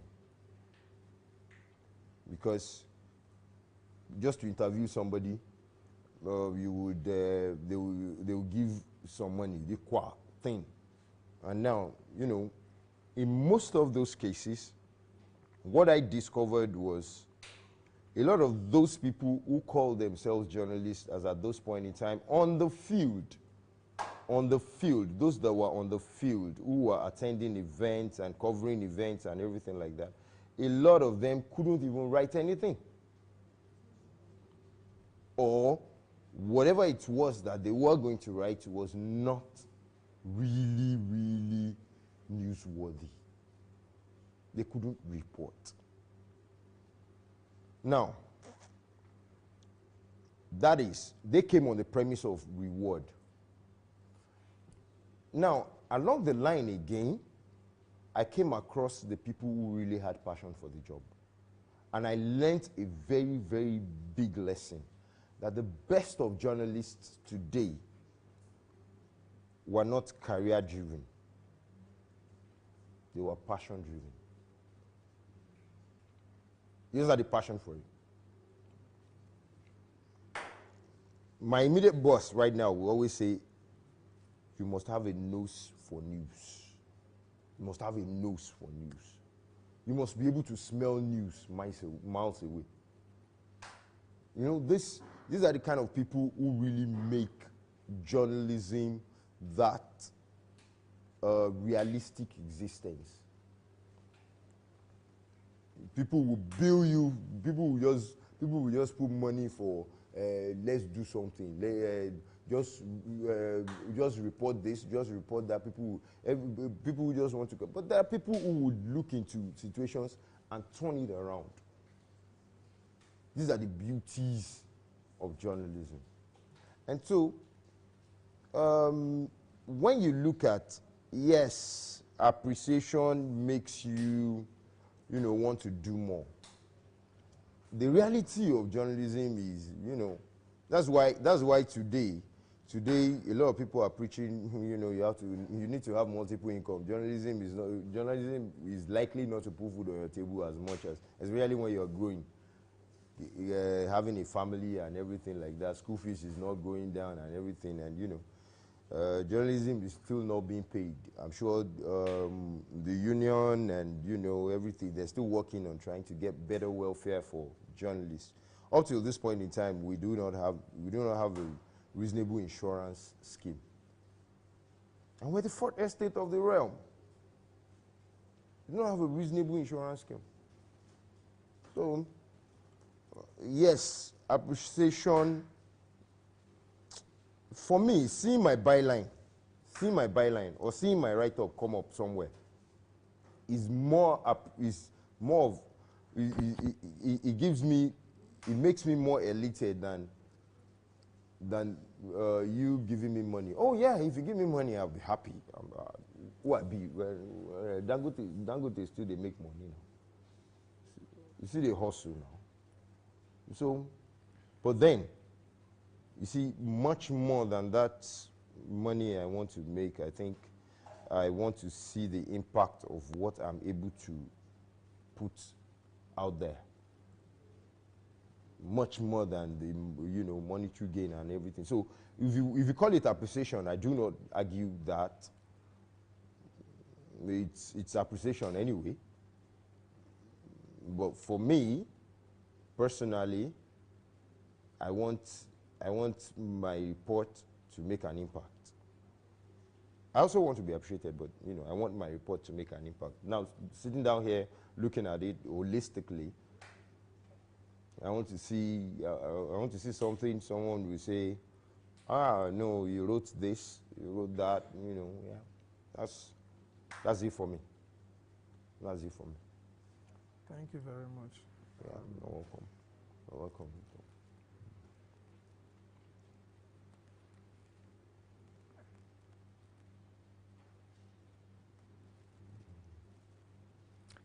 Can you describe the impact of fake news or journalism in Nigeria? Well, I would dock that at the doorstep of the advent of social media. Now everybody has access to. Now, back in the day, it's not everybody that will go and write something and put it in Punch. It's It's not everybody that will go and write something and put it in the Sun newspaper. It's not everybody. But these days, Facebook, this, that, you know, they make it available for people to be able to just disseminate information anyhow, whichever way the information comes, either true or false. So that has made you and I, that has made journalists become like fast fading. Now, you know, what is it gone? Anybody can give this information, anybody can. Yeah, that's the impact fake news is having on journalism. Because anybody has access to disseminate it. But were it to be the conventional media, there are ethics, there are ethos in the profession, and so, you know, you want to verify, you want to balance, you want to get both angles of an issue and everything. You want to dot the I's, you know, cross the T's, and ensure that you're not giving a one-sided or regurgitated information. So, fake news is making journalism seem obscure. Fake news is making journalism seem obscure. And, you know, a lot of times when people keep saying this lately, you hear people saying the problem of this country is journalists and lawyers. And the media and lawyers. Yeah, because you have so many fake news peddlers out there, and so everybody thinks it's the journalist that is doing it. Of course, information is seen as a business of the journalist. So if information is fake, they will blame you and I. So that's the impact. That's the impact of fake news on journalism as a profession. And it's not just fake news as fake news. There's no regulation to this social media thing. There's no regulation. I belong to a number of groups, a number of bloggers association and what have you. Do a press release now, and you see, out of maybe 80 platforms, you see like 30, 40 platforms will just bring that thing and paste it there like that. No innovation, nothing, nobody's writing anything. When some of us had even learned to write one single story in 10 different ways. Yes, there's a lot of angle to a single situation. One single story, cover one event now. Cover just one event. Some of us can. There are people, I'm sure, can write 10, 20 stories from an event. You'll be shocked. Yet, when you see fake news, you say, journalists. These are the terrible impacts this fake news thing has brought to the profession. It's sad. And I don't know, like I keep saying, it's not peculiar to Nigeria alone, no. Across the globe, it's happening.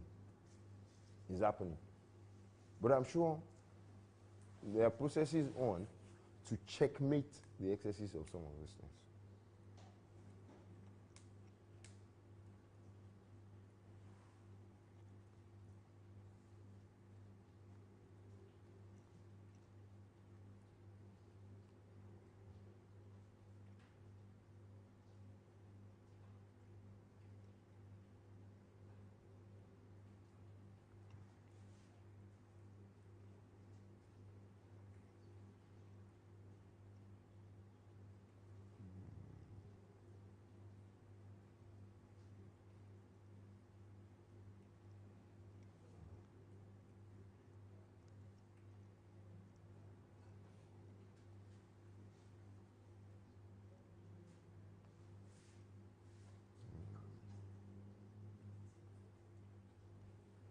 intensive.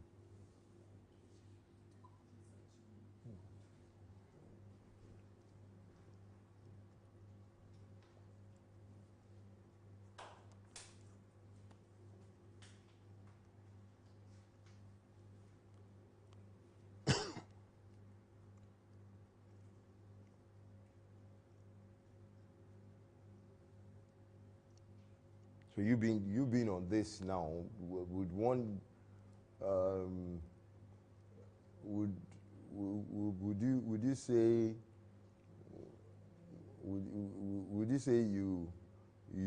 you're not making efforts or something now? This that you're doing now, right now, will be reported by journalists. Yes. Yeah, absolutely. And so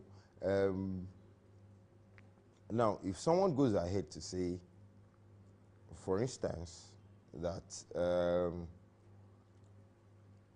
they have information that you were on drugs or you were on steroids to do this,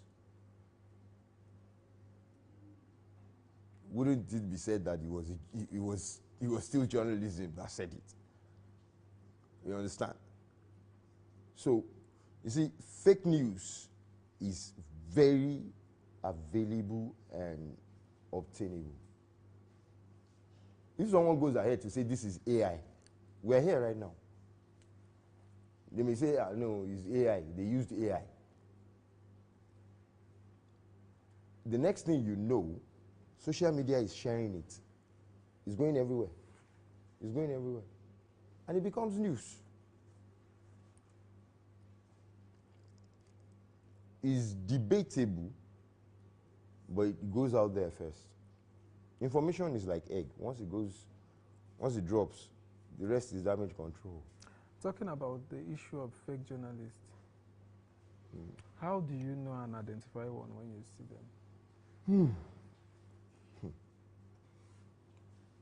An ID card is something anybody can make. It's so easy. True.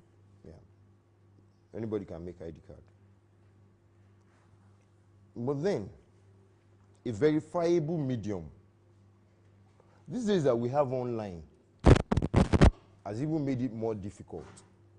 A verifiable medium is one of the things that I remember back in the day, the Nigeria Union of Journalists had this task force that was looking into fake journalism because people were going about attending events and fighting and doing whatever. So there were people who had ID card for prominent mediums. Yes, I remember there's this guy of late now. He used to have ID card for Guardian. He used to have ID card for Punch. I knew him very well. We were meeting on assignments. So identifying them would be difficult if you say, okay, how do you determine who is really a journalist or not? But I think it is necessary that journalists align with the union. When journalists align with the union, it tends to create a situation whereby everybody in the profession who is really in the profession, because you have to go through the process of verifying your minimum diploma and everything like that and all that. So and then by practice you have mingled. So that way it becomes like a fraternity. And then the fakes would have to do a lot to be able to bring themselves involved. And then it's about time even the union begin to engage the active, the actors for information. Like we have beat associations and what have you. These are some of the things that, you know, keep fakes at bay. But then, general press briefing and everything, you cannot verify that everybody is a journalist. That is why it is necessary that it is verifiable members of the journalism profession that you, as a ministry or as an organization, should engage. So that they will be the one to say, no, please, at least bring your editor's note. I will know your editor. Or I will know someone that would know your editor. You know, that kind of thing. So, identifying the fakes, from time immemorial, my brother, has been very, very difficult. Victor, you are also in the profession now. You know, you must have come across some of these fakes. They have association. Are you aware of that? They have association. The fakes, they have association. They gather themselves, you know, they do things, they attend events, these people, it's not easy like that. It's not so easy. Careful.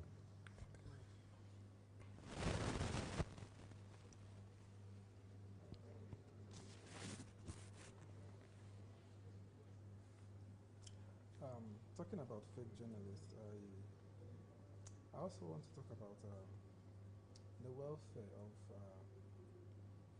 journalists, particularly here in Abuja.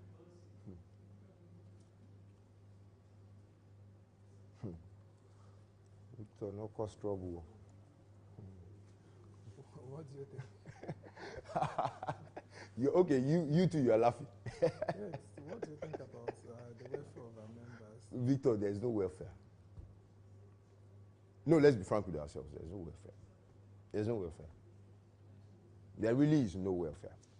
Yes, there is no welfare, but the current chairman of the FCT is really doing her best, reaching out to people. You see, that is coming from a union. That is coming from a union that now understands that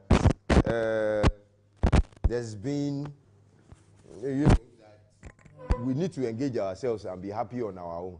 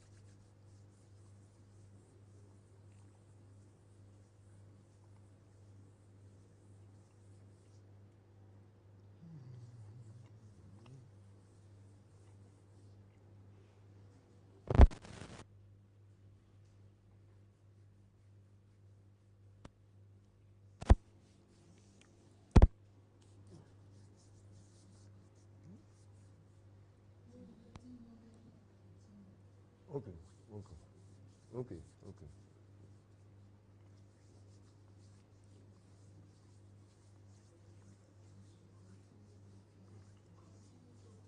Okay, okay. Um, the present the present the present ESCO of Nigeria Union of Journalists, FCT Council, especially, is a more conscious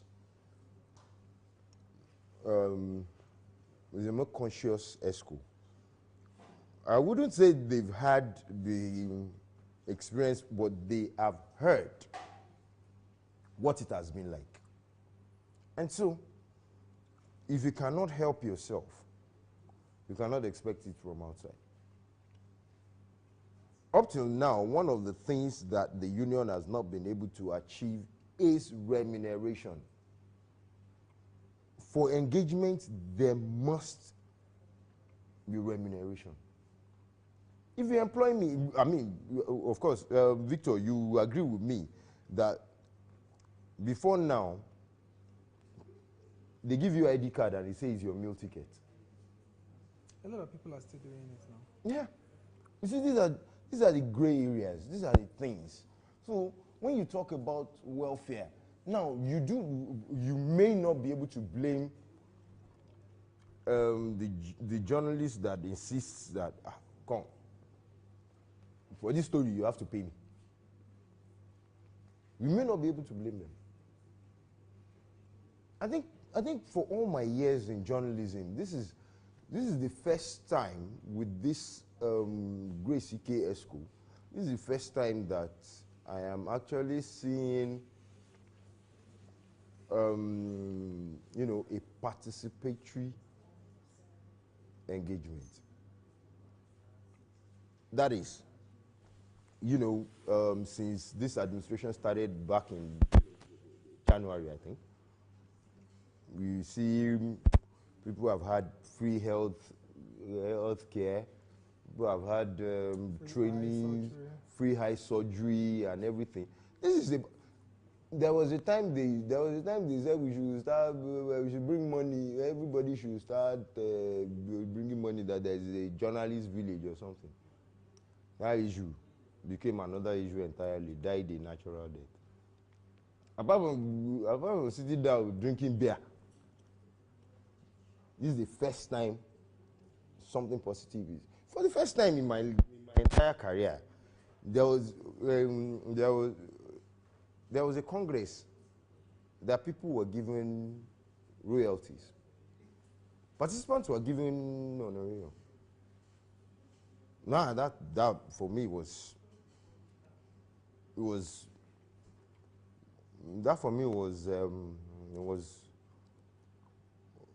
a feat, was an achievement,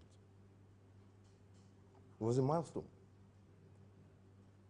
So you see, when you talk about there's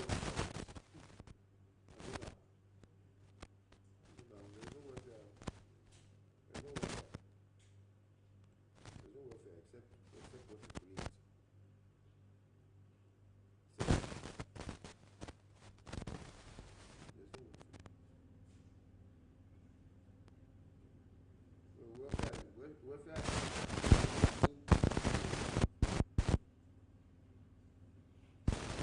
Like I recall, I mentioned that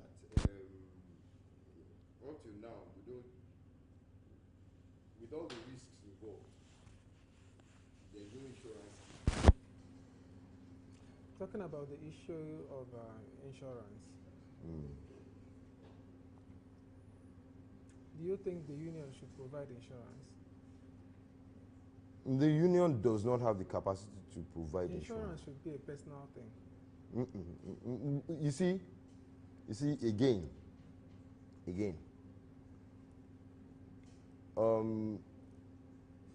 I think the union could prevail for the creation of an insurance scheme for journalists.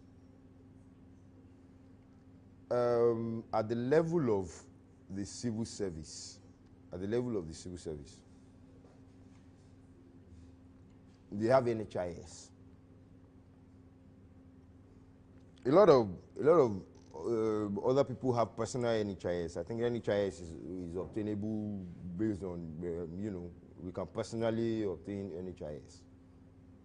Now, the safety insurance should be something that government should be able to do for the journalism profession. Journalism is the fourth estate of the realm. It's the only profession that is recognized in the Constitution. I hope you are aware. It's mentioned in the Constitution. I understand that it's mentioned in the Constitution, but at the same time, it goes beyond being mentioned in the Constitution. Yeah, because there's a lot of risks. I think we need to work more on ourselves, and we need to look inwards. Yes, we need to look inwards. We need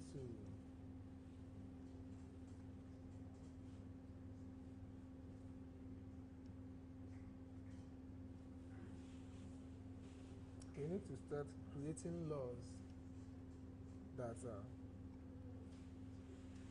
are favorable and at the same time provides a conducive environment for our members to work and thrive.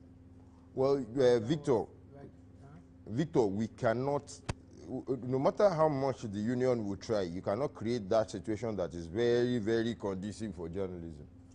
Like I was saying this morning, that going forward, you as a pressman, you are invited for a press conference. Because it happens always. I don't attend press conference. You see journalists, some of these government agencies will invite them for press conference. When you get there, mount your camera. Both the junior staff and the senior staffs of the organization will just go and sit down. All the journalists there will be standing. I've not seen that before in my. I've not seen that before. All of them will be standing. So. Well. And at the end of the press conference, they will just talk to them carelessly. Some of them will be the ones to even remove the chairs that they did not sit on. So. Now that's a very interesting one. I think I've experienced that. I told them that that pattern, it ended last week. If you are attending a press conference and you say anything like that, tell them that if their staff are sitting down, all of you, chairs must be made available for all of you to sit. Yeah, absolutely. If they adopt a standing pattern, then everybody has to stand. In fact, if they adopt a standing pattern for their staff, they should provide seats for you. You are the guest, they invited you.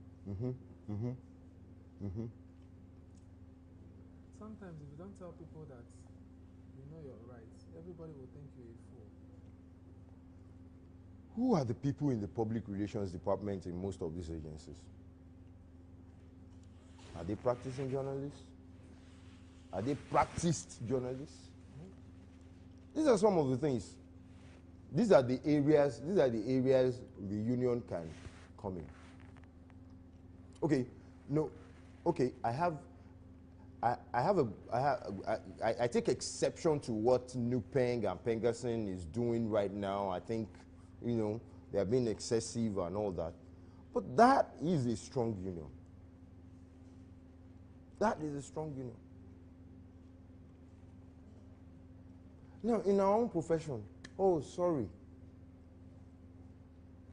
You go to an assignment, you are insulted, in fact, I have attended an assignment where people muted that, let's take a walkout. And so people were still saying, no, let's just say, because I think the minister, I think then, who was it? Was it a minister? Whoever it was, came late. Okay. had journalists waiting, and people said, okay, let's walk out. It was still the same set of people that were saying, no, come. Let's just listen to him, let's just accommodate.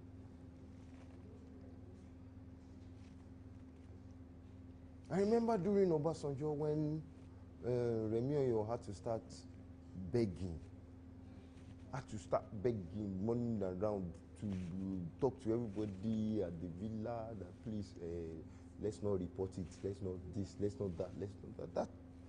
But today this a lot of times these things are compensatory, and you don't have someone who really cares about. So these are the areas the journalists have to come in. But you see, the union cannot create that safety net for conventional, especially when it comes to investigative journalism. So this is where government comes in. What the union can do is prevail on the government to provide such a thing as a safety insurance. That motivates the journalists to do better, to do more.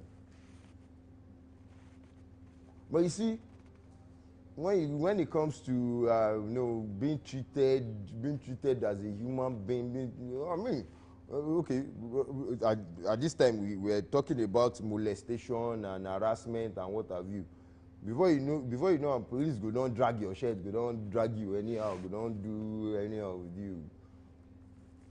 Because you're trying to report. You're trying to cover something. Even the United Nations has it in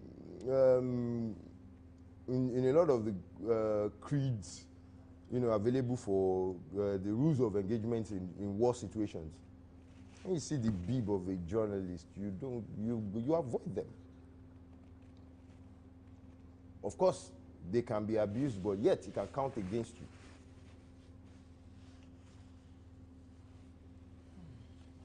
So this situation is like, okay, what exactly can the union even do?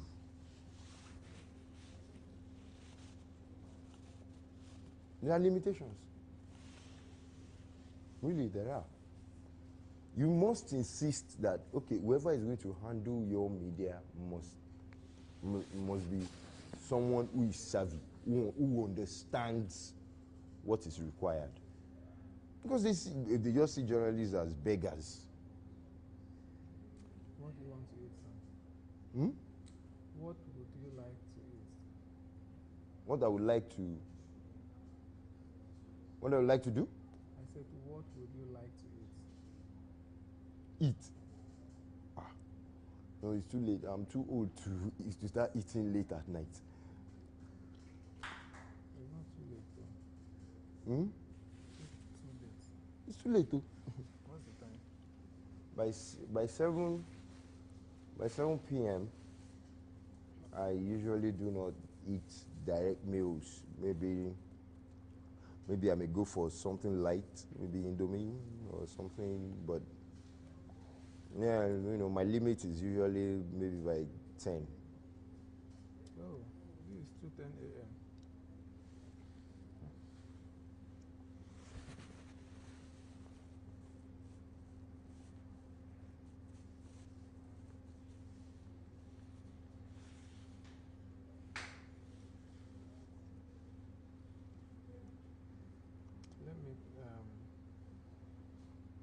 Let me tell them to get you Indomie. No, not now. No.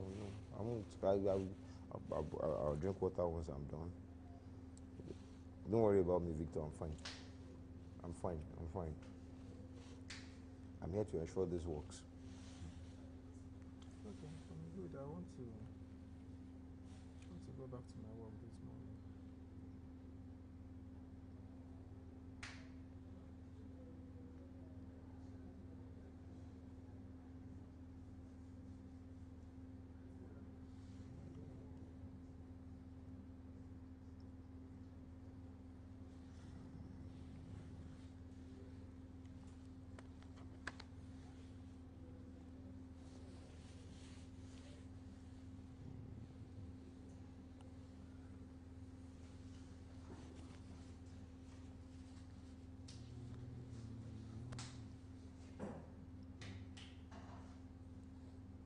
cutting.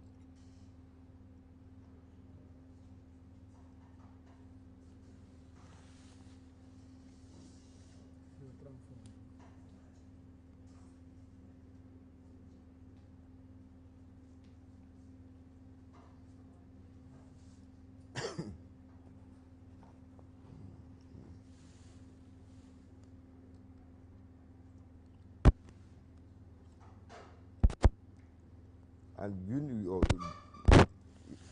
also understand that the environment is dependent on that part of the profession that you are involved in. These days, you can sit down in you can sit down in the comfort of your house, not going out anywhere, and of course, write reports. Let's pick it from what others have done. But okay, there are serious issues out there that may need to be flogged, beat association and what have you. And I'm sure they need to, the new journalists today don't have time for such things. You don't have time for such things. Sometimes I even fear that journalism as a profession is beginning to fade. I have that fear. That journalism is beginning to fade.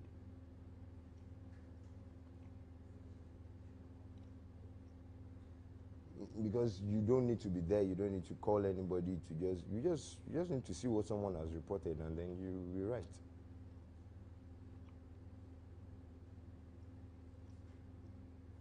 Even from the information on Facebook, you can write reports.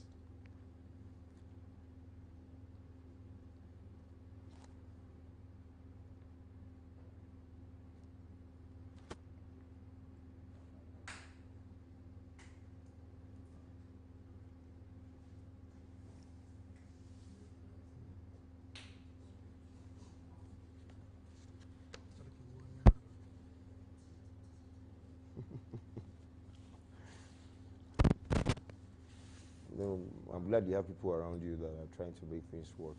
It's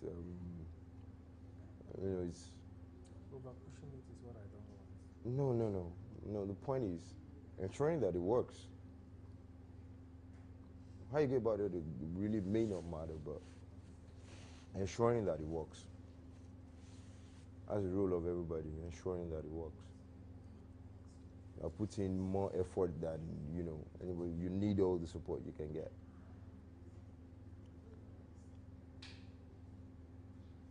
And I'm proud of this. I mean, the first time I just heard about it.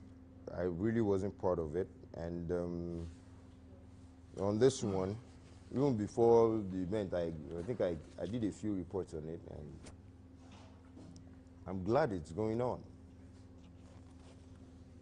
It will go down in history that at least I also was part of the reality.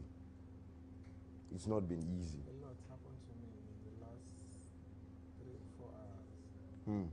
It got to a point I wasn't feeling myself anymore. Yeah. This kind of thing, you get to a point of delirium. I felt my brain was gone. It was going to shut down. I wasn't feeling anything again.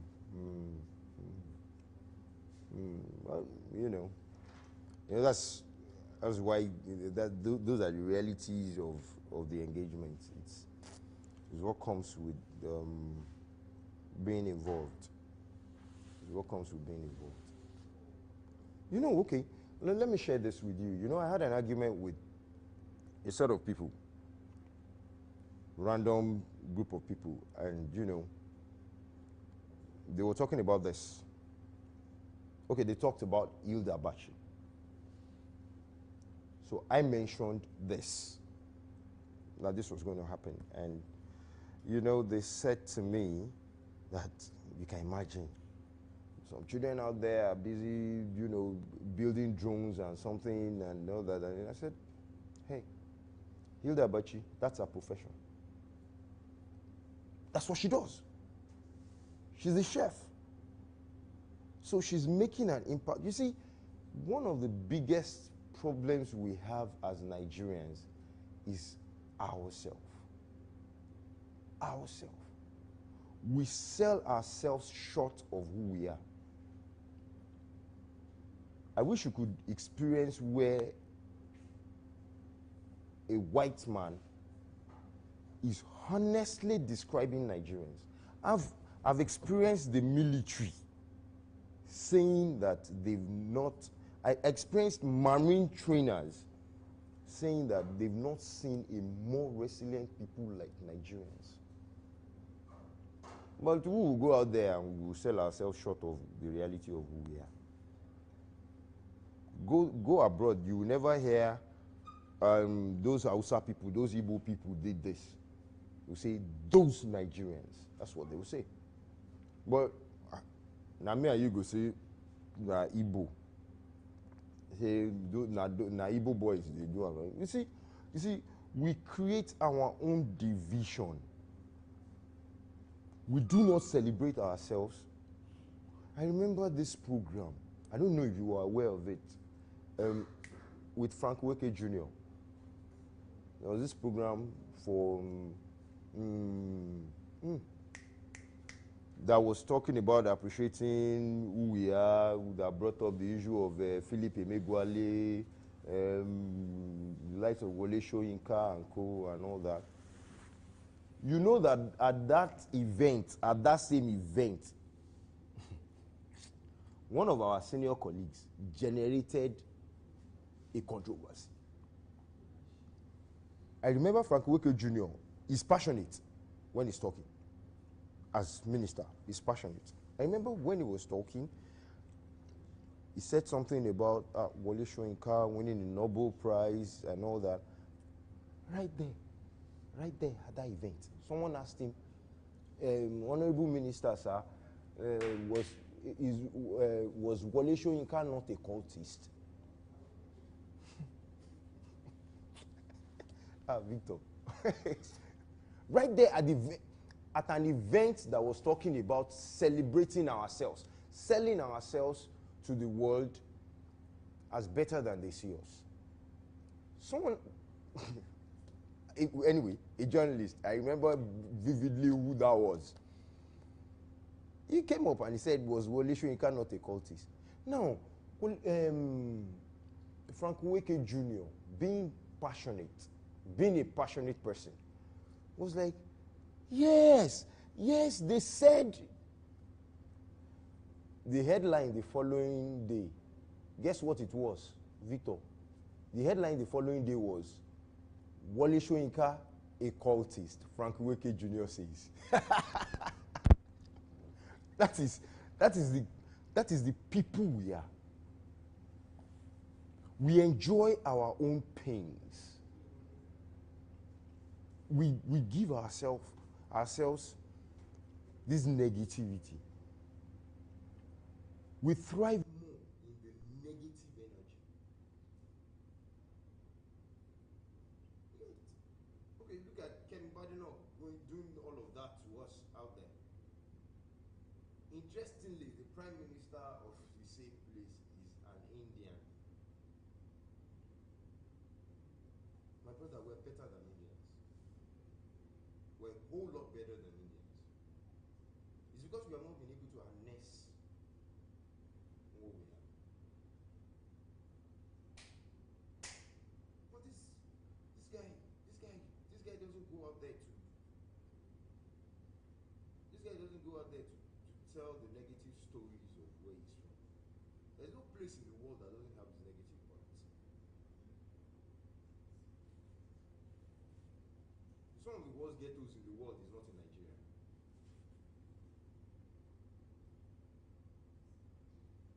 Yet, our Nollywood will start showing rituals.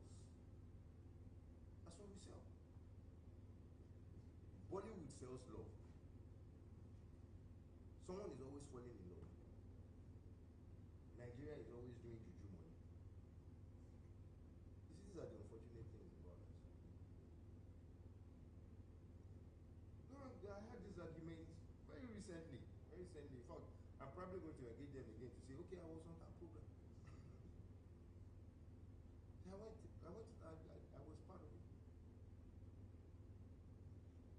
I wish we could be better than we are right now. I wish we could,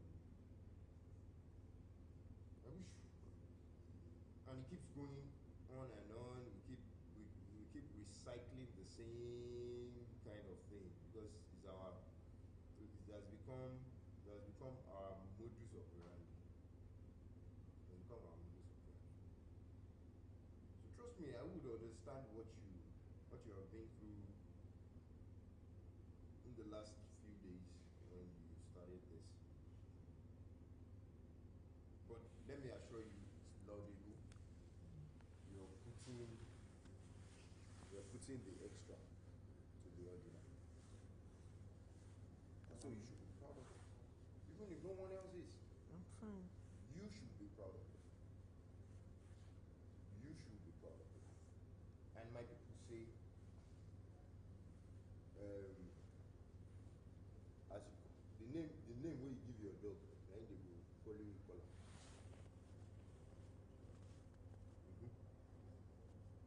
That's what my people will say. That's what my people will say. Are you Yoruba? I'm Yoruba. How come you didn't notice? I think I have the intonation, don't I? You sounded more of an Edo man. No, Edo. No. I don't like that because of their lousiness. No, they are. I wouldn't say lousy. I think they are vocal. They are vocal.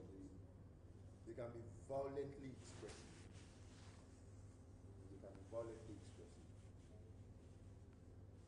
People's are louder. They want their voices to be heard.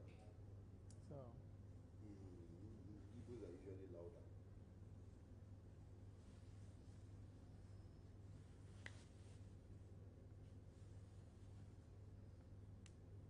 This is good. I mean, if we look at, I think the last one we did was last year. Really? Was it last year?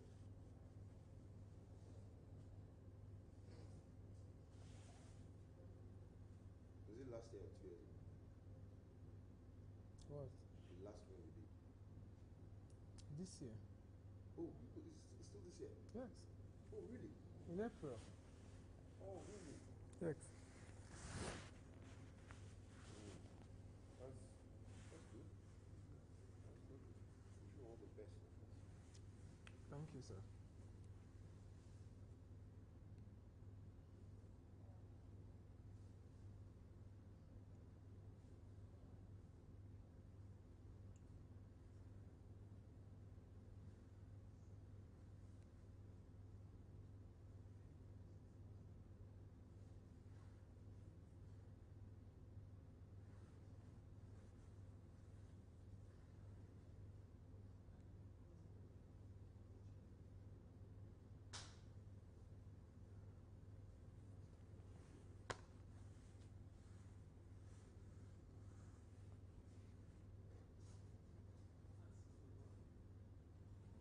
So, I think I want to go back to my seat so I can continue from there. Anga kam na bemia. Anga kam na mia.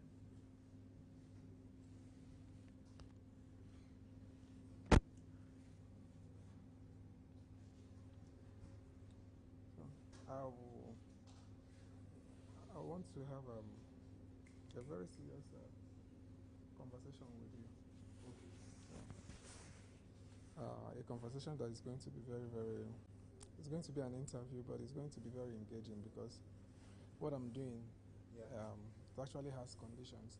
Okay. I'm not supposed to be having a conversation. It should be a kind of question and answer section. Okay.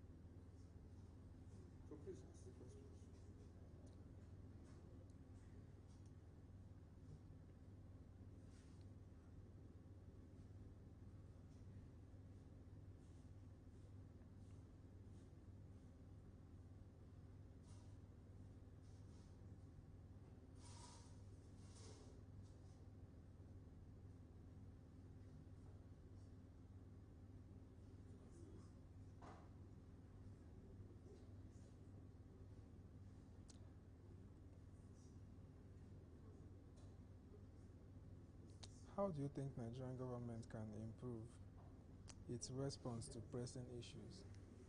To pressing issues? Pressing issues, yes. Engagement. Engagement? Yes. Engagement. A lot of times, people feel that the Nigerian government is not a listening one, that government doesn't feel what the people feel. However, what I see is the government is not doing enough to engage the people representing, the people giving the feedback to government. Because when you say government, what you seem to be looking at is the president, the governor, Now, the people the government uses feel themselves as executives, and so they're not getting the feelers, they're not getting the real feelers of the people. They're not mingling enough or getting adequate information from the people. And then, you see, government also needs to be more conversant with the media. Not using the media to inform the people about what they are doing right, but using the media to get what the people are feeling. So, engagement is key. Engagement is very, very key. Government needs to engage the people. So, pressing issues will become things that will come up. Like right now, we are looking at how do people really feel about the Nupeng, Dangote, DPP. I don't see what the government is saying about it. The push comes to shove, it's going to become a problem to the government. So, I think one of the major things government needs to do is have proper engagement with the people. There's a chasm. We seem to be making governance, too executive, especially in this country. I know that's going to be a difficult feat to achieve, but you see, we have celebrated what we call governance too much. I mean, democracy is supposed to be the government of the people, for the people, by the people.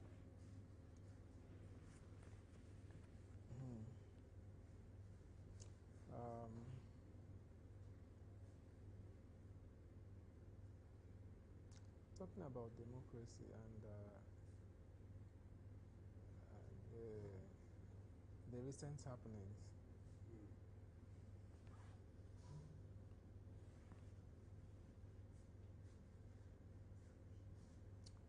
Will you still want to, or will you still describe Nigerian system of government as democracy? Well, yes, absolutely, 100%. I think what we still have is democracy. It's only that even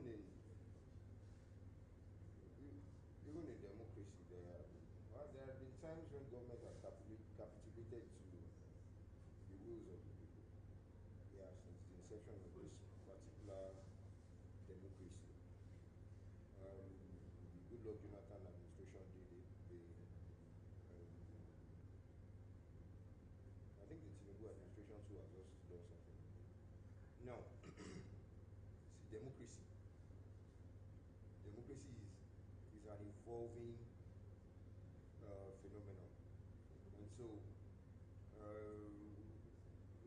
where you have the parliament in checkmate and things like that makes it like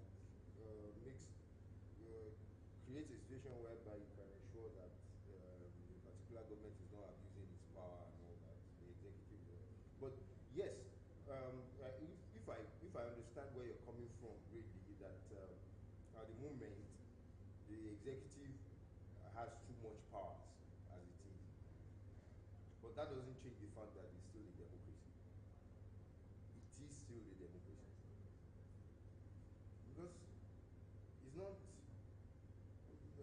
before government to do anything, even if government is buying the legislative, it's still a democratic process. The executive needs to submit something, and the legislative arm needs to, ratify and endorse. So it's still a democracy. I'm not one to throw away the baby with the bathwater. Whichever way you want to look at it, it's still a democracy. It is still a democracy.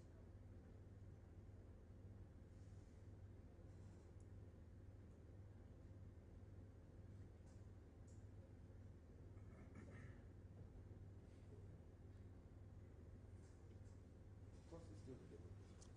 In the issue of safety and journalists who are being, especially the female ones, Are being harassed. who are being harassed, and in some cases abused.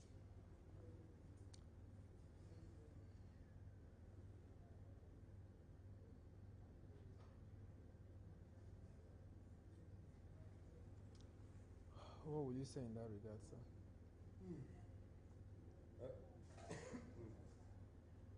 All over the world, there's this thing called job security.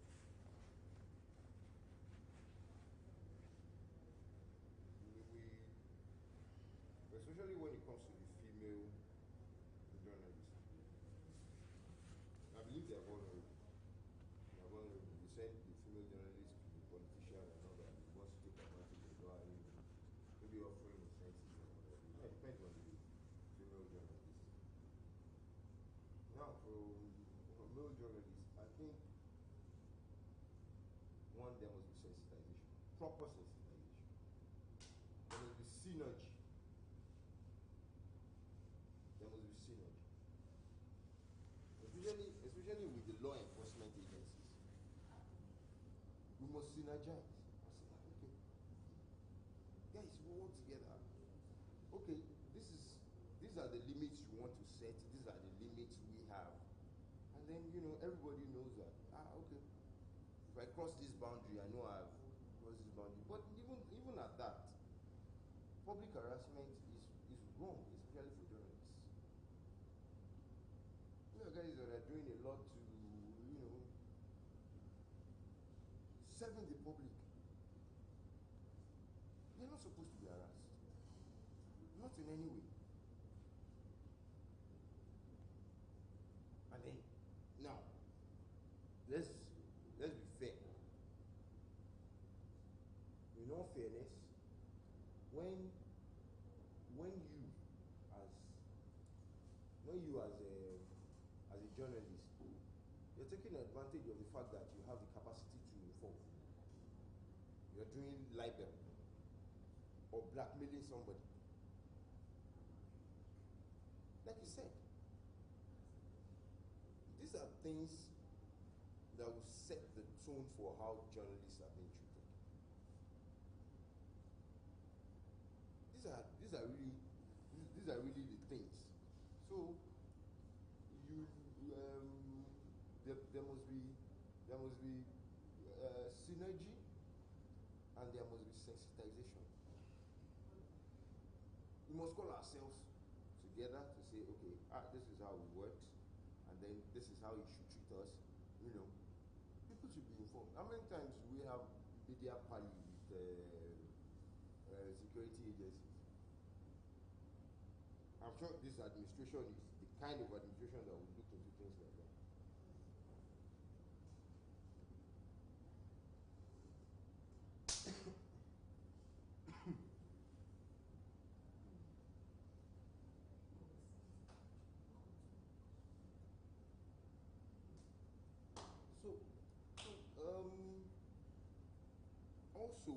Also, like the union must put measures in place, cautionary measures for journalists. The union must also be able to do that.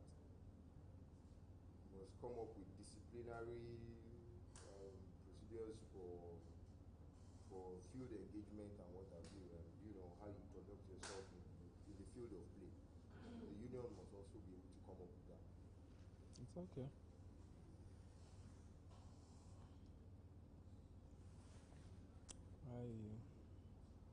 I want to quickly make something so that you... Sorry, say again? Said I want to quickly make something so that you eat before you go in the morning.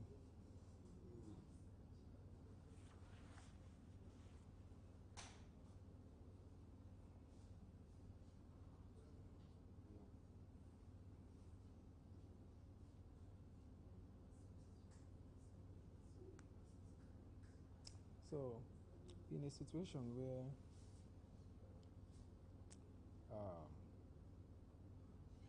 a journalist was harassed and NUJ, being a kind of a regulatory body, decided to intervene on the case. They didn't just support the chairman of the chapel where the reporter belonged.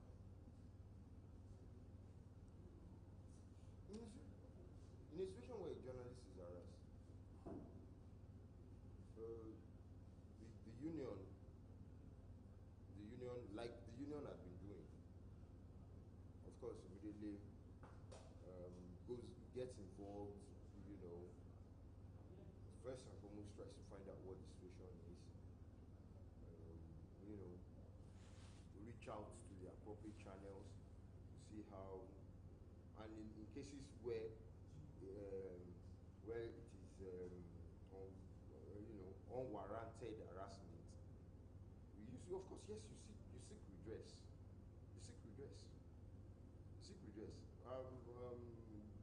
Look at what happened recently with the DG NRC, Nigerian Railway Corporation, with Ladibala of NT.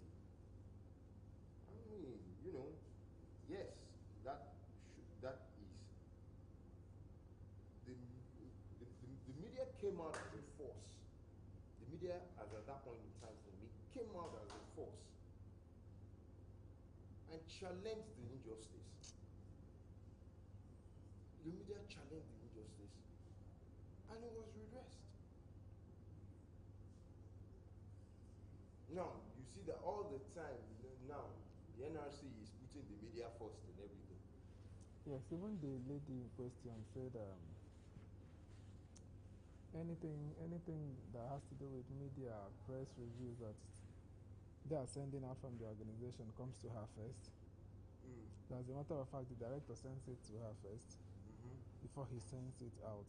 Yeah, true. Yeah. So you know that's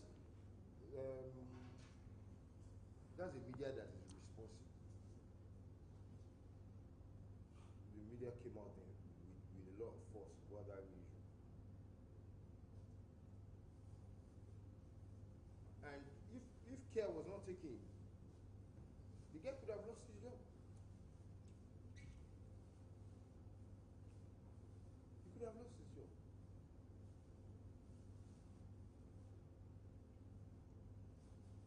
It's just that, we're gradually getting there. We really are taking strides, taking good strides. And we're moving closer to where we're going.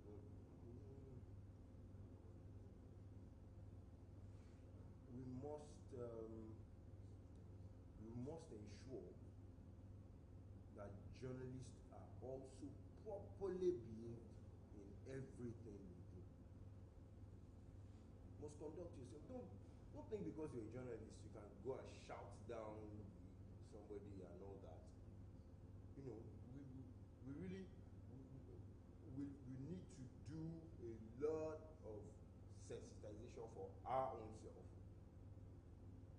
while we synergize with others out there. So in cases of harassment, of this union had proven a responsive one. I'm impressed. I'm impressed. I like that. I like that a lot.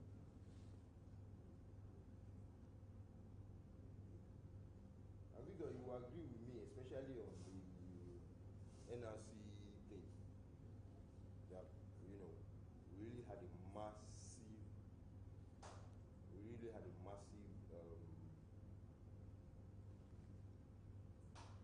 response mechanism to that issue. Maybe you want to say it's because it involved a chieftain of Nawaj. You might want to look at it that way, but whichever way, it's the journalists we're talking about. Yes, the response was good. And Victor, Can hear you, sir. Today now,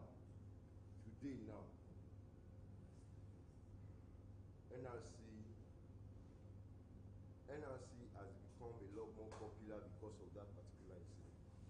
You get it? NRC has become more popular. That's the power of the media. That's what the media can do. If you engage the media properly, oh, you can be beautiful. You can really be beautiful.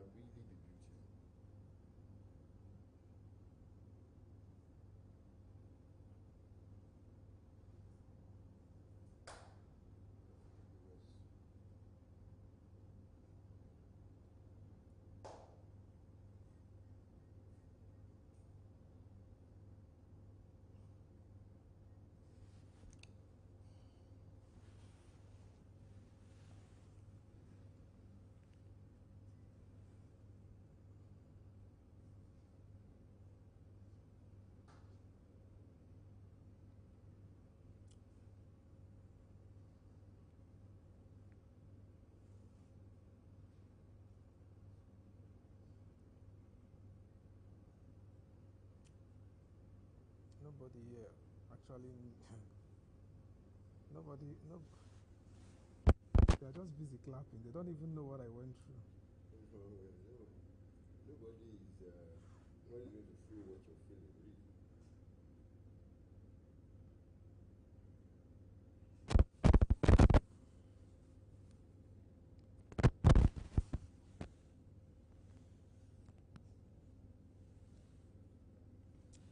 If you're meant to advise a young journalist, and maybe, what will your advice be?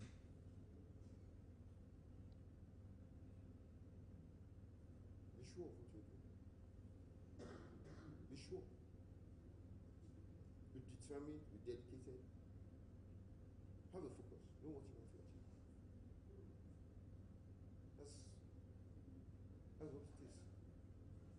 Don't go out there expecting that it's going to be a paid job. If it comes, it comes.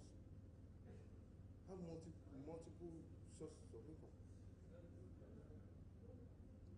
But if you want to really be a journalist,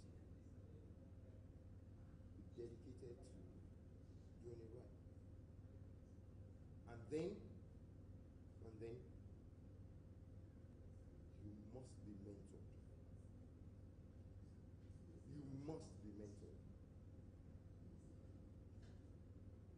You must take from the experiences of others. You must be able to take corrections. You must be able to learn. Chat me up nonsense now. You must be able to learn. You can't do it alone.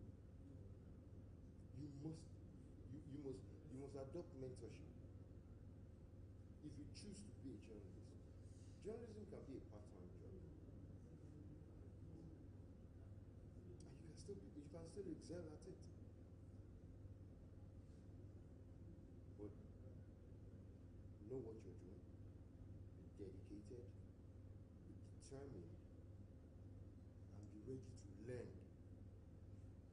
Which is very important. It's key. Be ready to learn. That would be my advice to younger journalists. Don't go out there seeking fame. Don't go out there expecting to be a celebrity. It is what you do that will determine how you're viewed.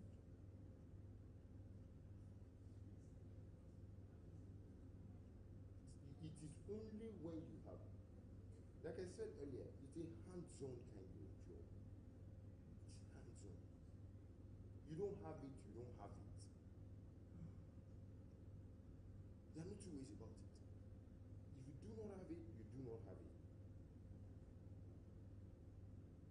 They know the buyer.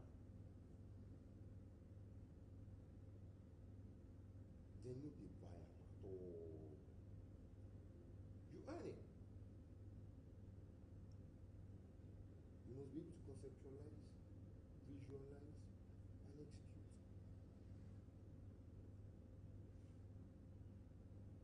And it's not the kind of profession that you go off for maybe 1 year and then you come back again, and then you go off again for 1 year and then you come back again. It's a hands-on job. It's continuous, you know. You are not doing it, you are not doing it. Sorry. You gonna experience along the line as you go along. It's not something you just design.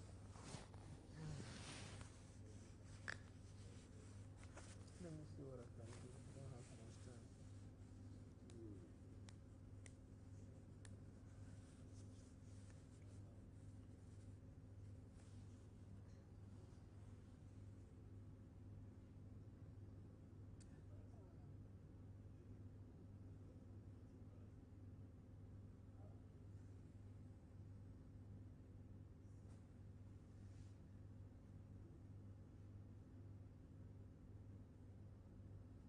Ele Chibuike be Chibuike. What am I?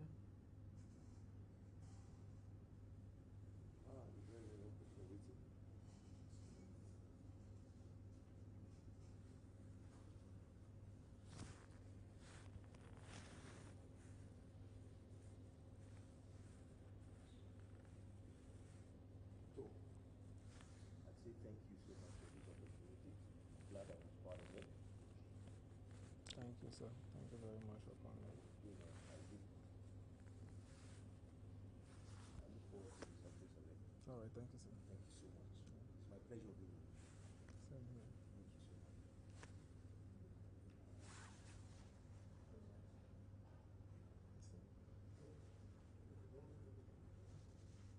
When was that there?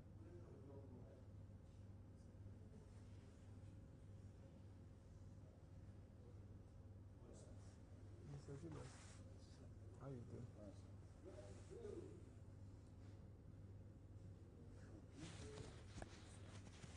Good morning. How are you doing?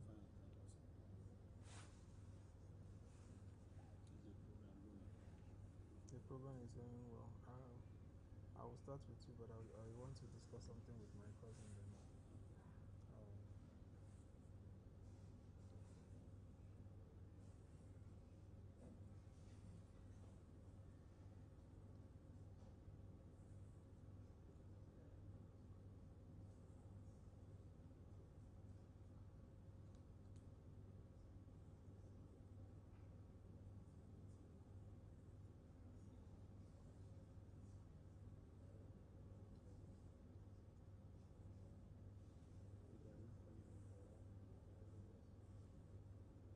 I think it's not your turn, right? It's my turn. Okay. Let's talk about family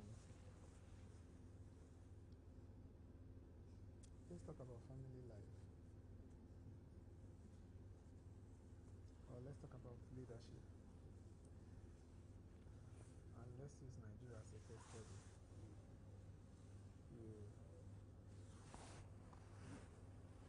We talk about leadership and we talk about cases like fuel subsidy removal.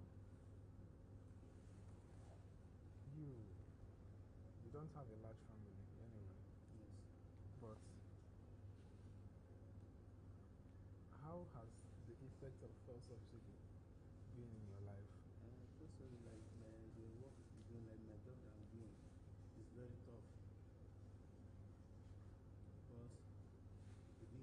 this kind of situation in the country, since it's already in this man change here, we won't be first hospital. Things are very, very tough for us. Even no matter I don't have a large family, I know that this is very, very tough for me. But I thank God for life that even sometimes I will money if I bought fuel sometimes like 10,000 naira, I can see interest of 1,000 or 2,000. I mean, however, it's very, very tough. It's not easy for me. The leadership is not good for some of us in this country. There's some people I know that they are still making it, there's some people that are not making it. They are passing through a lot of help. So it's not really easy. Sometimes in life, a lot of people feel that they do well more than others because they have good character. Some feel it's because they get legs, say that they walk up past others. Yes.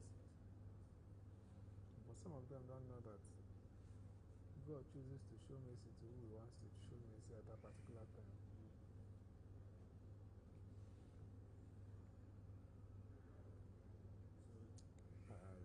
I have seen things, but the one where I see since these 3 days, you fear me.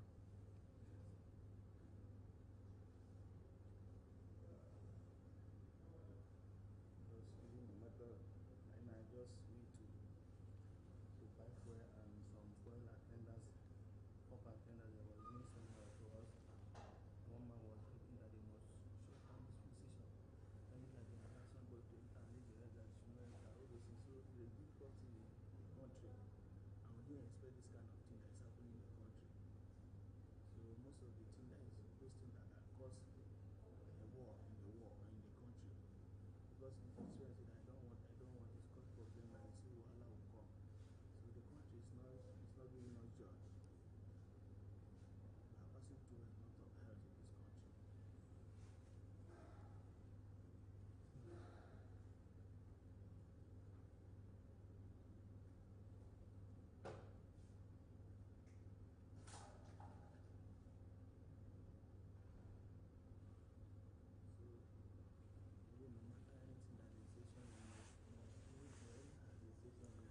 The truth is that no matter how you push or no matter how you try to exempt yourself from it, there are certain things that will happen in your life. It becomes your reality. You work on you work on your survival plan. Yes. You know, and there are things that will happen in your life. It will be as a result of you working with people you're not supposed to work with. Because if you work with people who, what they are doing align with what you're doing, and their focus is for you to achieve your goal, it will be a different thing. Because this devil that we talk about is very funny. Sometimes how the devil penetrates people's life is just a little thing. So many people died is not as a result of what they did, just because of somebody else's mistake. Somebody opened the door for the devil to come in. When it was time to kill Jesus, there was no means. If it wasn't Judas, the Philistines were looking for a way. They said they don't have any reason, they just want a point. If not that Jesus sold him. You understand? So, be of good courage. Be focused. Do not allow anything take you off your reader. You understand? Everything will be fine. It will not just be fine, it will be more than fine. For the past 3 days now, I don't know where I am. It's as if all my brain shuts down. But I'm beginning to know what actually happened to me and why it happened. You know? Like, at some point I was asking myself if I was drugged. Because all my life I don't even do alcohol, let alone drugs. So I was asking myself what actually happened to me. But I've learned to see things, not to see things more serious than they seem. Because if you see them beyond the way they actually You see things beyond the way they are. It is still you that it will tell on. So, that is the situation. That is my story today.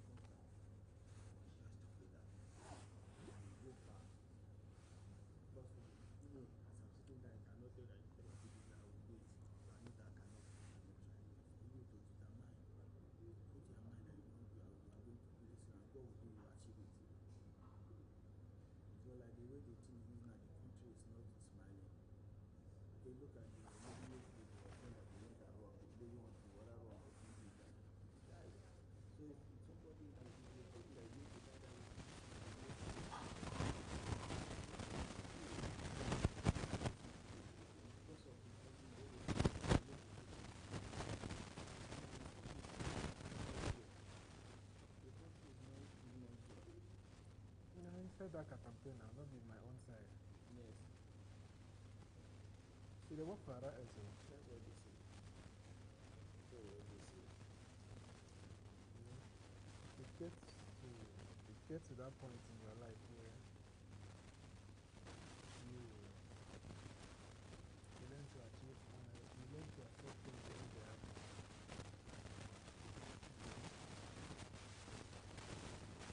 Not because of anything, for your own sanity, for your own mental health. But it's fine.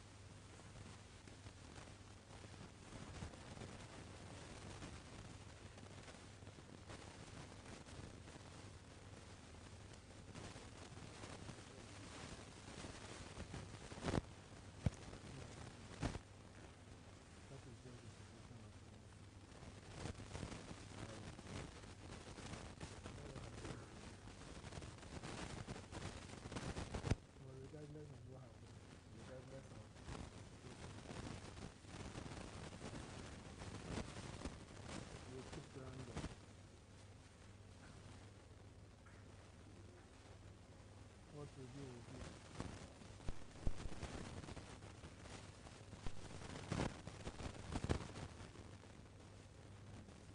What will be. Even no matter anything I was in this life, because there are times never reach to succeed, you will not succeed. See, when the time reach, then you succeed. But some people, they don't know want to make it immediately. All those boys that are doing all those kind of things, one day God will shame them. And they will succeed there one day.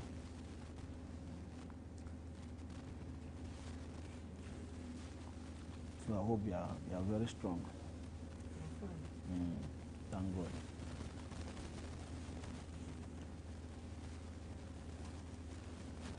You're trying, it's not easy. Not easy, honestly.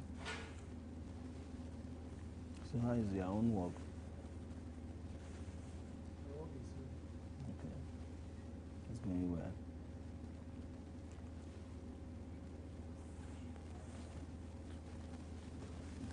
You have a nice day, man. Thank you. When was that matter? Huh? Somebody, when was that matter? Don't worry. Yeah, we don't.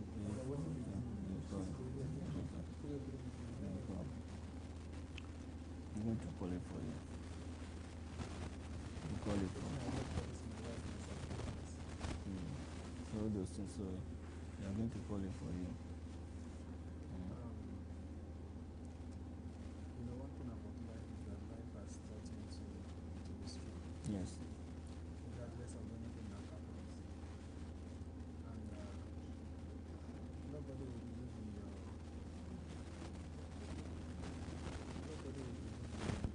trying Yes. to live in. So Yes. it will get to a point where it's when you have issues or you're doing something and there is issues. Yeah. That's when you know people who truly believe in you. Yes. You know. And over time I've learned to I've learned to I've learned to I've learned to accept situations. Station, yes. If it's good, it's good. Yes. If it's not good, it's not Sounds good. good, yes. And whatever that happened on the process of me trying to do anything, as much as I'm able to live that pace with my life, Yes. I'm very, very comfortable. Mm. The only situations that the only time it will make me feel bad or make me depressed or demoralized is when I cannot Yes. when it affects my life in a way that I cannot change anything. You understand? Mm. So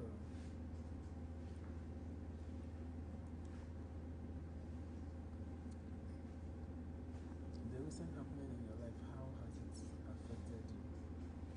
Like me, I actually, in anything that come, I give praise to God.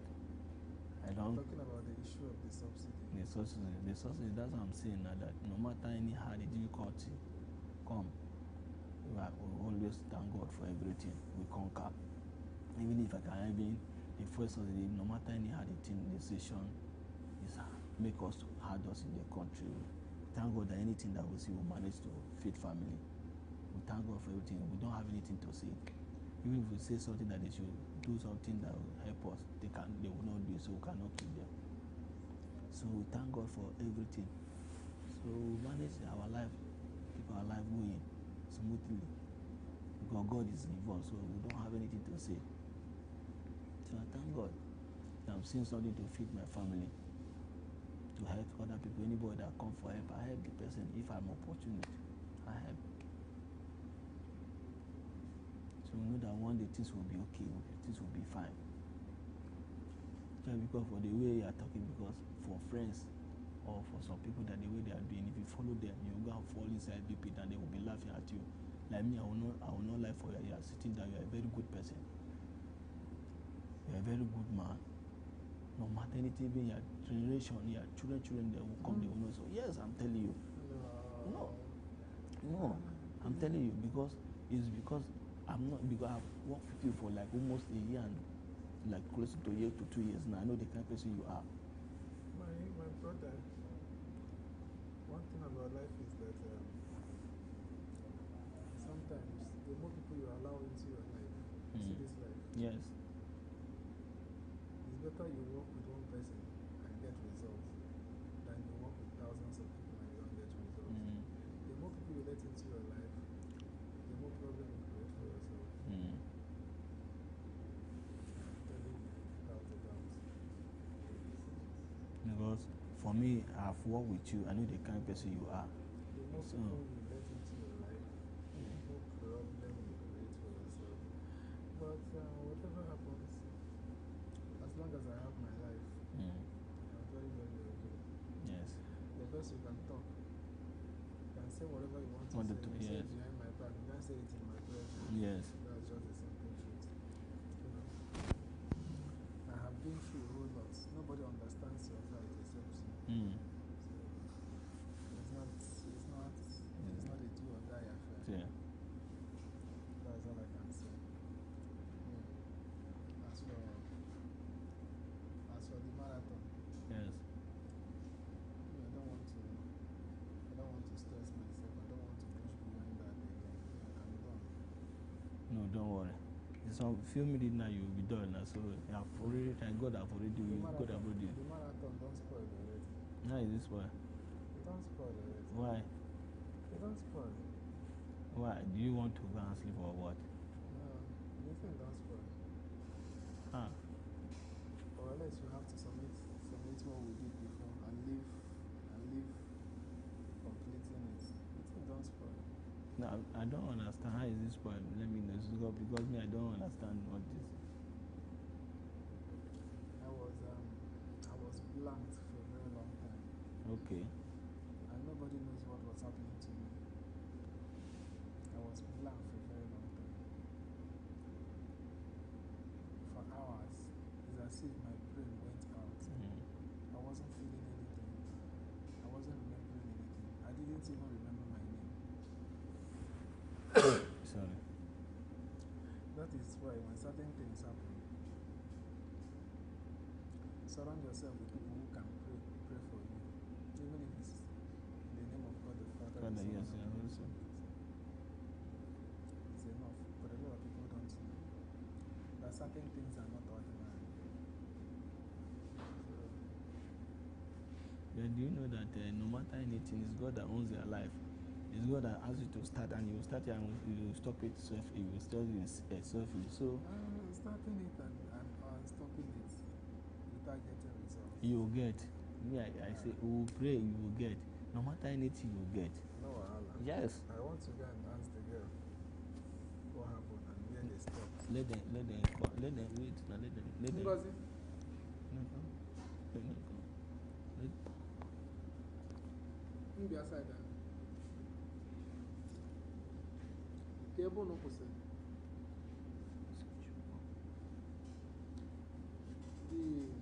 The video can Okay, so that is it. So you should not say that one other thing as well. No, you cannot say.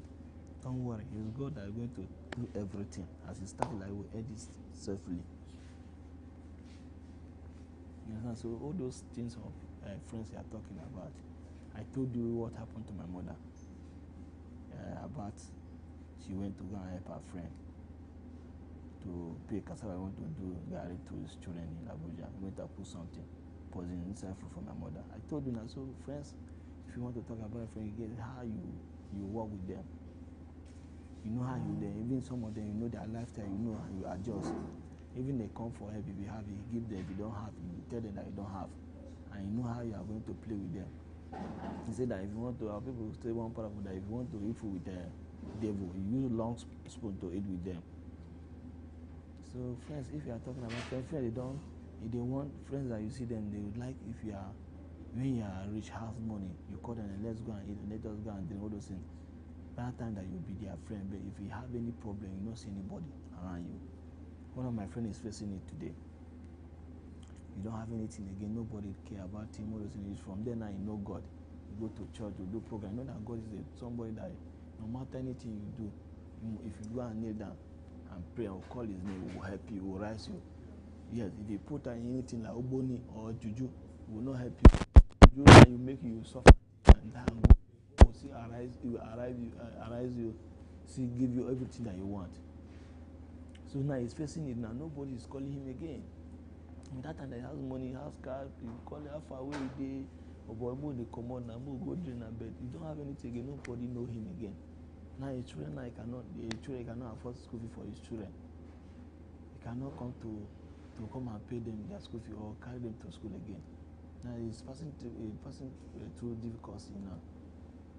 So if you are talking about friends, some of them they are not good. Some of them they want to see you down for the way you are talking about. Some of them they are good, some of them they are not good. They are very wicked people. So everything that you want to do now, you must call God first. And this program, when you start it with prayer. And you end with prayer, you end safe. So you should not say that whether the tenants will know it can't be possible. That God we are serving is there for you. God this twice. The money that you spend, you not go and borrow it. The money that you see, I swear like it, that you spend to do this thing. The last time I was here, this one I was, so I know what is going on. So our own prayer, our own I will be praying for you. It will end safe, safely. That we will rejoice together. So that's what we will do.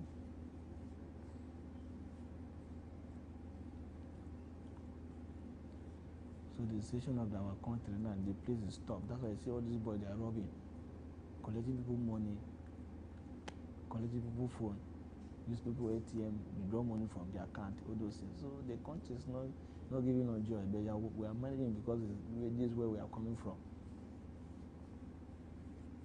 There's no joy.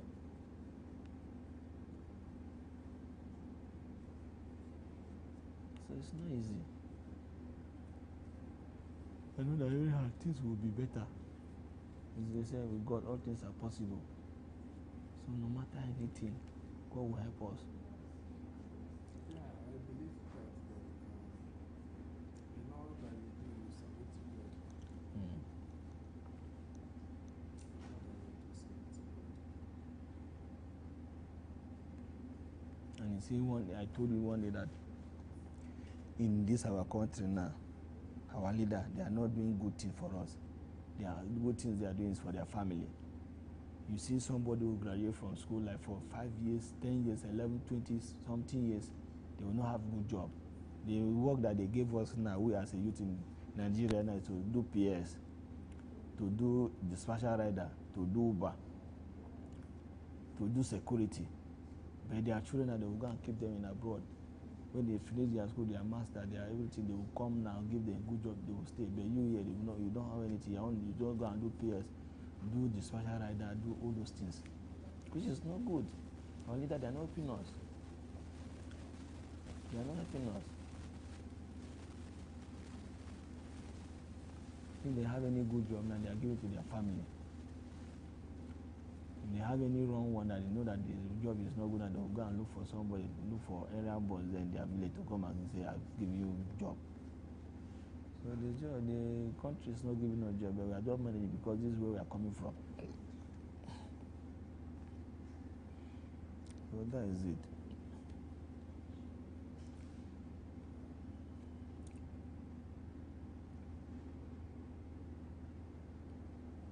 So is there any other question that we can answer?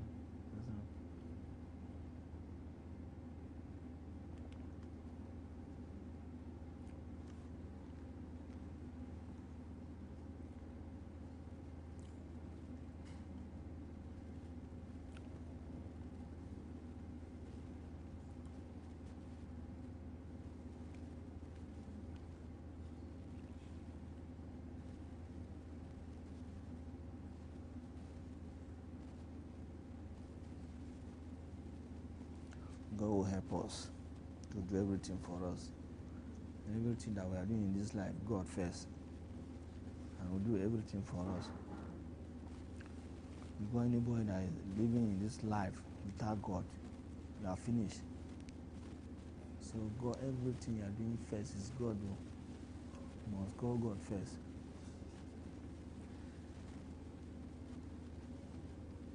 So that is it.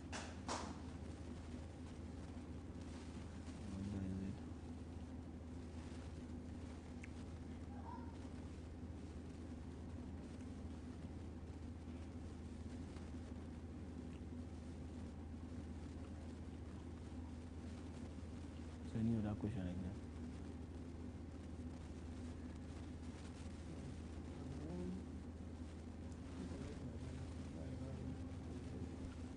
Huh? I'm hearing you. You say, okay, you want to know how people that are here? No. People are still here now, but some people they are still sleeping, so they are here. So that is it too. So friends, they are talking about friends, some of them, most of them, they are no good.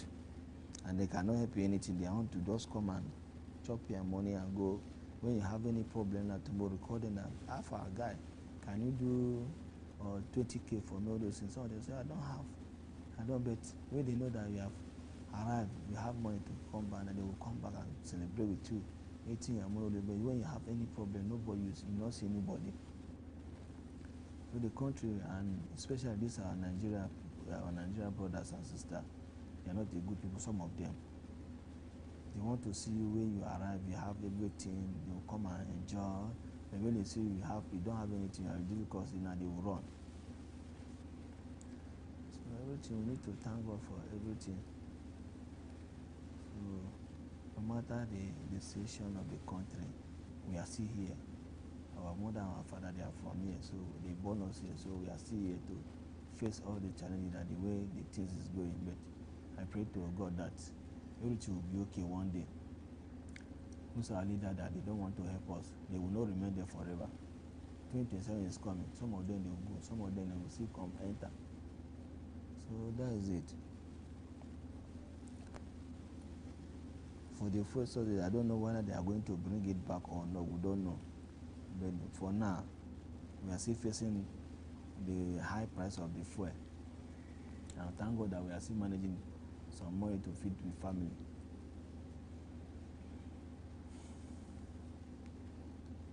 So that is it, sir. So that is it, though.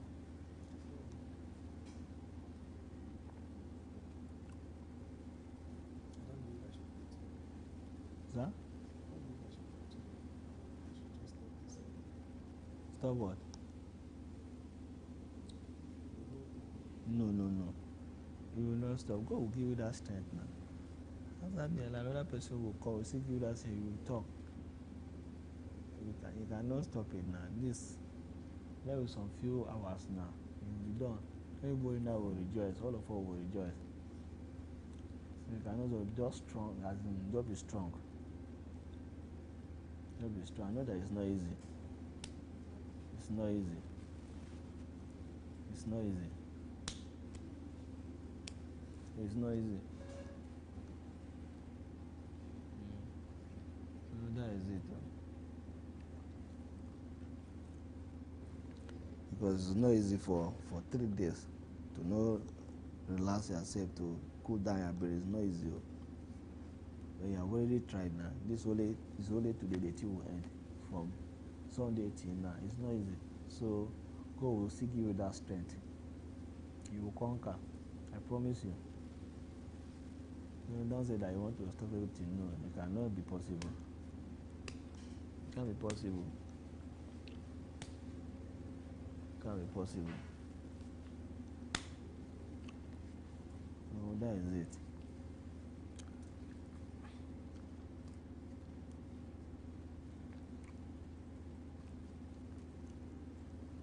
So your new area you are staying now is the place.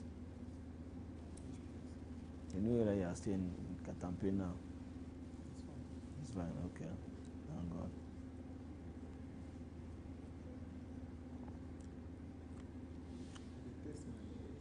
Hmm?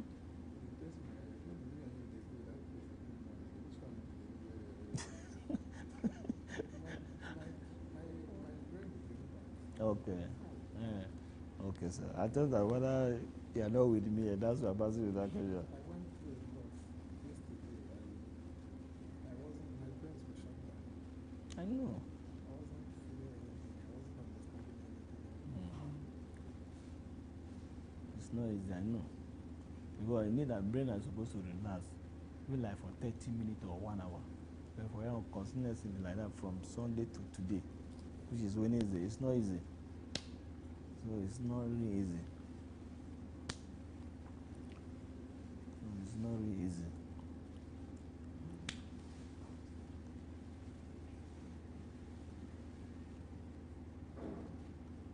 So that is it. So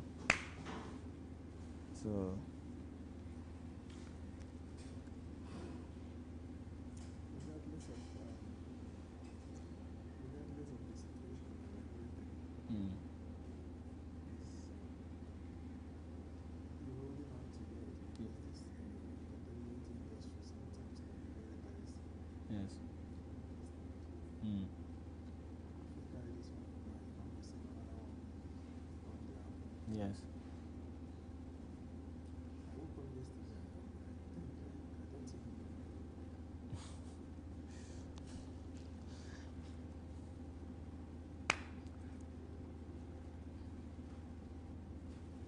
I want to take one whiskey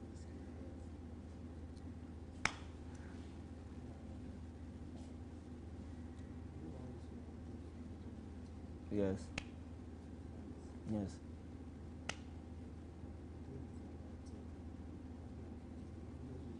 Mm. Mm. Mm.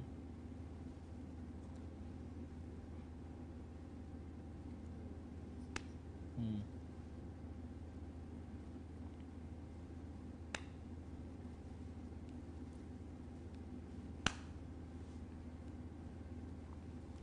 All those things. anyhow the situation, you should just be strong. Don't worry. You will conquer. Just few hours now. You see, we will jubilating, be laughing. So that is it. God will do it. God will do it. God already done it. So, so you should not think that what I want to stop it. No, it cannot be possible. So that is it. So that is it. So that's okay. It's not. Let me give you a shot again. So, keep believing in yourself. Yes. Sometimes to me, it seems as if things will not change. Mm. But with constant prayers Yes. and pushing, Yes. you see that you get to that place and you surmount it. Mm.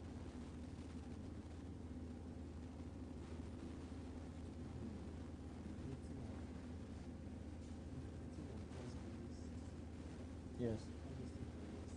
Yes.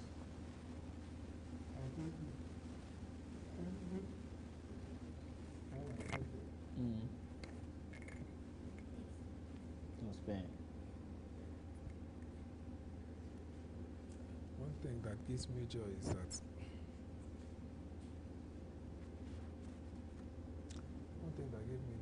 he said to me that nothing on this life that gives me joy that he will withhold from me. You understand? Yes. So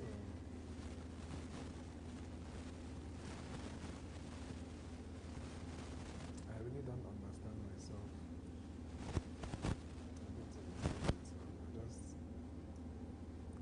It's just because of this woman.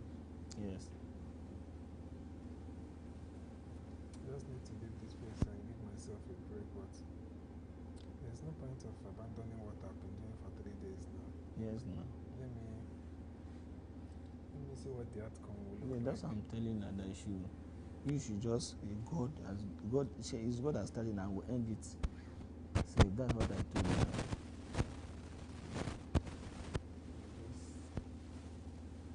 Just be patient and be watching. Yes. You be strong, and now God, you see now you're strong.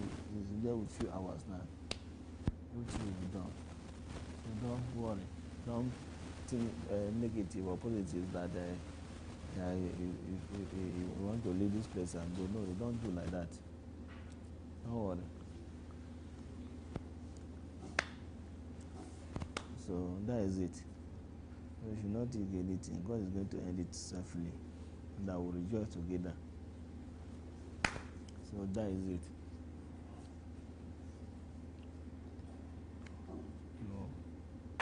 No matter anything, it will be fine.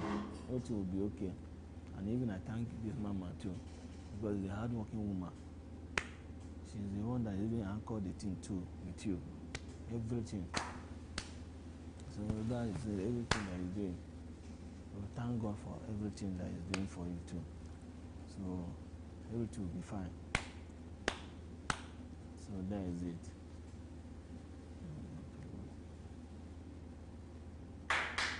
So that is it.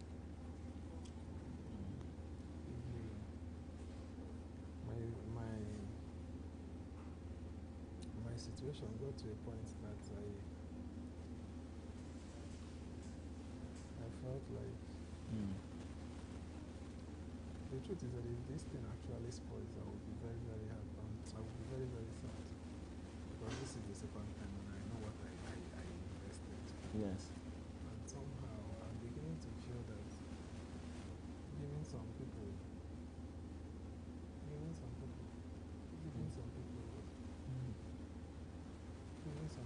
feel that it's a mistake. Instead of them doing what they are supposed to focus on is to carry woman and go and sleep. You know? But those are not the things that I want to say now or discuss now.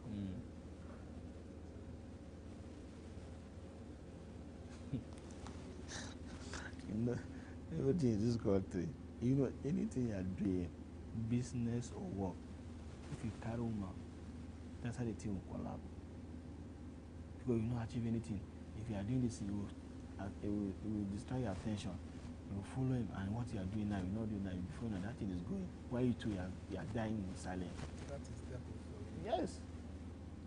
So if you want to do anything, say about woman, you forget woman. Forget it. After you achieve what you are looking for, then you can come for woman for a minute and say, but you leave him again and go, because those people, they are destroyer. They said the wife that even see example like wife that will marry. If you don't have good wife, that's how you remain nonsense and die and go.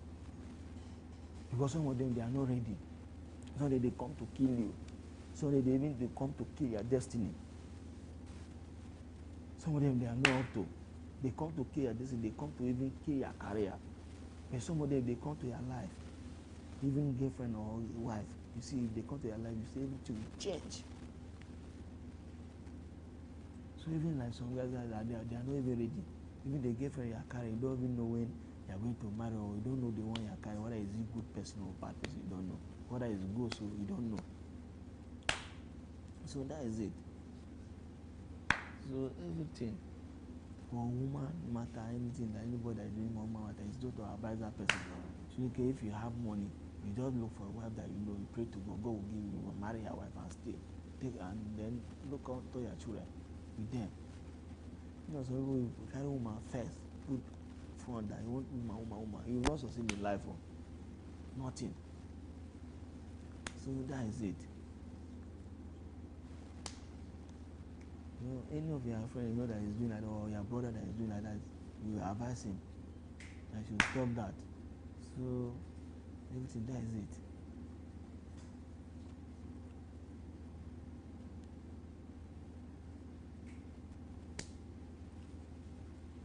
So everything is going to be where you complete everything, you will be strong. So that is it. You should not think anything whether that this thing that you want to do, that you want to do. No. Everything have already worked for good of you and all of us. Anybody that don't want, that person should die and go. So that is it. So God have designed it already, and God have already put everything in order for all of us. So that is it.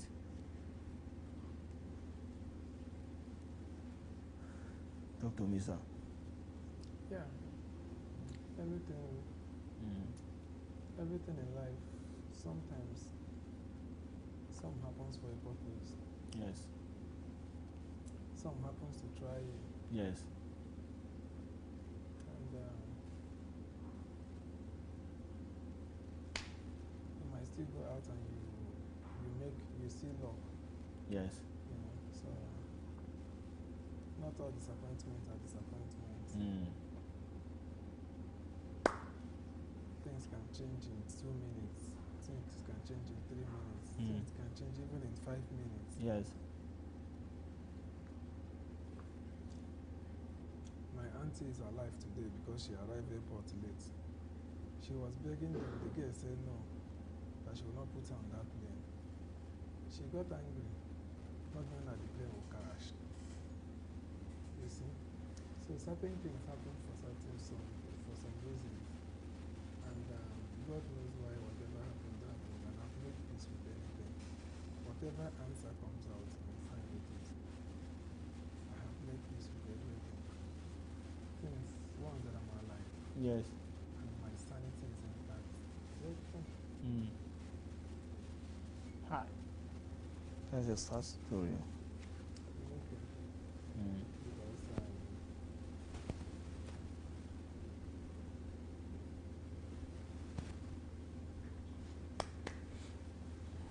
Because for this life I come, I don't see shame.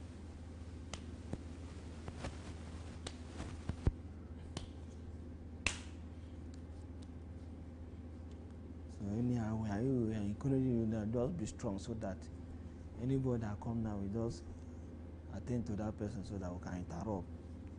So God will give you the strength. God will give you the strength.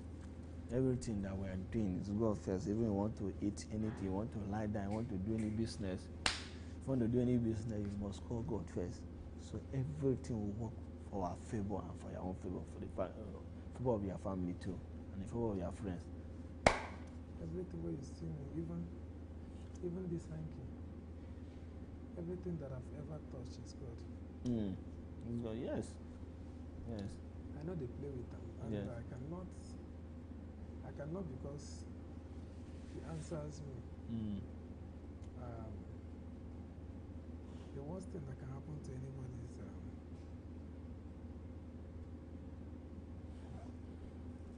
Wow. So that is it. So everything. In this hotel today, since on Friday, I booked 7 rooms, 25,007. I calculate it. You know, I booked that room so that some people will be working, then some will go up and rest. Then some will come and. You know, coming up to come and rest, I saw that girl that came with Rosemary, that stupid one. I think most of them, they don't sleep with her. I see her inside my room, we wear Chidebere clothes. Even if I say the girl they look for where he go sleep, my junior brother, why will he allow him to come and sleep on the same bed that I'm going to sleep when I'm out of break? It's not good.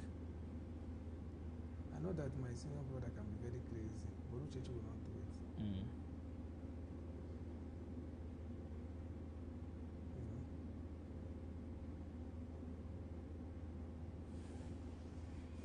I mean, I don't just want to talk because if I talk with the anger within my heart, I feel talk past what I'm supposed to. No, don't worry. You know that because you see your program is see available. So when you finish your program, once you just rest everything, you call them in order. Now this society is not only this one that you stop. There's another one that will come. You engage people again. They should stop. That's why we are saying now. We are talking about that and that.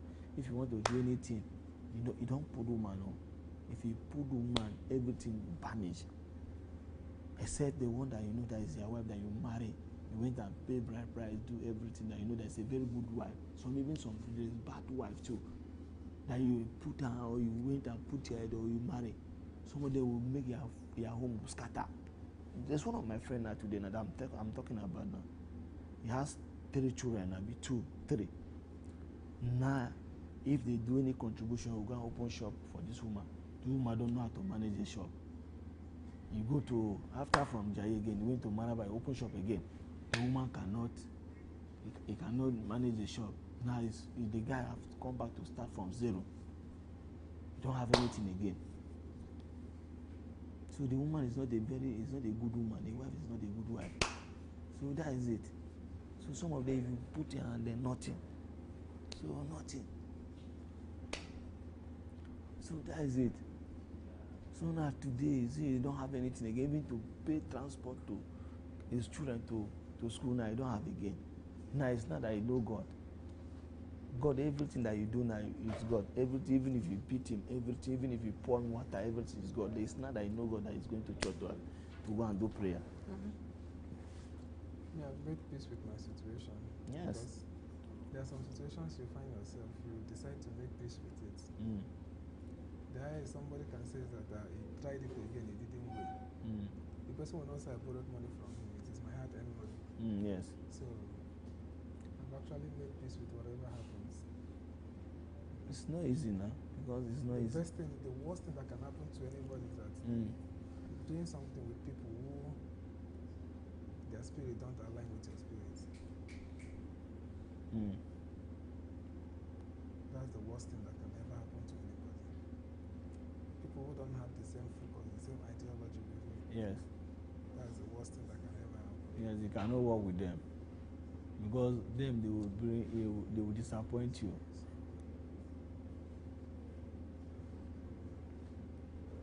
And that is it. All those things about woman, everybody will go and leave each other one day.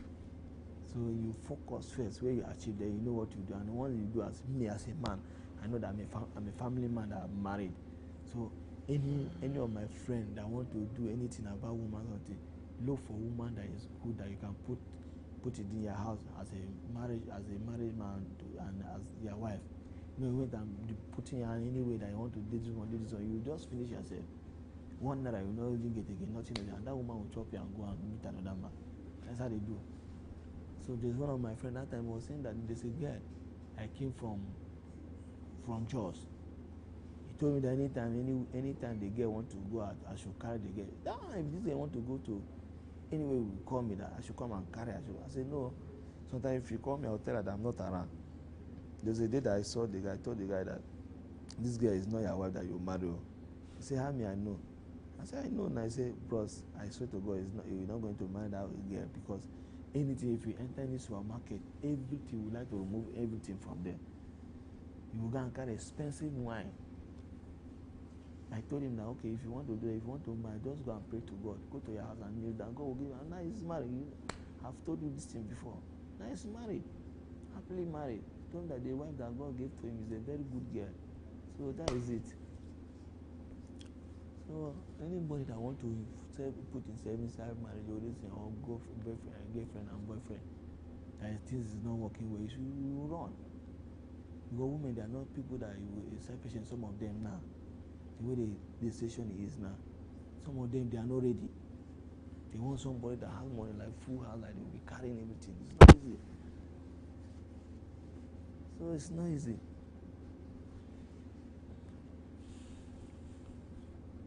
So that is it though. So that is it. So everything is just matter of time. Everything will be okay. But anybody that you don't want to learn, so you remain. If you want to learn, you sit up. Because like me now, I know the kind, even if any guys I follow, I know the kind of person that I'm following, because if you are not a good person, that will make me to feel somehow. I will just separate myself. There's one guy that just came to my compound there from Anambra. They call him Brasa. The guy can lie for Africa. You come, you do this one, you say that, boy, this is a half car, do this. Before I realized, he went and collect money from one laundering guy in Jaide. The guy called me one day that, bros, I respect you. This person is here, and neighbor. I say, yeah, the guy just parking to my compound. He said, this guy came and collect 14,000 naira from him. That they do in wire operation. They bought car from this in Lagos. Custom they seize it. I don't have money, they should give me money. That will get today. I have not paid that guy money. Me, I cannot follow this kind of person. No, I cannot call him my friend. Because tomorrow now we are together now. Sit down and they will come and put me handcuff. Like something that I don't know. So I stop working with him. He's not a good friend. So I cannot follow this kind of person. So that tomorrow now somebody will come and see me now. We start saying, this guy, look at him. He's following a robber. He's following thief. Somebody will go and forge somebody's signature to go and collect 500,000 naira from a girl from my local government in my village. Is it good? Is it good? So that is it. So you can talk to me. Mr. Julius, don't worry about me, abeg. Don't worry. No, you can talk to me so. Make peace with whatever happened, abeg. I don't want to stress my life. You too, make peace with me. Make peace with whatever happens. You're happy, don't worry, everything will be fine.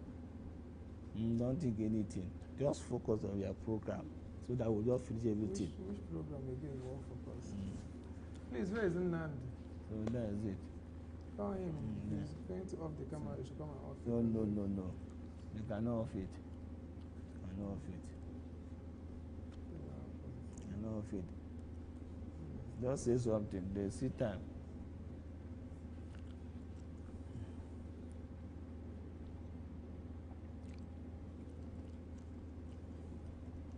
So that is it. Say you told me that time that you would try your best. Now this way you say you should come and have camera. The program not end now. So they cannot have camera now. We are still talking.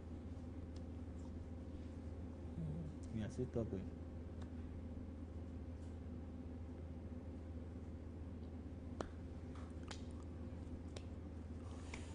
We are still talking, so they cannot have camera. Camera is still on. So let us talk.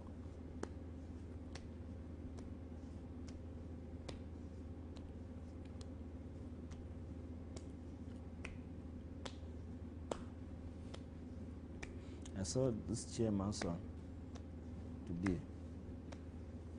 I have some more friend. My wife just get to bed like 1 or 2 months.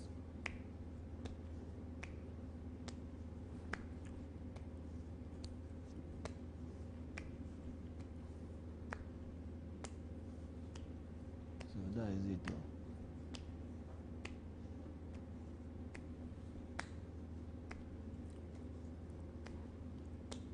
Moga. Mr. Julius, what do you want me to do? Say something now. So that will keep ourselves busy. So what do you want me to say? So after get married, After this program, I might decide to sell the things in my house and just relocate abroad and stay there. No, then you leave me in Nigeria. Who are you going to keep me for? You sometimes you're the one that supports my family. So you leave me here, then let me down and go. No, it can't be possible now. So if you are going now, you carry all of us and go. You cannot go. You will be here with us. You just travel and go and come back. See us. You stay together. I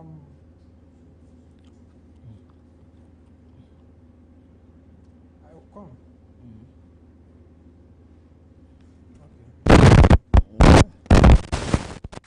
Thank you, sir.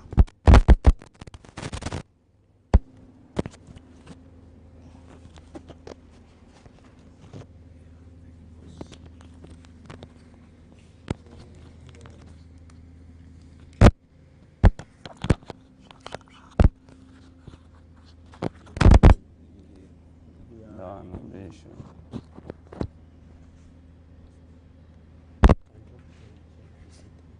Okay, I can drop it in the chat. Okay. I'm good, sir. Okay, yeah, it's on Sunday. Okay.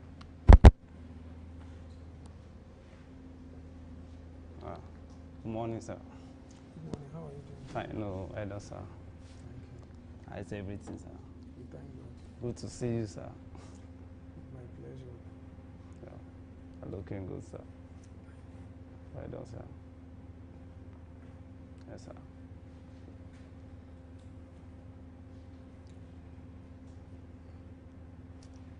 I will take you on a personal interview. Okay. In a nutshell, can you kindly briefly introduce yourself? Okay, thank you, my brother. My name is Christopher Usifo Konibe. I'm from Edo State. I am a farmer. Yeah, I'm a farmer. Do livestock farming too. Yes, sir.